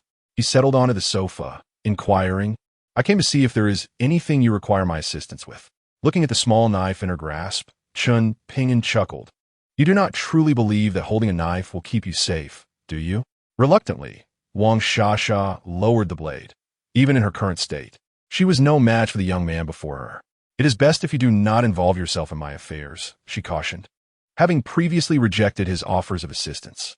For her, it mattered little that Chen Ping'an was merely a son-in-law of the Wu family. Even if he hailed from a prominent family, offending the Nangong family could spell annihilation. "I have already stated that your future lies in my hands. Yet you refuse to believe it. Is it merely a matter of your martial abilities being rendered void, your meridians severed? To me, these are trivial issues." Wang Shasha's smile was bitter as she realized her words were not entirely coherent. "What did you say?" she asked, excitement lacing her voice. "Do you have a way to mend my meridians?" She was acutely aware of her own condition. Having her meridians severed was akin to a death sentence, and merely surviving was a stroke of luck. Moreover, having taken a medicine from Baiyang, her current state left her with no more than 20 years to live. This was one reason for her despair. "I have told you, I am highly capable. Why do none of you believe me?" "Yes, you. Even if your meridians are severed, should you draw breath, I will not allow you to perish. Even the king of hell would hesitate to claim you. Such minor issues are nothing to worry about." After waiting all day to find Wang Shasha, he was merely trying to keep his visit discreet. "Is that true?" Wang Shasha remained skeptical, having encountered many skilled physicians who had confirmed that severed meridians were akin to terminal illness, impervious to cure. "Come here." Chen Ping'an beckoned. Wang Shasha approached cautiously and sat beside him. He grasped her hand, and she found herself unable to resist. Even if her skills had not been stripped away, she would have had no choice but to comply. "When you shielded Wang Feng from that attack, I assumed you were unafraid of death. How absurd it is that my fiancé, you would protect another man right before my eyes. Though I am also withdrawing from the engagement, one would expect a twinge of discomfort in such a situation." Unlike others, he was well aware of Wang Shasha's true identity. She and Wang Feng were not siblings at all. "Does Wang Feng know you are an Ngong Sha?" Chen Ping'an asked with a smile. "Have you considered that the events within the Li family were orchestrated by someone?" Wang Shasha's expression shifted slightly, a flicker of suspicion in her eyes. But she quickly shook her head. "Impossible. Wang Feng is also gravely injured. His concern for me is genuine, or else I would not have shielded him." Having spent years within the Wang family, she was confident in Wang Feng's sincerity. What if he's also being deceived? Wang Feng may indeed care for you. But have you not questioned the sudden emergence of that Xiong Xiao? Why would he target Wang Feng? Wang Feng is the eldest son of the Wang family.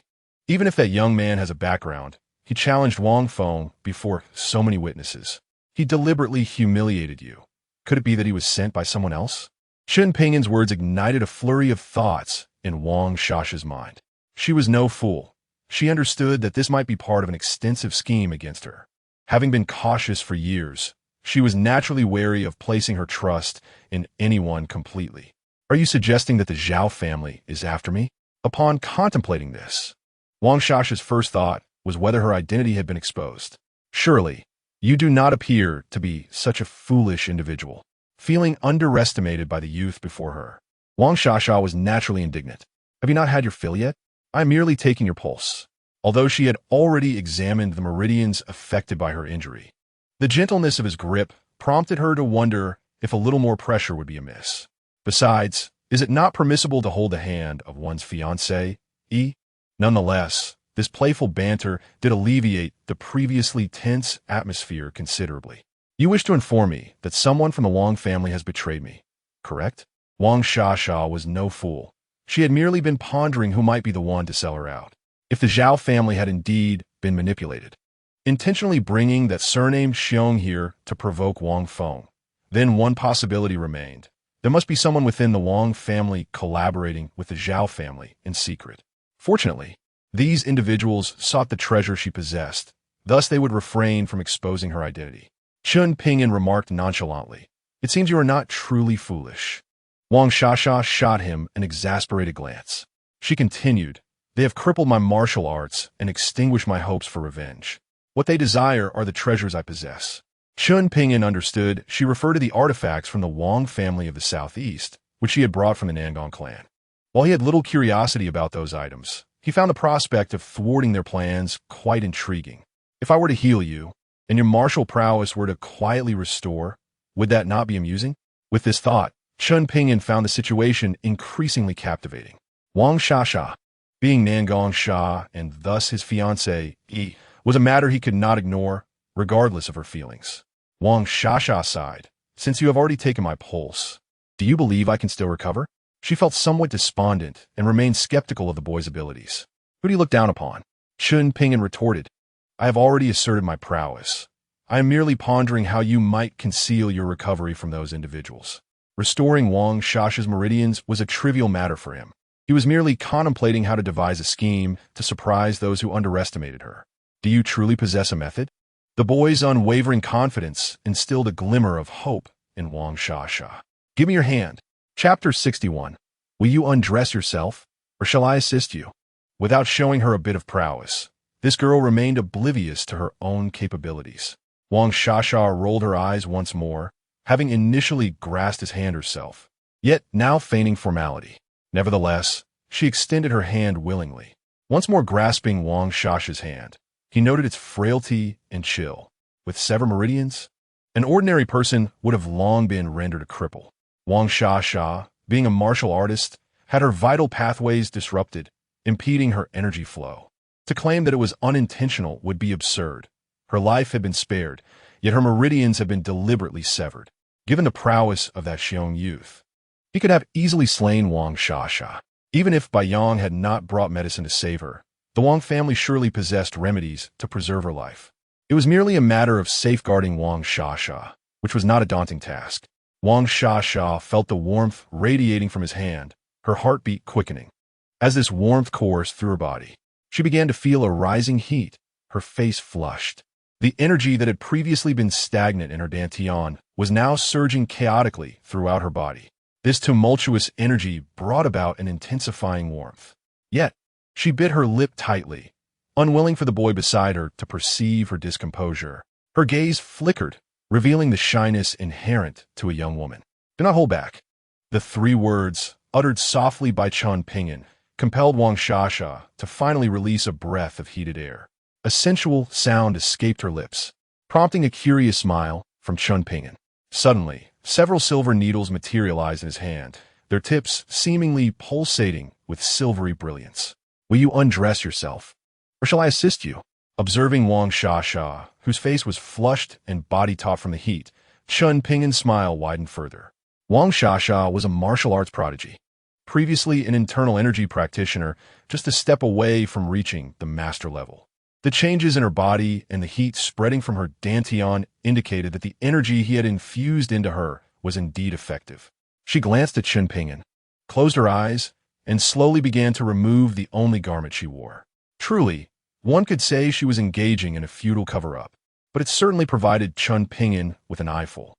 The girl was in a state of undress, which was to be expected. Who would wear so much at home? Wang Shasha dared not open her eyes, her lovely eyelashes fluttering, her brows slightly quivering. "It may hurt a little, be prepared." As soon as the words left his mouth, the silver needles in Chen Ping'an's hand shot into Wang Shasha's body like lightning. "Oh!" Wang Shasha gasped, but upon realizing the inappropriateness of her exclamation, she quickly silenced herself. Yet, this only led to involuntary soft moans escaping her lips, a primal response she could not control. In the next moment, however, the violent energy within her body jolted her into opening her eyes. Her bright gaze fixed intently on Chen Ping'an, but she could no longer afford to concern herself with him. At that moment, she felt the heat in her dantian intensifying, and the swelling sensation in her meridians was undeniable.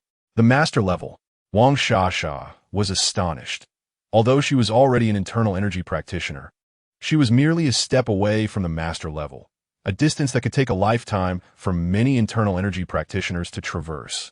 To break through to the master level, one must accumulate sufficient energy, and Wang Shasha could now feel a powerful energy threatening to burst from her body. This was the master level she had longed for. In the Dragon Kingdom, martial arts were highly esteemed, especially among the prominent families. Without attaining the master level, one remained an ordinary martial artist. The master level represented a watershed moment for martial artists. Once achieved, the benefits to one's body were self-evident, and one's martial arts mastery would become formidable. Internal energy released externally could injure from a distance, and even a falling flower or drifting leaf could become a weapon. This was the essence of a martial arts master. The immense energy surged violently within her, causing a flush to rise upon her snow-white skin. At this moment, she could no longer suppress the excitement within her. Soft moans escaped her lips, imbued with temptation for any man who might hear. The sound of her torment echoed, not only affecting Chen Ping'an, but also rousing the neighbors both above and below, who were drawn to the alluring commotion. After several minutes, Wang Shasha finally managed to calm herself amidst the tumult of her bodily changes. The raging energy had spread throughout her being, providing her with the protective energy characteristic of a master. This energy coursed through her body, enhancing her physical strength tenfold. Ordinary bullets could not penetrate such a body. As she reveled in her newfound strength, Wang Shasha felt exhilarated, yet she soon recalled her earlier behavior, and the inherent shyness of a girl could not be concealed. Let us not speak of the romantic notions of the Jianghu. A girl is still a girl, standing half-naked before a boy while emitting such peculiar sounds. Have you not had your fill of looking? Wang Shasha hastily grabbed a summer blanket from the sofa to cover herself, feeling as though her modesty had been laid bare before the youth. I will seal your energy within your body. I have already opened your meridians. The silver needles will remain inside, and only I can extract them. They will suppress your energy. From now on, as long as you refrain from acting, no one will know you have regained your martial prowess. Chen Ping'an's words sparked a glimmer of realization in Wang Shasha's eyes. She found herself abandoned, and, upon reflection, it was evident that her plight was inextricably linked to the Wang family. Though they appeared to have sheltered her for many years, it was plausible that their intentions were merely to acquire the treasures of the southeast Wangfu that she possessed. What do you truly desire by assisting me so generously? She pondered, convinced that Chen Ping'an's assistance was not devoid of ulterior motives.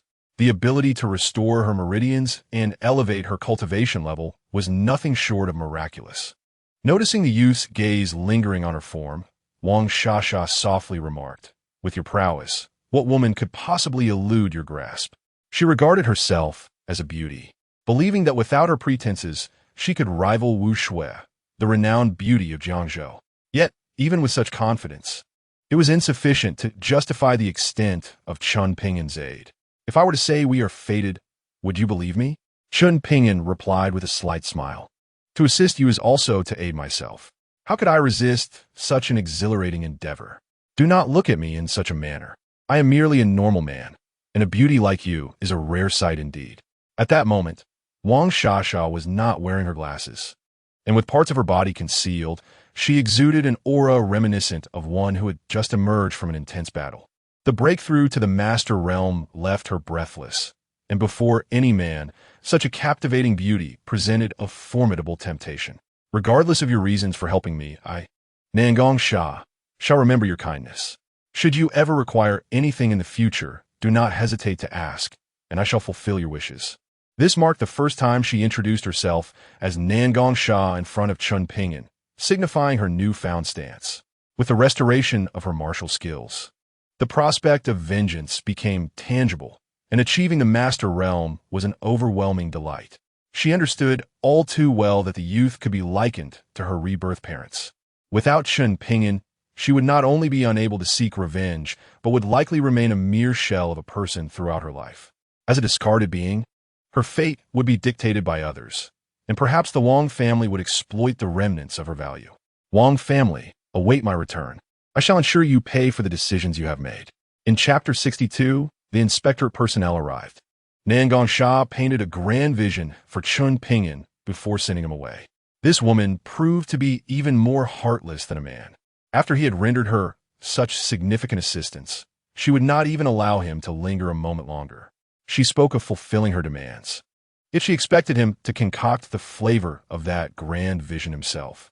However, this fiancée, he was blissfully unaware of her betrothed's existence, which added to the amusement. After gazing at the majestic mountains and snowy landscapes for so long, Chen Ping'an found his thoughts wandering. Naturally, he yearned for a sauna, a bath, and a massage, longing to indulge in Wang Li's exceptional services. After a night of such pleasures, Wang Li lay exhausted, devoid of any strength. Despite being at the mid-level of qi refinement, she could not withstand the fervor and dedication of the young man. Moreover, Chen Ping'an's frequent visits over the past few days had significantly advanced her cultivation. At this rate, within 2 to 3 months, she might reach the formidable late stage of qi refinement. As a disciple of the Qianmen, Wang Li comprehended the tremendous advantages of remaining close to Chen Ping'an. Had she not encountered this enigmatic youth, it might have taken her decades of cultivation to reach the mid-level of qi refinement, let alone the unattainable late stage. She had come to realize that the young man was her fortuitous opportunity, her greatest support, and she would do everything in her power to retain him. The cultivation practices of Qianmen disciples were often unorthodox, and she was no stranger to the dual cultivation techniques. The rapidity of her progress could only attest to the young man's formidable strength, and she continued to serve him with the utmost care. There was also a flicker of pride in her heart. During their first encounter, the youth had been entirely inexperienced. Unable to find the right position, she had had to take the initiative to guide him. The old Taoist had once remarked that the most worthwhile pursuit in the mortal realm was women, and he could not have been more accurate. It was no wonder he had spent a month reveling at the brothels below the mountain a century ago, encountering a mature woman like Wang Li, who understood how to cater to a man who could resist such a lure. Although he had not paid, and the costs were ultimately charged to Wang Li, Chen Ping'an perceived their relationship as a transaction, enabling her to grow stronger while also facilitating his own enjoyment of the pleasures of womanhood. Without money exchanged, it could hardly be deemed solicitation. Were it not for Wu Shui's phone call, Chen Ping'an would have had no intention of rising from Wang Li's bed. The major case in Jiangzhou was indeed targeting the capital. The impact of over 30 young women's death had already stirred a tremendous uproar online. Wu Shui sought out Chen Ping'an to inform him of the precarious situation facing the Wu family. Unbeknownst to her, she had come to regard Chen Ping'an as the Wu family's greatest pillar of support. The identity of the son-in-law of the Wu family was one Chen Ping'an could hardly shake off, despite having initially come to annul the engagement. Old Taoist, you truly are a master of calculations. It was the old Taoist who had lent his fortune to these individuals, and the entanglements ran profoundly deep. He had survived due to them, and they, in turn, owed their current familial status and wealth to him. Perhaps the old Taoist had long foreseen that severing these ties was an impossibility. Was it true that he had survived due to these 9 betrothal agreements?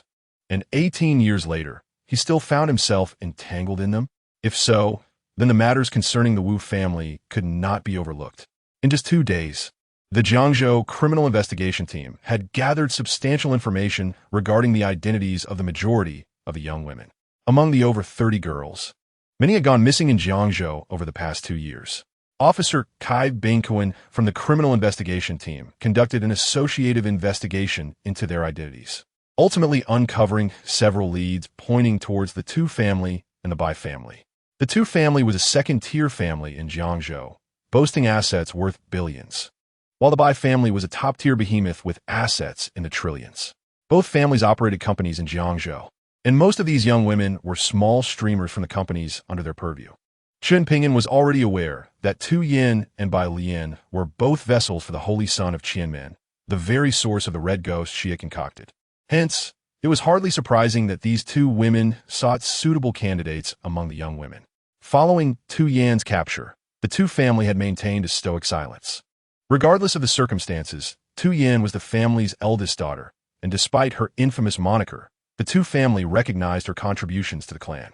The Tu family had only emerged as a prominent force in recent decades, capitalizing on opportunities presented by top families like the Bai family. Marrying Tu Yin off to the Zhao family was merely a means to obtain resources from them. At this moment, in the study of the Tu family villa, the head of the Tu family, Tu Jianzhou, was hosting a mysterious guest. Standing cautiously before his desk, Tu Jianzhou felt the weight of the situation, while the guest seated behind the desk seemed to embody the true authority of the Tu family. You haven't noticed the changes in Tu Yin over the past 2 years? The mysterious individual inquired, their tone laced with irritation, causing Tu Jianzhou to shudder slightly, fearful that a single misstep might lead to dire consequences. My lord, she is a disciple of Qianmen. None in our family can contend with her. Whatever she desires, I am powerless to oppose, Tu Jianzhou lamented. Her situation is my oversight. I beseech your pardon. The individual behind the desk appeared relatively youthful, perhaps no older than 30. Jiangzhou is currently in turmoil. I have come to assist you in managing matters here. The return of the Bai family's young master, Bai San, brings with it formidable forces intent on claiming control over Jiangzhou. Additionally, the Zhao family's backing will soon arrive in Jiangzhou, presenting a significant challenge. The man expressed his concerns regarding the prevailing circumstances, leaving Tu Jianzhou in a state of shock, fully aware of the guest's formidable background. Since even he finds it troublesome, this matter must undoubtedly be far from simple. My lord, even if the Bai family and the Zhao family have powerful backing, there are regulations in place that should prevent them from acting recklessly. The young man scoffed, stating that if rules were truly effective, the Tu family would have been annihilated countless times already. Are you aware that just days ago, a war god was rendered powerless and turned into a fool in Jiangzhou? Tu Jianzhou's expression shifted dramatically. The presence of a powerful war god in Jiangzhou was alarming news that quickened his heartbeat. This war god is formidable. My purpose here is twofold: to assist you in stabilizing the situation in Jiangzhou and to uncover the identity of the perpetrator behind this incident. The war god's arrival in Jiangzhou was sanctioned by the Ministry of War, yet it cannot be dissociated from the Bai family. According to their reports, they have attributed this incident to a youth named Chen Ping'an, who seems to be the son-in-law of the governor of Jiangzhou. However, my investigations reveal that he is connected to the supervisory court, and Jiang Chun, the head of the Jiangzhou Supervisory Court, has been concealing his identity. I suspect he hails from a prominent family within the higher echelons of the Supervisory Court. Chapter 63. I can help you eliminate him. Tu Jianzhou's gaze shifted slightly. He had become quite familiar with the name Chen Ping'an over the past few days. He had publicly rejected the advances of the Bai family's third young master at the Li family gathering, and being the governor's son-in-law alone made him a figure not to be underestimated. It was unexpected that he was also linked to the supervisory court, a level that the Tu family was not yet qualified to engage with. The Tu family may lack the means, but the power represented by the man before him certainly does. Tu Jianzhou inquired, My lord, what course of action should we take? Please instruct me.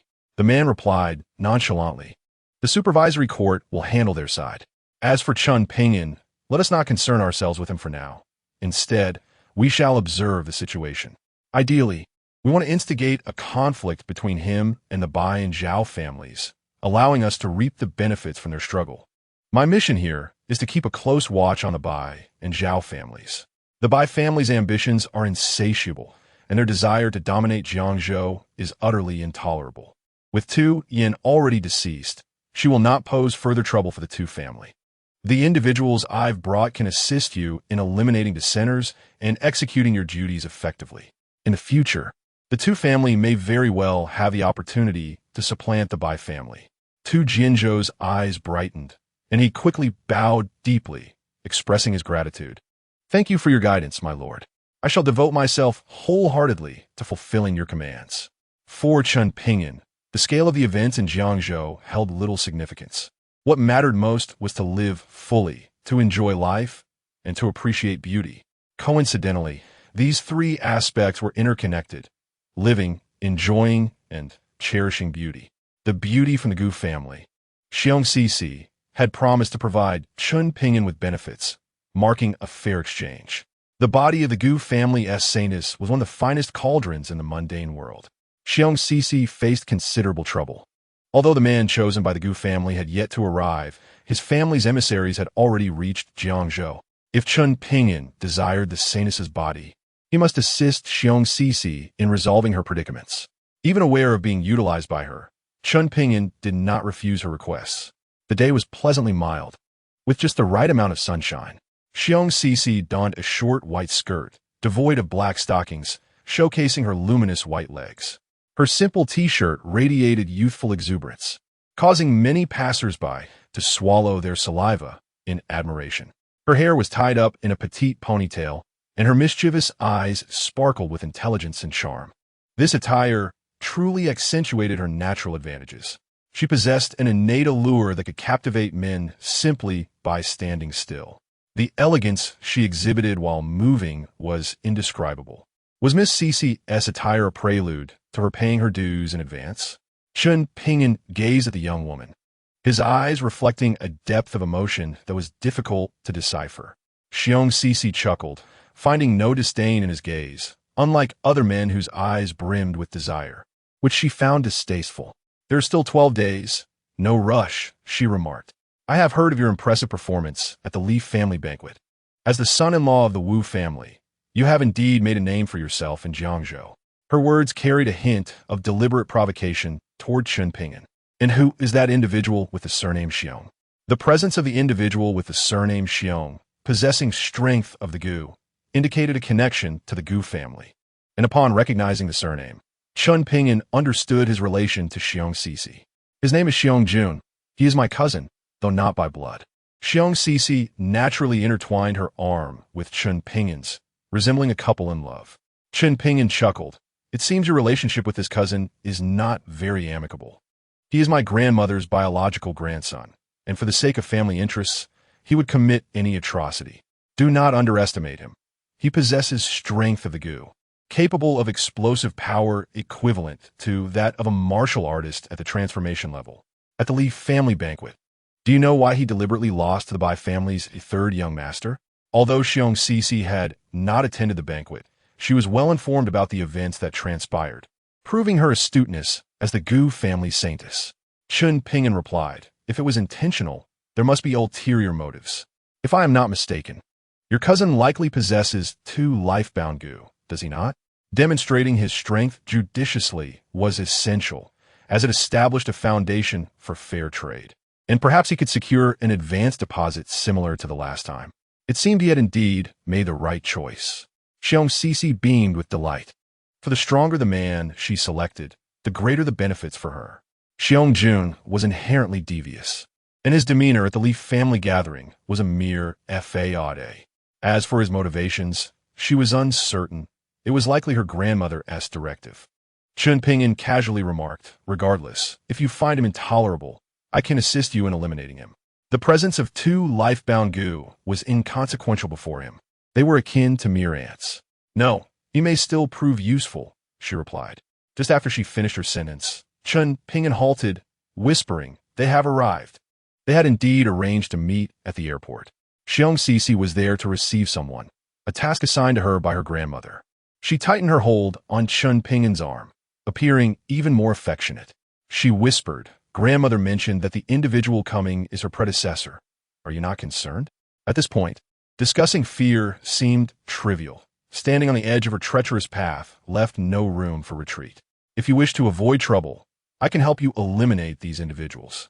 Chen Ping'an spoke with an air of nonchalance, as if dispatching them was as effortless as eating or drinking.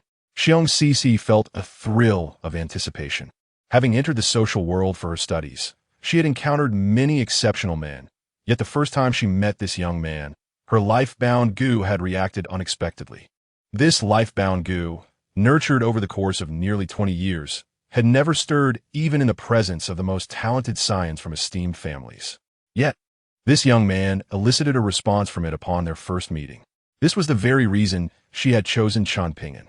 She sensed his extraordinary nature, for standing beside him brought her goo to life. This sensation was imperceptible to outsiders. Her life-bound goo was unique, enabling her to discern the young man's formidable strength, though the extent of his power remained elusive to her. Her grandmother's predecessor must surely be a being even more powerful than her grandmother. Whether he could truly handle such formidable troubles was uncertain. Cold gazes bore down upon Chen Ping'an and Xiong Sisi. An elderly man accompanied by several young individuals emerged. "Xiong Sisi, you shameless wretch." One of the young women seethed with anger, glaring at Xiong Sisi with clenched teeth. "You are my cousin's fiancée, yet you dare to associate with another man."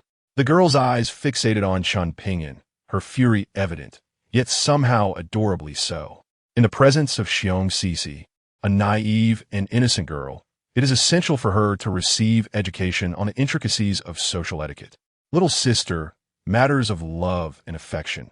At your age, you have yet to encounter such experiences, have you? I have not even met your cousin, yet he wishes to marry me. Who knows if he is tall or short, or even handsome or not? What if he turns out to be quite unattractive? If you are fond of her, why do you not marry her instead? Chapter 64.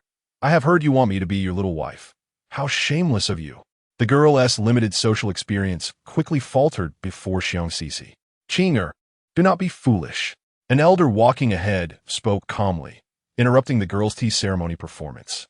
His gaze lingered on Chen Ping'an for a brief moment, as if he could see through the young man, before turning to Xiong Sisi. "It is quite acceptable. We elders shall not interfere in the matters of the youth. Rest assured, he does not arrive until the last day. Until then, you may do as you please, and I shall not hinder you. As for the young man you have chosen, whether he survives until the last day is contingent upon his fortune." This elderly gentleman, remarkably, spoke ill of others without concealing it from the person in question. Xiong Sisi exhaled in relief. That individual would not arrive until the last day, which meant there were still 12 days left. The girl who had spoken earlier shot a disdainful glance at Chen Ping'an and declared, "You are doomed. How dare you compete for a woman with her cousin?" Chen Ping'an responded with a faint smile. "Little sister, I see you are full of vitality, blooming like peach blossoms. Perhaps you are facing a romantic entanglement soon. You are talking nonsense. Speak again, and I shall tear your mouth apart." The young girl glared fiercely at Chen Ping'an. Despite her seemingly innocent demeanor, she harbored a wicked spirit. However, the elder beside her appeared somewhat surprised, casting a deep glance at Chen Ping'an. Perhaps the young man had merely spoken without thought, but fortuitously guessed correctly. Enough. After the elder concluded, he led his companions aside. As the young girl departed, she did not forget to cast another fierce glare at Chen Ping'an. Watching them walk away, Xiong Sisi finally felt completely at ease. The mission accomplished, her spirits lifted. That person would not arrive for another 12 days, allowing her to delay facing him. Though she had never met him, she was well aware of much regarding his character. "So, do you have confidence in defeating that elder?" Xiong Sisi looked at Chen Ping'an with anticipation. "Who do you look down upon? 100 of his kind would be no challenge for me. I could dispatch them with a mere wave of my hand." The young lad enjoyed boasting, particularly in the presence of beautiful women. Xiong Sisi remarked, "If I am not mistaken, this elder may be a Tian Shi, celestial master. Do you know what kind of people Tian Shi are?" She feared Chen Ping'an might not comprehend the elder's identity and felt the need to caution him. "Just a Tian Shi. Is he not merely a Taoist practitioner in the late stage of Qi refinement? The Taoists of Long Guo belong to the righteous sect." He had already discerned the origin of this old fellow and guessed the noble identity of the man chosen for Xiong Sisi by the Gu-man. Indeed, Taoist practitioners were most suitable for her. This was not surprising, once the Gu within her matured, combined with the Taoist cultivation methods. The benefits of dual cultivation would undoubtedly surpass the advantages brought by a pure Yin body. "Miss Sisi, I'm also a Taoist. This old fellow is nothing but a trivial Tian Shi before me. If I were to reveal my identity in front of him, he would have to kneel and address me as ancestor." The Kunlun Mountain Taoist Temple is the ancestral ground of the Taoists. Although Chen Ping'an was young, his lineage was esteemed. Not only a mere Tian Shi, Even if a celestial master were to emerge from the Taoists, they would still have to call him ancestor. Naturally, Xiong Cixi did not believe him and softly said, "If you regret it now, it is not too late." For some reason, she suddenly felt that she should not involve this young man in her affairs. He was innocent. The impression the old man left on her made her realize how high the status of the man chosen for her by the Gumin truly was. Ha ha ha. Chen Ping'an's laughter was peculiar. The tea-art proficient Cixi was actually worried about him. Those who desired the Gumin Saintess's body were not limited to the man chosen for her. Various lurking forces awaited the maturation of the Saintess's fateful Gu, a truly enticing fruit. The old Taoist had already claimed the previous Gumin Saintess. He certainly could not allow himself to be outdone.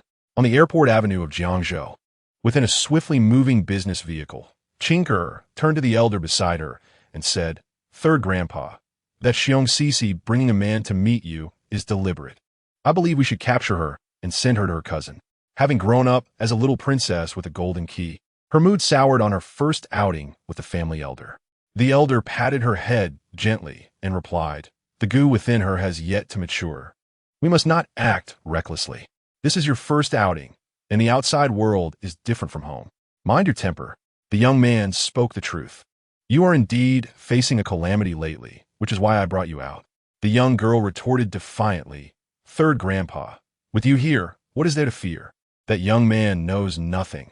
I possess a talisman gifted by my great uncle, rendering me impervious to all evils. I shall be fine." The elder frowned slightly. Was that young man truly just speaking carelessly?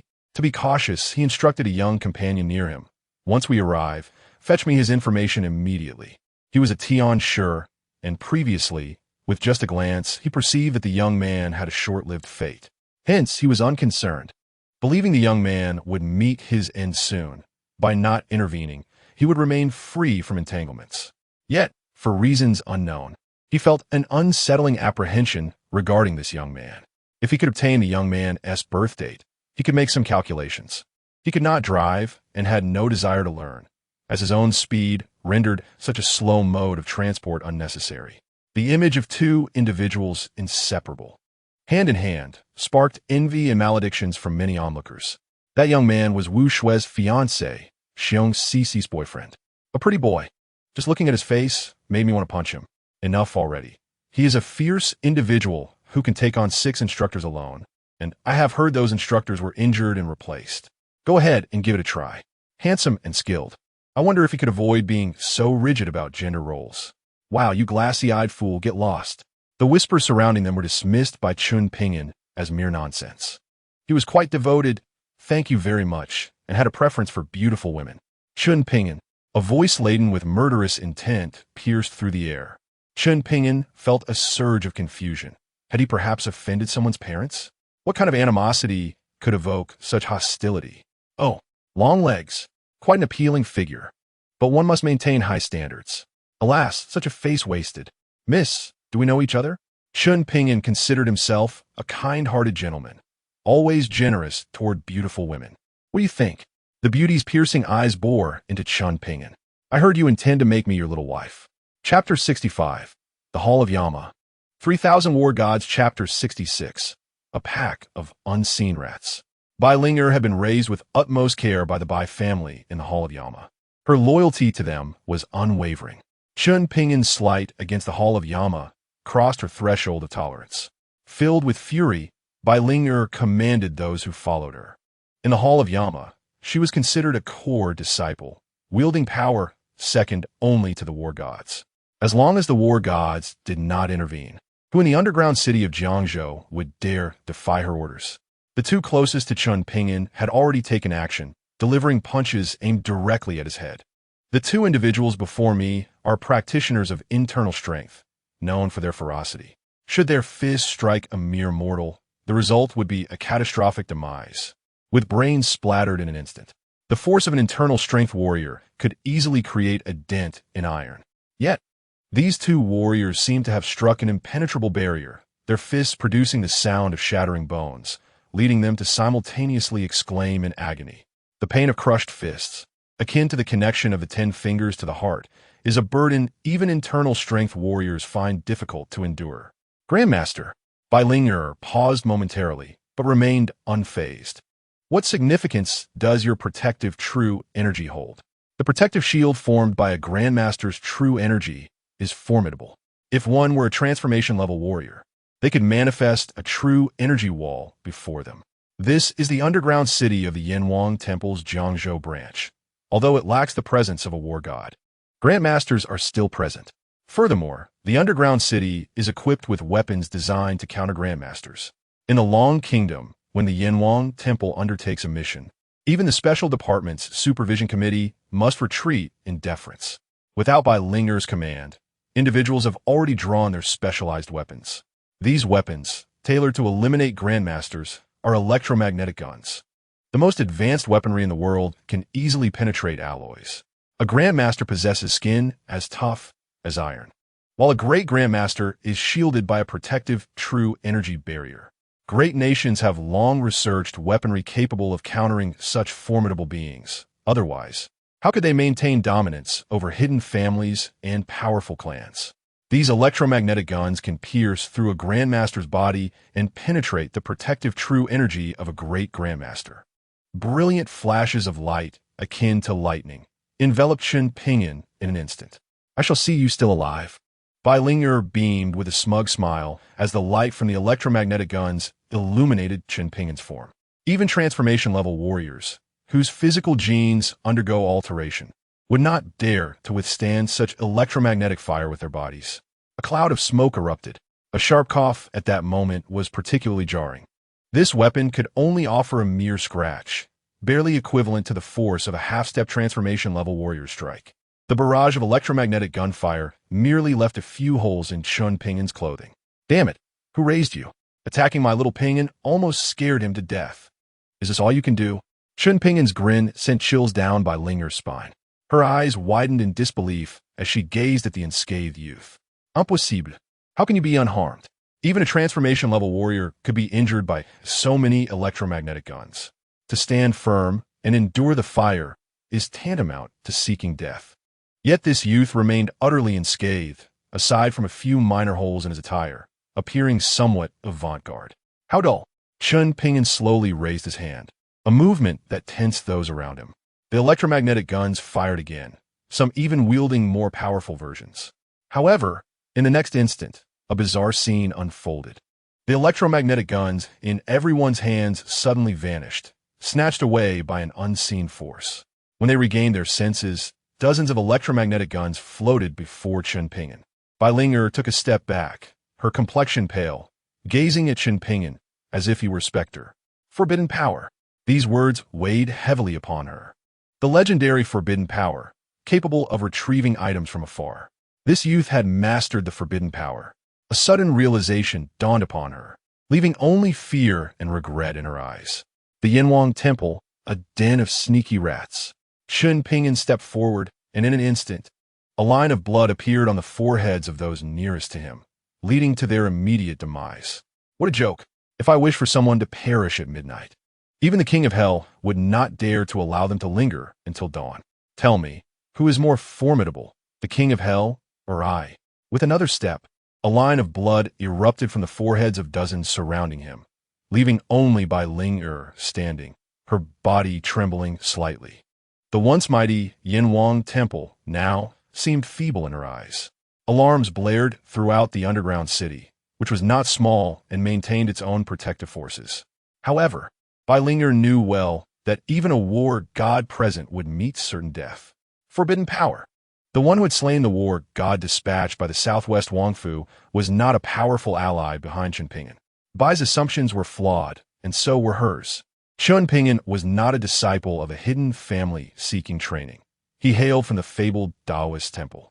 If there exists a place that the Yanwang Temple fears, it must be the Kunlun Taoist temple. That temple had not seen anyone emerge into the secular world for 18 years. Though she had never witnessed forbidden power, she had gleaned many secrets about it from the Yanwang Temple. Warriors cultivate their bodies, while Taoists practice their arts.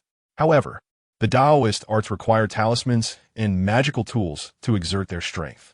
Only the legendary Kunlun Taoist temple possesses the forbidden power that obeys the utterance of its master. Do not. Tears of regret streamed down Bai Ling'er's face. Those drawn by the alarm, upon entering a certain vicinity, suffered bloodlines appearing on their foreheads, collapsing lifelessly. Forbidden power. Unfathomable and terrifying. A horde of unseen rats dares to claim they are invincible. Chen Ping'an squatted down, resembling an amiable neighbor, gazing at Bai Ling, who lay on the ground. His smile was genuinely gentle, yet to Bai Ling, it resembled the grin of a devil. Considering you brought me to this cursed place, I shall spare your life. Indeed, Chen Ping'an did not slay Bai Ling, but instead probe her soul. Following the soul search, Bai Ling was reduced to a mere fool. One elaborate facade the Yanwang Temple maintained. Bai Ling, a core disciple of the Yanwang Temple, was oblivious to the true location of the temple and its genuine secrets. This revelation astonished Chen Ping'an. As a core disciple of the Yanwang Temple, her knowledge extended only to the basics she had shared. Among her memories, the only significant figure was the man who had taken advantage of Bai Ling. He was a war god of the Yanwang Temple, not yet 30 years old, and held another identity as the scion of the Nangong family from the southeast Wang. Chapter 67. You did it on purpose. The Nangong family of the southeast Wang, recognized as a family of significance, boasts a legacy exceeding a century. The Bai family of Jiangzhou, despite being a top-tier family, lacks the qualifications to be called a family of this caliber. The heritage of such families rivals that of hidden families establishing themselves as regional hegemons. The Nangong family must have integrated into the Yanwang Temple, compelling the southeast Wang to comply. The power of the Yanwang Temple is evident. It is no wonder that the under-30 heir of the Nangong family could win over a proud woman like Bai Ling. Additionally, there exists the matter of the genetic serum utilized by the Yanwang Temple. According to Bai Ling's recollections, the research on this serum has indeed made significant breakthroughs, achieving a success rate of 70%. However, this serum can only alter the genes of internal strength warriors, effectively mass-producing them. Out of 100 ordinary warriors, 70 could transform into internal strength warriors after the procedure. This success rate is exceptionally high, as such transformation occurs at the genetic level, resulting in a third reduction in lifespan. It is worth noting that even a prodigy requires over a decade to ascend from an ordinary warrior to an internal strength warrior. The martial artist is categorized into various ranks: the apprentice, the external force martial artist, the internal force martial artist, the master martial artist, and the transformative martial artist. This represents the 5 realms of physical prowess among martial artists. Gene serums can enhance the success rate, allowing an ordinary martial artist apprentice to transform into a formidable internal force martial artist within a year. The Yanwang Dian has already mastered the gene serum capable of altering internal force martial artists, a fact known only to Bai Ling, the core disciple. How intriguing! This gene serum. Chen Ping'an smiled faintly. To him, such substances were worthless. The pills in his possession could enable an ordinary person to become an internal force martial artist overnight without issue. He had obliterated the underground city of the Yanwang Dian's branch in Jiangzhou, eliminating hundreds of martial artists, including over a dozen masters and 3 grandmasters. Such a significant event would surely prompt the Yanwang Dian to send investigators soon. The happenings in Jiangzhou were becoming increasingly entertaining. If Bai Ling did not seek trouble with him, he would remain oblivious to the existence of this ominous place known as the Yanwang Dian. How audacious to call themselves the king of hell. According to Bai Ling's memories, the 3,000 war gods of the Yanwang Dian were indeed real. These 3,000 war gods were all transformative martial artists. However, before him, these so-called war gods were merely larger ants, easily dispatched with minimal effort. As for the 18 palace masters, they were likely innate martial artists. Once one enters the innate realm, they transcend the ordinary. He truly looked forward to testing his skills against the innate martial artists of the secular world. The presence of 18 palace masters, all innate martial artists, was quite a delightful surprise. If they were all merely transformative martial artists, it would be rather dull. The 4 great protectors were likely innate martial artists or even those of higher cultivation. These 4 protectors, much like the enigmatic lord of the Yanwang Dian, were known to Bai Ling only through legend. The Bai family of Jiangzhou could only be considered an outer force of the Yin Wangdian. How amusing! After searching the underground city of the Yin Wangdian for a while without finding much of value, Chen Ping'an destroyed the underground city's power system before departing this dreadful place. Even if the Yin Wangdian discovered the issue, investigating would take them quite some time. This was indeed a pit they had dug for themselves. When Chen Ping'an emerged, it was already night. With no signal underground, he immediately received numerous messages upon his exit. Among them were messages from Zhang Wanqing, Wu Shui, and Wang Shasha. He chose to ignore them, his focus landing on a message from Wang Li. To his surprise, Bai Lian dared to show herself. Upon seeing Wang Li's message, Chen Ping'an smiled slightly, and his figure vanished. When he reappeared at the Shui Shiji hot springs, the place had just endured a fierce battle. Several private rooms had their walls smashed, and the interior lay in disarray. The aftermath of the battle was evident everywhere. Wang Li felt a lingering fear. Had she not recently achieved a significant breakthrough, Bai Lian would have taken her away this time. Upon seeing that Wang Li was unharmed, Chen Ping'an felt relieved, knowing it would not affect her performance going forward. This place was no longer safe. She had long harbored such thoughts. Raising ghosts for business had initially been a means for her cultivation. She was not wholly corrupt, which was why Chen Ping'an chose to spare her. Her being a mature woman had nothing to do with it. Now, with Chen Ping'an's assistance in her cultivation, the little yang energy collected by the ghost she raised was of little use to her. Previously, she had feared that bringing it up would displease Chen Ping'an. With the recent events, and by Lian seeking her out, she naturally needed to leave quickly. You should have been prepared. When Chen Ping'an smiled, it made Wang Li feel as though her secret was not a secret before him at all. Wang Li nodded, not daring to conceal anything. She had indeed prepared a house, her last refuge. She had hidden in the bustling hot springs, fearing discovery by her peers. Previously, she had been terrified because her body was the ideal furnace for male cultivators of the Qianmen. Thus, she sought refuge in the crowded hot springs, where it was difficult to be noticed. However, she had long prepared an escape route. She had quietly purchased a house in Jiangzhou, one that was quite discreet.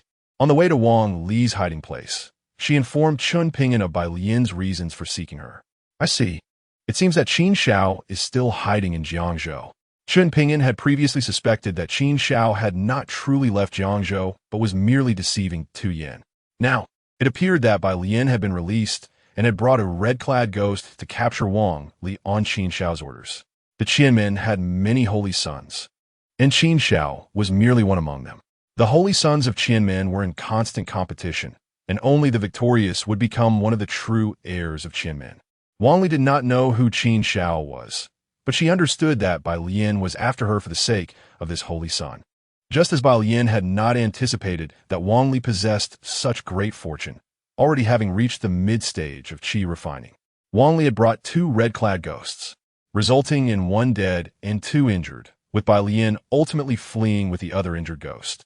With your cultivation, extinguishing Bai Lian's soul should pose no problem, right?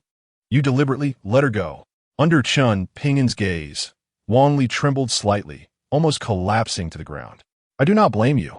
Chen Ping'an actually appreciated this about Wang Li.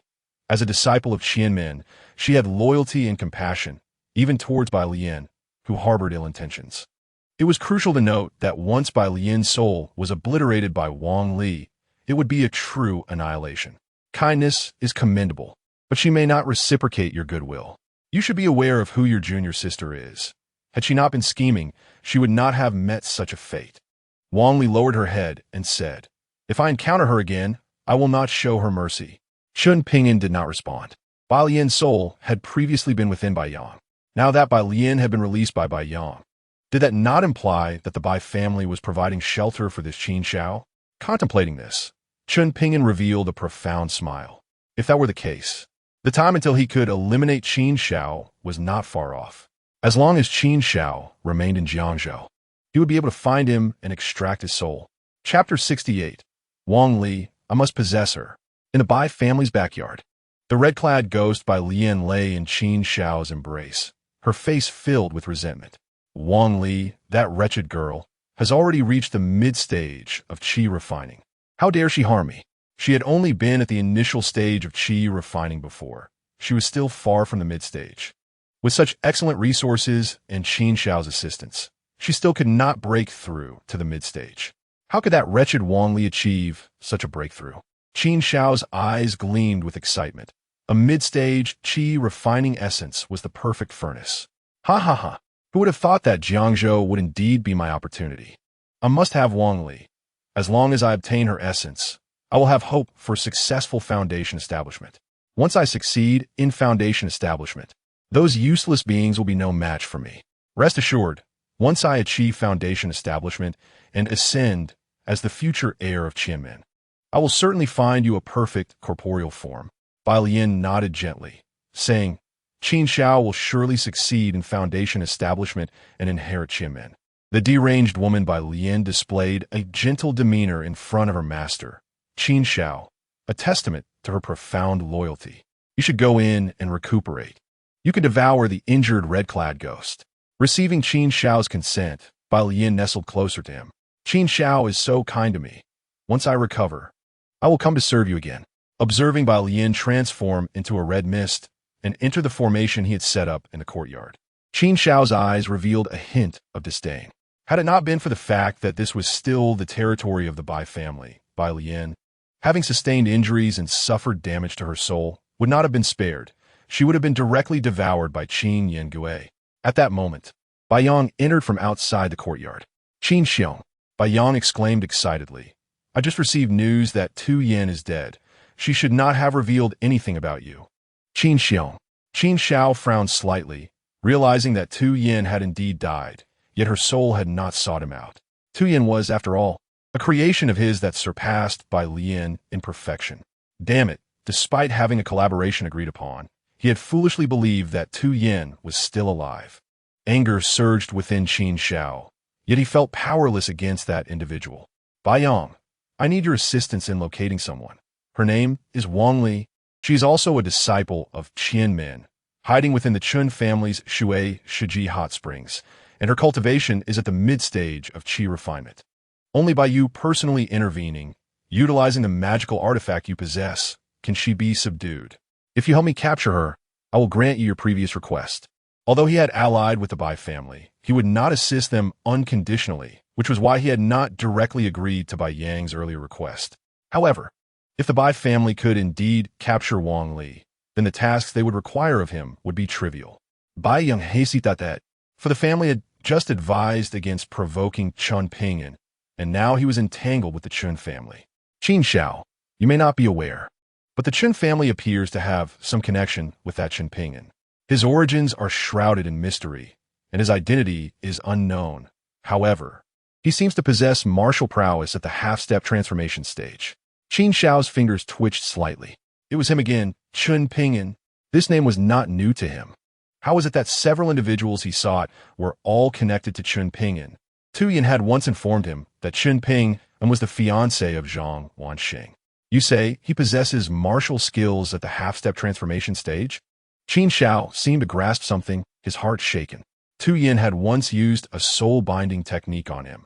It appeared this lad had a magical artifact, and his seemingly honest demeanor before Tu Yin was merely a facade. Upon realizing this, a chilling sensation crept down Qin Xiao's spine. Had he not sent Yuan Shasha to kill Zhang Wanxing, only for Yuan Shasha's spirit connection to be severed? Was it the doing of Chen Ping'an? It had to be.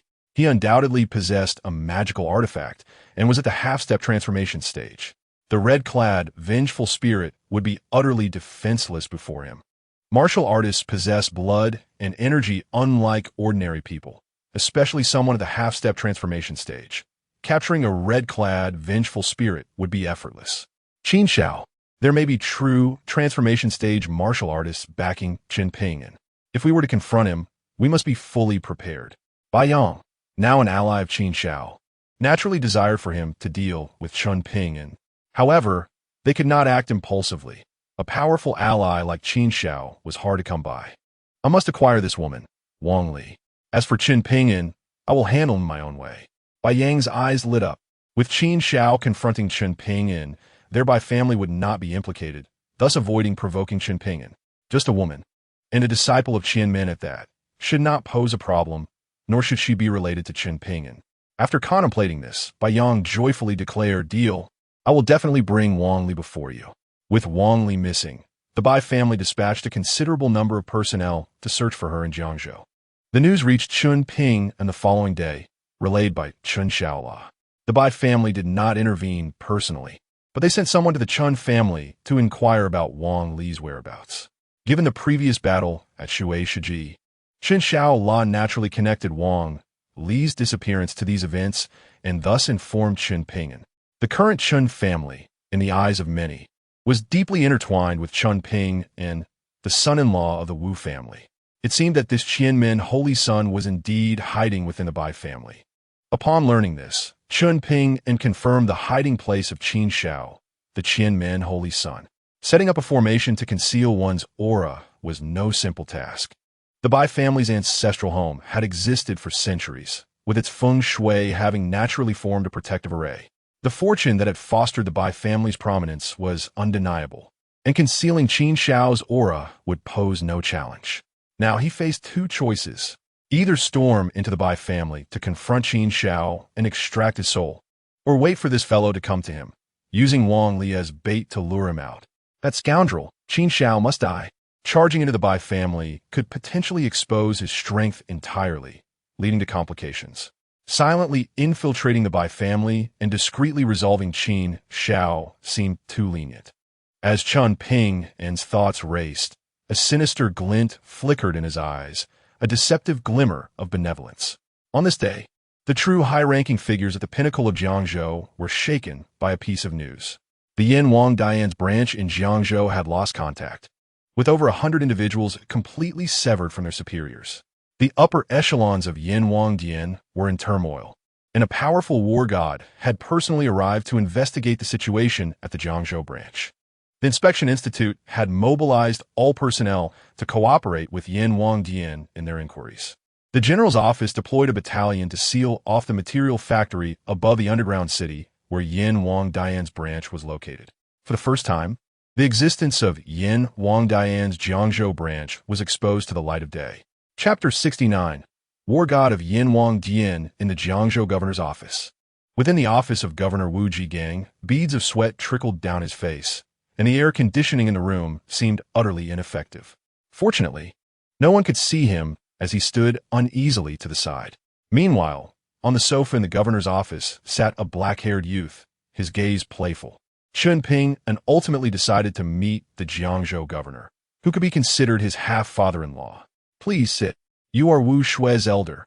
I am betrothed to her, so you may regard yourself as my elder. There is no need for formality."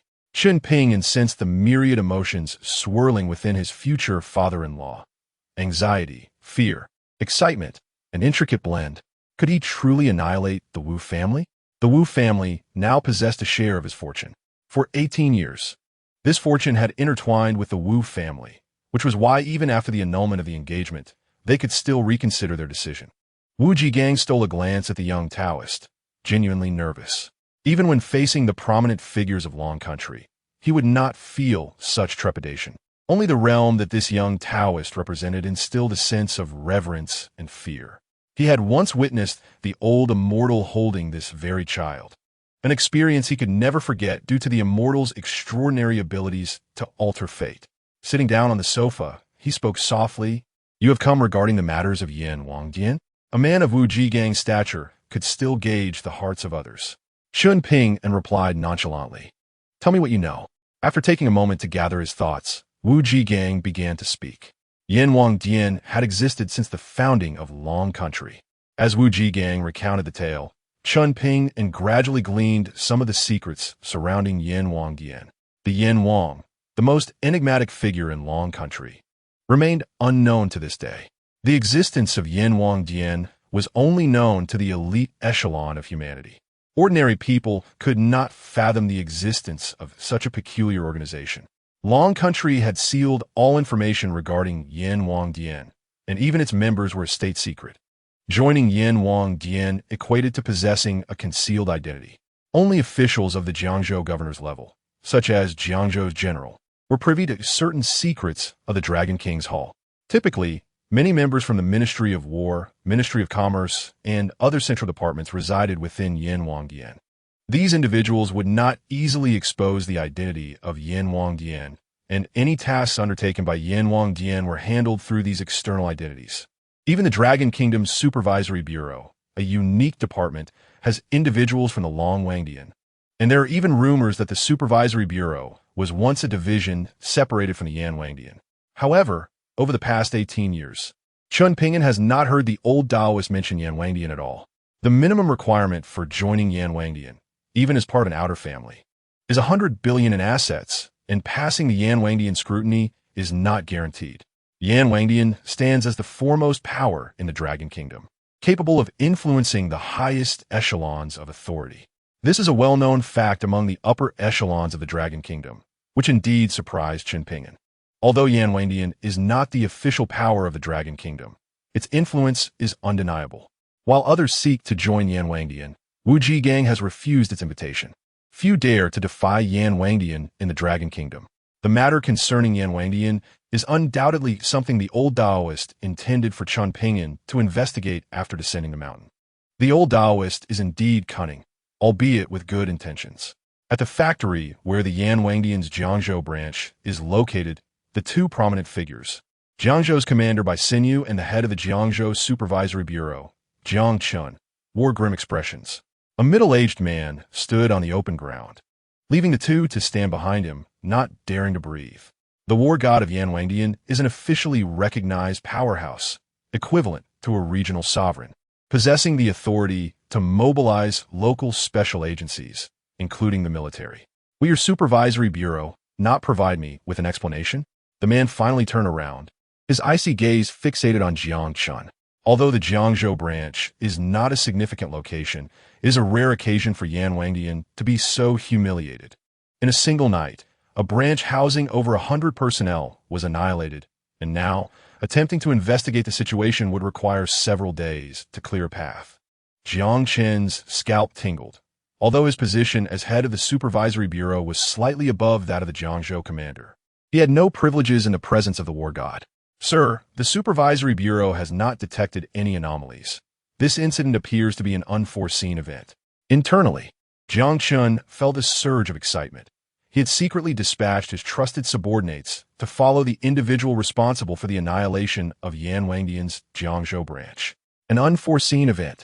The Supervisory Bureau is tasked with overseeing the world, yet you claim to have no information regarding the obliteration of our Jiangzhou branch. I believe your position as the head of the Jiangzhou Supervisory Bureau should be reconsidered. The war god of Yan Wangdian understood that this was an opportune moment to firmly grasp control over the Jiangzhou Supervisory Bureau. Jiang Chen's lineage is from the hidden Jiang family, distinct from Yan Wangdian, making this a perfect opportunity to replace him with someone from Yan Wangdian. Jiang Chen bowed his head and replied, "What you say is true. It is my ineptitude. I have already submitted my resignation and will be leaving soon." He had prepared himself mentally to relinquish the Jiangzhou Supervisory Bureau before arriving. The current chaos in Jiangzhou was only just beginning, and withdrawing now, away from the turmoil, aligned with the wishes of the elders. The war god of Yan Wangdian appeared satisfied, a smile gracing his features. A mere branch can be rebuilt. The slain experts are inconsequential. What infuriated him was that someone dared to provoke the century-old authority of Yan Wangdian, especially since this Jiangzhou branch was under his command. "Commander Bai." The man turned to Bai Xinyu and inquired nonchalantly, "Have you seen your Bai families, Bai Linga?" Bai Xinyu quickly responded, "Sir, I was just about to report this matter to you. My niece went to Jiangzhou University yesterday to find a youth named Chen Ping'an, and we lost contact with her since then. This Chen Ping'an is also connected to the incident involving war god Luo Feng." Bai Xinyu recognized the opportunity and sought to exploit it, hoping that the war god of Yan Wangdian would deal with Chen Ping'an. Chen Ping'an. The war god of Yan Wangdian furrowed his brow slightly. The incident involving Luo Feng's incapacitation in Jiangzhou was not a secret among the circle of war gods. However, since Luo Feng did not belong to Yan Wangdian, they had only been observing the situation without intending to intervene. "Send me this person's information. I wish to ascertain his connection to this incident." Being targeted by the war god of Yan Wangdian was only a matter of time. The fact that Bai Ling had taken Chen Ping'an from Jiangzhou University could not be concealed. Therefore, Chen Ping'an remained unfazed. The individuals from Yanwangdian were merely a group of rats hiding in the shadows, not worthy of concern. Chen Ping'an arrived at the Chen family, where it was rumored he was a member of the Chen clan. The Chen family was merely a third-rate small clan, with assets amounting to 2 to 3 billion. They had only developed in the past decade, relying on the massage business in Shuihui to establish a foothold in Jiangzhou. Since everyone believed he was a member of the Chen family, he decided to solidify this identity. The identity arranged for him by Wu Jigang had too many traces of the Supervisory Bureau's assistants. Conversely, being suspected of being the illegitimate child of the Chen family allowed many to believe in him. This was the only way it made sense. Otherwise, how could a Chen Ping'an suddenly emerge in Jiangzhou? The Chen family was not as complex as other families, consisting of only 4 members. Chen Xiaola had a younger brother and parents. After the recent incident, Chen Xiaola's parents had taken her younger brother away from Jiangzhou, leaving the family business in her hands. Thus, the Chen family's assets were entirely under Chen Xiaola's control. Chen Ping'an's visit to the Chen family was to claim the family assets from Chen Xiaola. Initially believing he would need to persuade her, he was pleasantly surprised when she readily agreed as soon as he expressed his intentions. "Aren't you afraid I will sell the Chen family's assets? Perhaps you should consider what demands you might have." Chen Xiaola's agreeable nature left Chen Ping'an feeling he had gained a significant advantage, making him a bit bashful. "Would you accept a proposal of devotion? Surely you wouldn't refuse me." As a proper Taoist, fair transactions were paramount. The old Taoist had always said one should not take from others without cause. Chen Xiaola replied earnestly, "If it weren't for your help, the Chen family would have already become a vassal of the Bai family. Moreover, I trust you. What you seek is not the Chen family, but an identity." Despite her youthful exuberance, she was not without intellect. Although she knew nothing of the Kunlun Taoist temple, in her eyes, a little Taoist and a deity were indistinguishable, potentially akin to a reclusive elder who had practiced for centuries. "Do you know why so many believe you're truly my father's illegitimate son?" Chen Xiaola said with a mischievous expression. "My father indeed had a woman outside, and there was indeed an illegitimate child. However, no one knows that my brother passed away at birth." Had Chen Ping'an not been certain that he had no blood relation to the Chen family, he might have doubted his own identity. There cannot be so many coincidences. Surely he did not spring from stone. His parents' identities were never revealed by the old Taoist, who merely stated he was found in a garbage heap. The old Taoist was indeed cunning, even arranging for the identity of the Chen family's illegitimate child. The line between truth and falsehood became increasingly blurred. "Little brother, you must call me sister from now on." Chen Xiaola, suddenly recalling something, smiled joyfully. Zhang Wanqing, her close friend and the fiancée of this young Taoist, would also have to address her as sister in the future. This thought brought her immense happiness. Chen Ping'an was momentarily taken aback, realizing that this was the bond he shared with Chen Xiaola. The identity must be established, otherwise, it may become a challenge to act later. The plan of pledging oneself is likely to face some hindrances. In the span of a single day, several significant events transpired within the Chen family. A third-rate clan in Jiangzhou. The unassuming couple from the Chen household, along with their youngest son, departed from Jiangzhou, their destination unknown. The family's enterprises were entirely taken over by their daughter, Chen Xiaola. Furthermore, the shareholders of Chen's company underwent a transformation within that same day. The largest shareholder was neither Chen Xiaola nor any other member of the Chen family, but rather Chen Ping'an. As this news spread throughout Jiangzhou, many became increasingly convinced that Chen Ping'an was the long-lost illegitimate son of the Chen family, who had vanished for 18 years. The low-profile founder of the Chen family had his past unearthed, revealing that the power behind Chen Ping'an was none other than the reclusive Liu family from the southwest. 18 years ago, the Liu family's young lady had fallen in love with a married man from the Chen family during her worldly training, an affair that was subsequently silenced by the Liu family in Jiangzhou. Unexpectedly, 18 years later, the son born from that liaison had also entered the world for his own experiences. The Liu family, being the most enigmatic clan in the southwest, had maintained a low profile, making it evident that dealing with Chen Ping'an would not be a trivial matter. Bai Yang brought this news to his partner, Qin Shao. A malicious glint flickered in Qin Shao's eyes. He was indifferent to the identity of Chen Ping'an's backing. What a hidden family. Should they dare obstruct his opportunity for foundational cultivation, he would show no mercy. Baiyang, you're not afraid, are you? Qin Xiao scoffed. He is merely an illegitimate child. The Liu family may not place much importance on him. Besides, who does the Liu family think they are? Do they dare to oppose me, Qi NMN, or defy the rules of Longhua? Baiyang shook his head, expressing, my concern is not the Liu family behind him, but the potential impact on our plans. Since the Liu family has arranged a marriage for Chen Ping'an with the Wu family, the Wu family will inevitably serve as the Liu family's representative in the secular world, coupled with the Chen family and the Li family, who have already allied with the Wu family. We must proceed with caution. The hidden families, constrained by the regulations established by Longhua in earlier years, dare not act recklessly. These families are also bound by the laws of Longhua, and since many interests are intertwined, even within the same faction, conflicts may arise over disparities in benefits. Baiyang aspired for the Bai family to dominate Jiangzhou and unify the various families within, necessitating careful consideration of numerous factors. However, Qin Xiao remained unconcerned. Baiyang, as long as you assist me in bringing Wang Li to me, I will have the opportunity to break through in my cultivation. At that point, the myriad disciples of Qi NMN will be under my control. Do not speak of merely Jiangzhou. I could help you conquer the entire Southwest. Initially, Qin Xiao had no intention of disclosing this matter to Baiyang.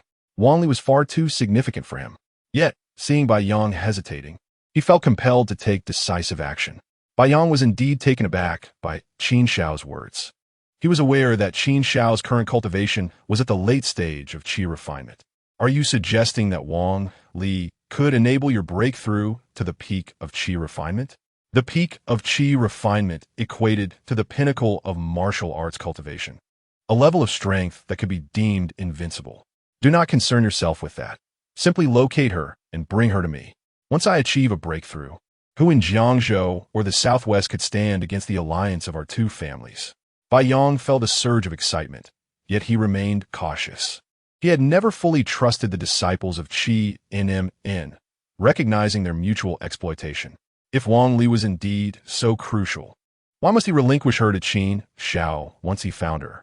With this thought, Baiyang resolved that he must find Wang Li and uncover the secret she held.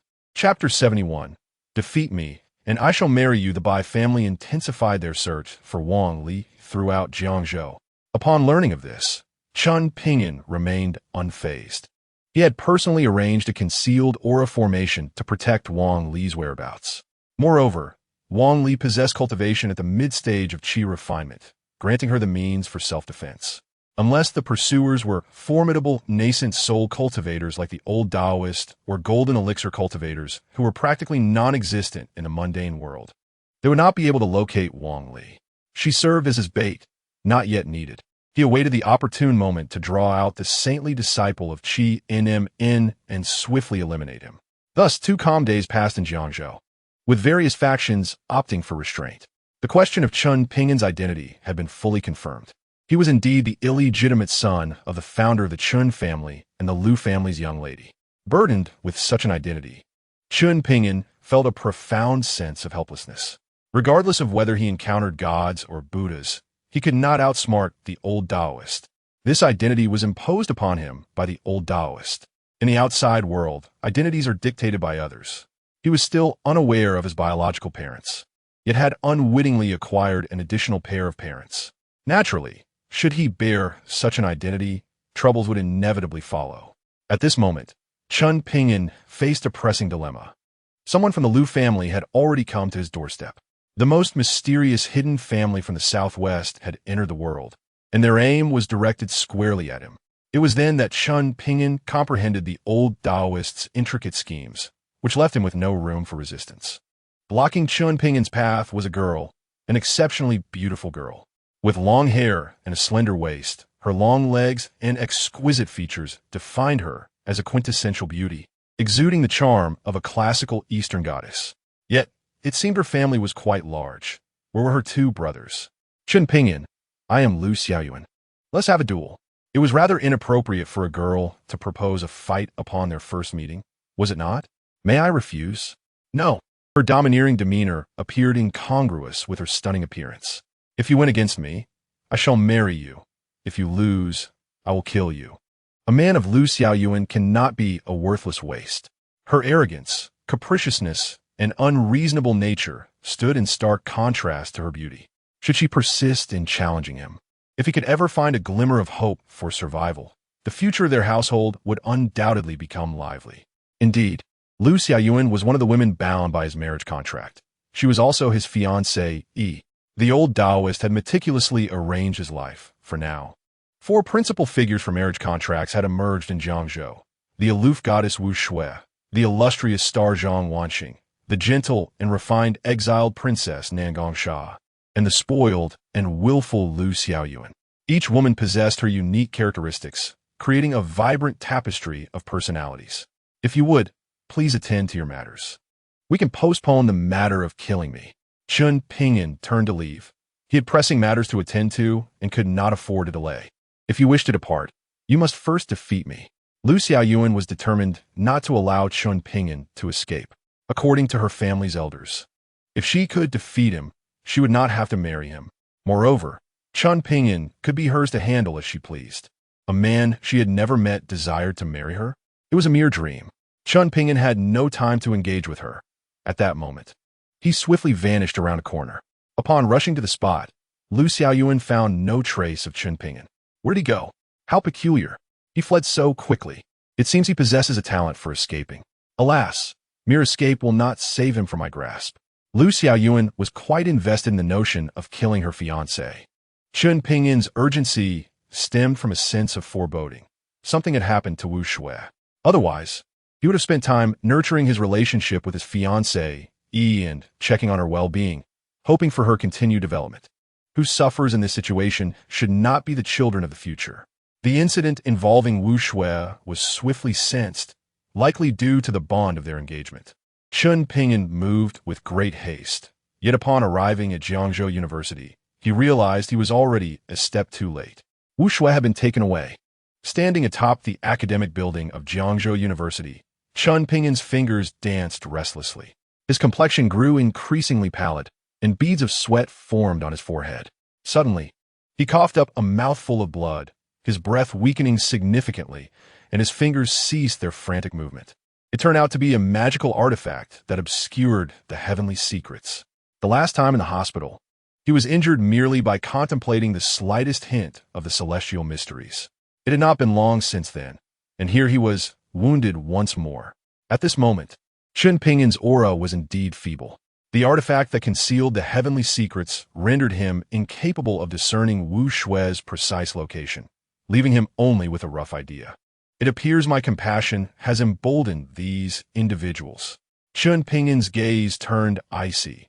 Having survived in the mountains of Kunlun since childhood, cast aside by the old Taoist, did they truly believe he would shy away from bloodshed?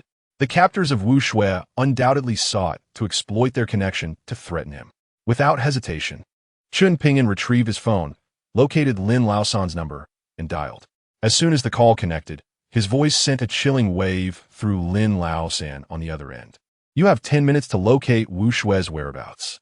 He uttered no threats. Such measures were unnecessary. Lin Laosan trembled, and just as he intended to respond, the call ended abruptly. Taking a deep breath, he instructed his subordinates, "We must search immediately. Utilize all resources in Jiangzhou to find Wu Shui." It must be noted that the underground world of Jiangzhou is vast, and Lin Laosan mobilized all its forces. In less than 5 minutes, they had pinpointed Wu Shui's approximate location. When Chen Ping'an received the coordinates from Lin Laosan, they aligned closely with his own calculations. Found you. It was not Chen Ping'an's fault. He was not well-versed in the modern technological marvels. With the coordinates established, locating Wu Shui would prove to be no challenge. Indeed, Wu Shui had been captured, and her captor was a woman. At first glance, she appeared to be in her 30s, yet upon closer inspection, one might surmise she was nearing 40, or, at times, even reminiscent of a youthful girl. Her visage exuded an ethereal beauty, captivating to the core. It seemed that merely gazing upon her would ensnare the heart. Even Wu Shui, renowned as Jiangzhou's most beautiful woman, could not help but steal a few extra glances. If Wu Shui felt such an allure, it was a testament to this woman's extraordinary beauty. They were situated not far from Jiangzhou University, in a long-abandoned laboratory. "Sister, why do you captured me? Are you after money? I can provide you with money." Wu Shui gazed at the stunning woman before her, finding it difficult to harbor any disdain. "You are Jiangzhou's most beautiful woman. Do you think if I marred your face with a few scars, your fiancé would still want you?" Upon hearing the woman's words, Wu Shui finally understood that this woman aimed to threaten Chen Ping'an through her. "You are mistaken. He would not care for my life or death. Capturing me is futile." Wu Shui did not believe the young Taoist would come to her rescue, much like how he had abandoned her father in his time of peril. Perhaps if she perished, the engagement could be dissolved without question. This thought brought a twinge of sorrow to Wu Shui's heart. She had always been the one to seek his favor, while the young Taoist had come merely to withdraw from their engagement. Would he truly care about her fate? That remained uncertain. The beautiful woman chuckled. "How about we make a bet? If he comes to save you, I shall release you. If he does not come, then I will have no choice but to kill you." Her expression was serious, as if the act of taking a life were as trivial as squashing an ant. "Then go ahead and kill me. He will not come to save me." The woman fell silent, taking a seat to await the unfolding events.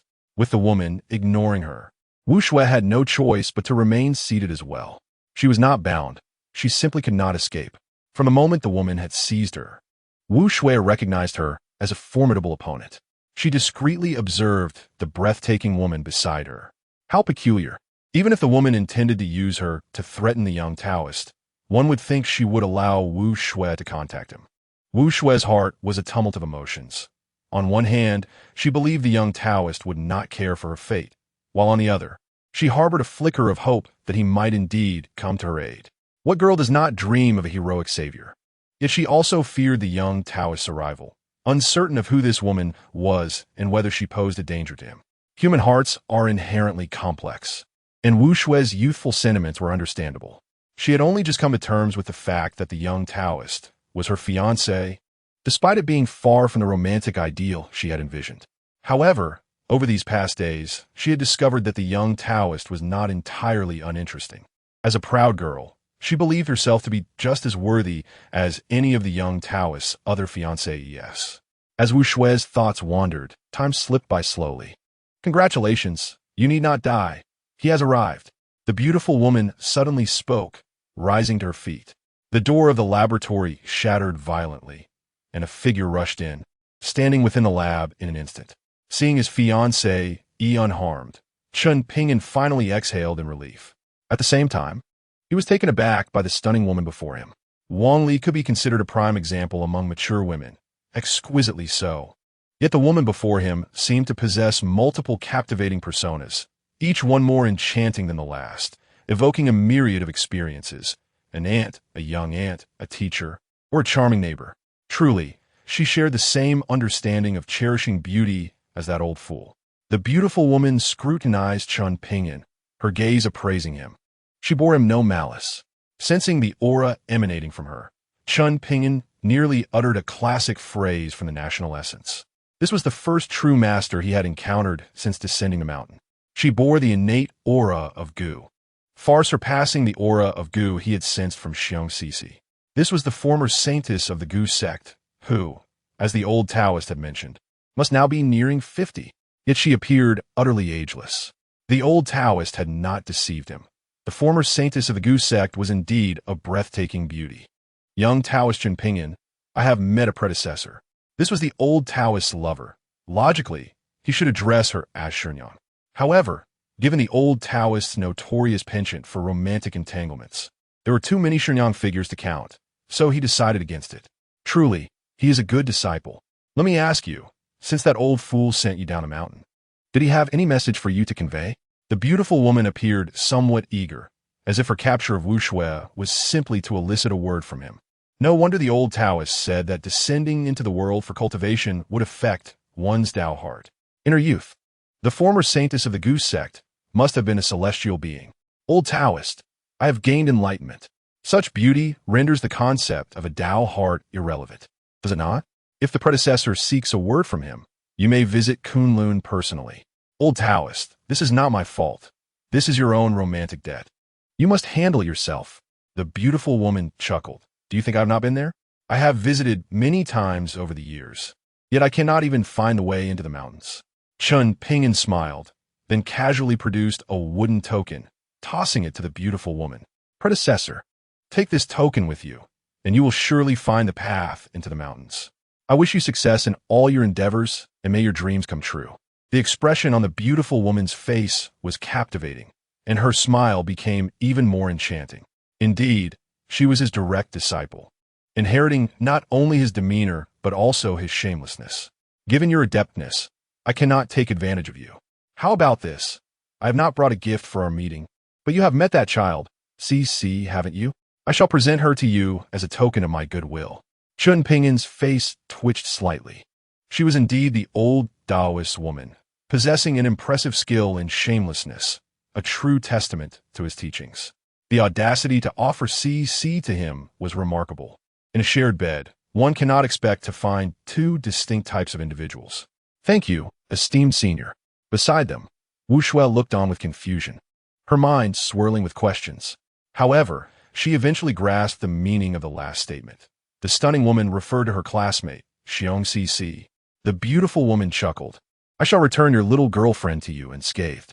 "By the way, I have a piece of news for you. I was the one who captured her, which is why she is unharmed. If someone else were to take action next time, it may not be so fortunate. You must handle your own troubles. I shall go settle accounts with that old fellow." Chen Ping'an understood her implication. The capture of Wu Shui was not the intention of this brazen mistress. She was merely an executor of someone else's plan.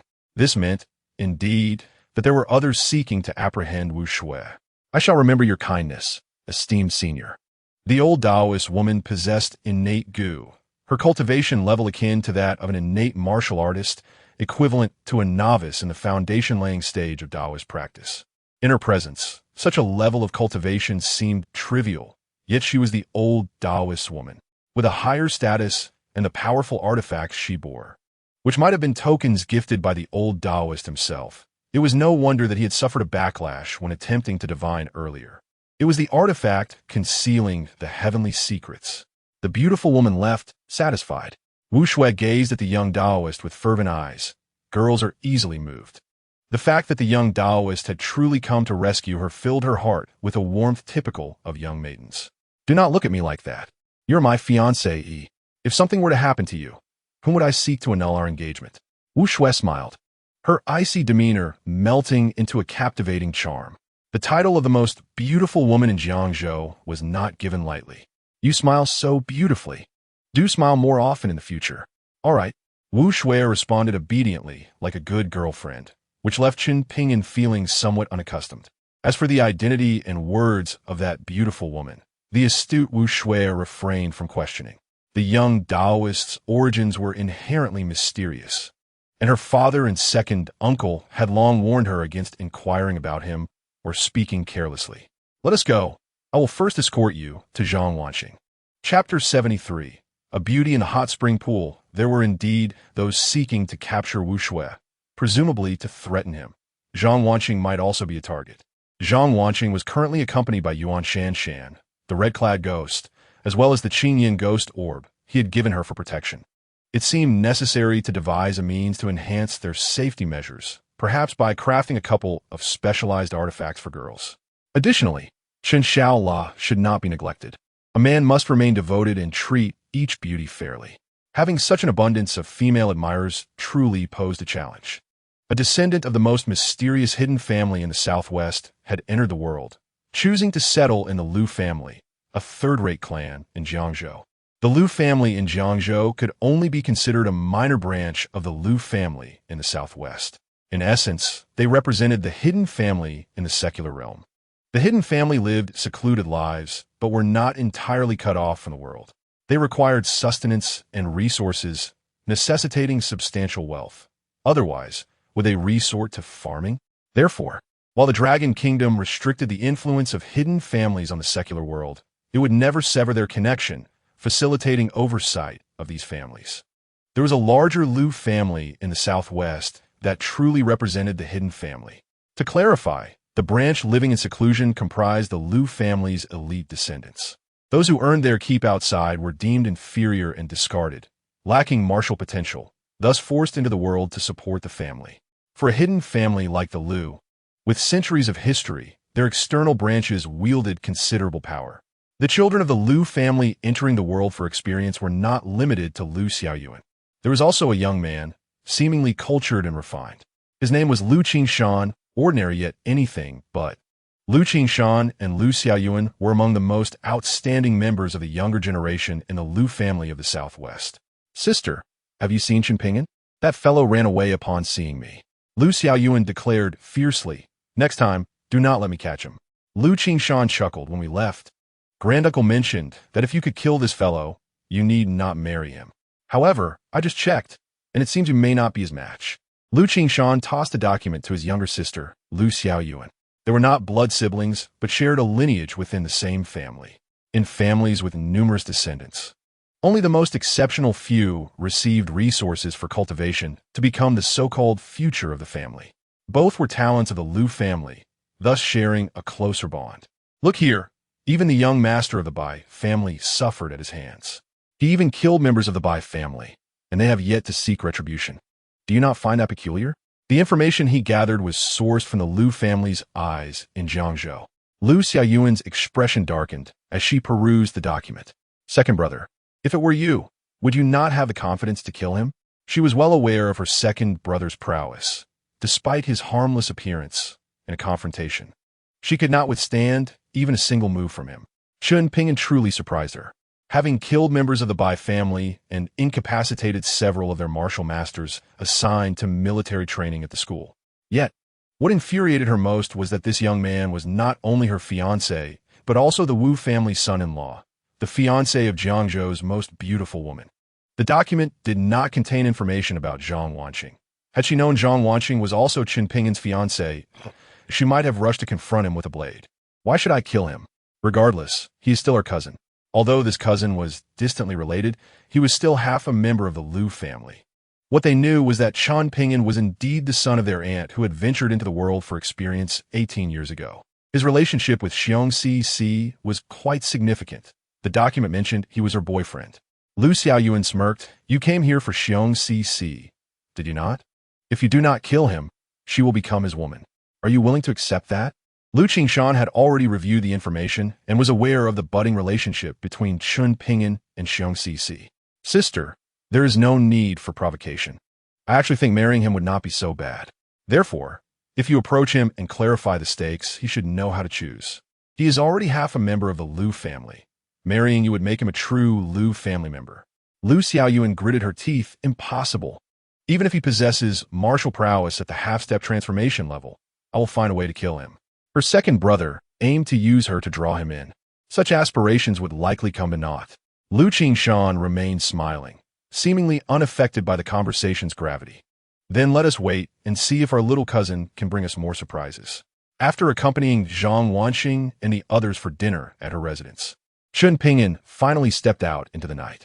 In the darkness of the night, when all was shrouded in obscurity, it was undoubtedly the most opportune moment for clandestine deeds such as thievery.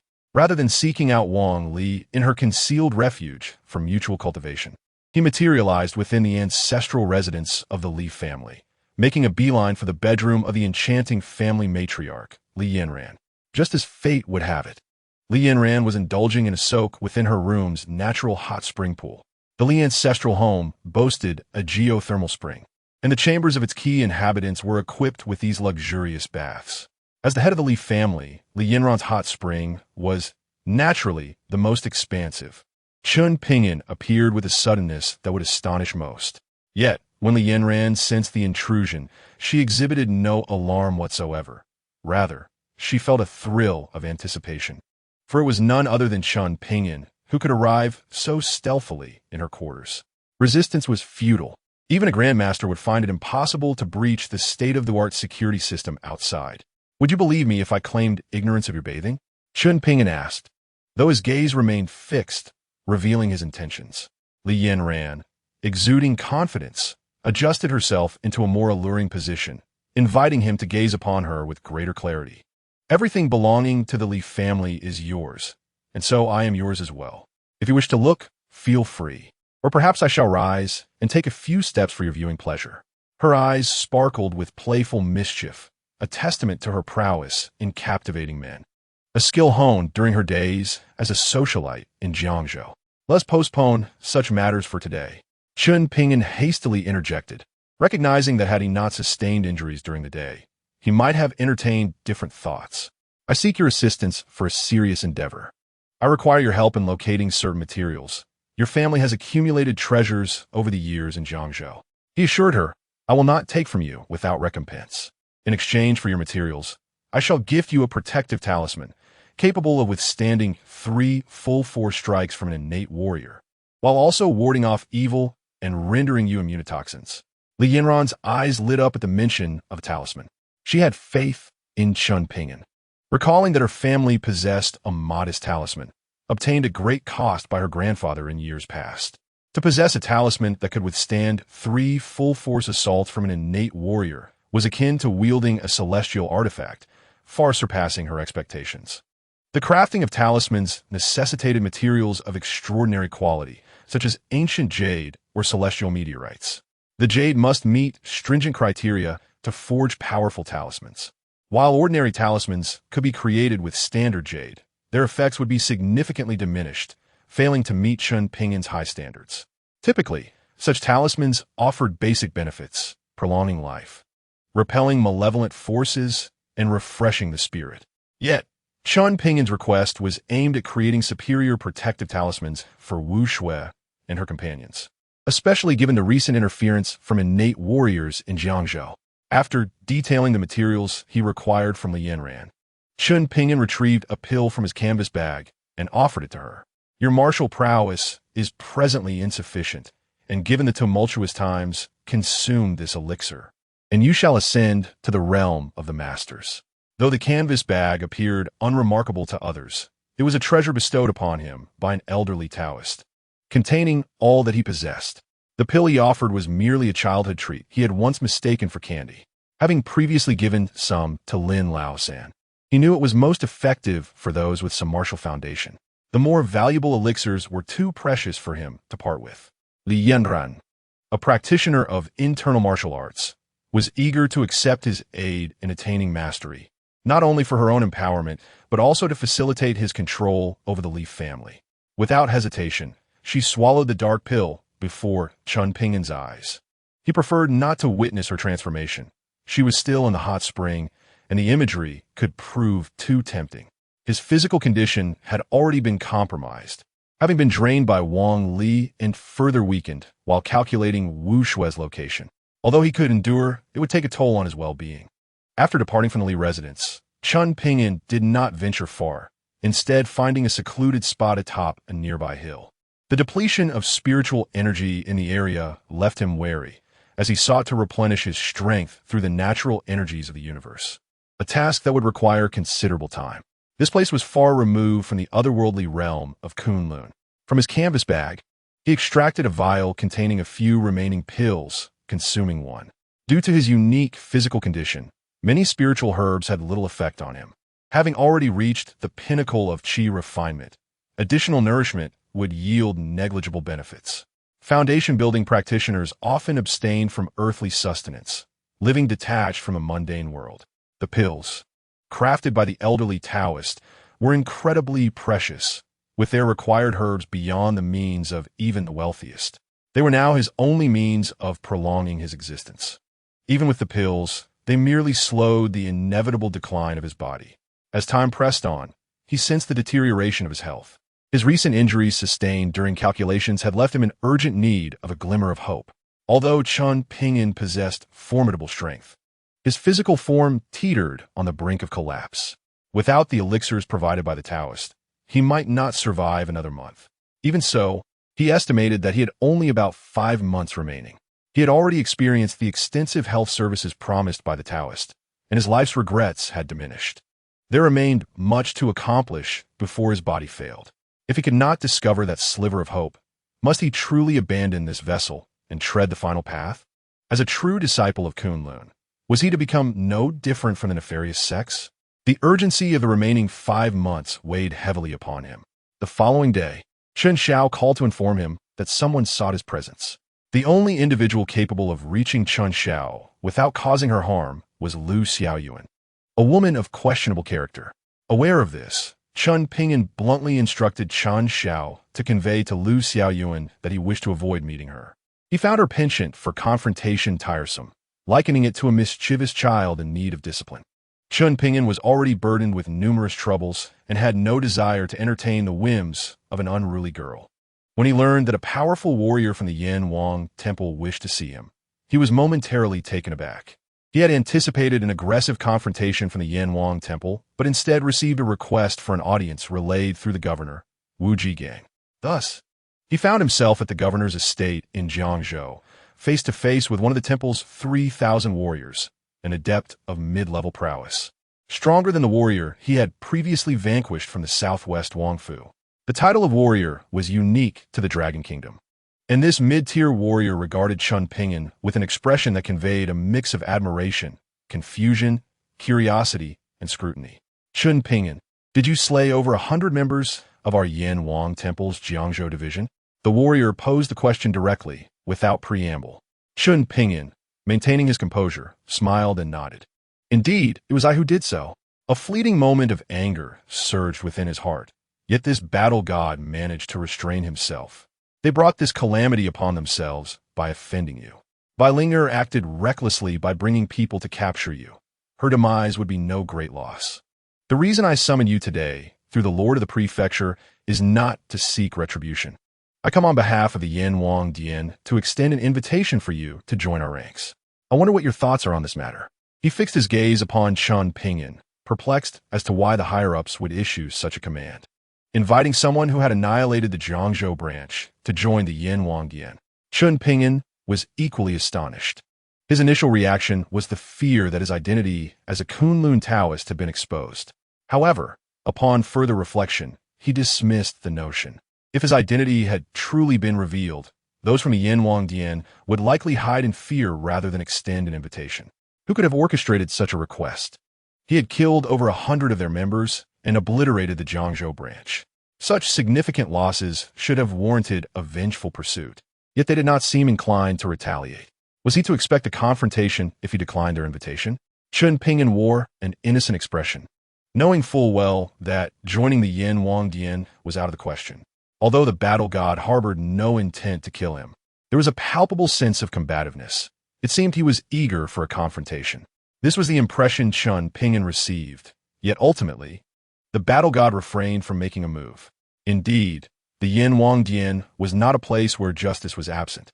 If you are unwilling to join, then there is no obligation to do so. However, I must convey this message. Regardless of your intentions, we shall remain separate entities. We can overlook this incident. Should any future conflicts arise, the Yan Wang Dian will show no mercy. Chapter 75. The Martial Artist Exchange Conference. Is the Yan Wang Dian employing a strategy of diplomacy before conflict? Based on what he knew, such a formidable power would not be so easily appeased. The Jiangzhou branch had been destroyed by him, resulting in numerous casualties and considerable losses. How could they refrain from retaliating? Surely, there must be some ulterior motive at play. I, for one, am quite accommodating. I do not provoke others unless provoked myself. Yet should someone incite my ire, I shall seek retribution. As long as you do not provoke me and I am untroubled, why would I wish to oppose you? He spoke the truth. Even if the Yan Wang Dian was indeed nurtured by the influential figures of the Long Kingdom to counteract the Kunlun Taoist temple, what relevance did that have to him? The old Taoist still lived, and with his presence, not even the Yan Wang Dian, nor any other powerful factions in this world, could stand against him. Moreover, the Yan Wang Dian was composed of a band of unscrupulous rats. Should they dare to confront him, he would not hesitate to act. Although he lacked the strength of the old Taoist, eliminating the Yan Wang Dian should not pose an insurmountable challenge. The battle god of the Yan Wang Dian did not engage in further conversation. Having delivered his message, he departed from the prefectural courtyard.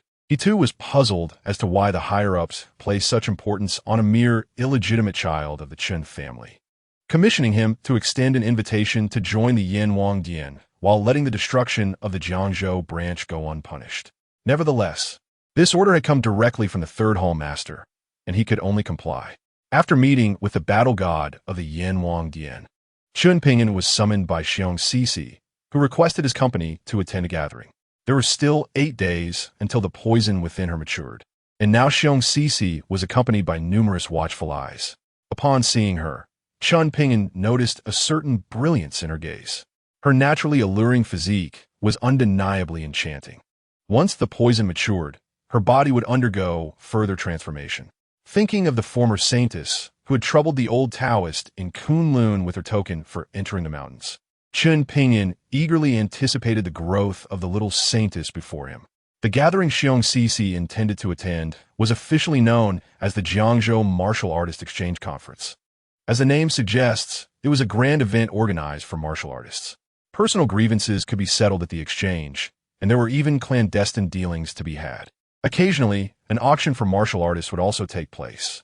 Logically, the Jiangzhou Martial Artist Exchange Conference was not particularly large and did not cater to a regional audience. However, in recent days, an influx of descendants from hidden families had converged upon Jiangzhou, leading to the organization of this conference. The Jiangzhou Martial Artists Association was responsible for hosting the event, serving as a semi-official organization. The presidency of the association had traditionally belonged to the Bai family, specifically the second master of the Bai family, yet he was currently absent from Jiangzhou. The event was still overseen by the Bai family, with the third young master, who had returned victoriously, in charge. That young man, known for his penchant for wearing white, was quite ostentatious.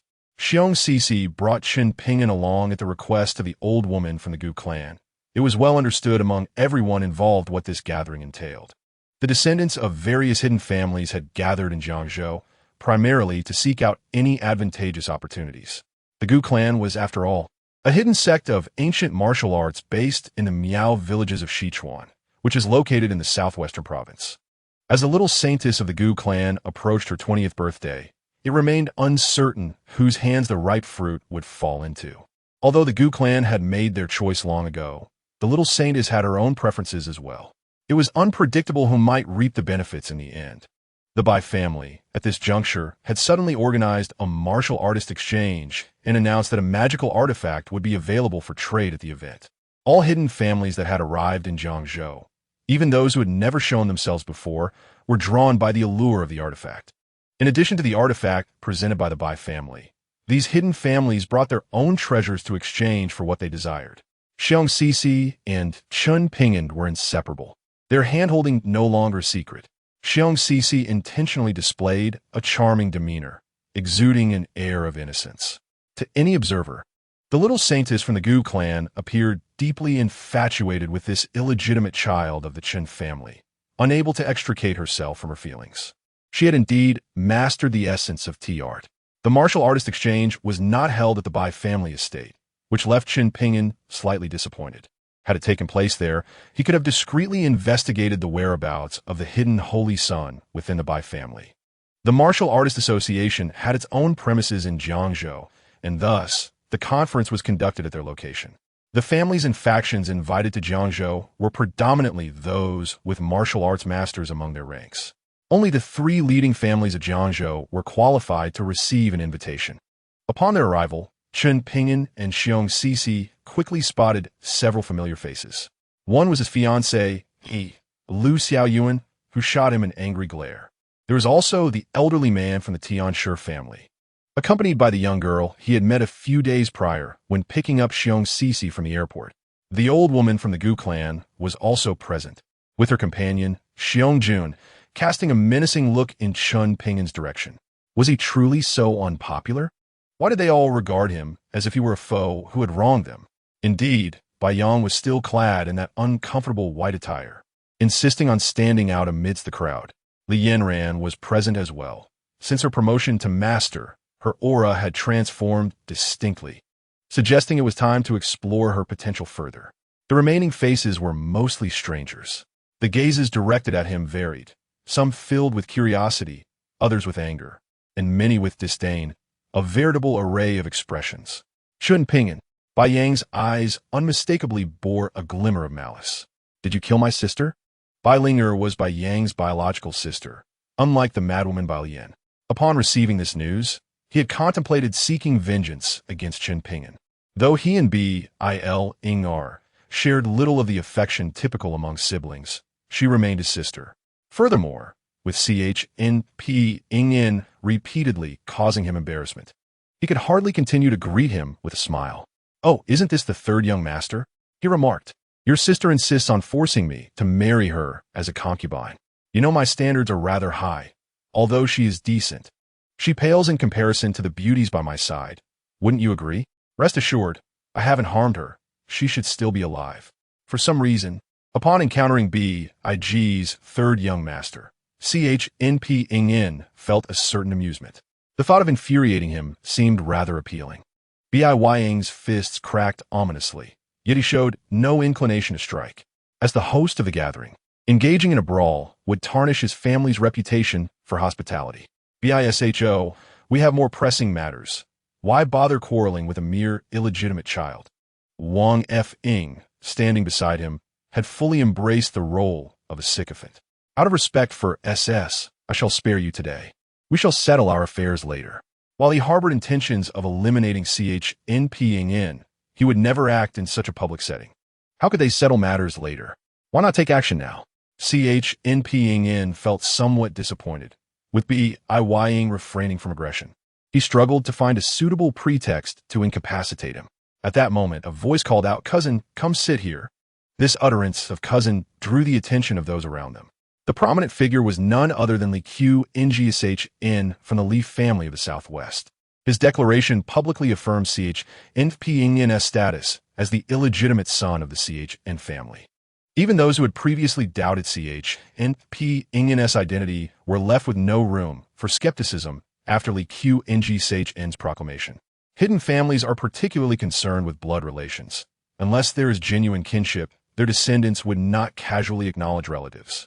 Since he referred to Chen Ping'an as a cousin and sat beside Li Qiu, his identity was unmistakable. Chen Ping'an took Su Nss's hand and walked over, showing no hesitation, indifferent to the hostile gazes directed at him. Shameless, Li Qiu, who had sought out Chen Ping'an to invite him to the exchange, felt discomfort at his presence with Su Nss. Though she might not be absolutely committed to marrying him, he was still her fiancé, and their engagement was a matter of public knowledge. To hold another girl's hand in front of her was nothing short of brazen. Chen Ping'an ignored her entirely, sitting beside Li Qiu as if he were an esteemed guest. "Ha, cousin, you truly are a remarkable talent, blessed with good fortune," Li Qiu exclaimed, casting a fleeting glance at Su Nss before averting his gaze, displaying a commendable facade of chivalry. Hypocritical. Chen Ping'an could sense the heat of his jealousy. Clearly, he had intentions towards Su Nss, yet feigned indifference, displaying a cunning surpassing that of Li Qiu. While Li Qiu acknowledged their kinship, others merely sat and whispered among themselves. Biyang had previously feared that should he strike, the Li family might retaliate. The Li family of the Southwest's hidden lineage was not one to provoke lightly. Chen Ping'an stepped forward. "I challenge you," Biyang declared. His hesitance did not imply that everyone else would shy away from confronting Chen Ping'an due to the Li family's influence. After all, he was merely an illegitimate child. How significant could he be? The most intriguing aspect of the martial arts exchange was precisely the opportunity to resolve various grudges and disputes through challenges. Li Qiu, noticing someone stepping forward, introduced him to Chen Ping'an. "This is Xing T. New York from the NSH men, who has also come for the sake of Miss SS." The NSH men could be regarded as a faction within the Miao tribe. Observing the figure before him, Chen Ping'an noted the ominous aura surrounding him, reminiscent of a sect that had branched from the Taoist tradition a millennium ago, now belonging to the Qian men's influence. The first to challenge him was a member of the GNSH men. Could this be due to the renowned Qian men saint's son, QNSHO? "Do I have to accept your challenge just because you propose it? Who do you think you are?" In Chen Ping'an's eyes, the GNSH men were merely a collection of unworthy pests. "Coward, Li Qiu. looking down upon him. She had initially hoped to bring Chen Ping'an to the exchange so that others might teach him a lesson, while she observed whether he truly possessed any prowess. Although it was said he had reached the threshold of Hu Jian, no one had witnessed it firsthand. You are merely an illegitimate child. Do you truly believe you are exceptional? If you wish to be with Miss SS, you must seek my approval. If you do not want to be beaten to death, step up and fight me. Challenges at the martial arts exchange were typically straightforward, and it was rare for anyone to refuse a public challenge, except for those who believed themselves inferior, who could concede defeat. Miss SS, it appears your choice in men is rather lackluster. Others chimed in. Indeed, he seems like a waste of space. Such rubbish is unworthy of you. The attendees, members of the hidden families, finally found an outlet for their pent-up frustrations. Even from the G-Men faction, Shi Ing-Jian, standing beside the elderly woman, scoffed. SS, you should not have brought this boy. A waste like him ought to be hidden away. Laughter erupted among the elite of the hidden families. Biying remarked coolly, Chen Ping'an, this is a martial arts exchange hosted by my family. If you lack the courage to accept a challenge, you should leave. The Martial Arts Association does not welcome you. The plan to challenge Chen Ping'an had long been premeditated. He had never witnessed Chen Ping'an in action and was eager to gauge the skills of this illegitimate child. A grin spreading across his face. I welcome challenges. If you're dissatisfied, feel free to join forces against me. However, should you be defeated, do not blame me. To him, they were merely insignificant insects, unworthy of engaging him. How audacious! You, a mere waste, think you can challenge us all? They were all prodigies from esteemed hidden families, far too proud to regard Chen Ping'an, an illegitimate child, as an equal. Biying sneered. Chen Ping'an, this is a martial arts exchange. Challenges among warriors should be measured, and killing is strictly forbidden. Even in defeat, your life is safe. He seemed to imply that he was doing Chen Ping'an a favor, assuring him that even in loss, death would not be his fate. Without the possibility of death, how dull. Chen Ping'an had genuinely contemplated eliminating a few individuals, particularly those deserving of demise, such as Xing T. New York from the GNSH men, who exuded an overwhelming aura of death, having taken lives to enhance his own cultivation. Boy, Xing T. New York from the GNSH men declared, if you are afraid to accept my challenge, kneel and apologize. As long as you promise to keep your distance from Miss SS, I assure you that GNSH men will not harm you after we leave. He genuinely considered Chen Ping'an to be a worthless child. Enough with the idle chatter. Chen Ping'an could no longer tolerate it. He stepped forward, standing in the center of the courtyard. Wasn't this simply a fight? The prohibition against killing did not prevent him from incapacitating his opponent. Besides, if he retained some backup, he would undoubtedly perish. If we are to fight, do you possess any treasures?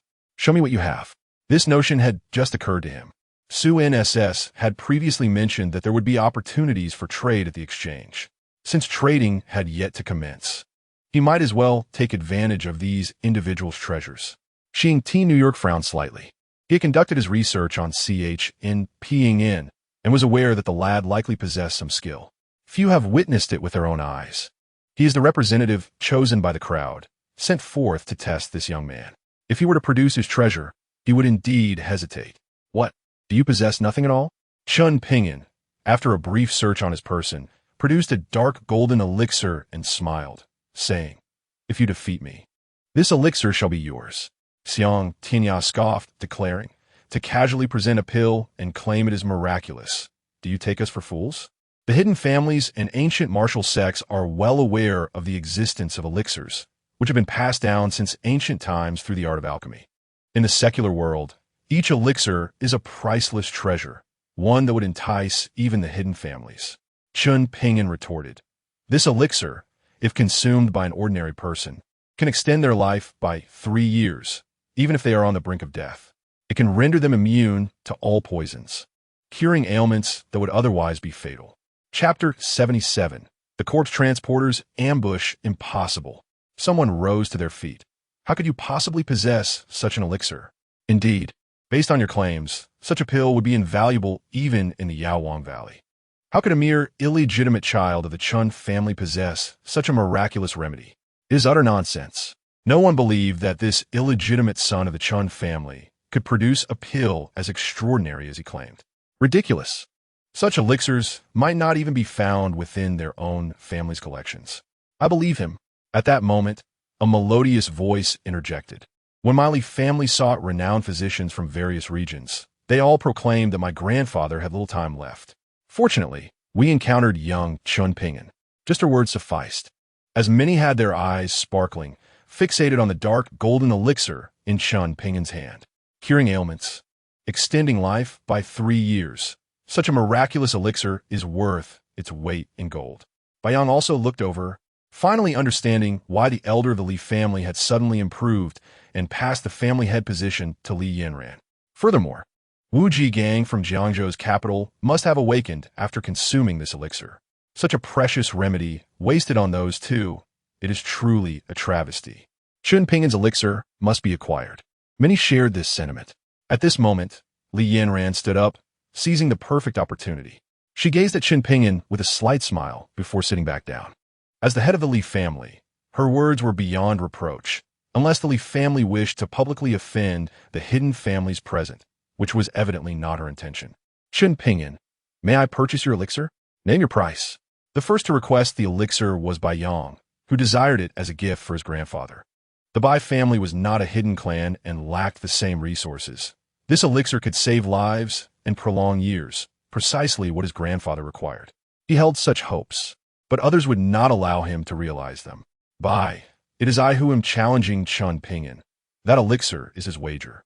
Xiang Tianya, while not in immediate need of such an elixir, recognized that if it were in his possession, it could yield far greater value than the treasures he had brought.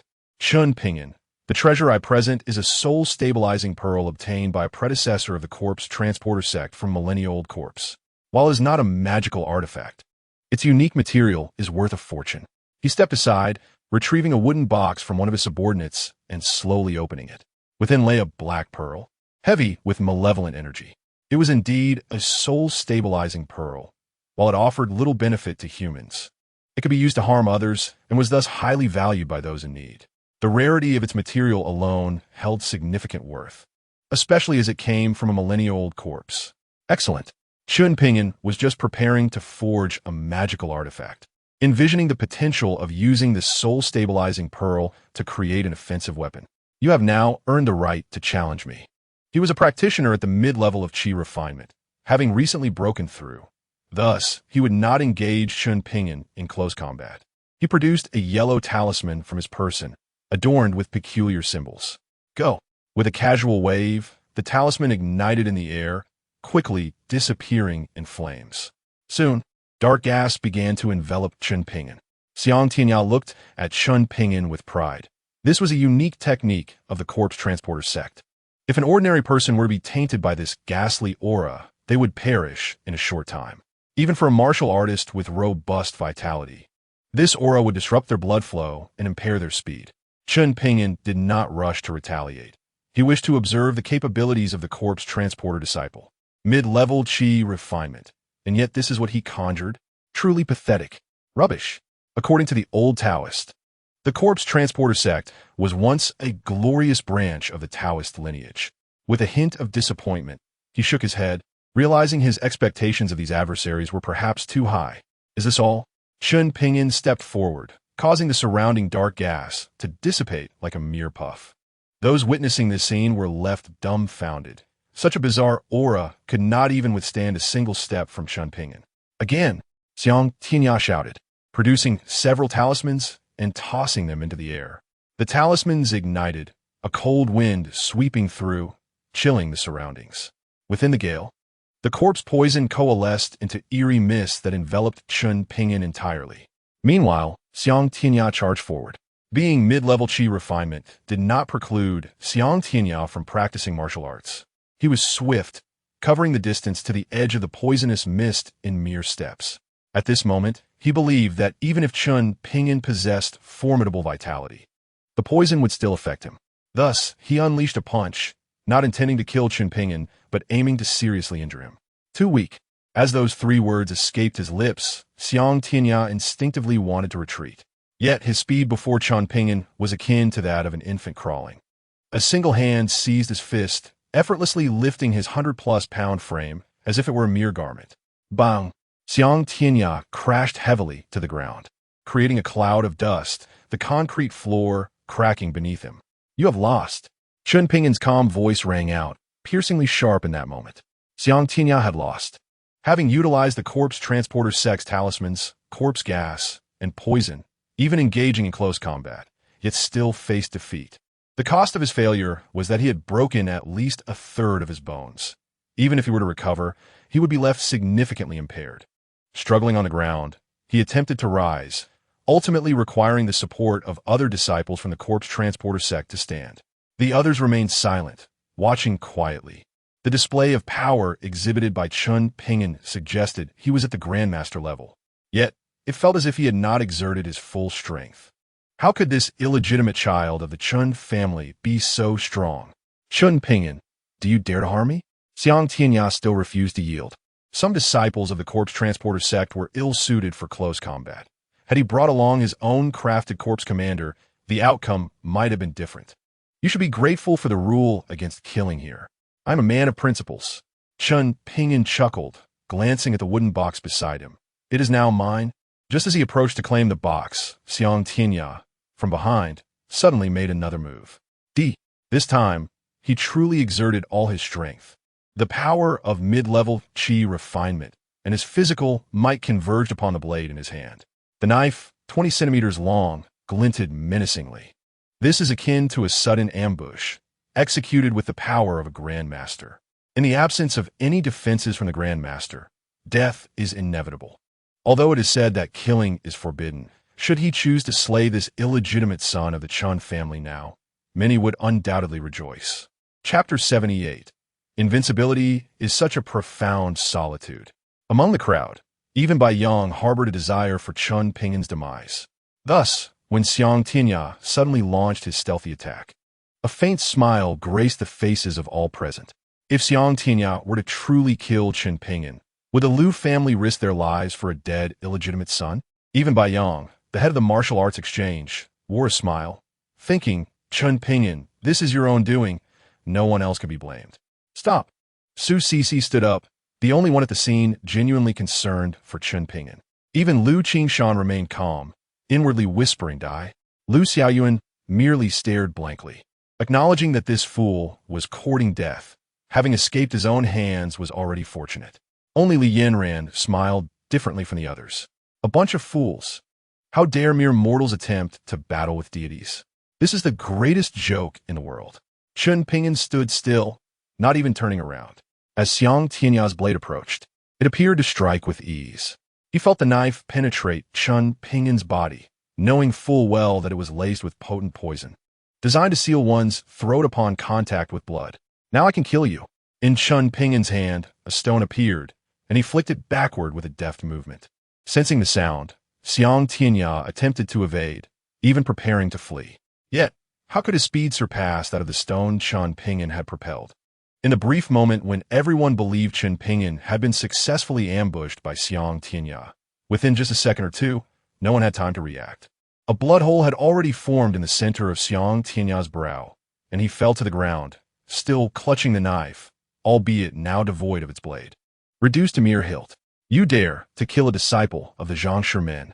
The elder from the Zhangshi men, who accompanied Xiang Tianya to Jiangzhou, could not remain passive any longer. The Zhangshi men, known for their dual cultivation of martial and necromantic arts, relied on corpses for their practices, and their methods were deemed sinister, leading many in the martial world to shun them. Their underhanded actions reflect poorly upon both their disciples and their elders. With Xiang Tianya's death, the elder now had the opportunity to retaliate. Previously, it was a challenge between juniors, making it inappropriate for him to intervene. But now there were no such reservations. From a distance, a formidable force manifested as a wind blade, swiftly directed at Chen Ping'an. Despicable. Yet at this moment, no one came to Chen Ping'an's defense. Even though Xiang Tianya's ambush against Chen Ping'an violated the rules of the martial arts exchange, the latter's counterattack was deemed justifiable. The stone Chen Ping'an had flicked revealed his martial prowess to be at most that of a grandmaster, or perhaps merely a half-step into the realm of transformation. For if he were truly a practitioner of transformation, a single wind blade could have dispatched Xiang Tianya without such complications. Thus, when a Zhangshi Min's transformation practitioner made his move, it was certain he could kill Chen Ping'an. No one would rise to intervene. Even Lu Qingshan remained motionless. This time, you must die, grandmother. Su Cixi anxiously glanced towards the position of the Gumen.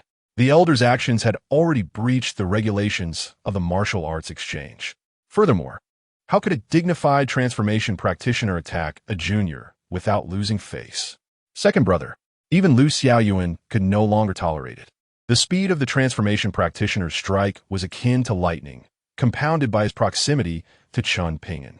How could such a mere transformation practitioner dare to act against him? Chen Ping'an's murderous intent flared swiftly, only to dissipate just as quickly. He took several steps back before halting, his complexion paling slightly. The Zhangshi Min's transformation practitioner was momentarily taken aback. This youth had managed to withstand his strike. Enough. Lu Qingshan finally rose, substituting his previously restrained words with a firm declaration. Elder, Chen Ping'an is a member of the Lu family. Are you disregarding my family's standing by attempting to kill him before my very eyes? His words exuded the confidence of a Lu family member, while also showcasing his concern for Chen Ping'an. Indeed, upon Lu Qingshan's intervention, the Zhangshi Min's transformation practitioner refrained from further attacks. You have killed a disciple of the Zhangshi Min. Today, out of respect for the Lu family, I shall spare your life for now. He cast a cold glance at Chen Ping'an before collecting the wooden box containing the Dinghanju, signaling clearly that it was not his to claim. Chen Ping'an smiled, having made a spontaneous decision not to kill the Zhangshi Min's transformation practitioner. If he revealed his true strength, the game would no longer be enjoyable. The old Taoist had taught him the importance of concealing one's power. Cousin, are you all right? Lu Qingshan approached with concern, saying, Rest assured, as long as I am here, no one dares to harm you. If I weren't aware of your duplicity, I might have believed you. Chen Ping'an, understanding the implications, smiled slightly and replied, No worries. He cannot kill me. What a pity. Someone lamented internally, lamenting that even a transformation practitioner could not slay this illegitimate son of the Chen family. The earlier strike, even against a grandmaster, would have been fatal, and even a great master would have sustained injuries. Chen Ping'an's aura had significantly weakened, yet he had indeed withstood the blow from the transformation practitioner. Thus, everyone could ascertain that Chen Ping'an had indeed attained half-step transformation prowess. Though half-step transformation is not full transformation, it remains an invincible force beneath that realm. Most of the young individuals present were merely grandmasters, with some still being merely internal strength practitioners. If their elders did not intervene, few could contend with Chen Ping'an. Xiang Tianya's backdoor ambush had already resulted in his demise, and there was no need to pursue further. Let the exchange continue. Bai Yang spoke with a smile. For Xiang Tianya's fate was of no concern to him. He had merely wished to assess Chen Ping'an's martial skills. Even the Zhangshi Min remained silent, and naturally, others would refrain from interjecting. Lu Qingshan expressed his delight, stating, Cousin, I did not expect you to possess half-step transformation skills at such a young age. Keep up the good work. Full transformation is within reach. He himself was a transformation practitioner, and Chen Ping'an, being merely half-step transformation, could not rival him. My health is poor. Chen Ping'an replied, My master foretold that I would not survive this year. Full transformation is still far beyond my grasp. With a mere finger, he could dispatch a multitude of transformation practitioners. Thus it remained distant from him. His decision to refrain from killing that Zhangshi Min elder was merely to ensure the ensuing events would be more engaging. If he easily dispatched a transformation practitioner with numerous witnesses who would dare to engage with him thereafter, invincibility, indeed, is a profound solitude. Let me see. Lu Qingshan grasped Chen Ping'an's wrist to assess his pulse. As a transformation practitioner, even if he were not a divine physician, he could discern the afflictions of an individual. His brow gradually furrowed, and ultimately he released Chen Ping'an's wrist, exhaling a sigh. Indeed, it is as I suspected. You must have awakened your body's latent potential. Yet with an insufficient foundation, you forcibly elevated yourself to half-step transformation, harming your body's essence. Chapter 79. Cici, speak up. Lu Qingshan exhibited genuine concern for Chen Ping'an, at least on the surface. With his impending demise, how could such a favorable persona go unused? Su Cici and Lu Xiaoyuan were left dumbfounded. Was Chen Ping'an's health truly in jeopardy? From the look in Su Cici's eyes, Chen Ping'an understood her unspoken thoughts. Useless, I've consumed numerous such elixirs already. He implied that the previously presented pills held no efficacy for his condition. Lu Xiaoyuan cast a fleeting glance at Chen Ping'an. I shall spare your life, for you are destined to perish anyway. This girl, though a bit willful, harbored no malice. All the reactions of the others had been well within her perception. Ha! Chen Ping'an chuckled. Do not look at me like that. I am not dead yet. Besides, I have not given up on my treatment. Xiong Cici seized Chen Ping'an's hand, her determination evident. I will assist you. At that moment, she comprehended that Chen Ping'an's aid was not solely due to her physical condition, but rather for the sake of the gu within her. The power of her innate gu might indeed hold unforeseen potential. Lu Qingshan observed the exchanged glances between Xiong Cici and Chen Ping'an, feeling a pang of discomfort. Fully aware of the implications of her words, Xiong Cici must belong to him. Chen Ping'an, since you are on the brink of death, I can accompany you on your final journey.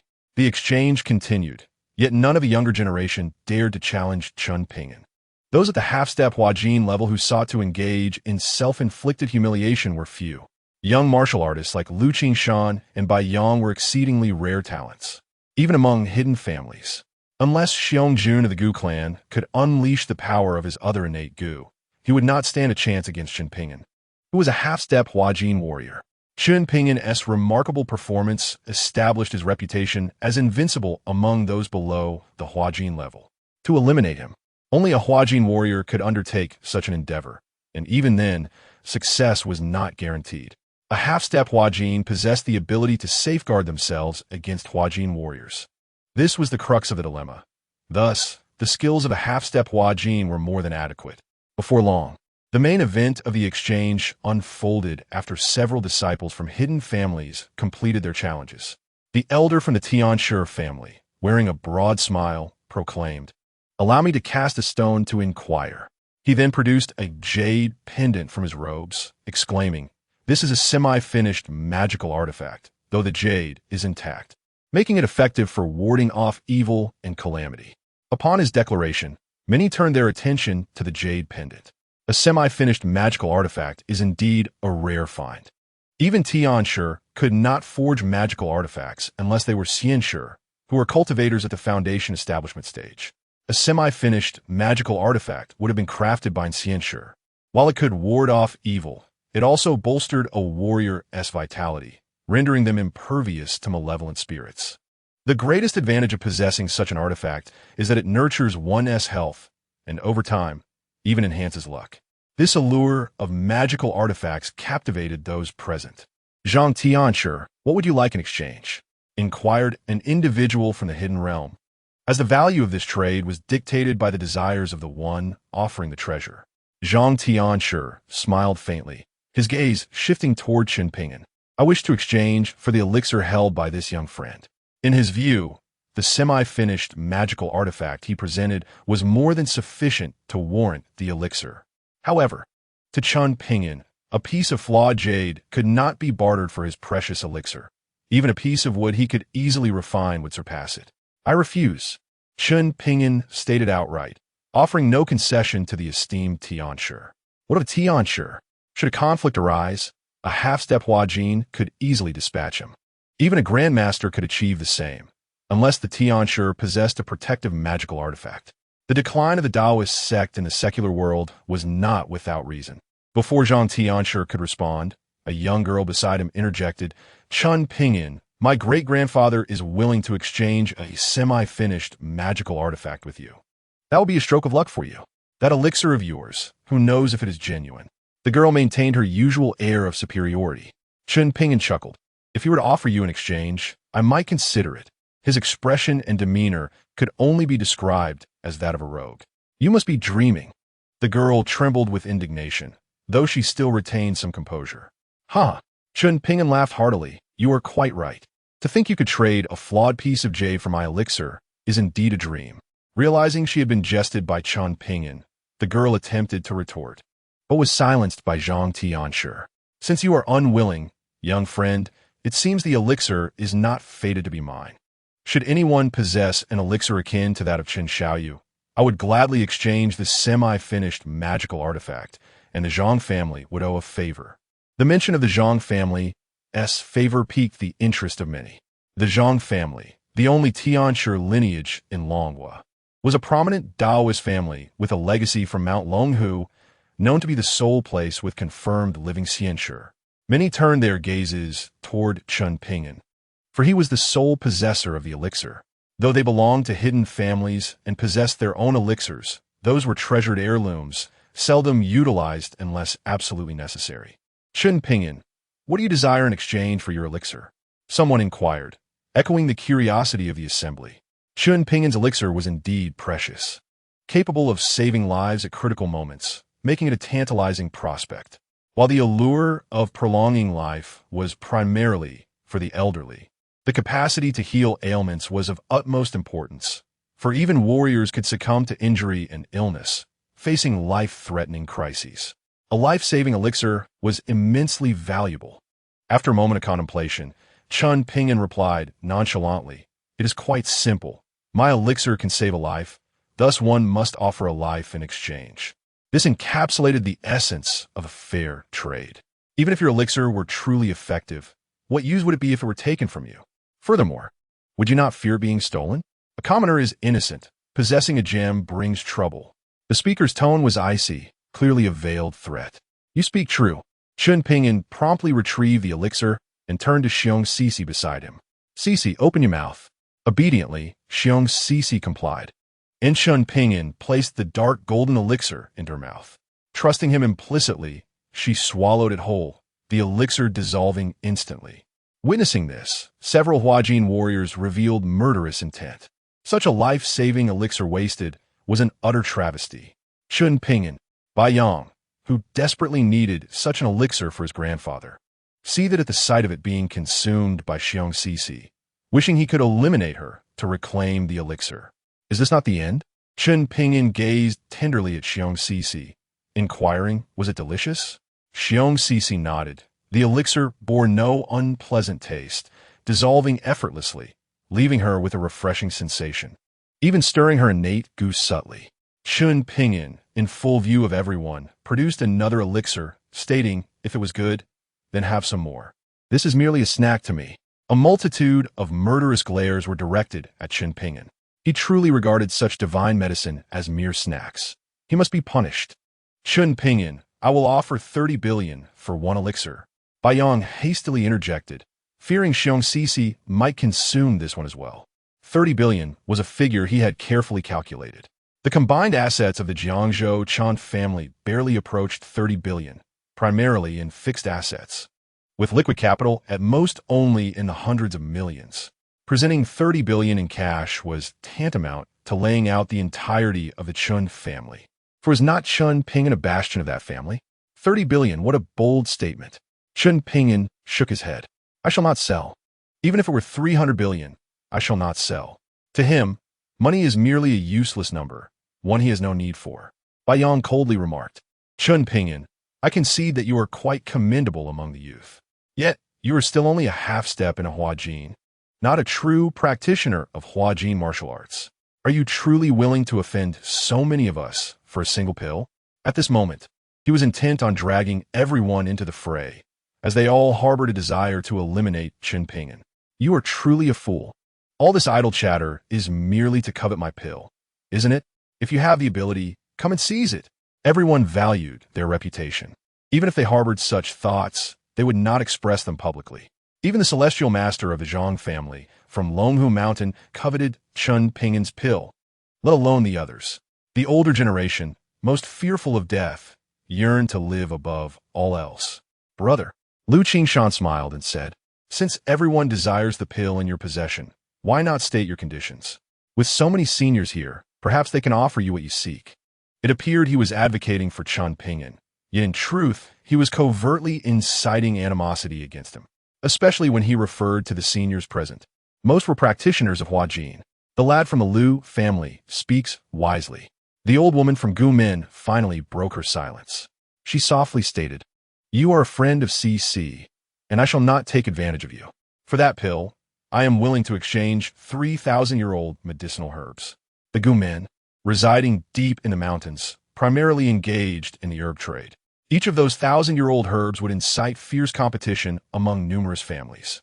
The older the herb, the more potent its effects. 3,000-year-old herbs. Chen Ping'an replied with a slight smile. "If they are freshly harvested, I would consider trading." The old woman from Gumin scoffed. Any herb surpassing 1,000 years in age could be deemed a spirit herb. Freshly harvested 1,000-year-old herbs were something Gumin would never part with, as their value rivaled that of a life-saving pill. "Young man, do not overreach." Xiangjun glared at Chen Ping'an, his fists clenched in anger. The life-bound goo within him stirred restlessly. "Cici." The old woman ceased her conversation with Chen Ping'an and instead focused on the pill still held in Xiong Cici's grasp. "You have already consumed one pill. You can give me this one." This old hag was truly shameless, demanding a gift rather than a trade. "Grandmother, that pill is not mine." Xiong Cici was not a girl easily deceived. Had she been compliant, she would not have resisted the choice of man made for her by Gumin. "Xiong Cici." Xiangjun barked, "Do not forget your identity as Gumin's saintess." "Indeed, Xiangjun, I am still the saintess." "Have you forgotten what your own identity is?" Xiong Cici giggled. The saintess of Gumin held a status akin to that of the elders, and she was also the future heir to the sect. "Enough." The old woman from Gumin interjected, silencing Xiangjun. She turned her gaze to Chen Ping'an and said, "I truly underestimated you." After speaking, she fell silent, seemingly deep in thought. The people of Gumin had failed to acquire Chen Ping'an's pill, and now everyone understood that unless they could present something capable of enticing him, he was unlikely to agree to a trade. A life-saving pill, while precious, was not worth sacrificing their true desires for. Bai Yang, understanding their intentions, cleared his throat and produced a box, smiling. "I believe everyone is aware that my Bai family will present a magical artifact at this exchange. The artifact is something I brought from my sect, and treasures are always destined for the fated. I shall not keep you in suspense. Please take a look." It was indeed a magical artifact. Master Zhang stood up, approached, and examined it personally, for he held the most authority among the celestial masters present. A mere magical artifact would not incite the Zhang family to seize it. Bai Yang had no worries. "If I am not mistaken, this magical artifact is the Shana seal from the Xie family of the Northwest, capable of subduing evil spirits. Even a strike from an immortal master can be resisted by it." With his words, the authenticity of the artifact was established. Furthermore, the Shana seal was familiar to all, as the Xie family was renowned for its celestial lineage. "Bai Shao, are you truly willing to trade the Shana seal?" Someone voiced the collective curiosity. Magical artifacts are indeed rare, let alone a legendary artifact like the Shana seal. "Bai Yang Chuklet, Magital artifacts possess spirit." This Shana seal bears no connection to my Bai family. If you're interested, please make your offers. As he spoke, he cast a glance at Chen Ping'an, seemingly eager for him to participate in the bidding. However, Chen Ping'an merely ignored him, instead wearing a smile as he observed the reactions of others. Chapter 81. He deceives. The artifact is damaged. Such treasures as the Shana seal were not something just anyone could contend for. The notion that magical artifacts possess spirit is but a nebulous belief. Most people are foolish, overly deifying these fundamental possessions of Taoist practitioners due to the traditional mystique surrounding them. I offer a set of earth-level cultivation techniques, 3,000-year-old herbs, and 3 luminous pearls. Once someone made an offer, others quickly followed suit. The value of the magical artifact far surpassed that of the pill presented by Chen Ping'an. What a bunch of fools. A set of earth-level techniques, a 1,000-year-old sword, and 5,000-year-old herbs. A set of earth-level techniques, 6,000-year-old herbs, and 3 gathering chi pills. For hidden families, ancient martial arts techniques are their foundation, their legacies long-standing, and they naturally possess an abundance of collected techniques. The Bai family. While a top family in Jiangzhou, lacked a lineage of techniques. Hence, the items they offered in trade would invariably include something that could entice the Bai family. Like Earth-level techniques. Earth-level techniques allow cultivation to the Hua Jin practitioner level, and for a family, they can serve as foundational teachings. A set of Earth-level techniques. An Earth-level martial skill, plus 10,000-year-old herbs. A calm voice emerged from Lu Qingshan, and the venue fell silent. Earth-level techniques refer to the mental formulas that cultivate internal energy and allow one to reach the Hua Jin practitioner realm. However, possessing internal energy alone without martial skills cannot unleash the utmost combat prowess. The value of a martial skill can even surpass that of a technique, as possessing formidable martial skills grants a significant advantage among practitioners of the same realm. Some martial artists can even challenge higher-level practitioners by relying solely on their powerful martial skills. Thus, when Lu Qingshan's conditions were stated, others were somewhat taken aback. Every hidden family possesses their own secret techniques, and the rarity of these techniques is not as significant as that of martial skills. Martial skills are akin to a person's trump card.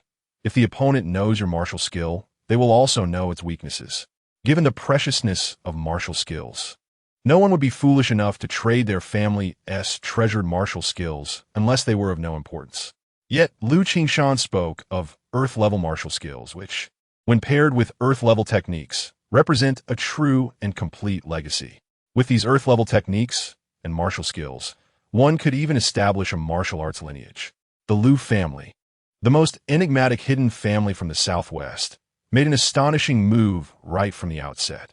Bai Yang was also visibly delighted. The Lu family was indeed willing to invest heavily. Is there anyone else wishing to bid? 10 strains of millennium-old medicinal herbs. These affluent families can indeed procure them. In the market, a single herb of such ancient lineage could command over 100 million. However, during times of urgent need, the price would invariably escalate. The Longwa boasts a heritage spanning over 5 millennia, and numerous medicinal herbs of over 1,000 years have been preserved. Yet, the potency of these herbs has diminished considerably over time. Retaining even a tenth of their efficacy is commendable. The Earth-level techniques and martial arts do indeed intrigue Bai Yang, yet their significance to him is rather minimal. What he truly desires is the life-saving elixir held by Chen Ping'an. Naturally, he hopes to exchange for several such pills. Hence his inquiries directed at Chen Ping'an. The individuals present are not fools. They grasp Bai Yang's intent.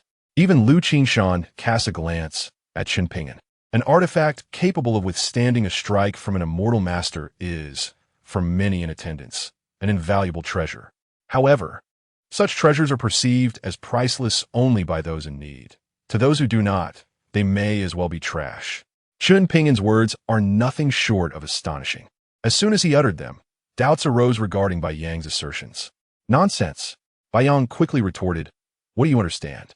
Master Zhang has personally examined this artifact. If it were damaged, would he not be able to discern it? Indeed, if anyone is most knowledgeable about artifacts, it is certainly Master Zhang, who has just inspected it. Thus, all eyes turn to the side where Master Zhang stands, awaiting his confirmation. With a slight smile, Master Zhang assures, this artifact is intact. I can guarantee that. With his affirmation, no further doubts regarding the condition of the Shanha Yin remain. Chen Ping'an, Bai Yang interjects, in light of the Lu family and Miss CC, I have repeatedly tolerated your provocations, yet you dare to slander the artifact presented by my Bai family as damaged. What is your true intention? If you do not provide me with an explanation today, how can my Bai family maintain our standing in Jiangzhou? Seizing such a favorable opportunity, Bai Yang is determined not to let it slip, ideally capturing Chen Ping'an. This excuse suffices.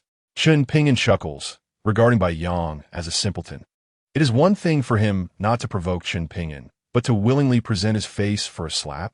Such a shameless request warrants fulfillment. Bai Xiao, if you insist on this line of reasoning, our fates have become intertwined. Chen Ping'an smiles. Did not the so-called master declare that this artifact can withstand a strike from an immortal master? If it withstands 10 strikes without breaking, I shall offer 10 pills. The eyes of the martial artists present light up, all fixating on the wooden box in Bai Yang's grasp. Impossible, Bai Yang retorts.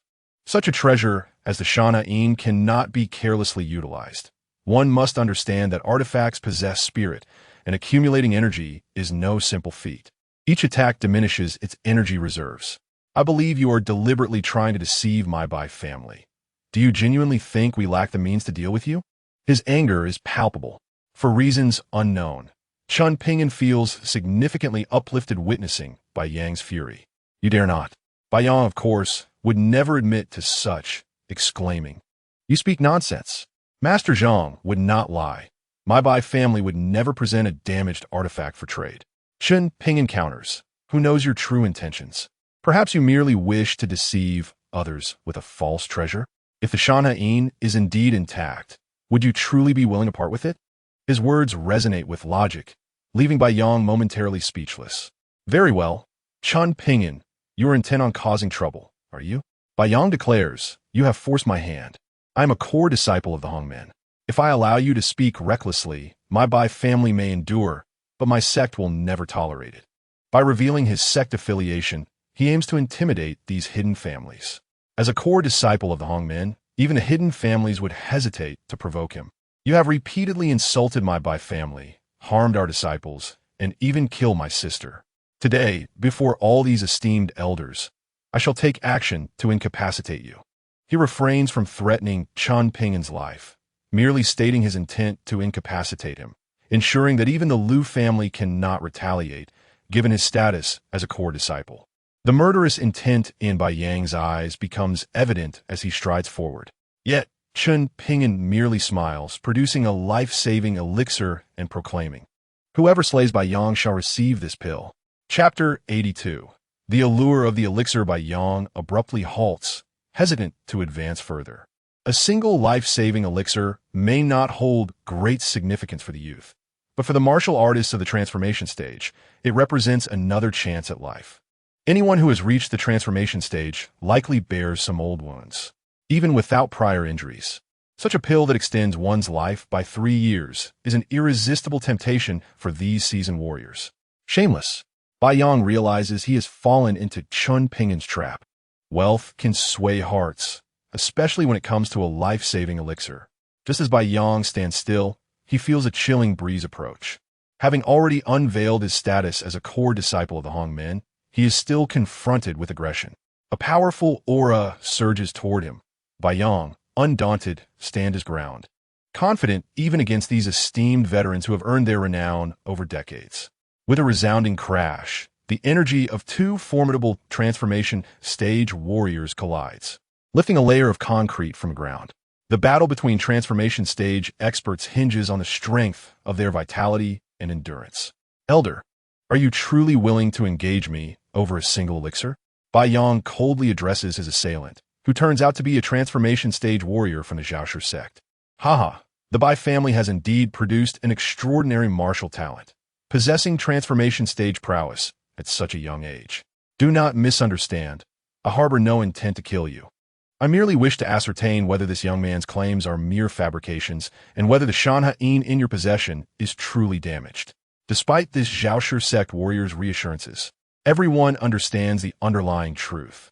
If the opportunity to slay Bai Yang arose, he would undoubtedly seize it. The Zhaoshi sect is known for such conduct. It is part of their nature. His words now serve only to indicate his lack of certainty in eliminating Bai Yang. Bai Yang places the box behind him, stating coolly, "Do you truly wish to believe him over Master Zhang's words?" He need only assert that Master Zhang's statements are credible. In Longhua, the Zhang family is the representative of the Taoist school. The matron of the Gu family speaks up once more. "I naturally trust Master Zhang. This young man is merely spouting nonsense." After speaking, she turns to Liu Qingshan, saying, "Young Liu, he is still considered one of your kin. How shall we proceed?" Liu Qingshan wears a smile, though internally he grapples with uncertainty. Logically, he wishes to believe Chen Ping'an's assertions. However, Master Zhang is, after all, the Taoist master of the Zhang family from Longhu Mountain, and since he has confirmed the artifact's integrity, it carries significant weight. As for his younger cousin, he might indeed be speaking nonsense. Bai Yang, since my cousin is willing to offer the elixir for a transformation stage warrior to test the artifact, what harm could there be in doing so? As a young man of considerable depth, Liu Qingshan opts for the safest approach. The elixir presented by Chen Ping'an does not belong to the Liu family, so he feels no regret. What? Do you truly fear my cousin's words? You're not concerned about the artifact's energy consumption. A single strike will reveal whether the artifact is intact. My Lu family is still prepared to exchange for the items previously mentioned. With Lu Qingshan's commitment, Bai Yang cannot persist in refusing the test without losing face, leaving him with no explanation. This is unjust. Bai Yang gazed at Chen Ping'an and declared, I can summon the Huajin martial artist to attack the Shan Hiyin, but I demand a pill in return. As long as my artifact remains undamaged, you must grant me one. Very well, I accept. Chen Ping'an agreed with remarkable decisiveness. His smile, however, left Bai Yang feeling uncertain. Despite having meticulously prepared for such an eventuality, he could not be entirely certain of the efficacy of his plans, as this illegitimate child of the Chen family had proven to be full of surprises. How can I trust you? Do you truly possess such a precious elixir? This question echoed the thoughts of the Huajin martial artist present. Chen Ping'an had already given one to Xiong Cici, and he still held another in his hand, having just handed her another. That made 3. Such a rare elixir could secure a lifetime of wealth and honor for anyone fortunate enough to possess even one. I've told you I have plenty of these worthless pills, Chen Ping'an stated openly, producing a transparent glass vial. Indeed, it was that very type of vial, small yet clear enough for all to see the dozen or so black gold pills contained within. He was deliberately making a show of it. Many gazed at the black gold pills, instinctively swallowing in anticipation. Had the Chen family's illegitimate son unearthed a treasure trove?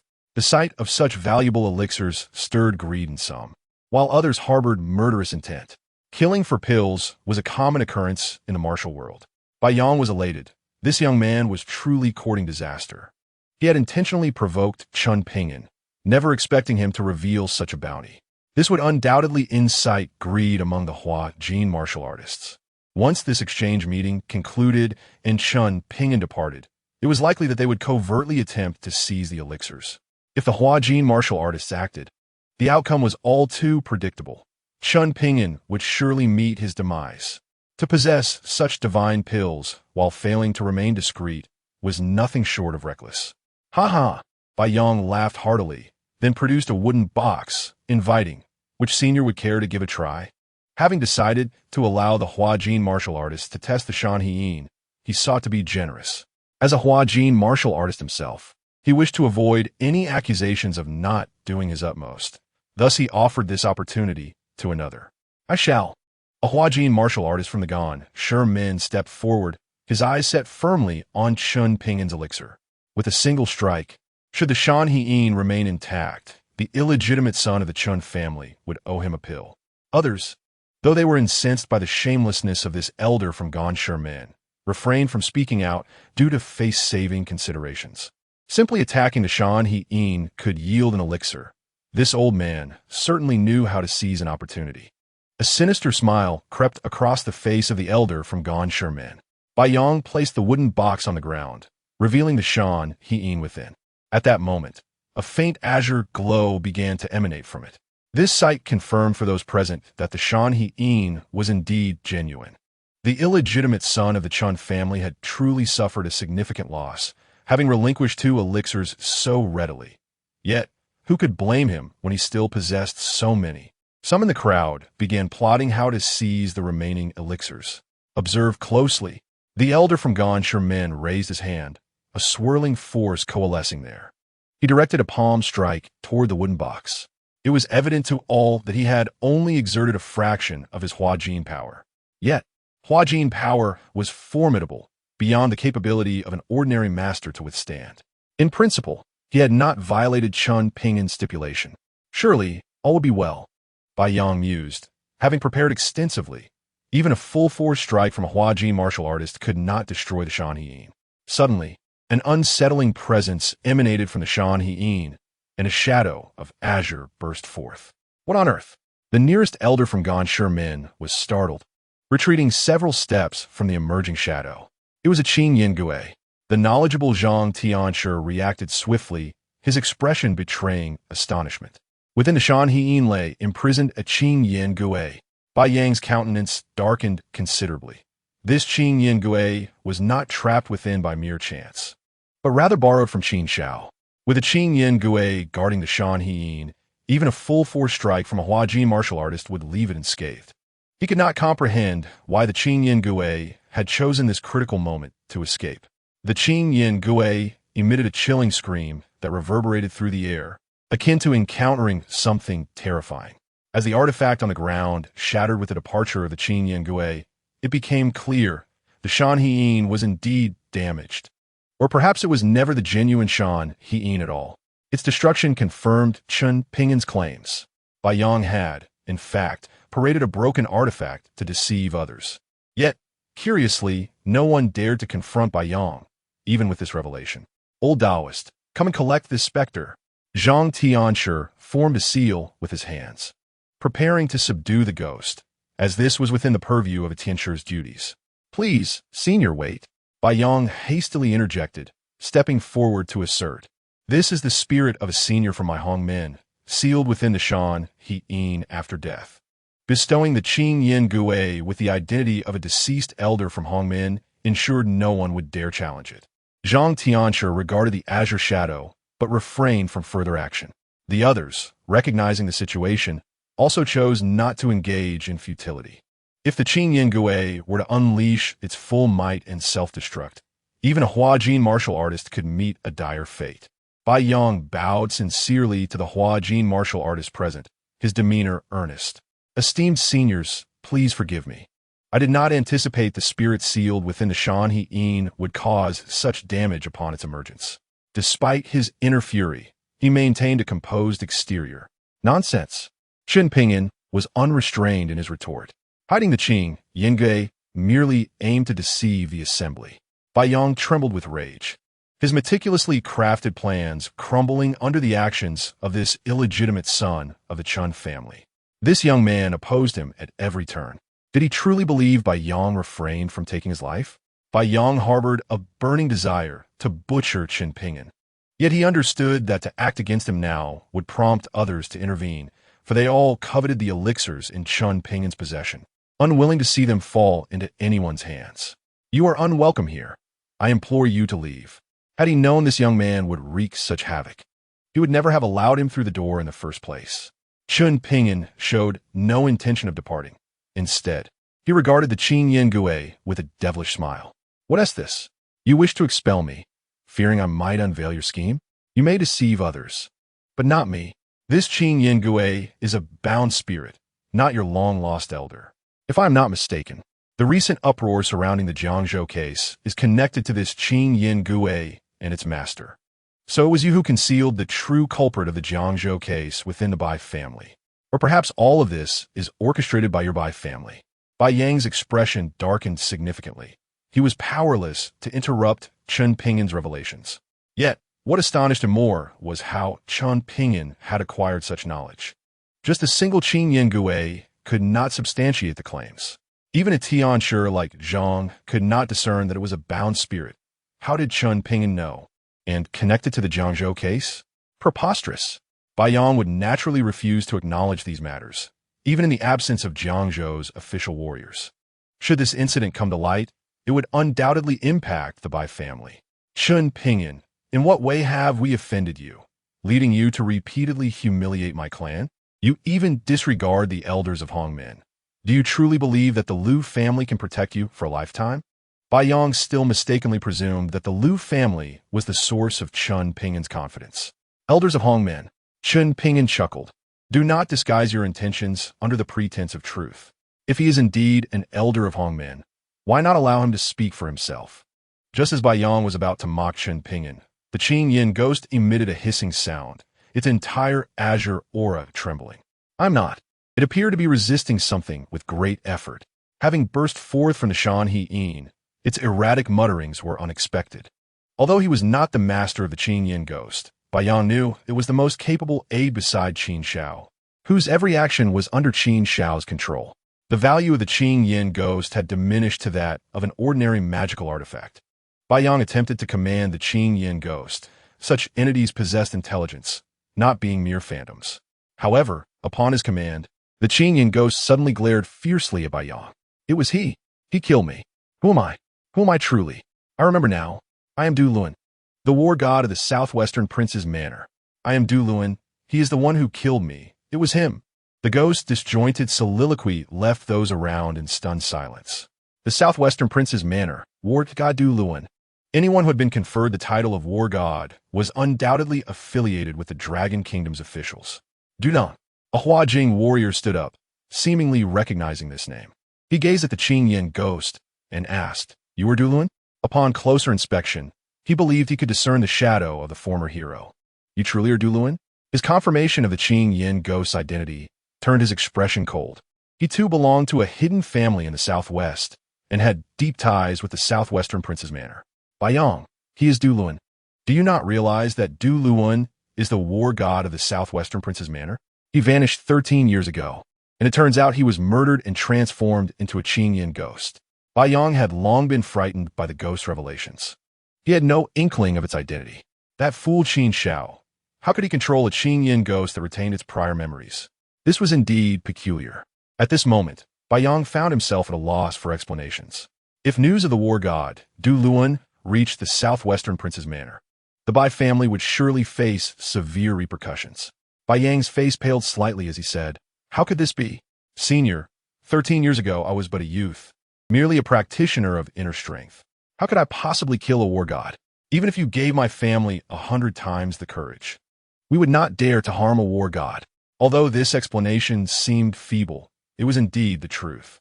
He could not clarify the matter, but he needed to find a way to resolve it. Chen Ping'an, it was you, was it not? You are the one orchestrating this. You are the one with ulterior motives. Your entire family is involved. Bayang retorted, "How could you possibly know that my Shan Hi'in is damaged? You intentionally made the Qing Yin ghost reveal its identity to frame my family. How insidious." Though this attempt to shift blame was rather clumsy, Bayang could conceive of no better strategy at that moment, unless he directly betrayed Qin Shao, which clearly did not align with his interests.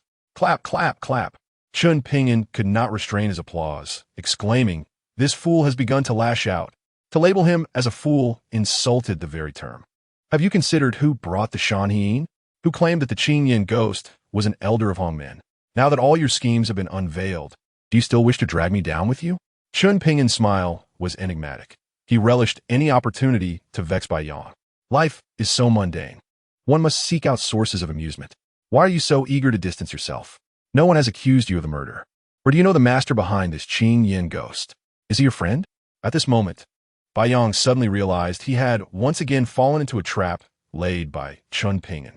The Qing Yin ghost indeed had a master, but as long as that master was not him, there was no need for such haste. Qin Shao's identity was unique, a holy son of the Qianmen, with an extraordinary background. Who would dare investigate? Chen Ping'an.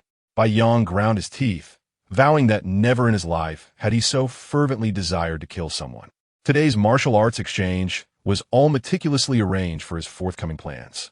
Yet, a perfectly orchestrated event had been disrupted by the illegitimate son of the Chen family. Ha ha ha. Chen Ping'an laughed heartily. "I'm leaving. This is no fun, not at all." He was indifferent to others' opinions, directly taking Su Cc by the hand and rising to depart. His objectives had been achieved. He would not allow Bayang to remain in peace. It had already been confirmed that the holy son of Qianmen was concealed within the Bai family.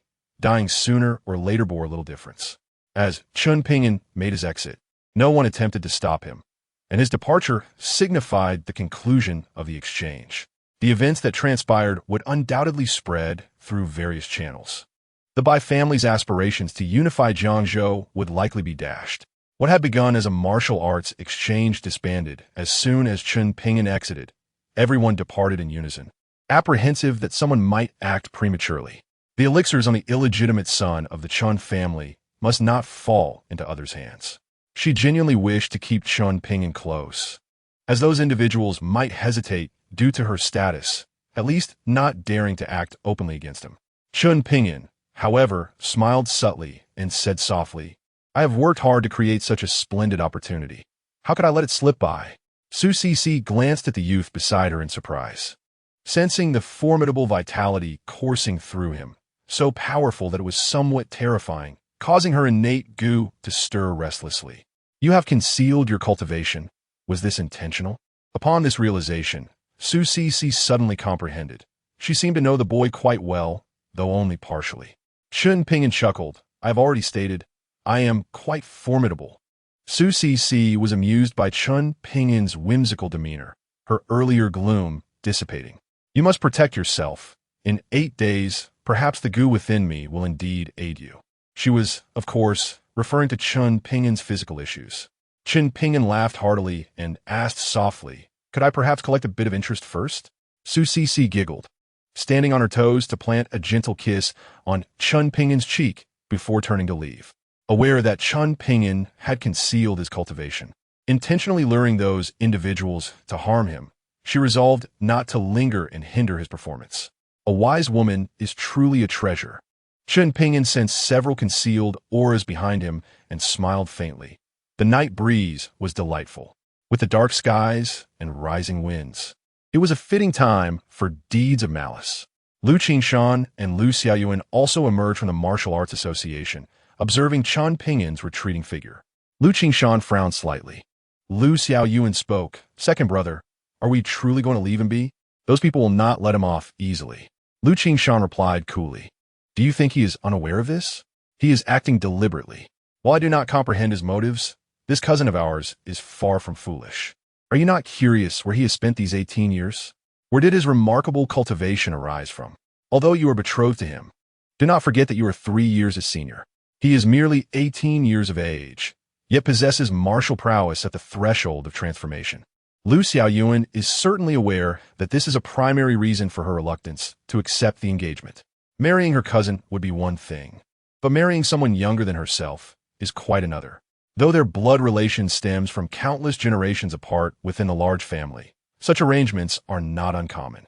Nonetheless, she is unwilling to wed a younger brother. Second brother, his health is truly in a dire state. Lu Qingshan nodded gravely. Indeed, his essence has suffered grave damage. Were it not for the elixirs and the protective energy from his martial training, he could perish at any moment. Lu Xiaoyuan, lost in thought, gazed at the retreating figure, feeling an inexplicable pang of sorrow, as if her cousin had never truly set foot in the Lu family. What experiences had he endured during these 18 years? Within the Martial Artists Association, the participants of the exchange event had already departed. Bai Yang's expression was grim. He had meticulously planned for this event for several days, only to have it disrupted by Chen Ping'an's mere words. Bai Xiao, should we send someone to follow? Wang Feng, standing nearby, suggested, aware that most of those individuals would likely attempt to seize the elixirs from Chen Ping'an. Bai Yang scoffed. Those who could pursue are undoubtedly martial artists at the transformation stage. It's better to refrain. I do not wish to send anyone to their demise unless I go myself. And even then, the chance to seize the elixirs would be uncertain. Among those transformation martial artists are experts in both mid and late stages. Bai Yang turned to the figure of Qin Yan Gui, inquiring, are you truly the Du Luan war god of the southwestern royal family? However, at that moment, Qin Yan Gui appeared to revert to normal, exhibiting a face devoid of emotion, completely disregarding Bai Yang.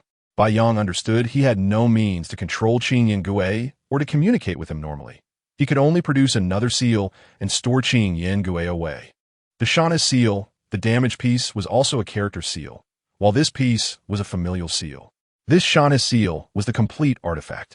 Chen Ping'an did not hasten to leave with a speed that would render pursuit impossible. He ambled leisurely, even concerned that the others might struggle to keep up. He had left a contingency with Qin Yan Gui, ensuring that the Saint of the Thousand Doors could no longer hide. 1, 2, 3, 4, 5. Only 5 transformation martial artists followed. It was rather paltry.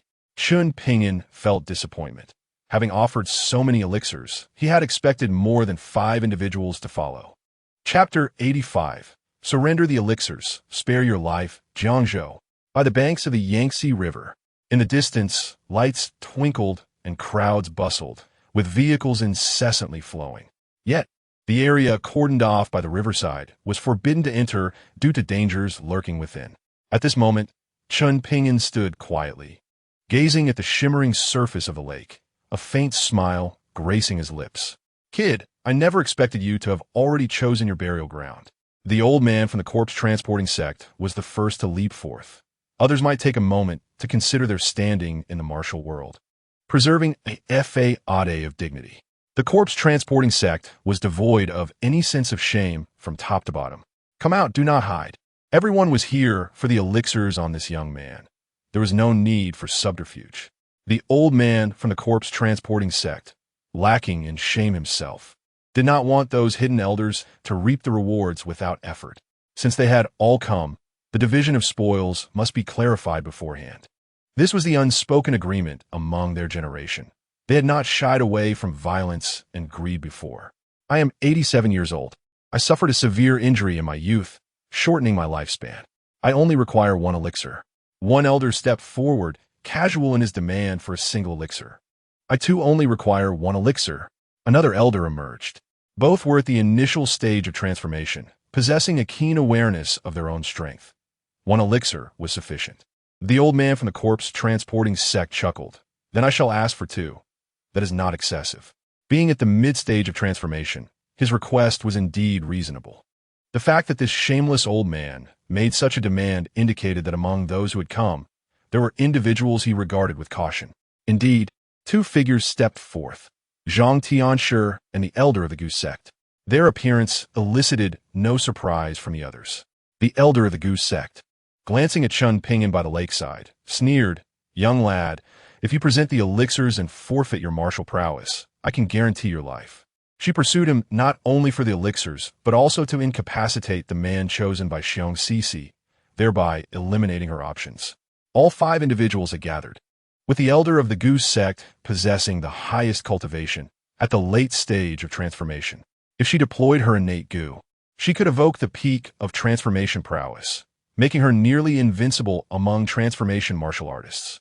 As for Zhang Tianshi, he was merely at the late stage of chi refinement, barely comparable to a mid-stage transformation warrior. Chen Ping'an sighed inwardly. It was a pity Lu Qingshan had not accompanied them. This young man was indeed cautious. Bai Yang's absence allowed him to evade a calamity. If they desired the elixirs, they must come to claim them themselves.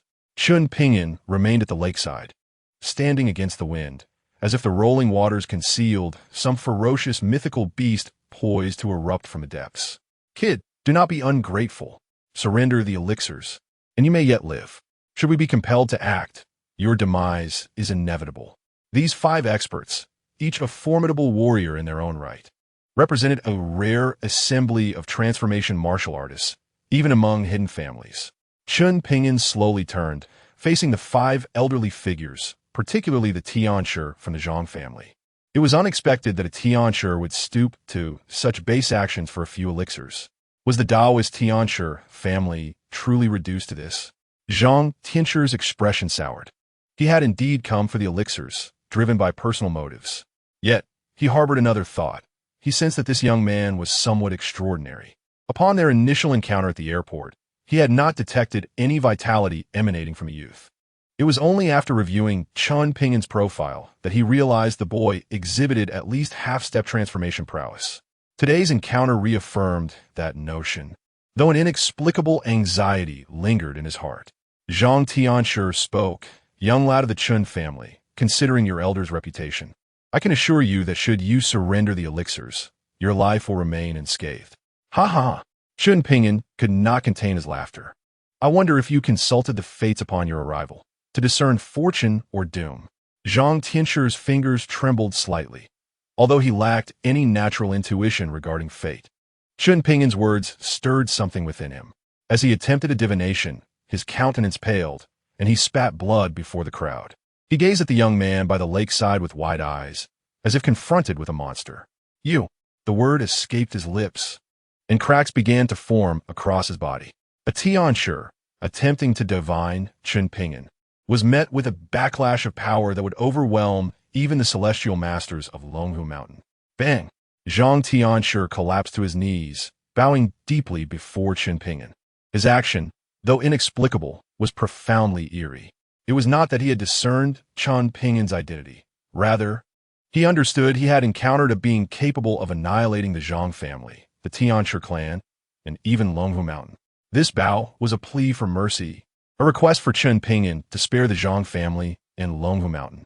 As Zhang Tianshi's head struck the ground, his body could no longer withstand the impact and shattered. leaving no trace of his form. The ground was stained with blood and flesh, while the air seemed to carry the essence of something fading away. His soul scattered, leaving him utterly unrecognizable. The esteemed Tianshi family, the Zhang clan of Longhu Mountain, had met their demise in such a manner, merely for contemplating the omens of fate. The elder of Gumin gazed at Chen Ping'an in terror, her lips quivering in fear. "What have you done?" A Tianshi had died silently beside her. A staggering blow for a late-stage Hua Jin martial artist. "Flee!" The elder of the corpse transport sect reacted swiftly. Upon witnessing Zhang Tianshi's explosive end, her first instinct was to escape. The people of the corpse transport sect were well-versed in flight. The other two Huajin warriors quickly realized the gravity of the situation and split off to the left and right. However, their fates mirrored that of the elder, as an invisible barrier emerged before them, leaving them with no avenue of escape. A mere handful of ants dare to covet my elixir, unaware of their impending doom. Chen Ping'an, uninterested in idle chatter, merely raised his hand, and the wooden box from the elder flew directly into his grasp. This should have belonged to him. It was his victory. I have stated before, to obtain my elixir, one must exchange their life for it. Thus, you may now embrace death. With a slight motion of his hand, the waters of the lake began to surge violently. A water dragon ascended, its head held high, charging toward the elder and the two Hua Jin warriors. The three were left speechless, stunned by the scene before them. Forbidden power. As these words echoed in their minds, the water dragon engulfed their forms. Chapter 86. Unrivaled among mortals beneath the innate realm. The water dragon vanished, leaving no trace of the three Huajin warriors upon the beach, save for a puddle of water. The elder of Gumin trembled in sheer terror, gazing at the youth, Chen Ping'an. "I am a senior of Cici. You cannot kill me." The elder, seemingly coming to her senses, harbored a desperate hope that the youth might spare her life for Cici's sake. Forbidden power. Merely contemplating this notion clarified many matters for her. No wonder she had sensed no vital energy emanating from the youth. Previously, she had assumed he practiced a unique technique that concealed his presence. Now, understanding the true nature of his power, she grasped its terrifying implications. No wonder Zhang Tianshi had knelt before his demise. He had realized who he was up against. "I will not obstruct your relationship with Cici. Gumin will acknowledge you as our leader. I beg you, spare my life." Having reached the late stage of Huajin, the elder naturally feared death. In truth, she did not require the elixir for longevity, as she still had several decades ahead of her. Given another chance, she would not have pursued him. Too late, Chen Ping'an stated flatly. One must bear the consequences of their actions. "No," the elder cried out, desperate to cling to life. The life-giving goo within her surged wildly at this moment. Faced with a youth wielding forbidden power, her will to survive was more potent than ever. An ant shaking a tree, with a simple gesture, Chen Ping'an lifted the elder into the air. With a flick of his wrist, her form vanished above the lake's surface, consumed by an oncoming wave. For Chen Ping'an, eliminating these individuals bore no consequence. They sought his elixir and intended to kill him. Thus, their demise was warranted. In the Bai family's backyard, Bai Yang recounted the day's events to Qin Shao, who was hidden there. "Impossible." Qin Shao shook his head. This Qing Yin ghost could not possibly retain memories from its former life. Bai Yang scoffed. "Do you believe I would deceive you with such a matter? You are more aware than anyone of the Qing Yin ghost's identity." It was indeed true. Qin Shao understood the implications of the Qing Yin ghost exposure. "This is straightforward. With your capabilities and connections, you should be able to prevent the Southwestern Prince's manor from pursuing this matter." Qin Shao seemed confident in this regard. "That Chen Ping'an should be dead by now. As long as you find the person I seek, once I achieve a breakthrough, even the Southwestern Prince's manor would be inconsequential." In recent days, the Bai family had mobilized both black and white forces, but found no trace of Wang Li. Either Wang Li is dead, or she has left Jiangzhou. Bai Yang sighed. "Our plans have been disrupted by Chen Ping'an. It will not be easy to regain their support moving forward. I am curious. Since you require a woman to aid your breakthrough, why not capture the Saintess of Gumin? I have heard her gu is nearing maturity." A fleeting glimmer of greed crossed Qin Shao's eyes, but soon vanished. The Saintess of Gumin is a designated woman. You cannot fathom how terrifying he is. Qin Shao spoke with trepidation. I fled to Jiangzhou because he hunted me relentlessly. If he learns that I have taken his woman, there would be no sanctuary left for me in this world. Those who have never encountered that man can never grasp his true horror. Bai Yang had never witnessed such fear in the esteemed son of the Thousand Gates. The Zhang family of Longhu Mountain is merely that. Could they truly be as formidable as you claim? Qin Xiao sighed. He is this generation's Daozi of the Taoist sect, recognized by Longhu Mountain and the Tianshi court, possessing a natural Tao body that inherently suppresses my technique. His cultivation is merely a step away from foundational establishment. He likely stands at the threshold of half foundation, unrivaled among mortals beneath the innate realm. Bai Yang gasped in disbelief. To be unrivaled among mortals beneath the innate realm. At half foundation, was this truly the Daozi of the Taoist sect? No wonder even the audacious Qin Xiao dared not touch his woman. Chen Ping'an was indeed courting death. It seemed he would meet his end tonight, and it would truly be a boon for him. As Bai Yang and Qin Xiao continued to deliberate their plans, Bai Yang's phone rang, and upon answering, his expression grew increasingly grim. Even Qin Xiao sensed the bad news. After hanging up, Bai Yang spoke. I have just received word that Gu Min's third elder, Zhang Tianshi, the elder of the corpse transport sect, and two other late-stage Huajin warriors pursuing Chen Ping'an have lost contact. It is feared that they have met with misfortune. This news was profoundly shocking. 4 Huajin warriors, 1 Tianshi, and the third elder of Gu Min, a master of late-stage Huajin, 5 formidable experts had all gone silent. How could this not be shocking? Even a hidden sect like Gu Min possessed only a few Huajin warriors, let alone a late-stage master like the third elder. Could it have been Chen Ping'an? Qin Xiao was equally stunned by the news, immediately thinking of Chen Ping'an. These 5 experts had set out to pursue him. In Jiangzhou, who else could silently eliminate them? Impossible. Chen Ping'an was currently in his dormitory at Jiangzhou University. He could not have killed 5 experts. What a joke. If Chen Ping'an possessed such abilities, he would already be invincible in the world. Every Huajin warrior had some means of escape, including Zhang Tianshi, a sorcerer, and the third elder of Gu Min. A late-stage Huajin warrior intent on fleeing could not be easily stopped. To kill 5 experts without causing a stir was utterly impossible. Even a casual spell from Zhang Tianshi would create a cataclysmic spectacle. Could it be an innate warrior? As this thought crossed Qin Xiao's mind, his expression subtly shifted. Innate warriors transcend the mundane. They are no longer mere mortals. If the innate power were to strike first, it could naturally eliminate these 5 formidable experts without a sound. Innate. Bai Yang felt a sense of helplessness. If it truly were an innate force at play, then all their schemes would be rendered utterly meaningless. Meanwhile, in Jiangzhou, the Liu family received the news.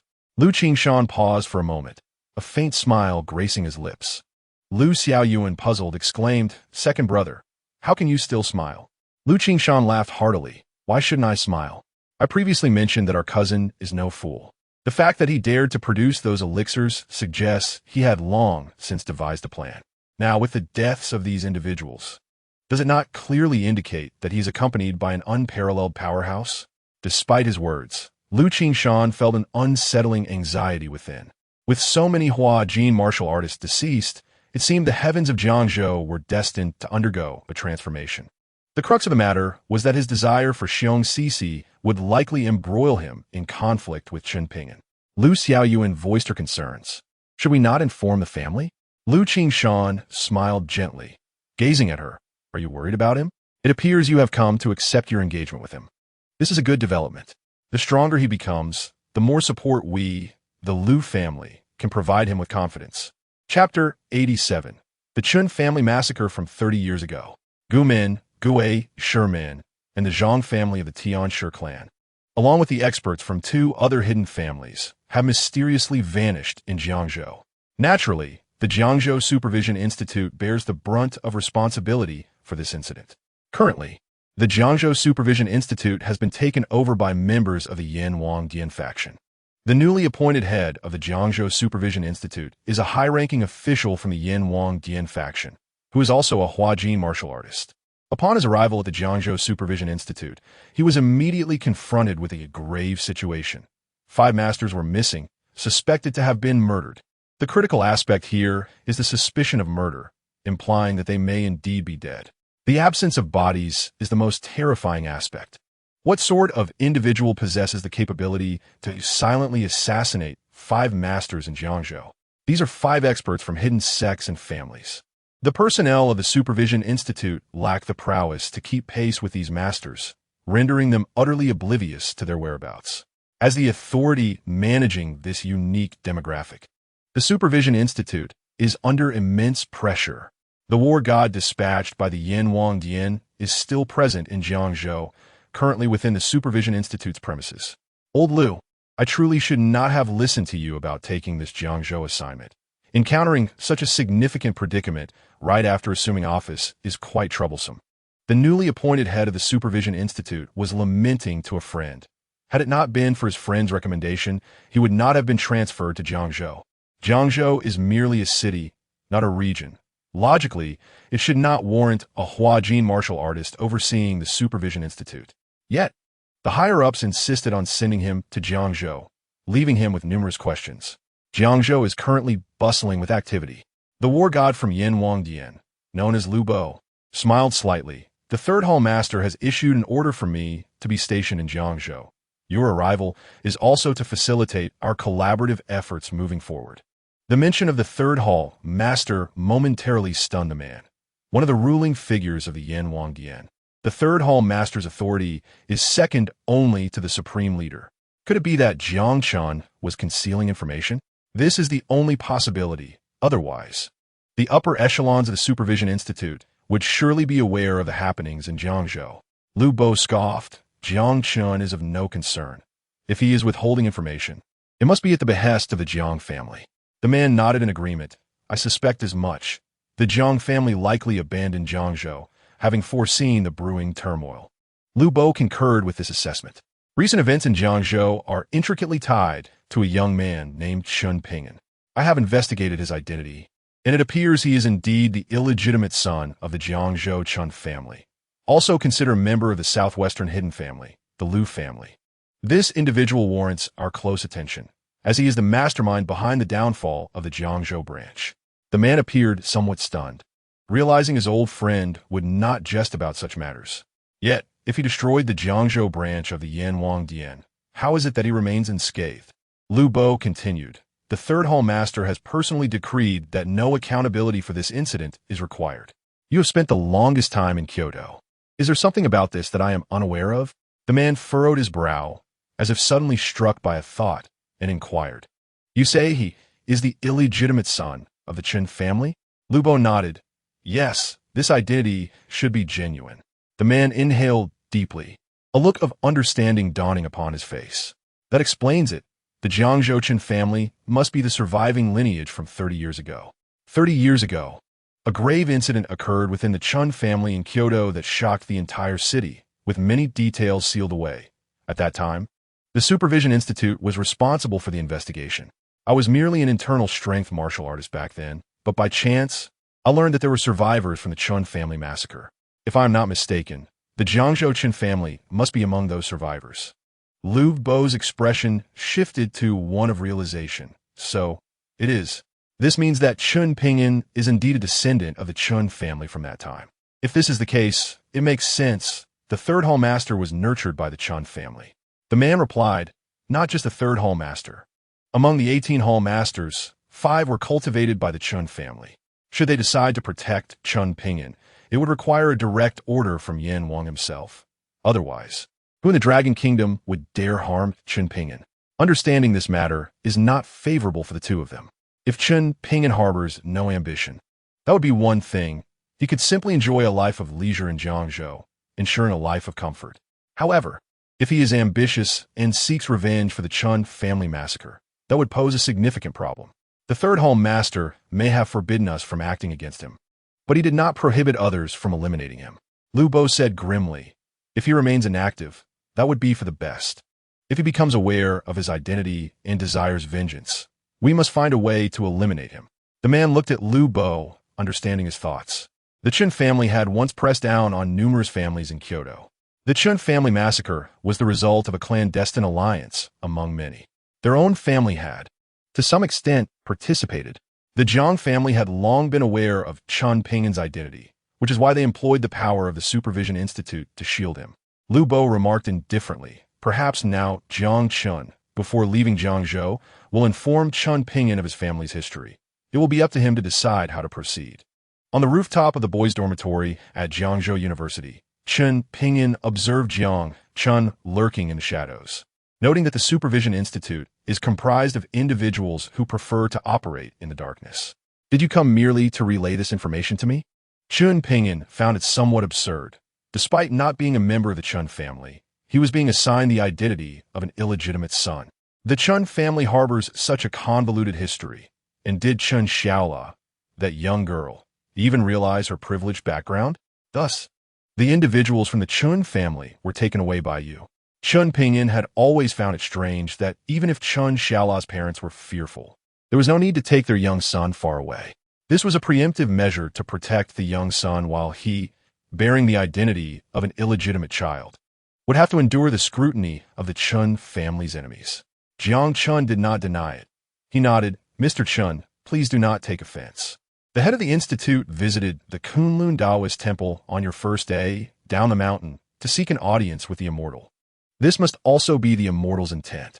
The immortal he spoke of is none other than the old Taoist from Kunlun.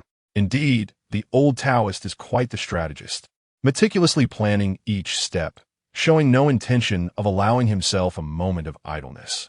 The identity of the illegitimate son of the Chen family is flawlessly concealed, and now an additional blood feud demands retribution. He is forcefully entangling himself in the fate of the Chen family.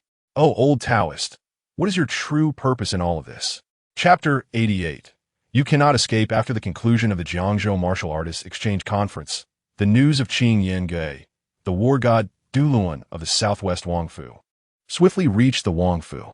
The following day, representatives from the southwest Wangfu arrived at the Bai family. No one knew what terms were discussed between the southwest Wangfu and the Bai family. The outcome was evident. The Bai family gained the support of the southwest Wangfu. This news was hardly favorable for the families in Jiangzhou that opposed Bai family rule, especially for the Li and Wu families. However, at this moment, too much was happening in Jiangzhou, and no one had the bandwidth to contest for power. Chen Ping'an, free from military training today, planned to summon Wang Li. Naturally, he had to prepare before her appearance. In the house where Wang Li resided, a series of deep, melodious sounds emerged, particularly enticing. Wang Li was indeed the epitome of maturity among women, just a touch below the revered saintess of Gumen. To be a woman, one must embody femininity. There's a reason why so many men are drawn to their mother's friends, aunts, and neighbors. Faced with a 30-year-old woman like Wang Li, who possesses both wisdom and compassion, one cannot help but yield. At this moment, Wang Li was showcasing all the beauty that a woman of her age can embody in an exceedingly comfortable manner. Almost there, Chen Ping'an chuckled, deciding not to press Wang Li further. A stream of pure energy had inadvertently entered her body. Her complexion suddenly flushed, filled with excitement and a hint of nervousness. It had only been a few days since she last broke through to the mid-stage of qi refinement. Now, she was on the verge of advancing to the late stage. If such breakthroughs were so easily attainable, then her years of cultivation prior must have been in vain. She took a deep breath, feeling the pure spiritual energy circulating within her body. She understood that all of this was bestowed upon her by the young man before her. Such refined energy continuously coursed through her, strengthening her essence. Late-stage qi refinement, a heavenly master of the Tao. In Qianmen, if one could break through to the late stage of qi refinement before the age of 50, they could become a holy son or holy daughter of Qianmen. Chen Ping'an dressed and waited in the living room. Having consumed the elixirs he provided and with her diligent efforts, Wang Li was indeed experiencing a remarkable surge in her cultivation. She had merely taken a wrong path before. Although he had not imparted any techniques to her, he had inadvertently altered her approach to cultivation. Of course, this method was unique. Even if she had 100 times the courage, she would not dare seek out other men for experimentation. The art of dual cultivation necessitates compatibility with techniques. Otherwise, it devolves into mere exploitation. Half an hour later, Wang Li emerged, impeccably dressed. She radiated vitality. One would hardly believe she was 30, if not for her slight resemblance to Chen Xiaola. One might easily assume she was merely 18. This was the benefit of breaking through to the late stage of qi refinement. Should she have the opportunity to become a foundation establishment cultivator in the future, it would truly elevate her to an extraordinary realm. As per the previous plan, you should meet that Qin Xiao. Chen Ping'an had left contingencies regarding the soul of Qing Yen Gui, eager to test Wang Li's capabilities and occasionally require her assistance. Wang Li, utterly devoted to Chen Ping'an, would naturally not defy him. Upon her arrival in Jiangzhou, Wang Li's presence was swiftly noted by the Bai family. Bai Yong remained cautious, refraining from immediate action. Instead, he sent someone to monitor Wang Li, only approaching her when he confirmed she was alone. With his prowess as a formidable martial artist and the status of the third young master of the Bai family, he easily invited Wang Li to the Bai residence. Wang Li offered no resistance. The process was surprisingly smooth. However, Chen Ping'an had not anticipated the ulterior motives between Bai Yong and the holy son of Qianmen. Upon finding Wang Li, Bai Yong did not immediately deliver this enchanting woman to Qin Xiao. As a man well acquainted with beauty, as the third young master of the Bai family, could have any woman he desired. Even a beauty like Li Yanran was not indispensable to him. Had it not been for her connection to the Li family, he would have merely enjoyed her company.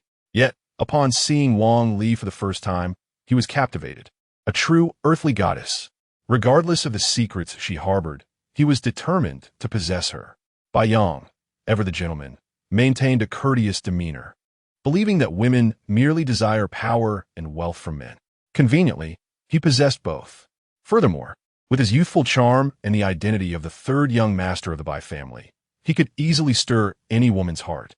Miss Wang, it is a pity we have not crossed paths before, given that you and my sister are fellow disciples, Bai Yong stated, striving to maintain his composure.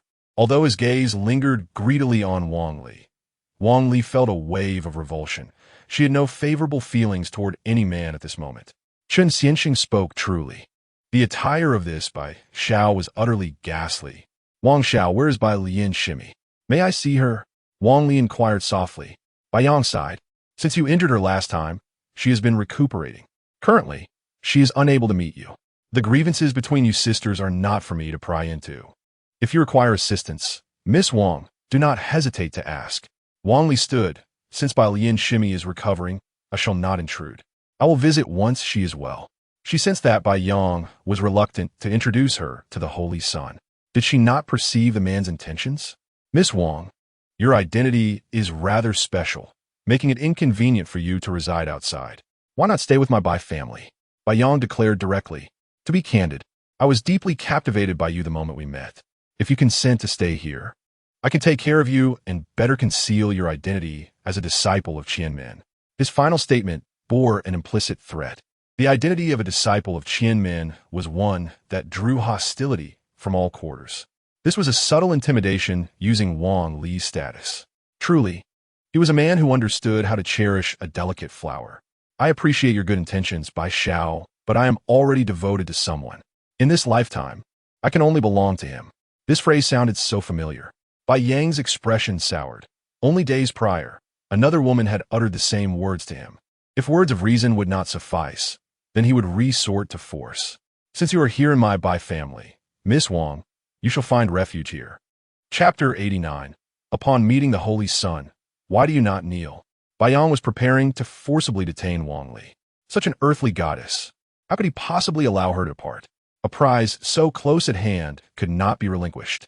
He had long been informed by Qin Xiao that Wang Li was a mid-stage disciple of Qianmen and had prepared accordingly. Once she entered the Bai family, leaving would not be an option. What does Bai Xiao mean by this? Wang Li's voice turned cold. She felt no fear of this third young master of the Bai family. Was it not clear? Bai Yong smiled. I have taken a liking to you. If you behave and stay here as my woman, we can converse amiably. However, should you insist on leaving, I must warn you, you shall not depart today. Wang Li cast a disdainful glance at the overly confident third young master, and indeed, as Mr. Chen had said, he was nothing but a complete fool. Would she have so easily stepped into the Bai family if she had not been prepared?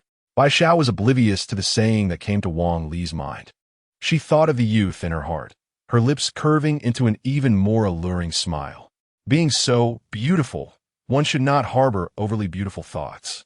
To describe a man as beautiful is hardly flattering. Bai Yang felt insulted, and his previous gentlemanly demeanor was swiftly replaced by his true nature. A woman who doesn't know her place, Bai Yang coldly declared. Let us see who can save you today. You shall obediently remain here as my Bai Yang's woman.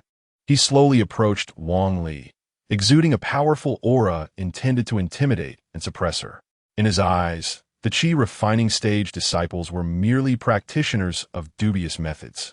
Lacking true skill, Wang Li appeared utterly dazed, frozen in place, until Bai Yang reached out his hand to caress her face.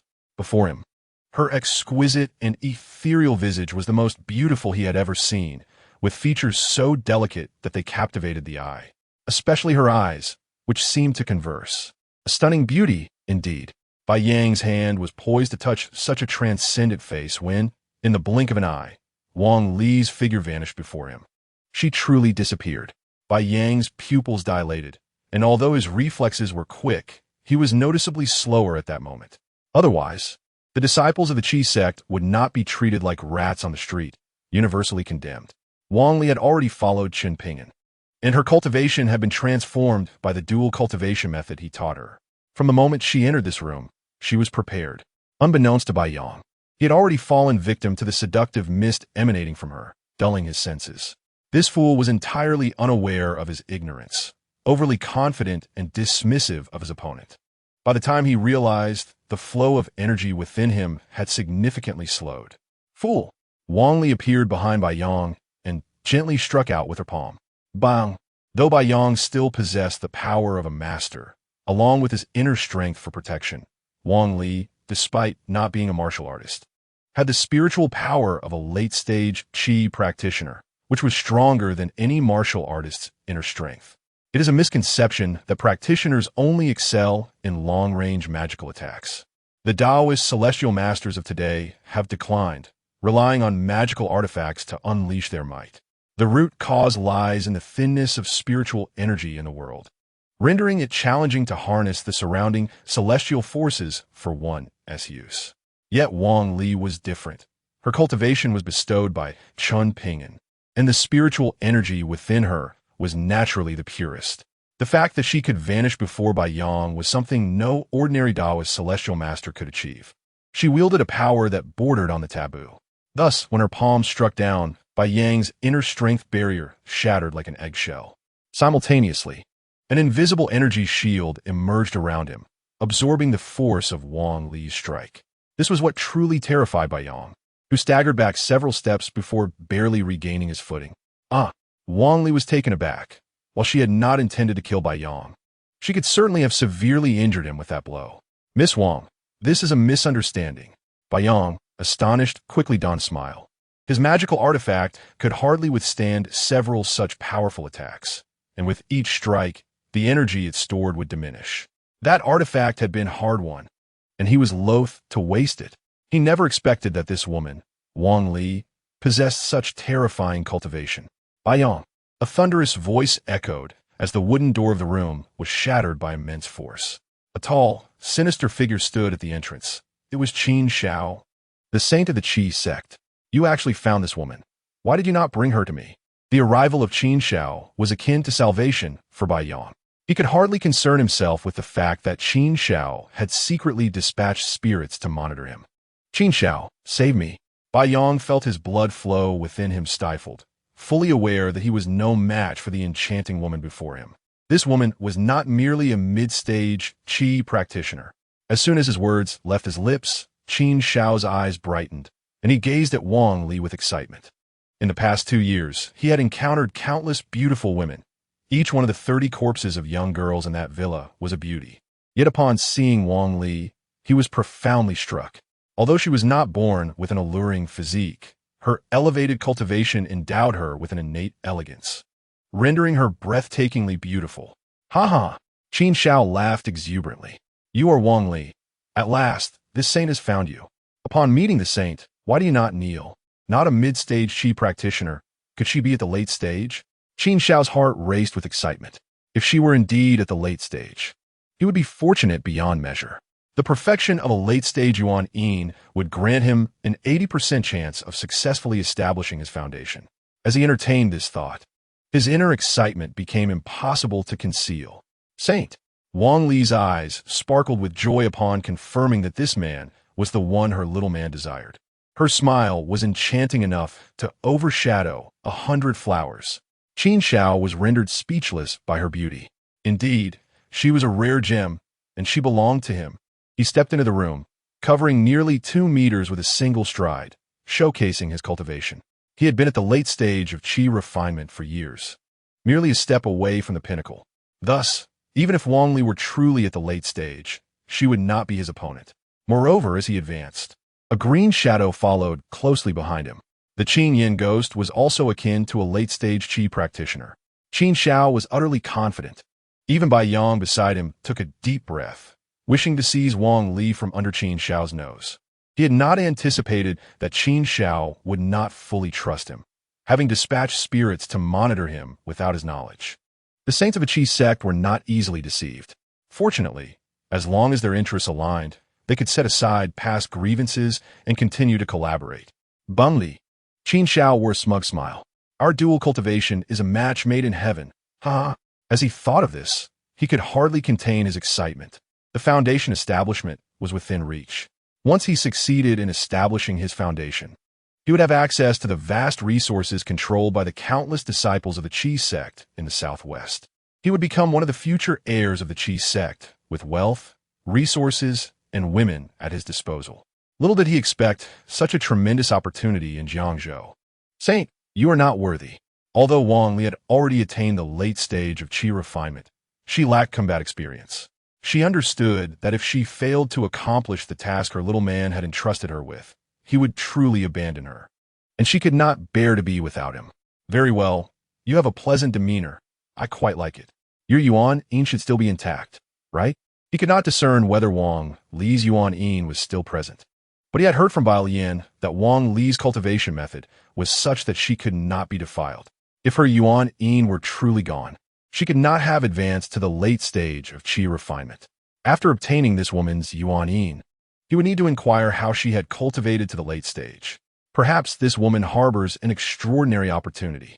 It is essential to recognize that he hails from the Qin family, which possesses vast resources for cultivation and has clandestinely slain numerous young maidens, refining their blood souls to attain his current level of cultivation. Wang Li, on the other hand, is merely a scattered cultivator from the Qianmen sect, devoid of any familial support, yet she has managed to cultivate to the late stage of qi refinement. Even if she is a genius, one must ponder the immense fortune required to achieve such a feat at her age, especially before turning 30. This woman's primordial Yin shall be mine. The disciples of the Qianmen sect are indeed a disgrace. Today, I shall avenge the more than 30 sisters who perished in the Jiangzhou incident. Your soul shall be suppressed in the demon domain, never to rise again. Wang Li is well aware of the Jiangzhou incident, and the deaths of so many blossoming maidens ignite a fury within her. The Qianmen sect may lack rules, but such heinous acts of taking lives are intolerable to her. This is also why she sought refuge in Jiangzhou all those years ago, hiding in the sauna and water-gathering place. Ha ha ha! Qin Shao, with an arrogant demeanor, gazes at Wang Li and declares, once I acquire your primordial Yin and successfully establish my foundation, what is there to fear in this world? Do you think you can kill me and suppress my soul? Even if you truly are at the late stage of qi refinement, you are far from my match. Allow me to demonstrate what a true late-stage qi refinement practitioner embodies. A powerful aura suddenly emanates from Qin Shao, imbued with a scent of blood. It appears as though countless shadows of children swirl around him. Indeed, this beast has resorted to using the souls of unborn children for his cultivation. You shall perish. Wang Li's fury surges, and as she utters these words, the Qin Yin ghost, who was originally beside Qin Shao, trembles. The ghost, once under Qin Shao's control and tightly connected to his soul, seems to have severed all ties in an instant. With a gasp, Qin Shao spits out a mouthful of blood, his aura rapidly declining. Before he can comprehend the situation, The Qing Yin ghost has already lunged at his body. It is you. You're the one who has killed me. The ghost's sudden action leaves Bai Yong dumbfounded, reminiscent of the events that transpired at the Martial Artist Association yesterday. Qin Shao's face pales in terror as he exclaims, "How can this be? It is impossible." The Qing Yin ghost has been by his side for 13 years, intricately connected to his soul. To sever their bond without alerting him is utterly inconceivable. Last night, Bai Yong spoke of the events at the exchange conference, and he had examined the Qing Yin ghost condition, finding it unchanged, merely attributing it to a sudden occurrence. Thus, he paid it no mind. However, just moments ago, the connection with the Qing Yin ghost was abruptly severed, injuring his own soul in the process. Who could have achieved such a feat? Images of the 5 missing masters in Jiangzhou flash through his mind. Only innate martial artists or foundation-building cultivators possess the power to accomplish this. The strength of innate martial artists transcends that of mere mortals. Naturally, they could sever the bond between the Qing Yin ghost and himself. At this moment, Qin Shao's thoughts do not dwell on seeking vengeance against this innate martial artist or foundation-building cultivator, but rather on escape. He is acutely aware that below the innate level, all are mere mortals. It is too late to flee. Wang Li reappears, standing directly before Qin Shao. The Qing Yin ghost has entwined itself around Qin Shao's body, viciously assaulting his soul, subjecting him to the gravest peril of his life. Bai Yong, why do you not assist me? If they kill me, do you truly believe they will spare you? In this moment, Qin Shao can only place his hopes on Bai Yong. This is the Bai family territory. Although Bai Yong is the only martial artist at the transformation level, there are still quite a few grandmasters and martial masters present. While they may not be of great use, they could buy him time to escape. Bai Yong understands this reasoning as well. His current strength equates to that of a grandmaster, though some of his vital energy is confined. However, if Qin Shao is slain, he too cannot escape death. Yet he is not foolish. The Qing Yin ghost reaction proves that it has long been covertly controlled by the other party. Coupled with Wang Li's sudden reappearance after such an extended absence, he cannot help but suspect that this is a trap set by someone. Chen Ping'an, for reasons unknown, he thinks of this illegitimate child of the Chen family. But he quickly dismisses that notion. It cannot possibly be this brat. Today I shall kill you. Anyone who dares to obstruct me shall not escape unscathed. While Wang Li is unafraid of Bai Yong, she is ultimately within the Bai family's estate. The Bai family possesses formidable clan power. Even with the aid of the Qing Yin ghost, it would be challenging for her to kill the Qinmen saint and leave unscathed. Begone! Qin Shao is no easy target. He struggles mightily against the Qing Yin ghost possession. If this creature were to fully possess him, his demise would be certain. Had he not just suffered a grievous wound from the severing of his bond with the Qing Yin ghost, reclaiming it would have been an effortless task. However, now, the Qing Yin ghost is relentlessly assaulting his soul, as if intent on devouring him whole. With both the Qing Yin ghost and Wang Li confronting him, his situation is dire. Wang Li has made her move. Her strongest ability is the soul enchantment technique. With her cultivation, given sufficient preparation time, she could even bewilder a practitioner at the late stage of qi refinement. However, in actual combat, she certainly lacks the luxury of preparation time. Chapter 91. The Black-clad Ghost and the Soul Lamp cultivators and martial artists are fundamentally different. Cultivators harness spiritual energy, the essence of heaven and earth. Martial artists cultivate their vital energy, which only transforms into spiritual energy after reaching the innate stage. The distinction between the two is significant. The decline of the Taoist sect is linked to the depletion of spiritual energy, thereby allowing martial artists to grow stronger. The disciples of the Qinmen sect often practice nefarious arts, which incites universal disdain and calls for their eradication. Wang Li recognizes that her current power is extraordinary, vastly superior to her previous early stage of qi refinement, exponentially increased. Thus, she refrains from employing any wicked methods against this Qianmen saint and instead directly strikes, much like she did against Bai Yong. A powerful surge of pure spiritual energy rushes forth. In a contest of spiritual energy, she believes she will not be outmatched by a newly advanced practitioner at the late stage of qi refinement. Begone, he bellows. resisting the Qing Yin ghost entanglement while also charging directly at Wang Li, a woman with mere cultivation at the late stage of qi refinement, who likely does not even comprehend how to utilize her powers, should be an easy target. But the next moment, Qin Shao's body suddenly halts. A terrifying force, without any resistance from him, has already surged into his body. He practices wicked arts, and in the face of Wang Li's pure spiritual energy, his cultivation resembles nothing more than tattered black paper. Crackling sounds reverberate within his body. Qin Shao's eyes widen in terror as he gazes at Wang Li. It dawns on him that he is not confronting a mere earthly beauty at the late stage of qi refinement, but rather a formidable foundation-building cultivator. He comprehends the sheer magnitude of the force that has invaded his body, one capable of moving mountains and filling seas, annihilating all in its path. Regrettably, he realizes this too late. His body explodes into a mist of blood. Within that mist, a dark shadow attempts to flee. The Qing Yin ghost opens its mouth and consumes it in one gulp. You cannot devour him, Wang Li quickly warns. This dark shadow is none other than Qin Shao's soul. It must not be allowed to be consumed by the Qing Yin ghost. Should he perish in such a manner, she would have no way to explain herself to her beloved. Qin Yin Gue obediently stepped aside, while Qin Shao's black spirit trembled in fear.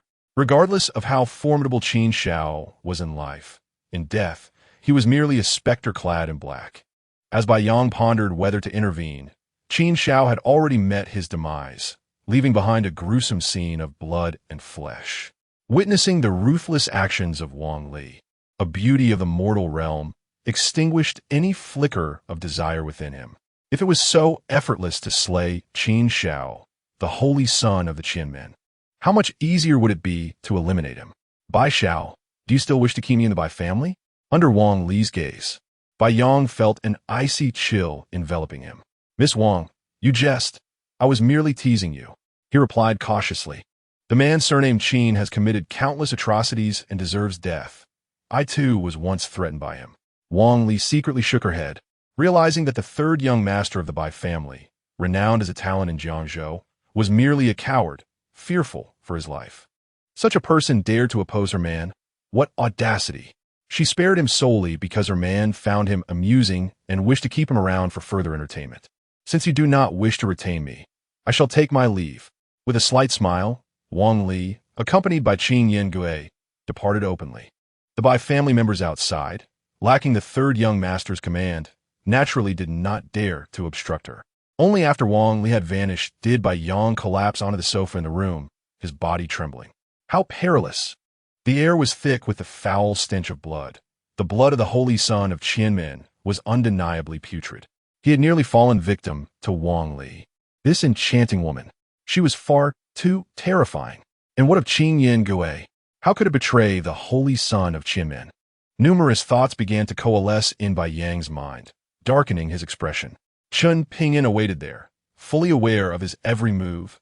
No doubt. Well done. Chen Ping'an observed Qin Yin Gue with a smile. From now on, he belongs to you. You should know what to do. Wang Li nodded. As a disciple of Qianmen, she certainly understood the art of nurturing spirits. A Qin Yin Gue was akin to an existence at the late stage of qi refining. Having such a companion would greatly facilitate her tasks for Chen Ping'an.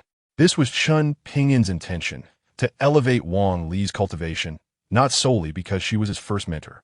Wang Li retrieved a paper figure, casting it to the ground, which instantly transformed into a shadow. Wang Li, you vile woman, you dare to kill me. The shadow's voice dripped with resentment. It was a black spirit retaining all its memories. Qin Shao had never anticipated that after hiding in Jiangzhou for 2 years. He would ultimately perish at the hands of a fellow disciple, one he had always dismissed. Greetings, Qin Shao. Chen Ping'an regarded the shadow before him, finding it restless even in death. It was then that Qin Shao noticed the presence of others in the room, aside from Wang Li. Who are you? He demanded. I warn you, I am the holy son of Qianmen, a member of the Qin family in the capital. Should you kill me, regardless of who stands behind you, you will face death. Even as a spirit, Qin Shao clung to life, aware that death was not the end. Transformed into a ghost, he could still cultivate the path of spirits, seek an appropriate vessel, and even return to life. Ah, the Qin family, how grand! Chen Ping'an remarked nonchalantly. The only reason I haven tea obliterated your soul is that I have prepared a gift for you. Let us see what you think. In his hand lay a jade artifact resembling an oil lamp, hastily crafted. Though not a powerful tool, it was still an ordinary artifact. Do you fancy it? Your soul shall burn within for 1,000 years, eternally enduring. Rest assured, I will not allow you to perish so swiftly. The black spirit of Qin Shao quivered slightly. He understood the implication of the soul lamp. Who are you? Why treat me thus? I have never wronged you. We share no enmity. Release me. I possess wealth, vast wealth. I can serve as your ghostly servant. Chapter 92. Young lady, I shall visit your chamber tonight. Qin Shao was terrified. The soul lamp, also known as the soul-burning lamp, promised eternal torment far worse than the depths of hell. Chen Ping'an smiled faintly. By the way, I forgot to introduce myself. I am Chen Ping'an. You should be quite familiar with that name. Chen Ping'an. That name was more than familiar. Qin Shao suddenly gasped in terror. So it is you. You are not a martial artist. Who are you truly? No need for such surprise. We are practically old acquaintances. If Qin Shao still failed to grasp the situation, he would be a fool. This young man was indeed Chen Ping'an, and suddenly everything began to connect. It was you all along. The powerful figure beside Zhang Wanqing is you. You severed my connection with a red-clad, vengeful spirit. You were the one who killed those 5 masters last night. Realizing this, Qin Shao, devoid of a heart, felt his spectral form tremble uncontrollably. He had never been so fearful. Everything had been an illusion orchestrated by Chen Ping'an to mislead others into believing he had powerful backing. You are not entirely useless, but regrettably, you are too late to comprehend. You kill. I do not mind, as long as your victims deserve it. You should never have taken the lives of so many innocents. Whether you're the holy son of Qianmen or a member of the Qin family, even if you were the heavenly king himself, you must die. Qin Shao's spirit quivered. He protested. Why? What gave you the right to judge me? Have you not killed? Do not presume yourself a virtuous being. Do you not fear divine retribution? Coming to terms with the possibility that Chen Ping'an might be a foundation-building practitioner, he sought a final glimmer of hope. Divine retribution? Chen Ping'an chuckled. From the moment of his birth, he knew he was doomed to a short life. Were it not for the old Taoist, he would have perished long ago. Speaking of divine retribution to him was a jest. Encountering me is your divine retribution. With a casual gesture, Chen Ping'an grasped the black spirit of Qin Shao as if it were mere air. The shadow twisted and contorted, yet in Chen Ping'an's grasp, it was as vulnerable as a leaf in the wind. Let me see the extent of your vile deeds. But now, she understood deeply that this was beyond mere strength. Qin Shao could not resist. His spirit emitted cries of anguish. As Chen Ping'an extracted Qin Shao's memories, he gleaned much about Qianmen. In Chen Ping'an's hands, the black soul gradually transformed into a wisp of black flame. Casting the flame onto the artifact, and with a snap of his fingers, the rootless fire ignited. The cries of the soul echoed within the black flame. Chen Ping'an handed the jade lamp to Wang Li. This is for you. Do not underestimate this lamp. It is an artifact that can calm the spirit and nourish the soul, and can also be wielded as a weapon against spirits. Wang Li understood its value. The heavenly fire within could potentially incinerate even a formidable martial artist. Chen Ping'an also instructed her on how to use the heavenly lamp, recognizing her as his strongest ally. In the future, when there are matters to attend to, she may be sent to handle them. During times of leisure, she may also be engaged. Chen Ping'an naturally did not leave Wang Li's side that night. The experience with the aunt who had reached the late stage of qi refinement was distinctly different from before. The murder of Qin Shao had unveiled the mastermind behind the major incident in Jiangzhou, yet this matter could not be made public.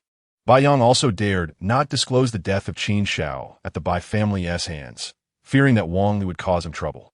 He had come to believe that Wang Li was likely backed by a congenital martial artist concealed in Jiangzhou, or perhaps even a celestial master.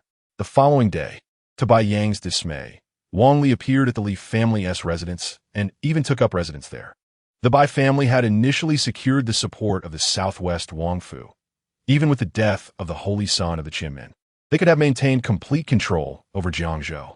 However, The sudden emergence of Wang Li, a practitioner at the late stage of qi refinement, along with a companion known as the Qingyan Ghost, posed an unexpected challenge. Upon receiving this news, Bai Yang was consumed by rage, and it was said that he went to the largest club under the Bai family S banner, where rumors spread of him frantically exchanging the women within. Chen Ping'an was in high spirits. With only 6 days remaining until the maturity of Xiong Cici's gu, he naturally stayed close to her, ensuring that no one would act prematurely. There are bound to be lecherous individuals who seek the person rather than the mature fruit. Furthermore, acting prematurely would yield significantly lesser benefits. It did not mean there would be no benefits at all. Whenever Xiong Cici had classes, Chen Ping'an would audit them. When she went dancing, he would watch the beautiful swans of the art department. The beauties of the art department were indeed a feast for the eyes. Wu Shui did not cause any ruckus. Each time she conversed with Xiong Cici, her tea skills were steadily improving. From the memories of the holy son of the Qianmen, Chen Ping'an had gleaned certain secrets, including the reasons behind his desire to kill Zhang Wanxing and the man chosen by the Gu sect for Xiong Cici. As Chen Ping'an strolled under the moonlight, hand in hand with Xiong Cici, he was unexpectedly interrupted by a young girl. Observing her, he was not at all surprised that she had found her way here. This girl was none other than the little princess of the Tianshi family. "Did you kill my third grandfather?" she asked, her voice trembling. With the demise of Zhang Tianshi, his followers remained in Jiangzhou, and this girl had become the current authority of the Zhang family following his death. She suspected Chen Ping'an because she knew her grandfather had pursued him, although she did not believe that this illegitimate child possessed the capability to kill her grandfather. That did not prevent her from seeking trouble with him. "Young lady, one can eat recklessly, but one ought to speak with care. Which of your eyes witnessed me committing murder?" The girl, lacking in social experience, was taking a dangerous risk by confronting a supposed killer. "It's you, Chen Ping'an. I know you are a martial artist at the half-step Hua Jin level. I may not be your match, but my grandfather died because of you. My cousin will arrive in a few days and will surely avenge him." Chen Ping'an chuckled, observing the naive girl before him. "You say your cousin will arrive in a few days, but what if tonight I quietly slip into your room? What do you think will happen?" Startled by his gaze, the girl shrank back, exclaiming, "You are shameless, despicable." Chen Ping'an laughed heartily. "My dear, what are you thinking? Do you really believe I would be interested in you? If there were no mirrors at home, we have an artificial lake at our school. Go take a look." The young girl, exasperated to the point of tears, dashed away. Xiong Cici softly remarked, "The poor girl has lost her elder. Are we being too cruel?" Chen Ping'an turned to the girl beside him and replied with a smile, "You have also lost an elder. Why do I not see you grieving?" Upon mentioning this, Xiong Cici looked at the young man seriously. He truly had accomplished something remarkable.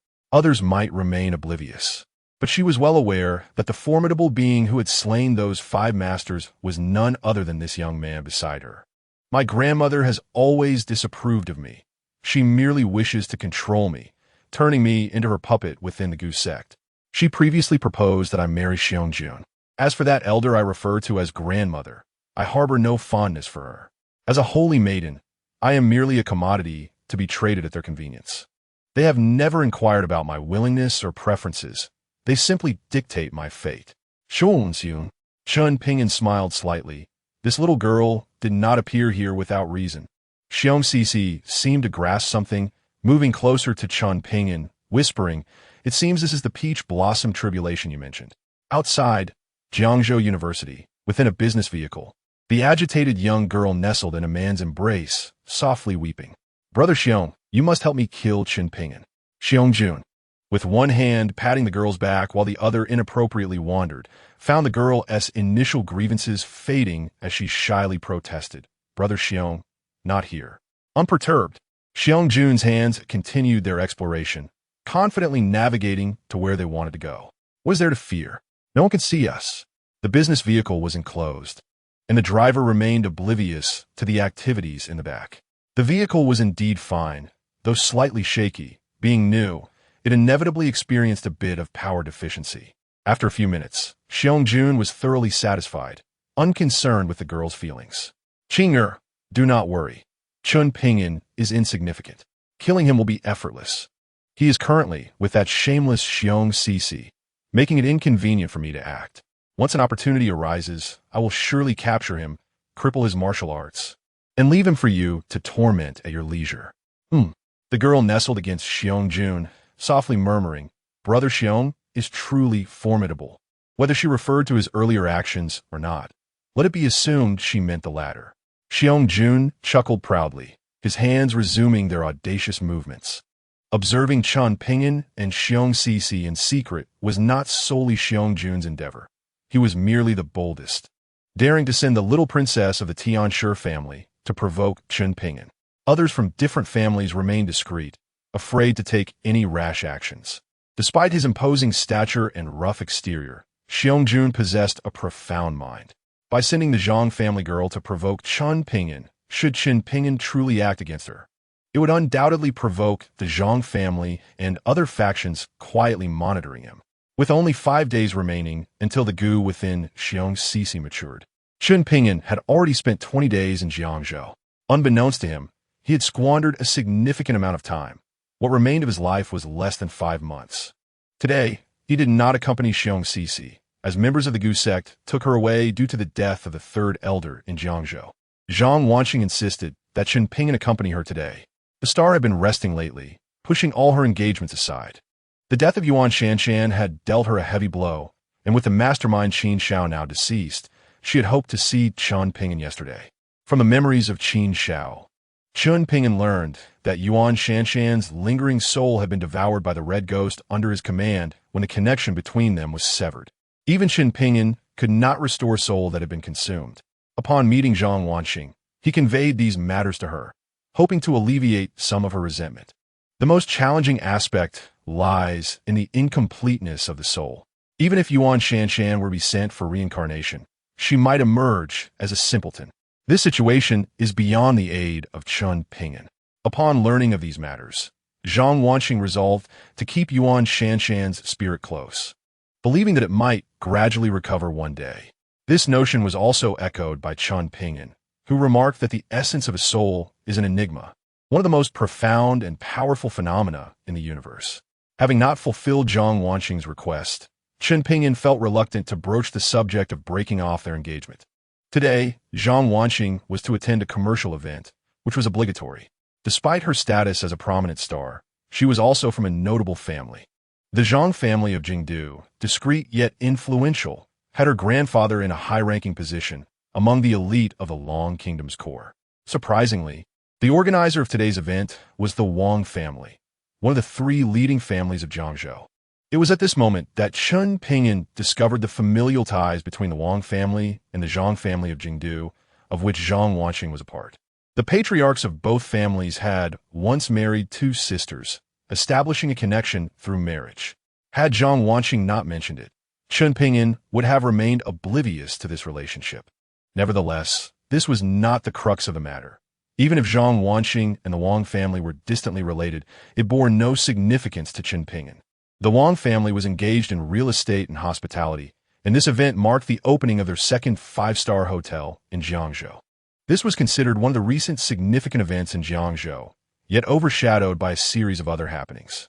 Today, however, the Wang family stood apart, having forged a close alliance with the Bai family, becoming the first elite family to align with them. Even the Zhao family, currently regarded as the least reputable among the top families in Jiangzhou, had not made their allegiance public. The presence of a star like Zhang Wanqing at the Wang family's event would undoubtedly enhance the hotel's brand value. The Wang family was not the one who invited her. Their distant kinship was insufficient to draw such a prominent star. Hence, Chen Ping'an was required to accompany Zhang Wanqing to pick someone up. The superstar, having remained indoors for several days, was now heading to the airport, indicating the significance of the individual she was to meet. According to her, she was going to pick up her best friend, apart from Yuan Shanshan. This individual also knew Yuan Shanshan, and the 3 of them had once shared an unbreakable bond as sisters. Chapter 94. The arrival of the superstar's relative at Jiangzhou Airport. This was Chen Ping'an's second visit to pick someone up, the first being alongside Xiong Sisi. As a celebrity, Zhang Wanqing was naturally disguised, yet the radiance exuding from her drew attention wherever she went. Were it not for Chen Ping'an holding her hand, numerous admirers would have approached her. She has arrived. When Zhang Wanqing was beside Chen Ping'an, she felt at ease. Were it not for the concern of causing a disturbance, she would have revealed her true self, proudly standing beside the young Taoist. She longed to announce to the world that the young Taoist was indeed her fiancé. Following her gaze, a figure gradually approached. To describe her, she was an unremarkable woman. In terms of appearance, if Zhang Wanqing were rated at 95, this woman would barely reach 75, a stark contrast. 15 points of that score were merely attributed to her demeanor. Although tall and slender, her countenance detracted from her grace. As she approached, she scrutinized Chen Ping'an. The moment their eyes met, Chen Ping'an could not help but smile. Indeed, she was not an ordinary woman. Otherwise, she would not stroll alongside a star like Zhang Wanqing. "Boss, you finally made it." Zhang Wanqing took the initiative to embrace the woman.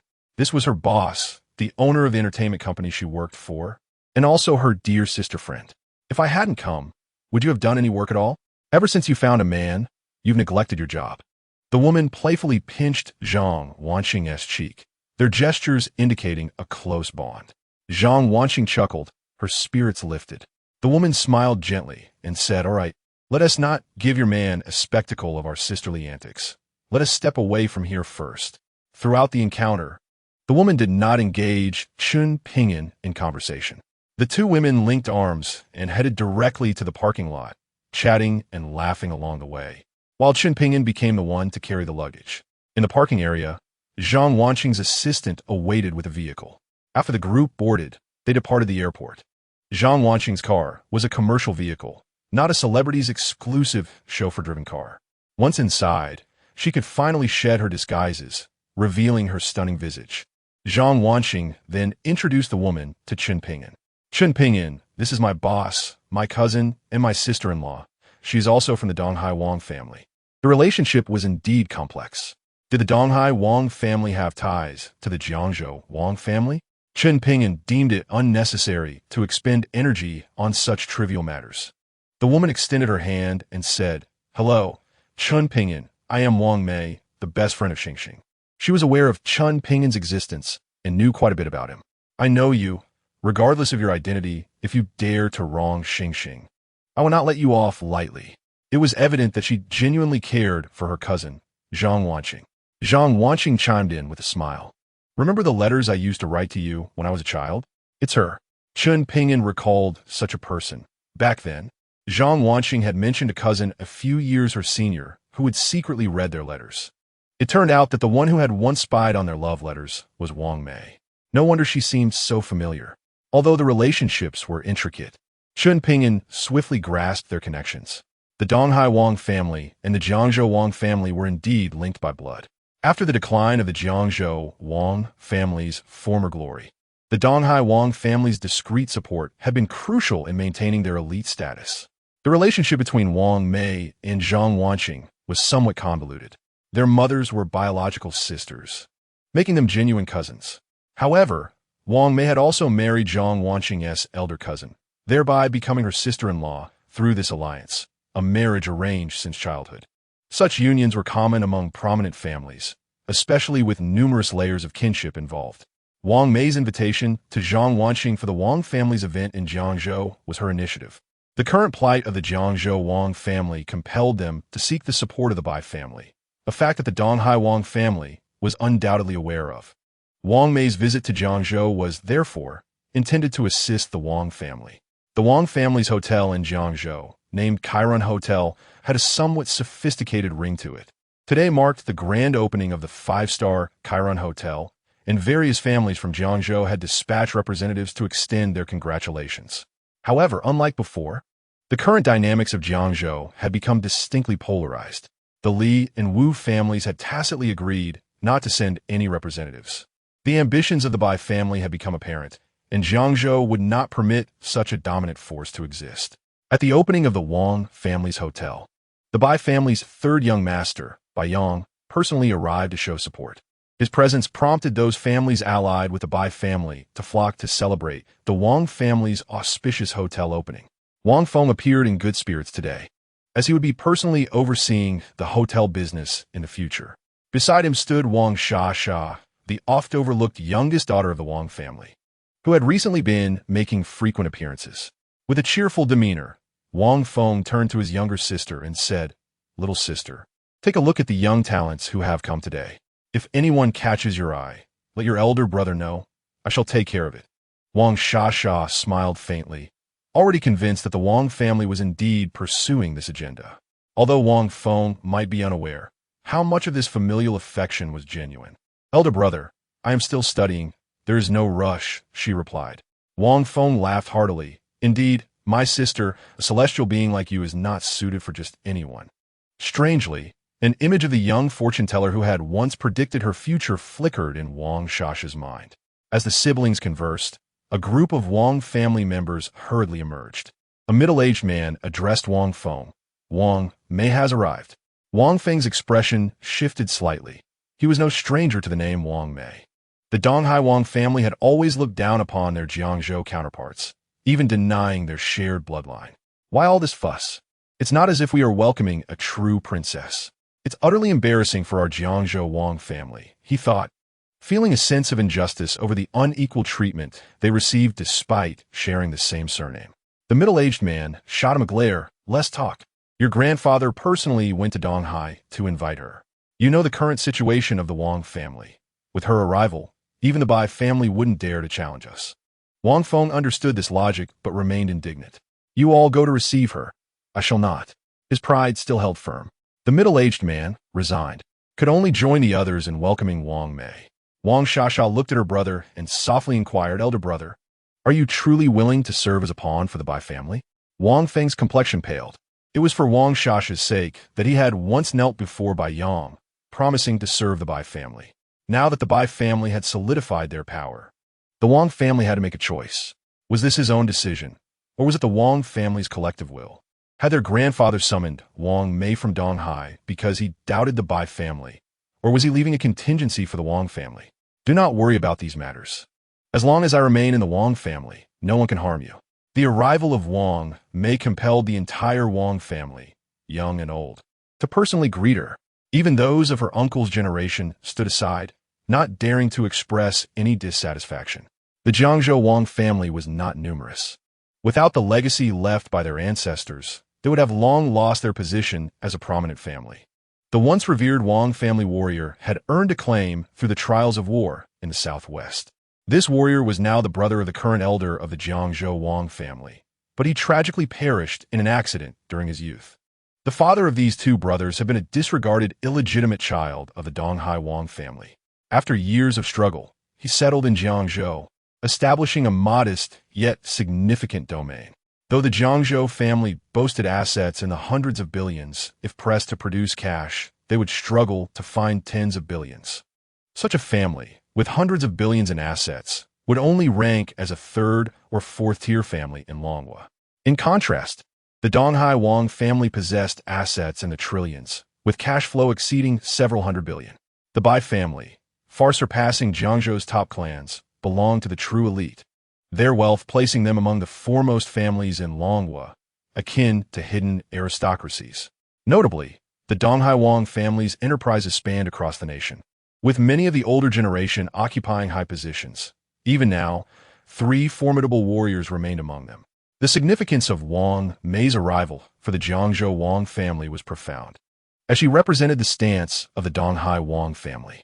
As soon as she alighted from the vehicle, she was surrounded by a throng of Wang family members, each greeting her as if they were long-lost siblings. Zhang Wanxing and Chen Ping'an, however, went unnoticed.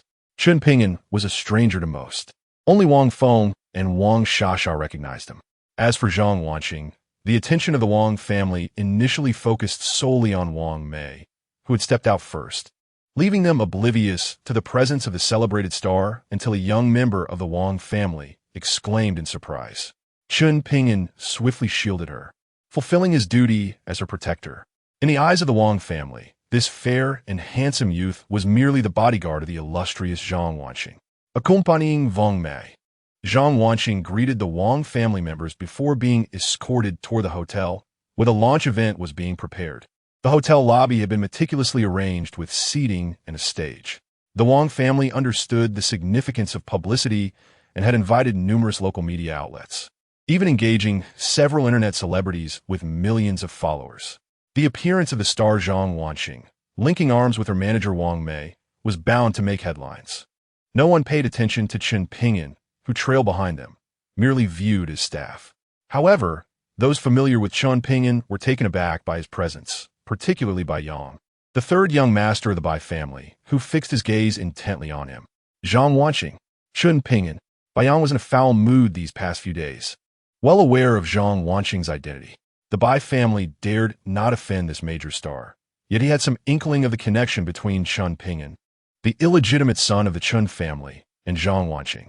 The first beauty of Jiangzhou, Wu Shui, the superstar Zhang Wanqing, and the revered Gumen saintess, Xiong Sisi, were all extraordinary women. How is it that they were all linked to this illegitimate son of the Chen family? This young man's luck with romantic pursuits was truly remarkable. Chen Ping'an, however, did not intend to take the stage. He directly approached the spot beside Bai Yang, sitting down in a position that was, in fact, more prestigious than Bai Yang's. No one dared to occupy that seat, which had originally been reserved for the elder of the Wang family, who was absent, having gone to Donghai. Now, a stranger had suddenly seated himself there, leaving those unfamiliar with Chen Ping'an astonished. Most of the Wang family members were furious. Occupying that position seemed to disregard the Wang family standing. "Get up, you!" A young man from the Wang family, seated a row behind, glared at Chen Ping'an. His expression cold. He did not recognize Chen Ping'an. In the Wang family, he was merely a step below Wang Feng, yet still considered one of the more distinguished youths of the younger generation. "Young Master Bai, keep an eye on your dog." The young Wang family member sought to impress Bai Yang, the third young master, hoping to gain his favor as the Wang and Bai families began their close cooperation. Bai Yang had not intended to acknowledge Chen Ping'an. However, he found the persistent presence of this illegitimate son of the Chen family irksome as he claimed that spot. "Chen Ping'an, you ought to be a significant figure. Could you not exhibit a modicum of grace and spare the Liu family from embarrassment?" He pondered why others generally extended a measure of courtesy to one another in public, rarely displaying open animosity. This Chen family illegitimate son seemed entirely devoid of such consideration, giving off the impression of a reckless youth. "It must be because we are fated." Chen Ping'an smiled and said, "Ever since I first laid eyes on Bai Xiao, I knew you were a good person. The branch of Yin Wang Dian has been buried for so many days, and Bai Ling'er should have been rescued from underground by now." Bai Yang had been infuriated by Chen Ping'an more than once or twice and had developed a certain immunity to it. "Chen Ping'an," Bai Yang said calmly, "we could sit down and have a proper discussion. Look, we have no deep-seated grudges. Bai Fan, that fool, brought this upon himself. Your Chen family is merely a third-rate family in Jiangzhou, but I can elevate your status to that of first-rate family, only beneath my Bai family." This was Bai Yang's carefully considered decision after 2 days of contemplation. Chen Ping'an was indeed a troublesome individual. He possessed the strength of half a step into transformation, with the Liu family backing him. As they conversed, the young man from the Wang family, who had urged Chen Ping'an to rise earlier, was already rendered speechless by fear.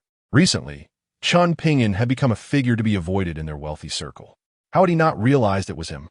Fortunately, at that moment, no one noticed him.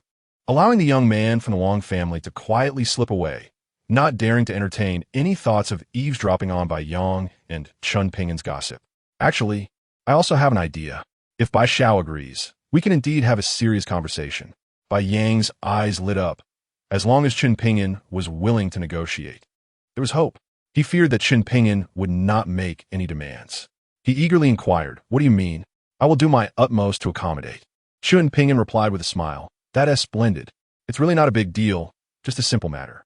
All you need to do is to have your Bai family withdraw from Jiangzhou, and everything will be splendid." Bai Yang listened intently to Chen Ping'an's thoughts, but nearly burst into a tirade upon hearing the words "withdraw from Jiangzhou." "Chen Ping'an, I am sincerely trying to discuss this with you. Do not be ungrateful. Lowering myself to converse with a bastard is already my final bottom line. Chen Ping'an, you must understand, you are currently surrounded by enemies. Many desire the elixirs in your possession. This news has surely spread.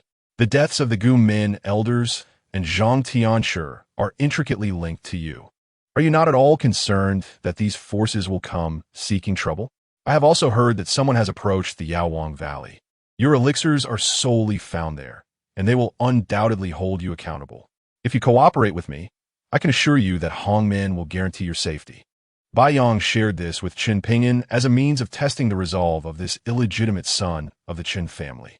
The recent disappearance of the 5 great masters was the greatest mystery in Jiangzhou.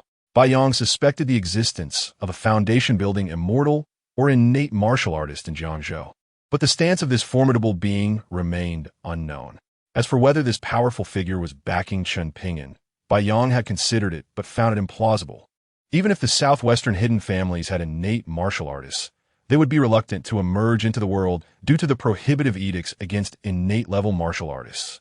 Nevertheless, some powerful individuals would live incognito among the mundane, and if indeed they were innate martial artists, locating them would be an insurmountable challenge for the average person. Who has died?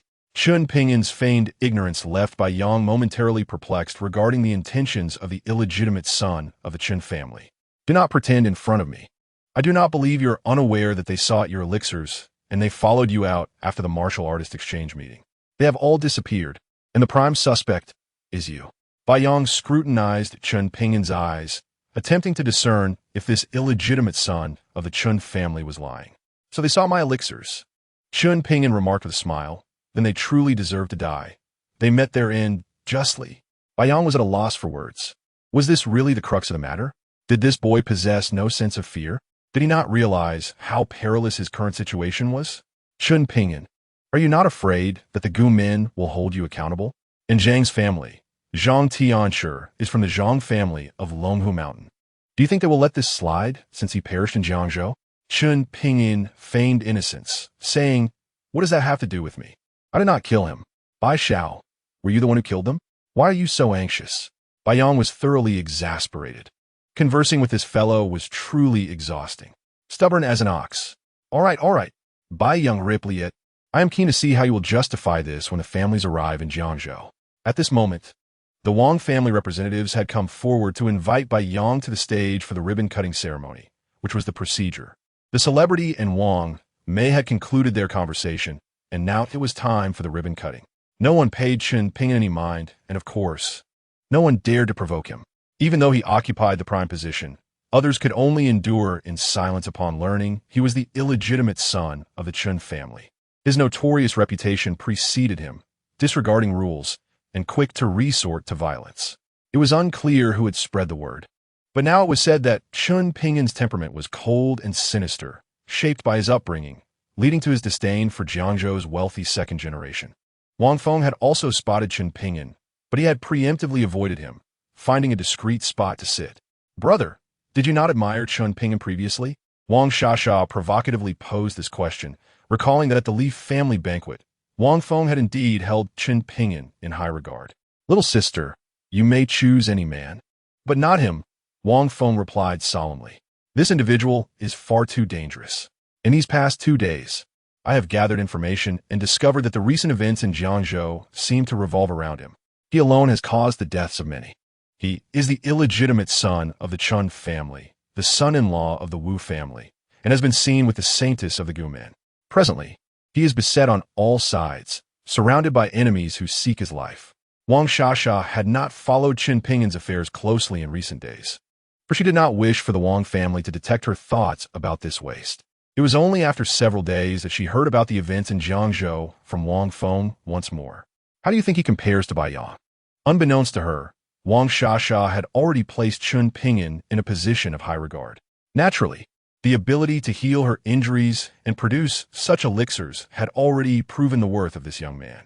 Difficult to say, Wang Feng pondered seriously. In terms of status, he cannot compare to Bai Yong. In terms of martial prowess, he is also inferior to Bai Yong. Yet, it is peculiar. He does not fear Bai Yong. Just observe his actions. He openly rebuffed Bai Yong and insulted him. He even killed Bai Fan, and it seems Bai Linger became a fool because of him. Logically speaking, after all he has done, he should have perished multiple times by now. Yet look at him, still thriving, and Bai Yong is repeatedly humiliated before him, forced to swallow his pride. Wang Feng's analysis was indeed astute. As an observer, he could see more than those embroiled in the situation. Ultimately, It was because the Wang family had no grievances with Chen Ping'an, and no one sought to provoke him. Chen Ping'an's presence at the Wang family's opening ceremony was an unexpected occurrence, particularly given the current alignment of the Wang family, which even the Wu family had not been invited. I cannot comprehend Chen Ping'an. I do not know what he aims to achieve, offending so many, yet becoming the coveted target of the hidden family's transformation-level martial artists. If I were in his position, I would have long since hidden away. A faint glimmer of light flickered in Wang Shasha's eyes. Wang Feng had struck a chord with her. She was perplexed, unable to discern the intentions of Chen Ping'an, a youth who, despite being younger than herself, seemed to possess an elusive and intricate mind akin to that of a clever puzzle. Wang Feng and Wang Shasha were conversing in a corner. The young master, accustomed to privilege, did not need to take the stage for the ribbon-cutting ceremony with his father present. After Zhang Wanqing and Wang Mei concluded their participation in the ceremony, they descended from the stage. Wang Mei entered with her family, likely to discuss important matters. Zhang Wanqing obediently approached Chen Ping'an, taking the seat beside him that belonged to Bai Yang. Her actions went unchallenged, for as the esteemed young lady of the Zhang family from Kyoto, she held an unparalleled status in Jiangzhou.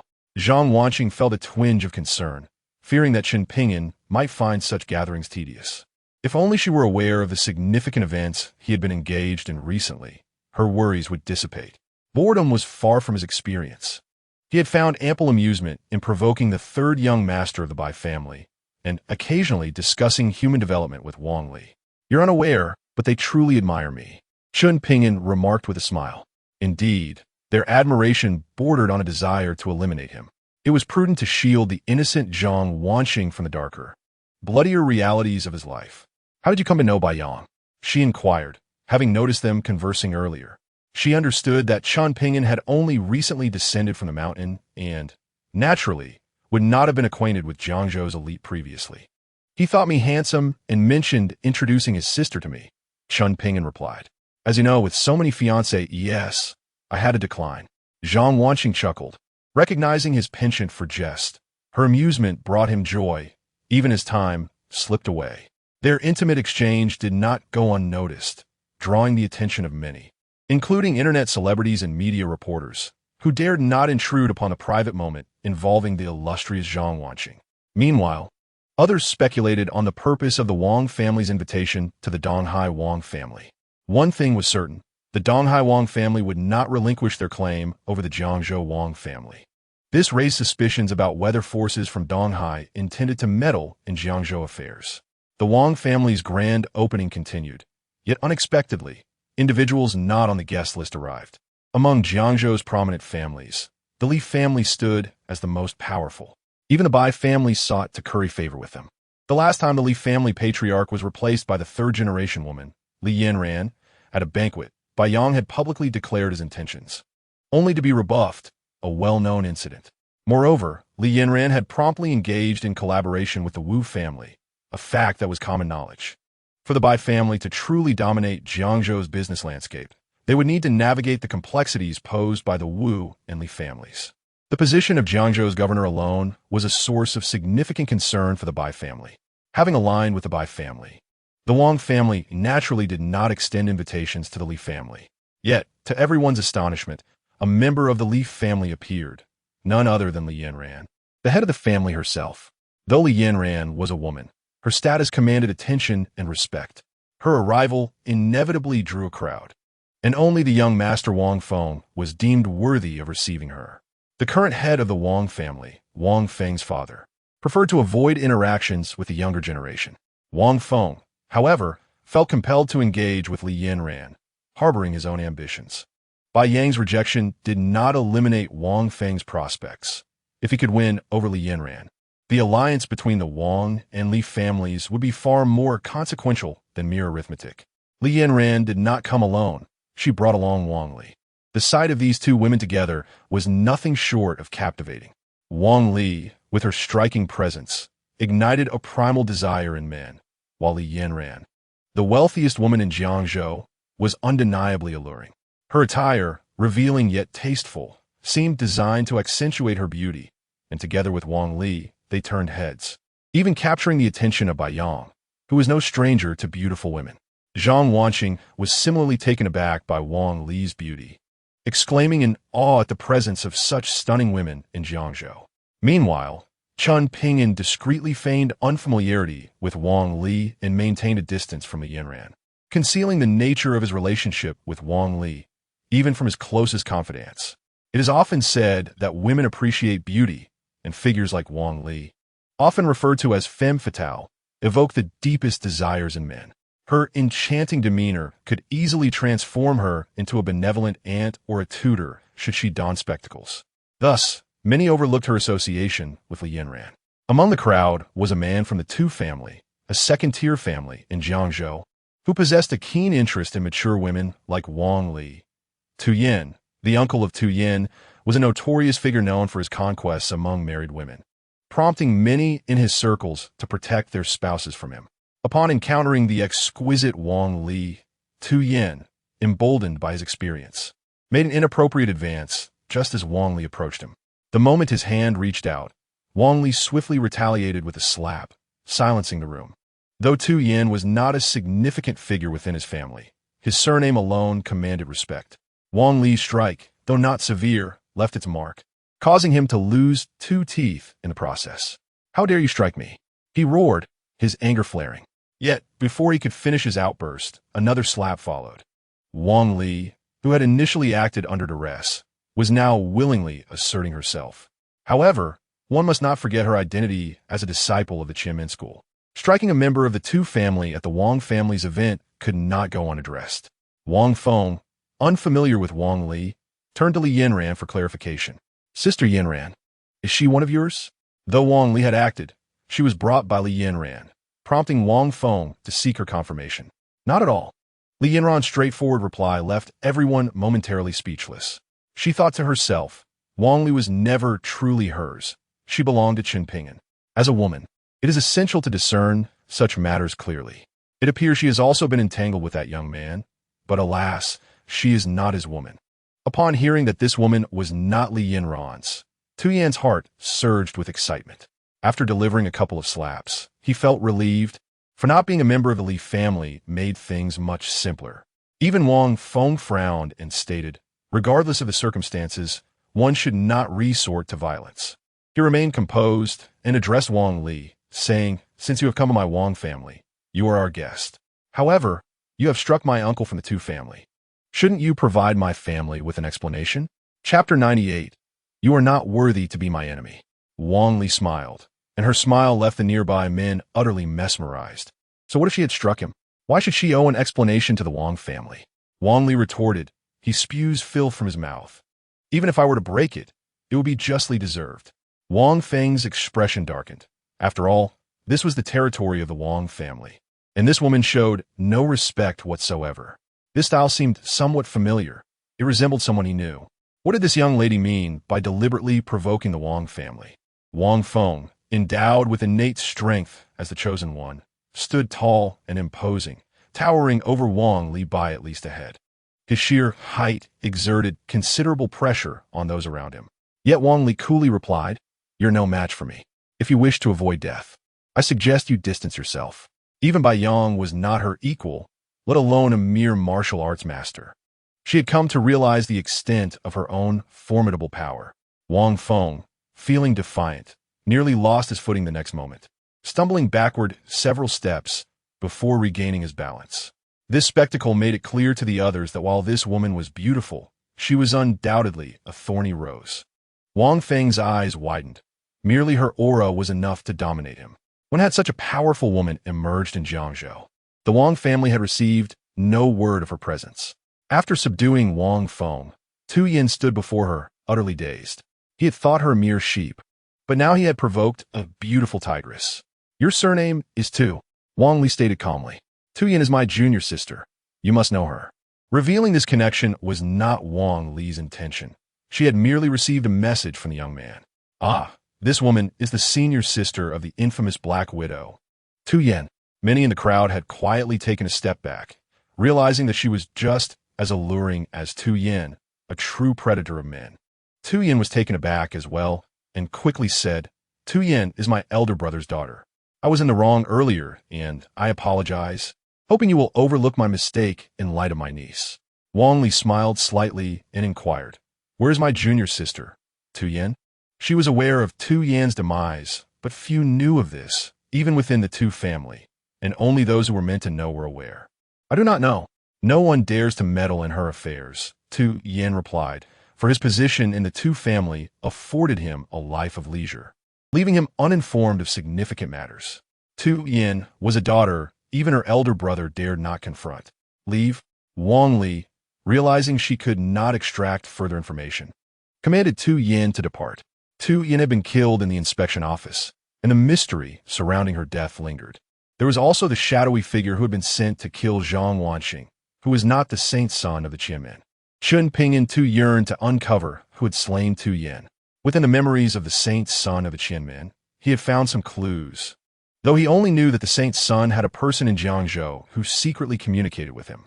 As for the identity of this individual, the saint's son was unaware, but this person had consistently assisted him, including in the murder of Tu Yan. The saint's son had even attempted to enlist this individual's help against himself.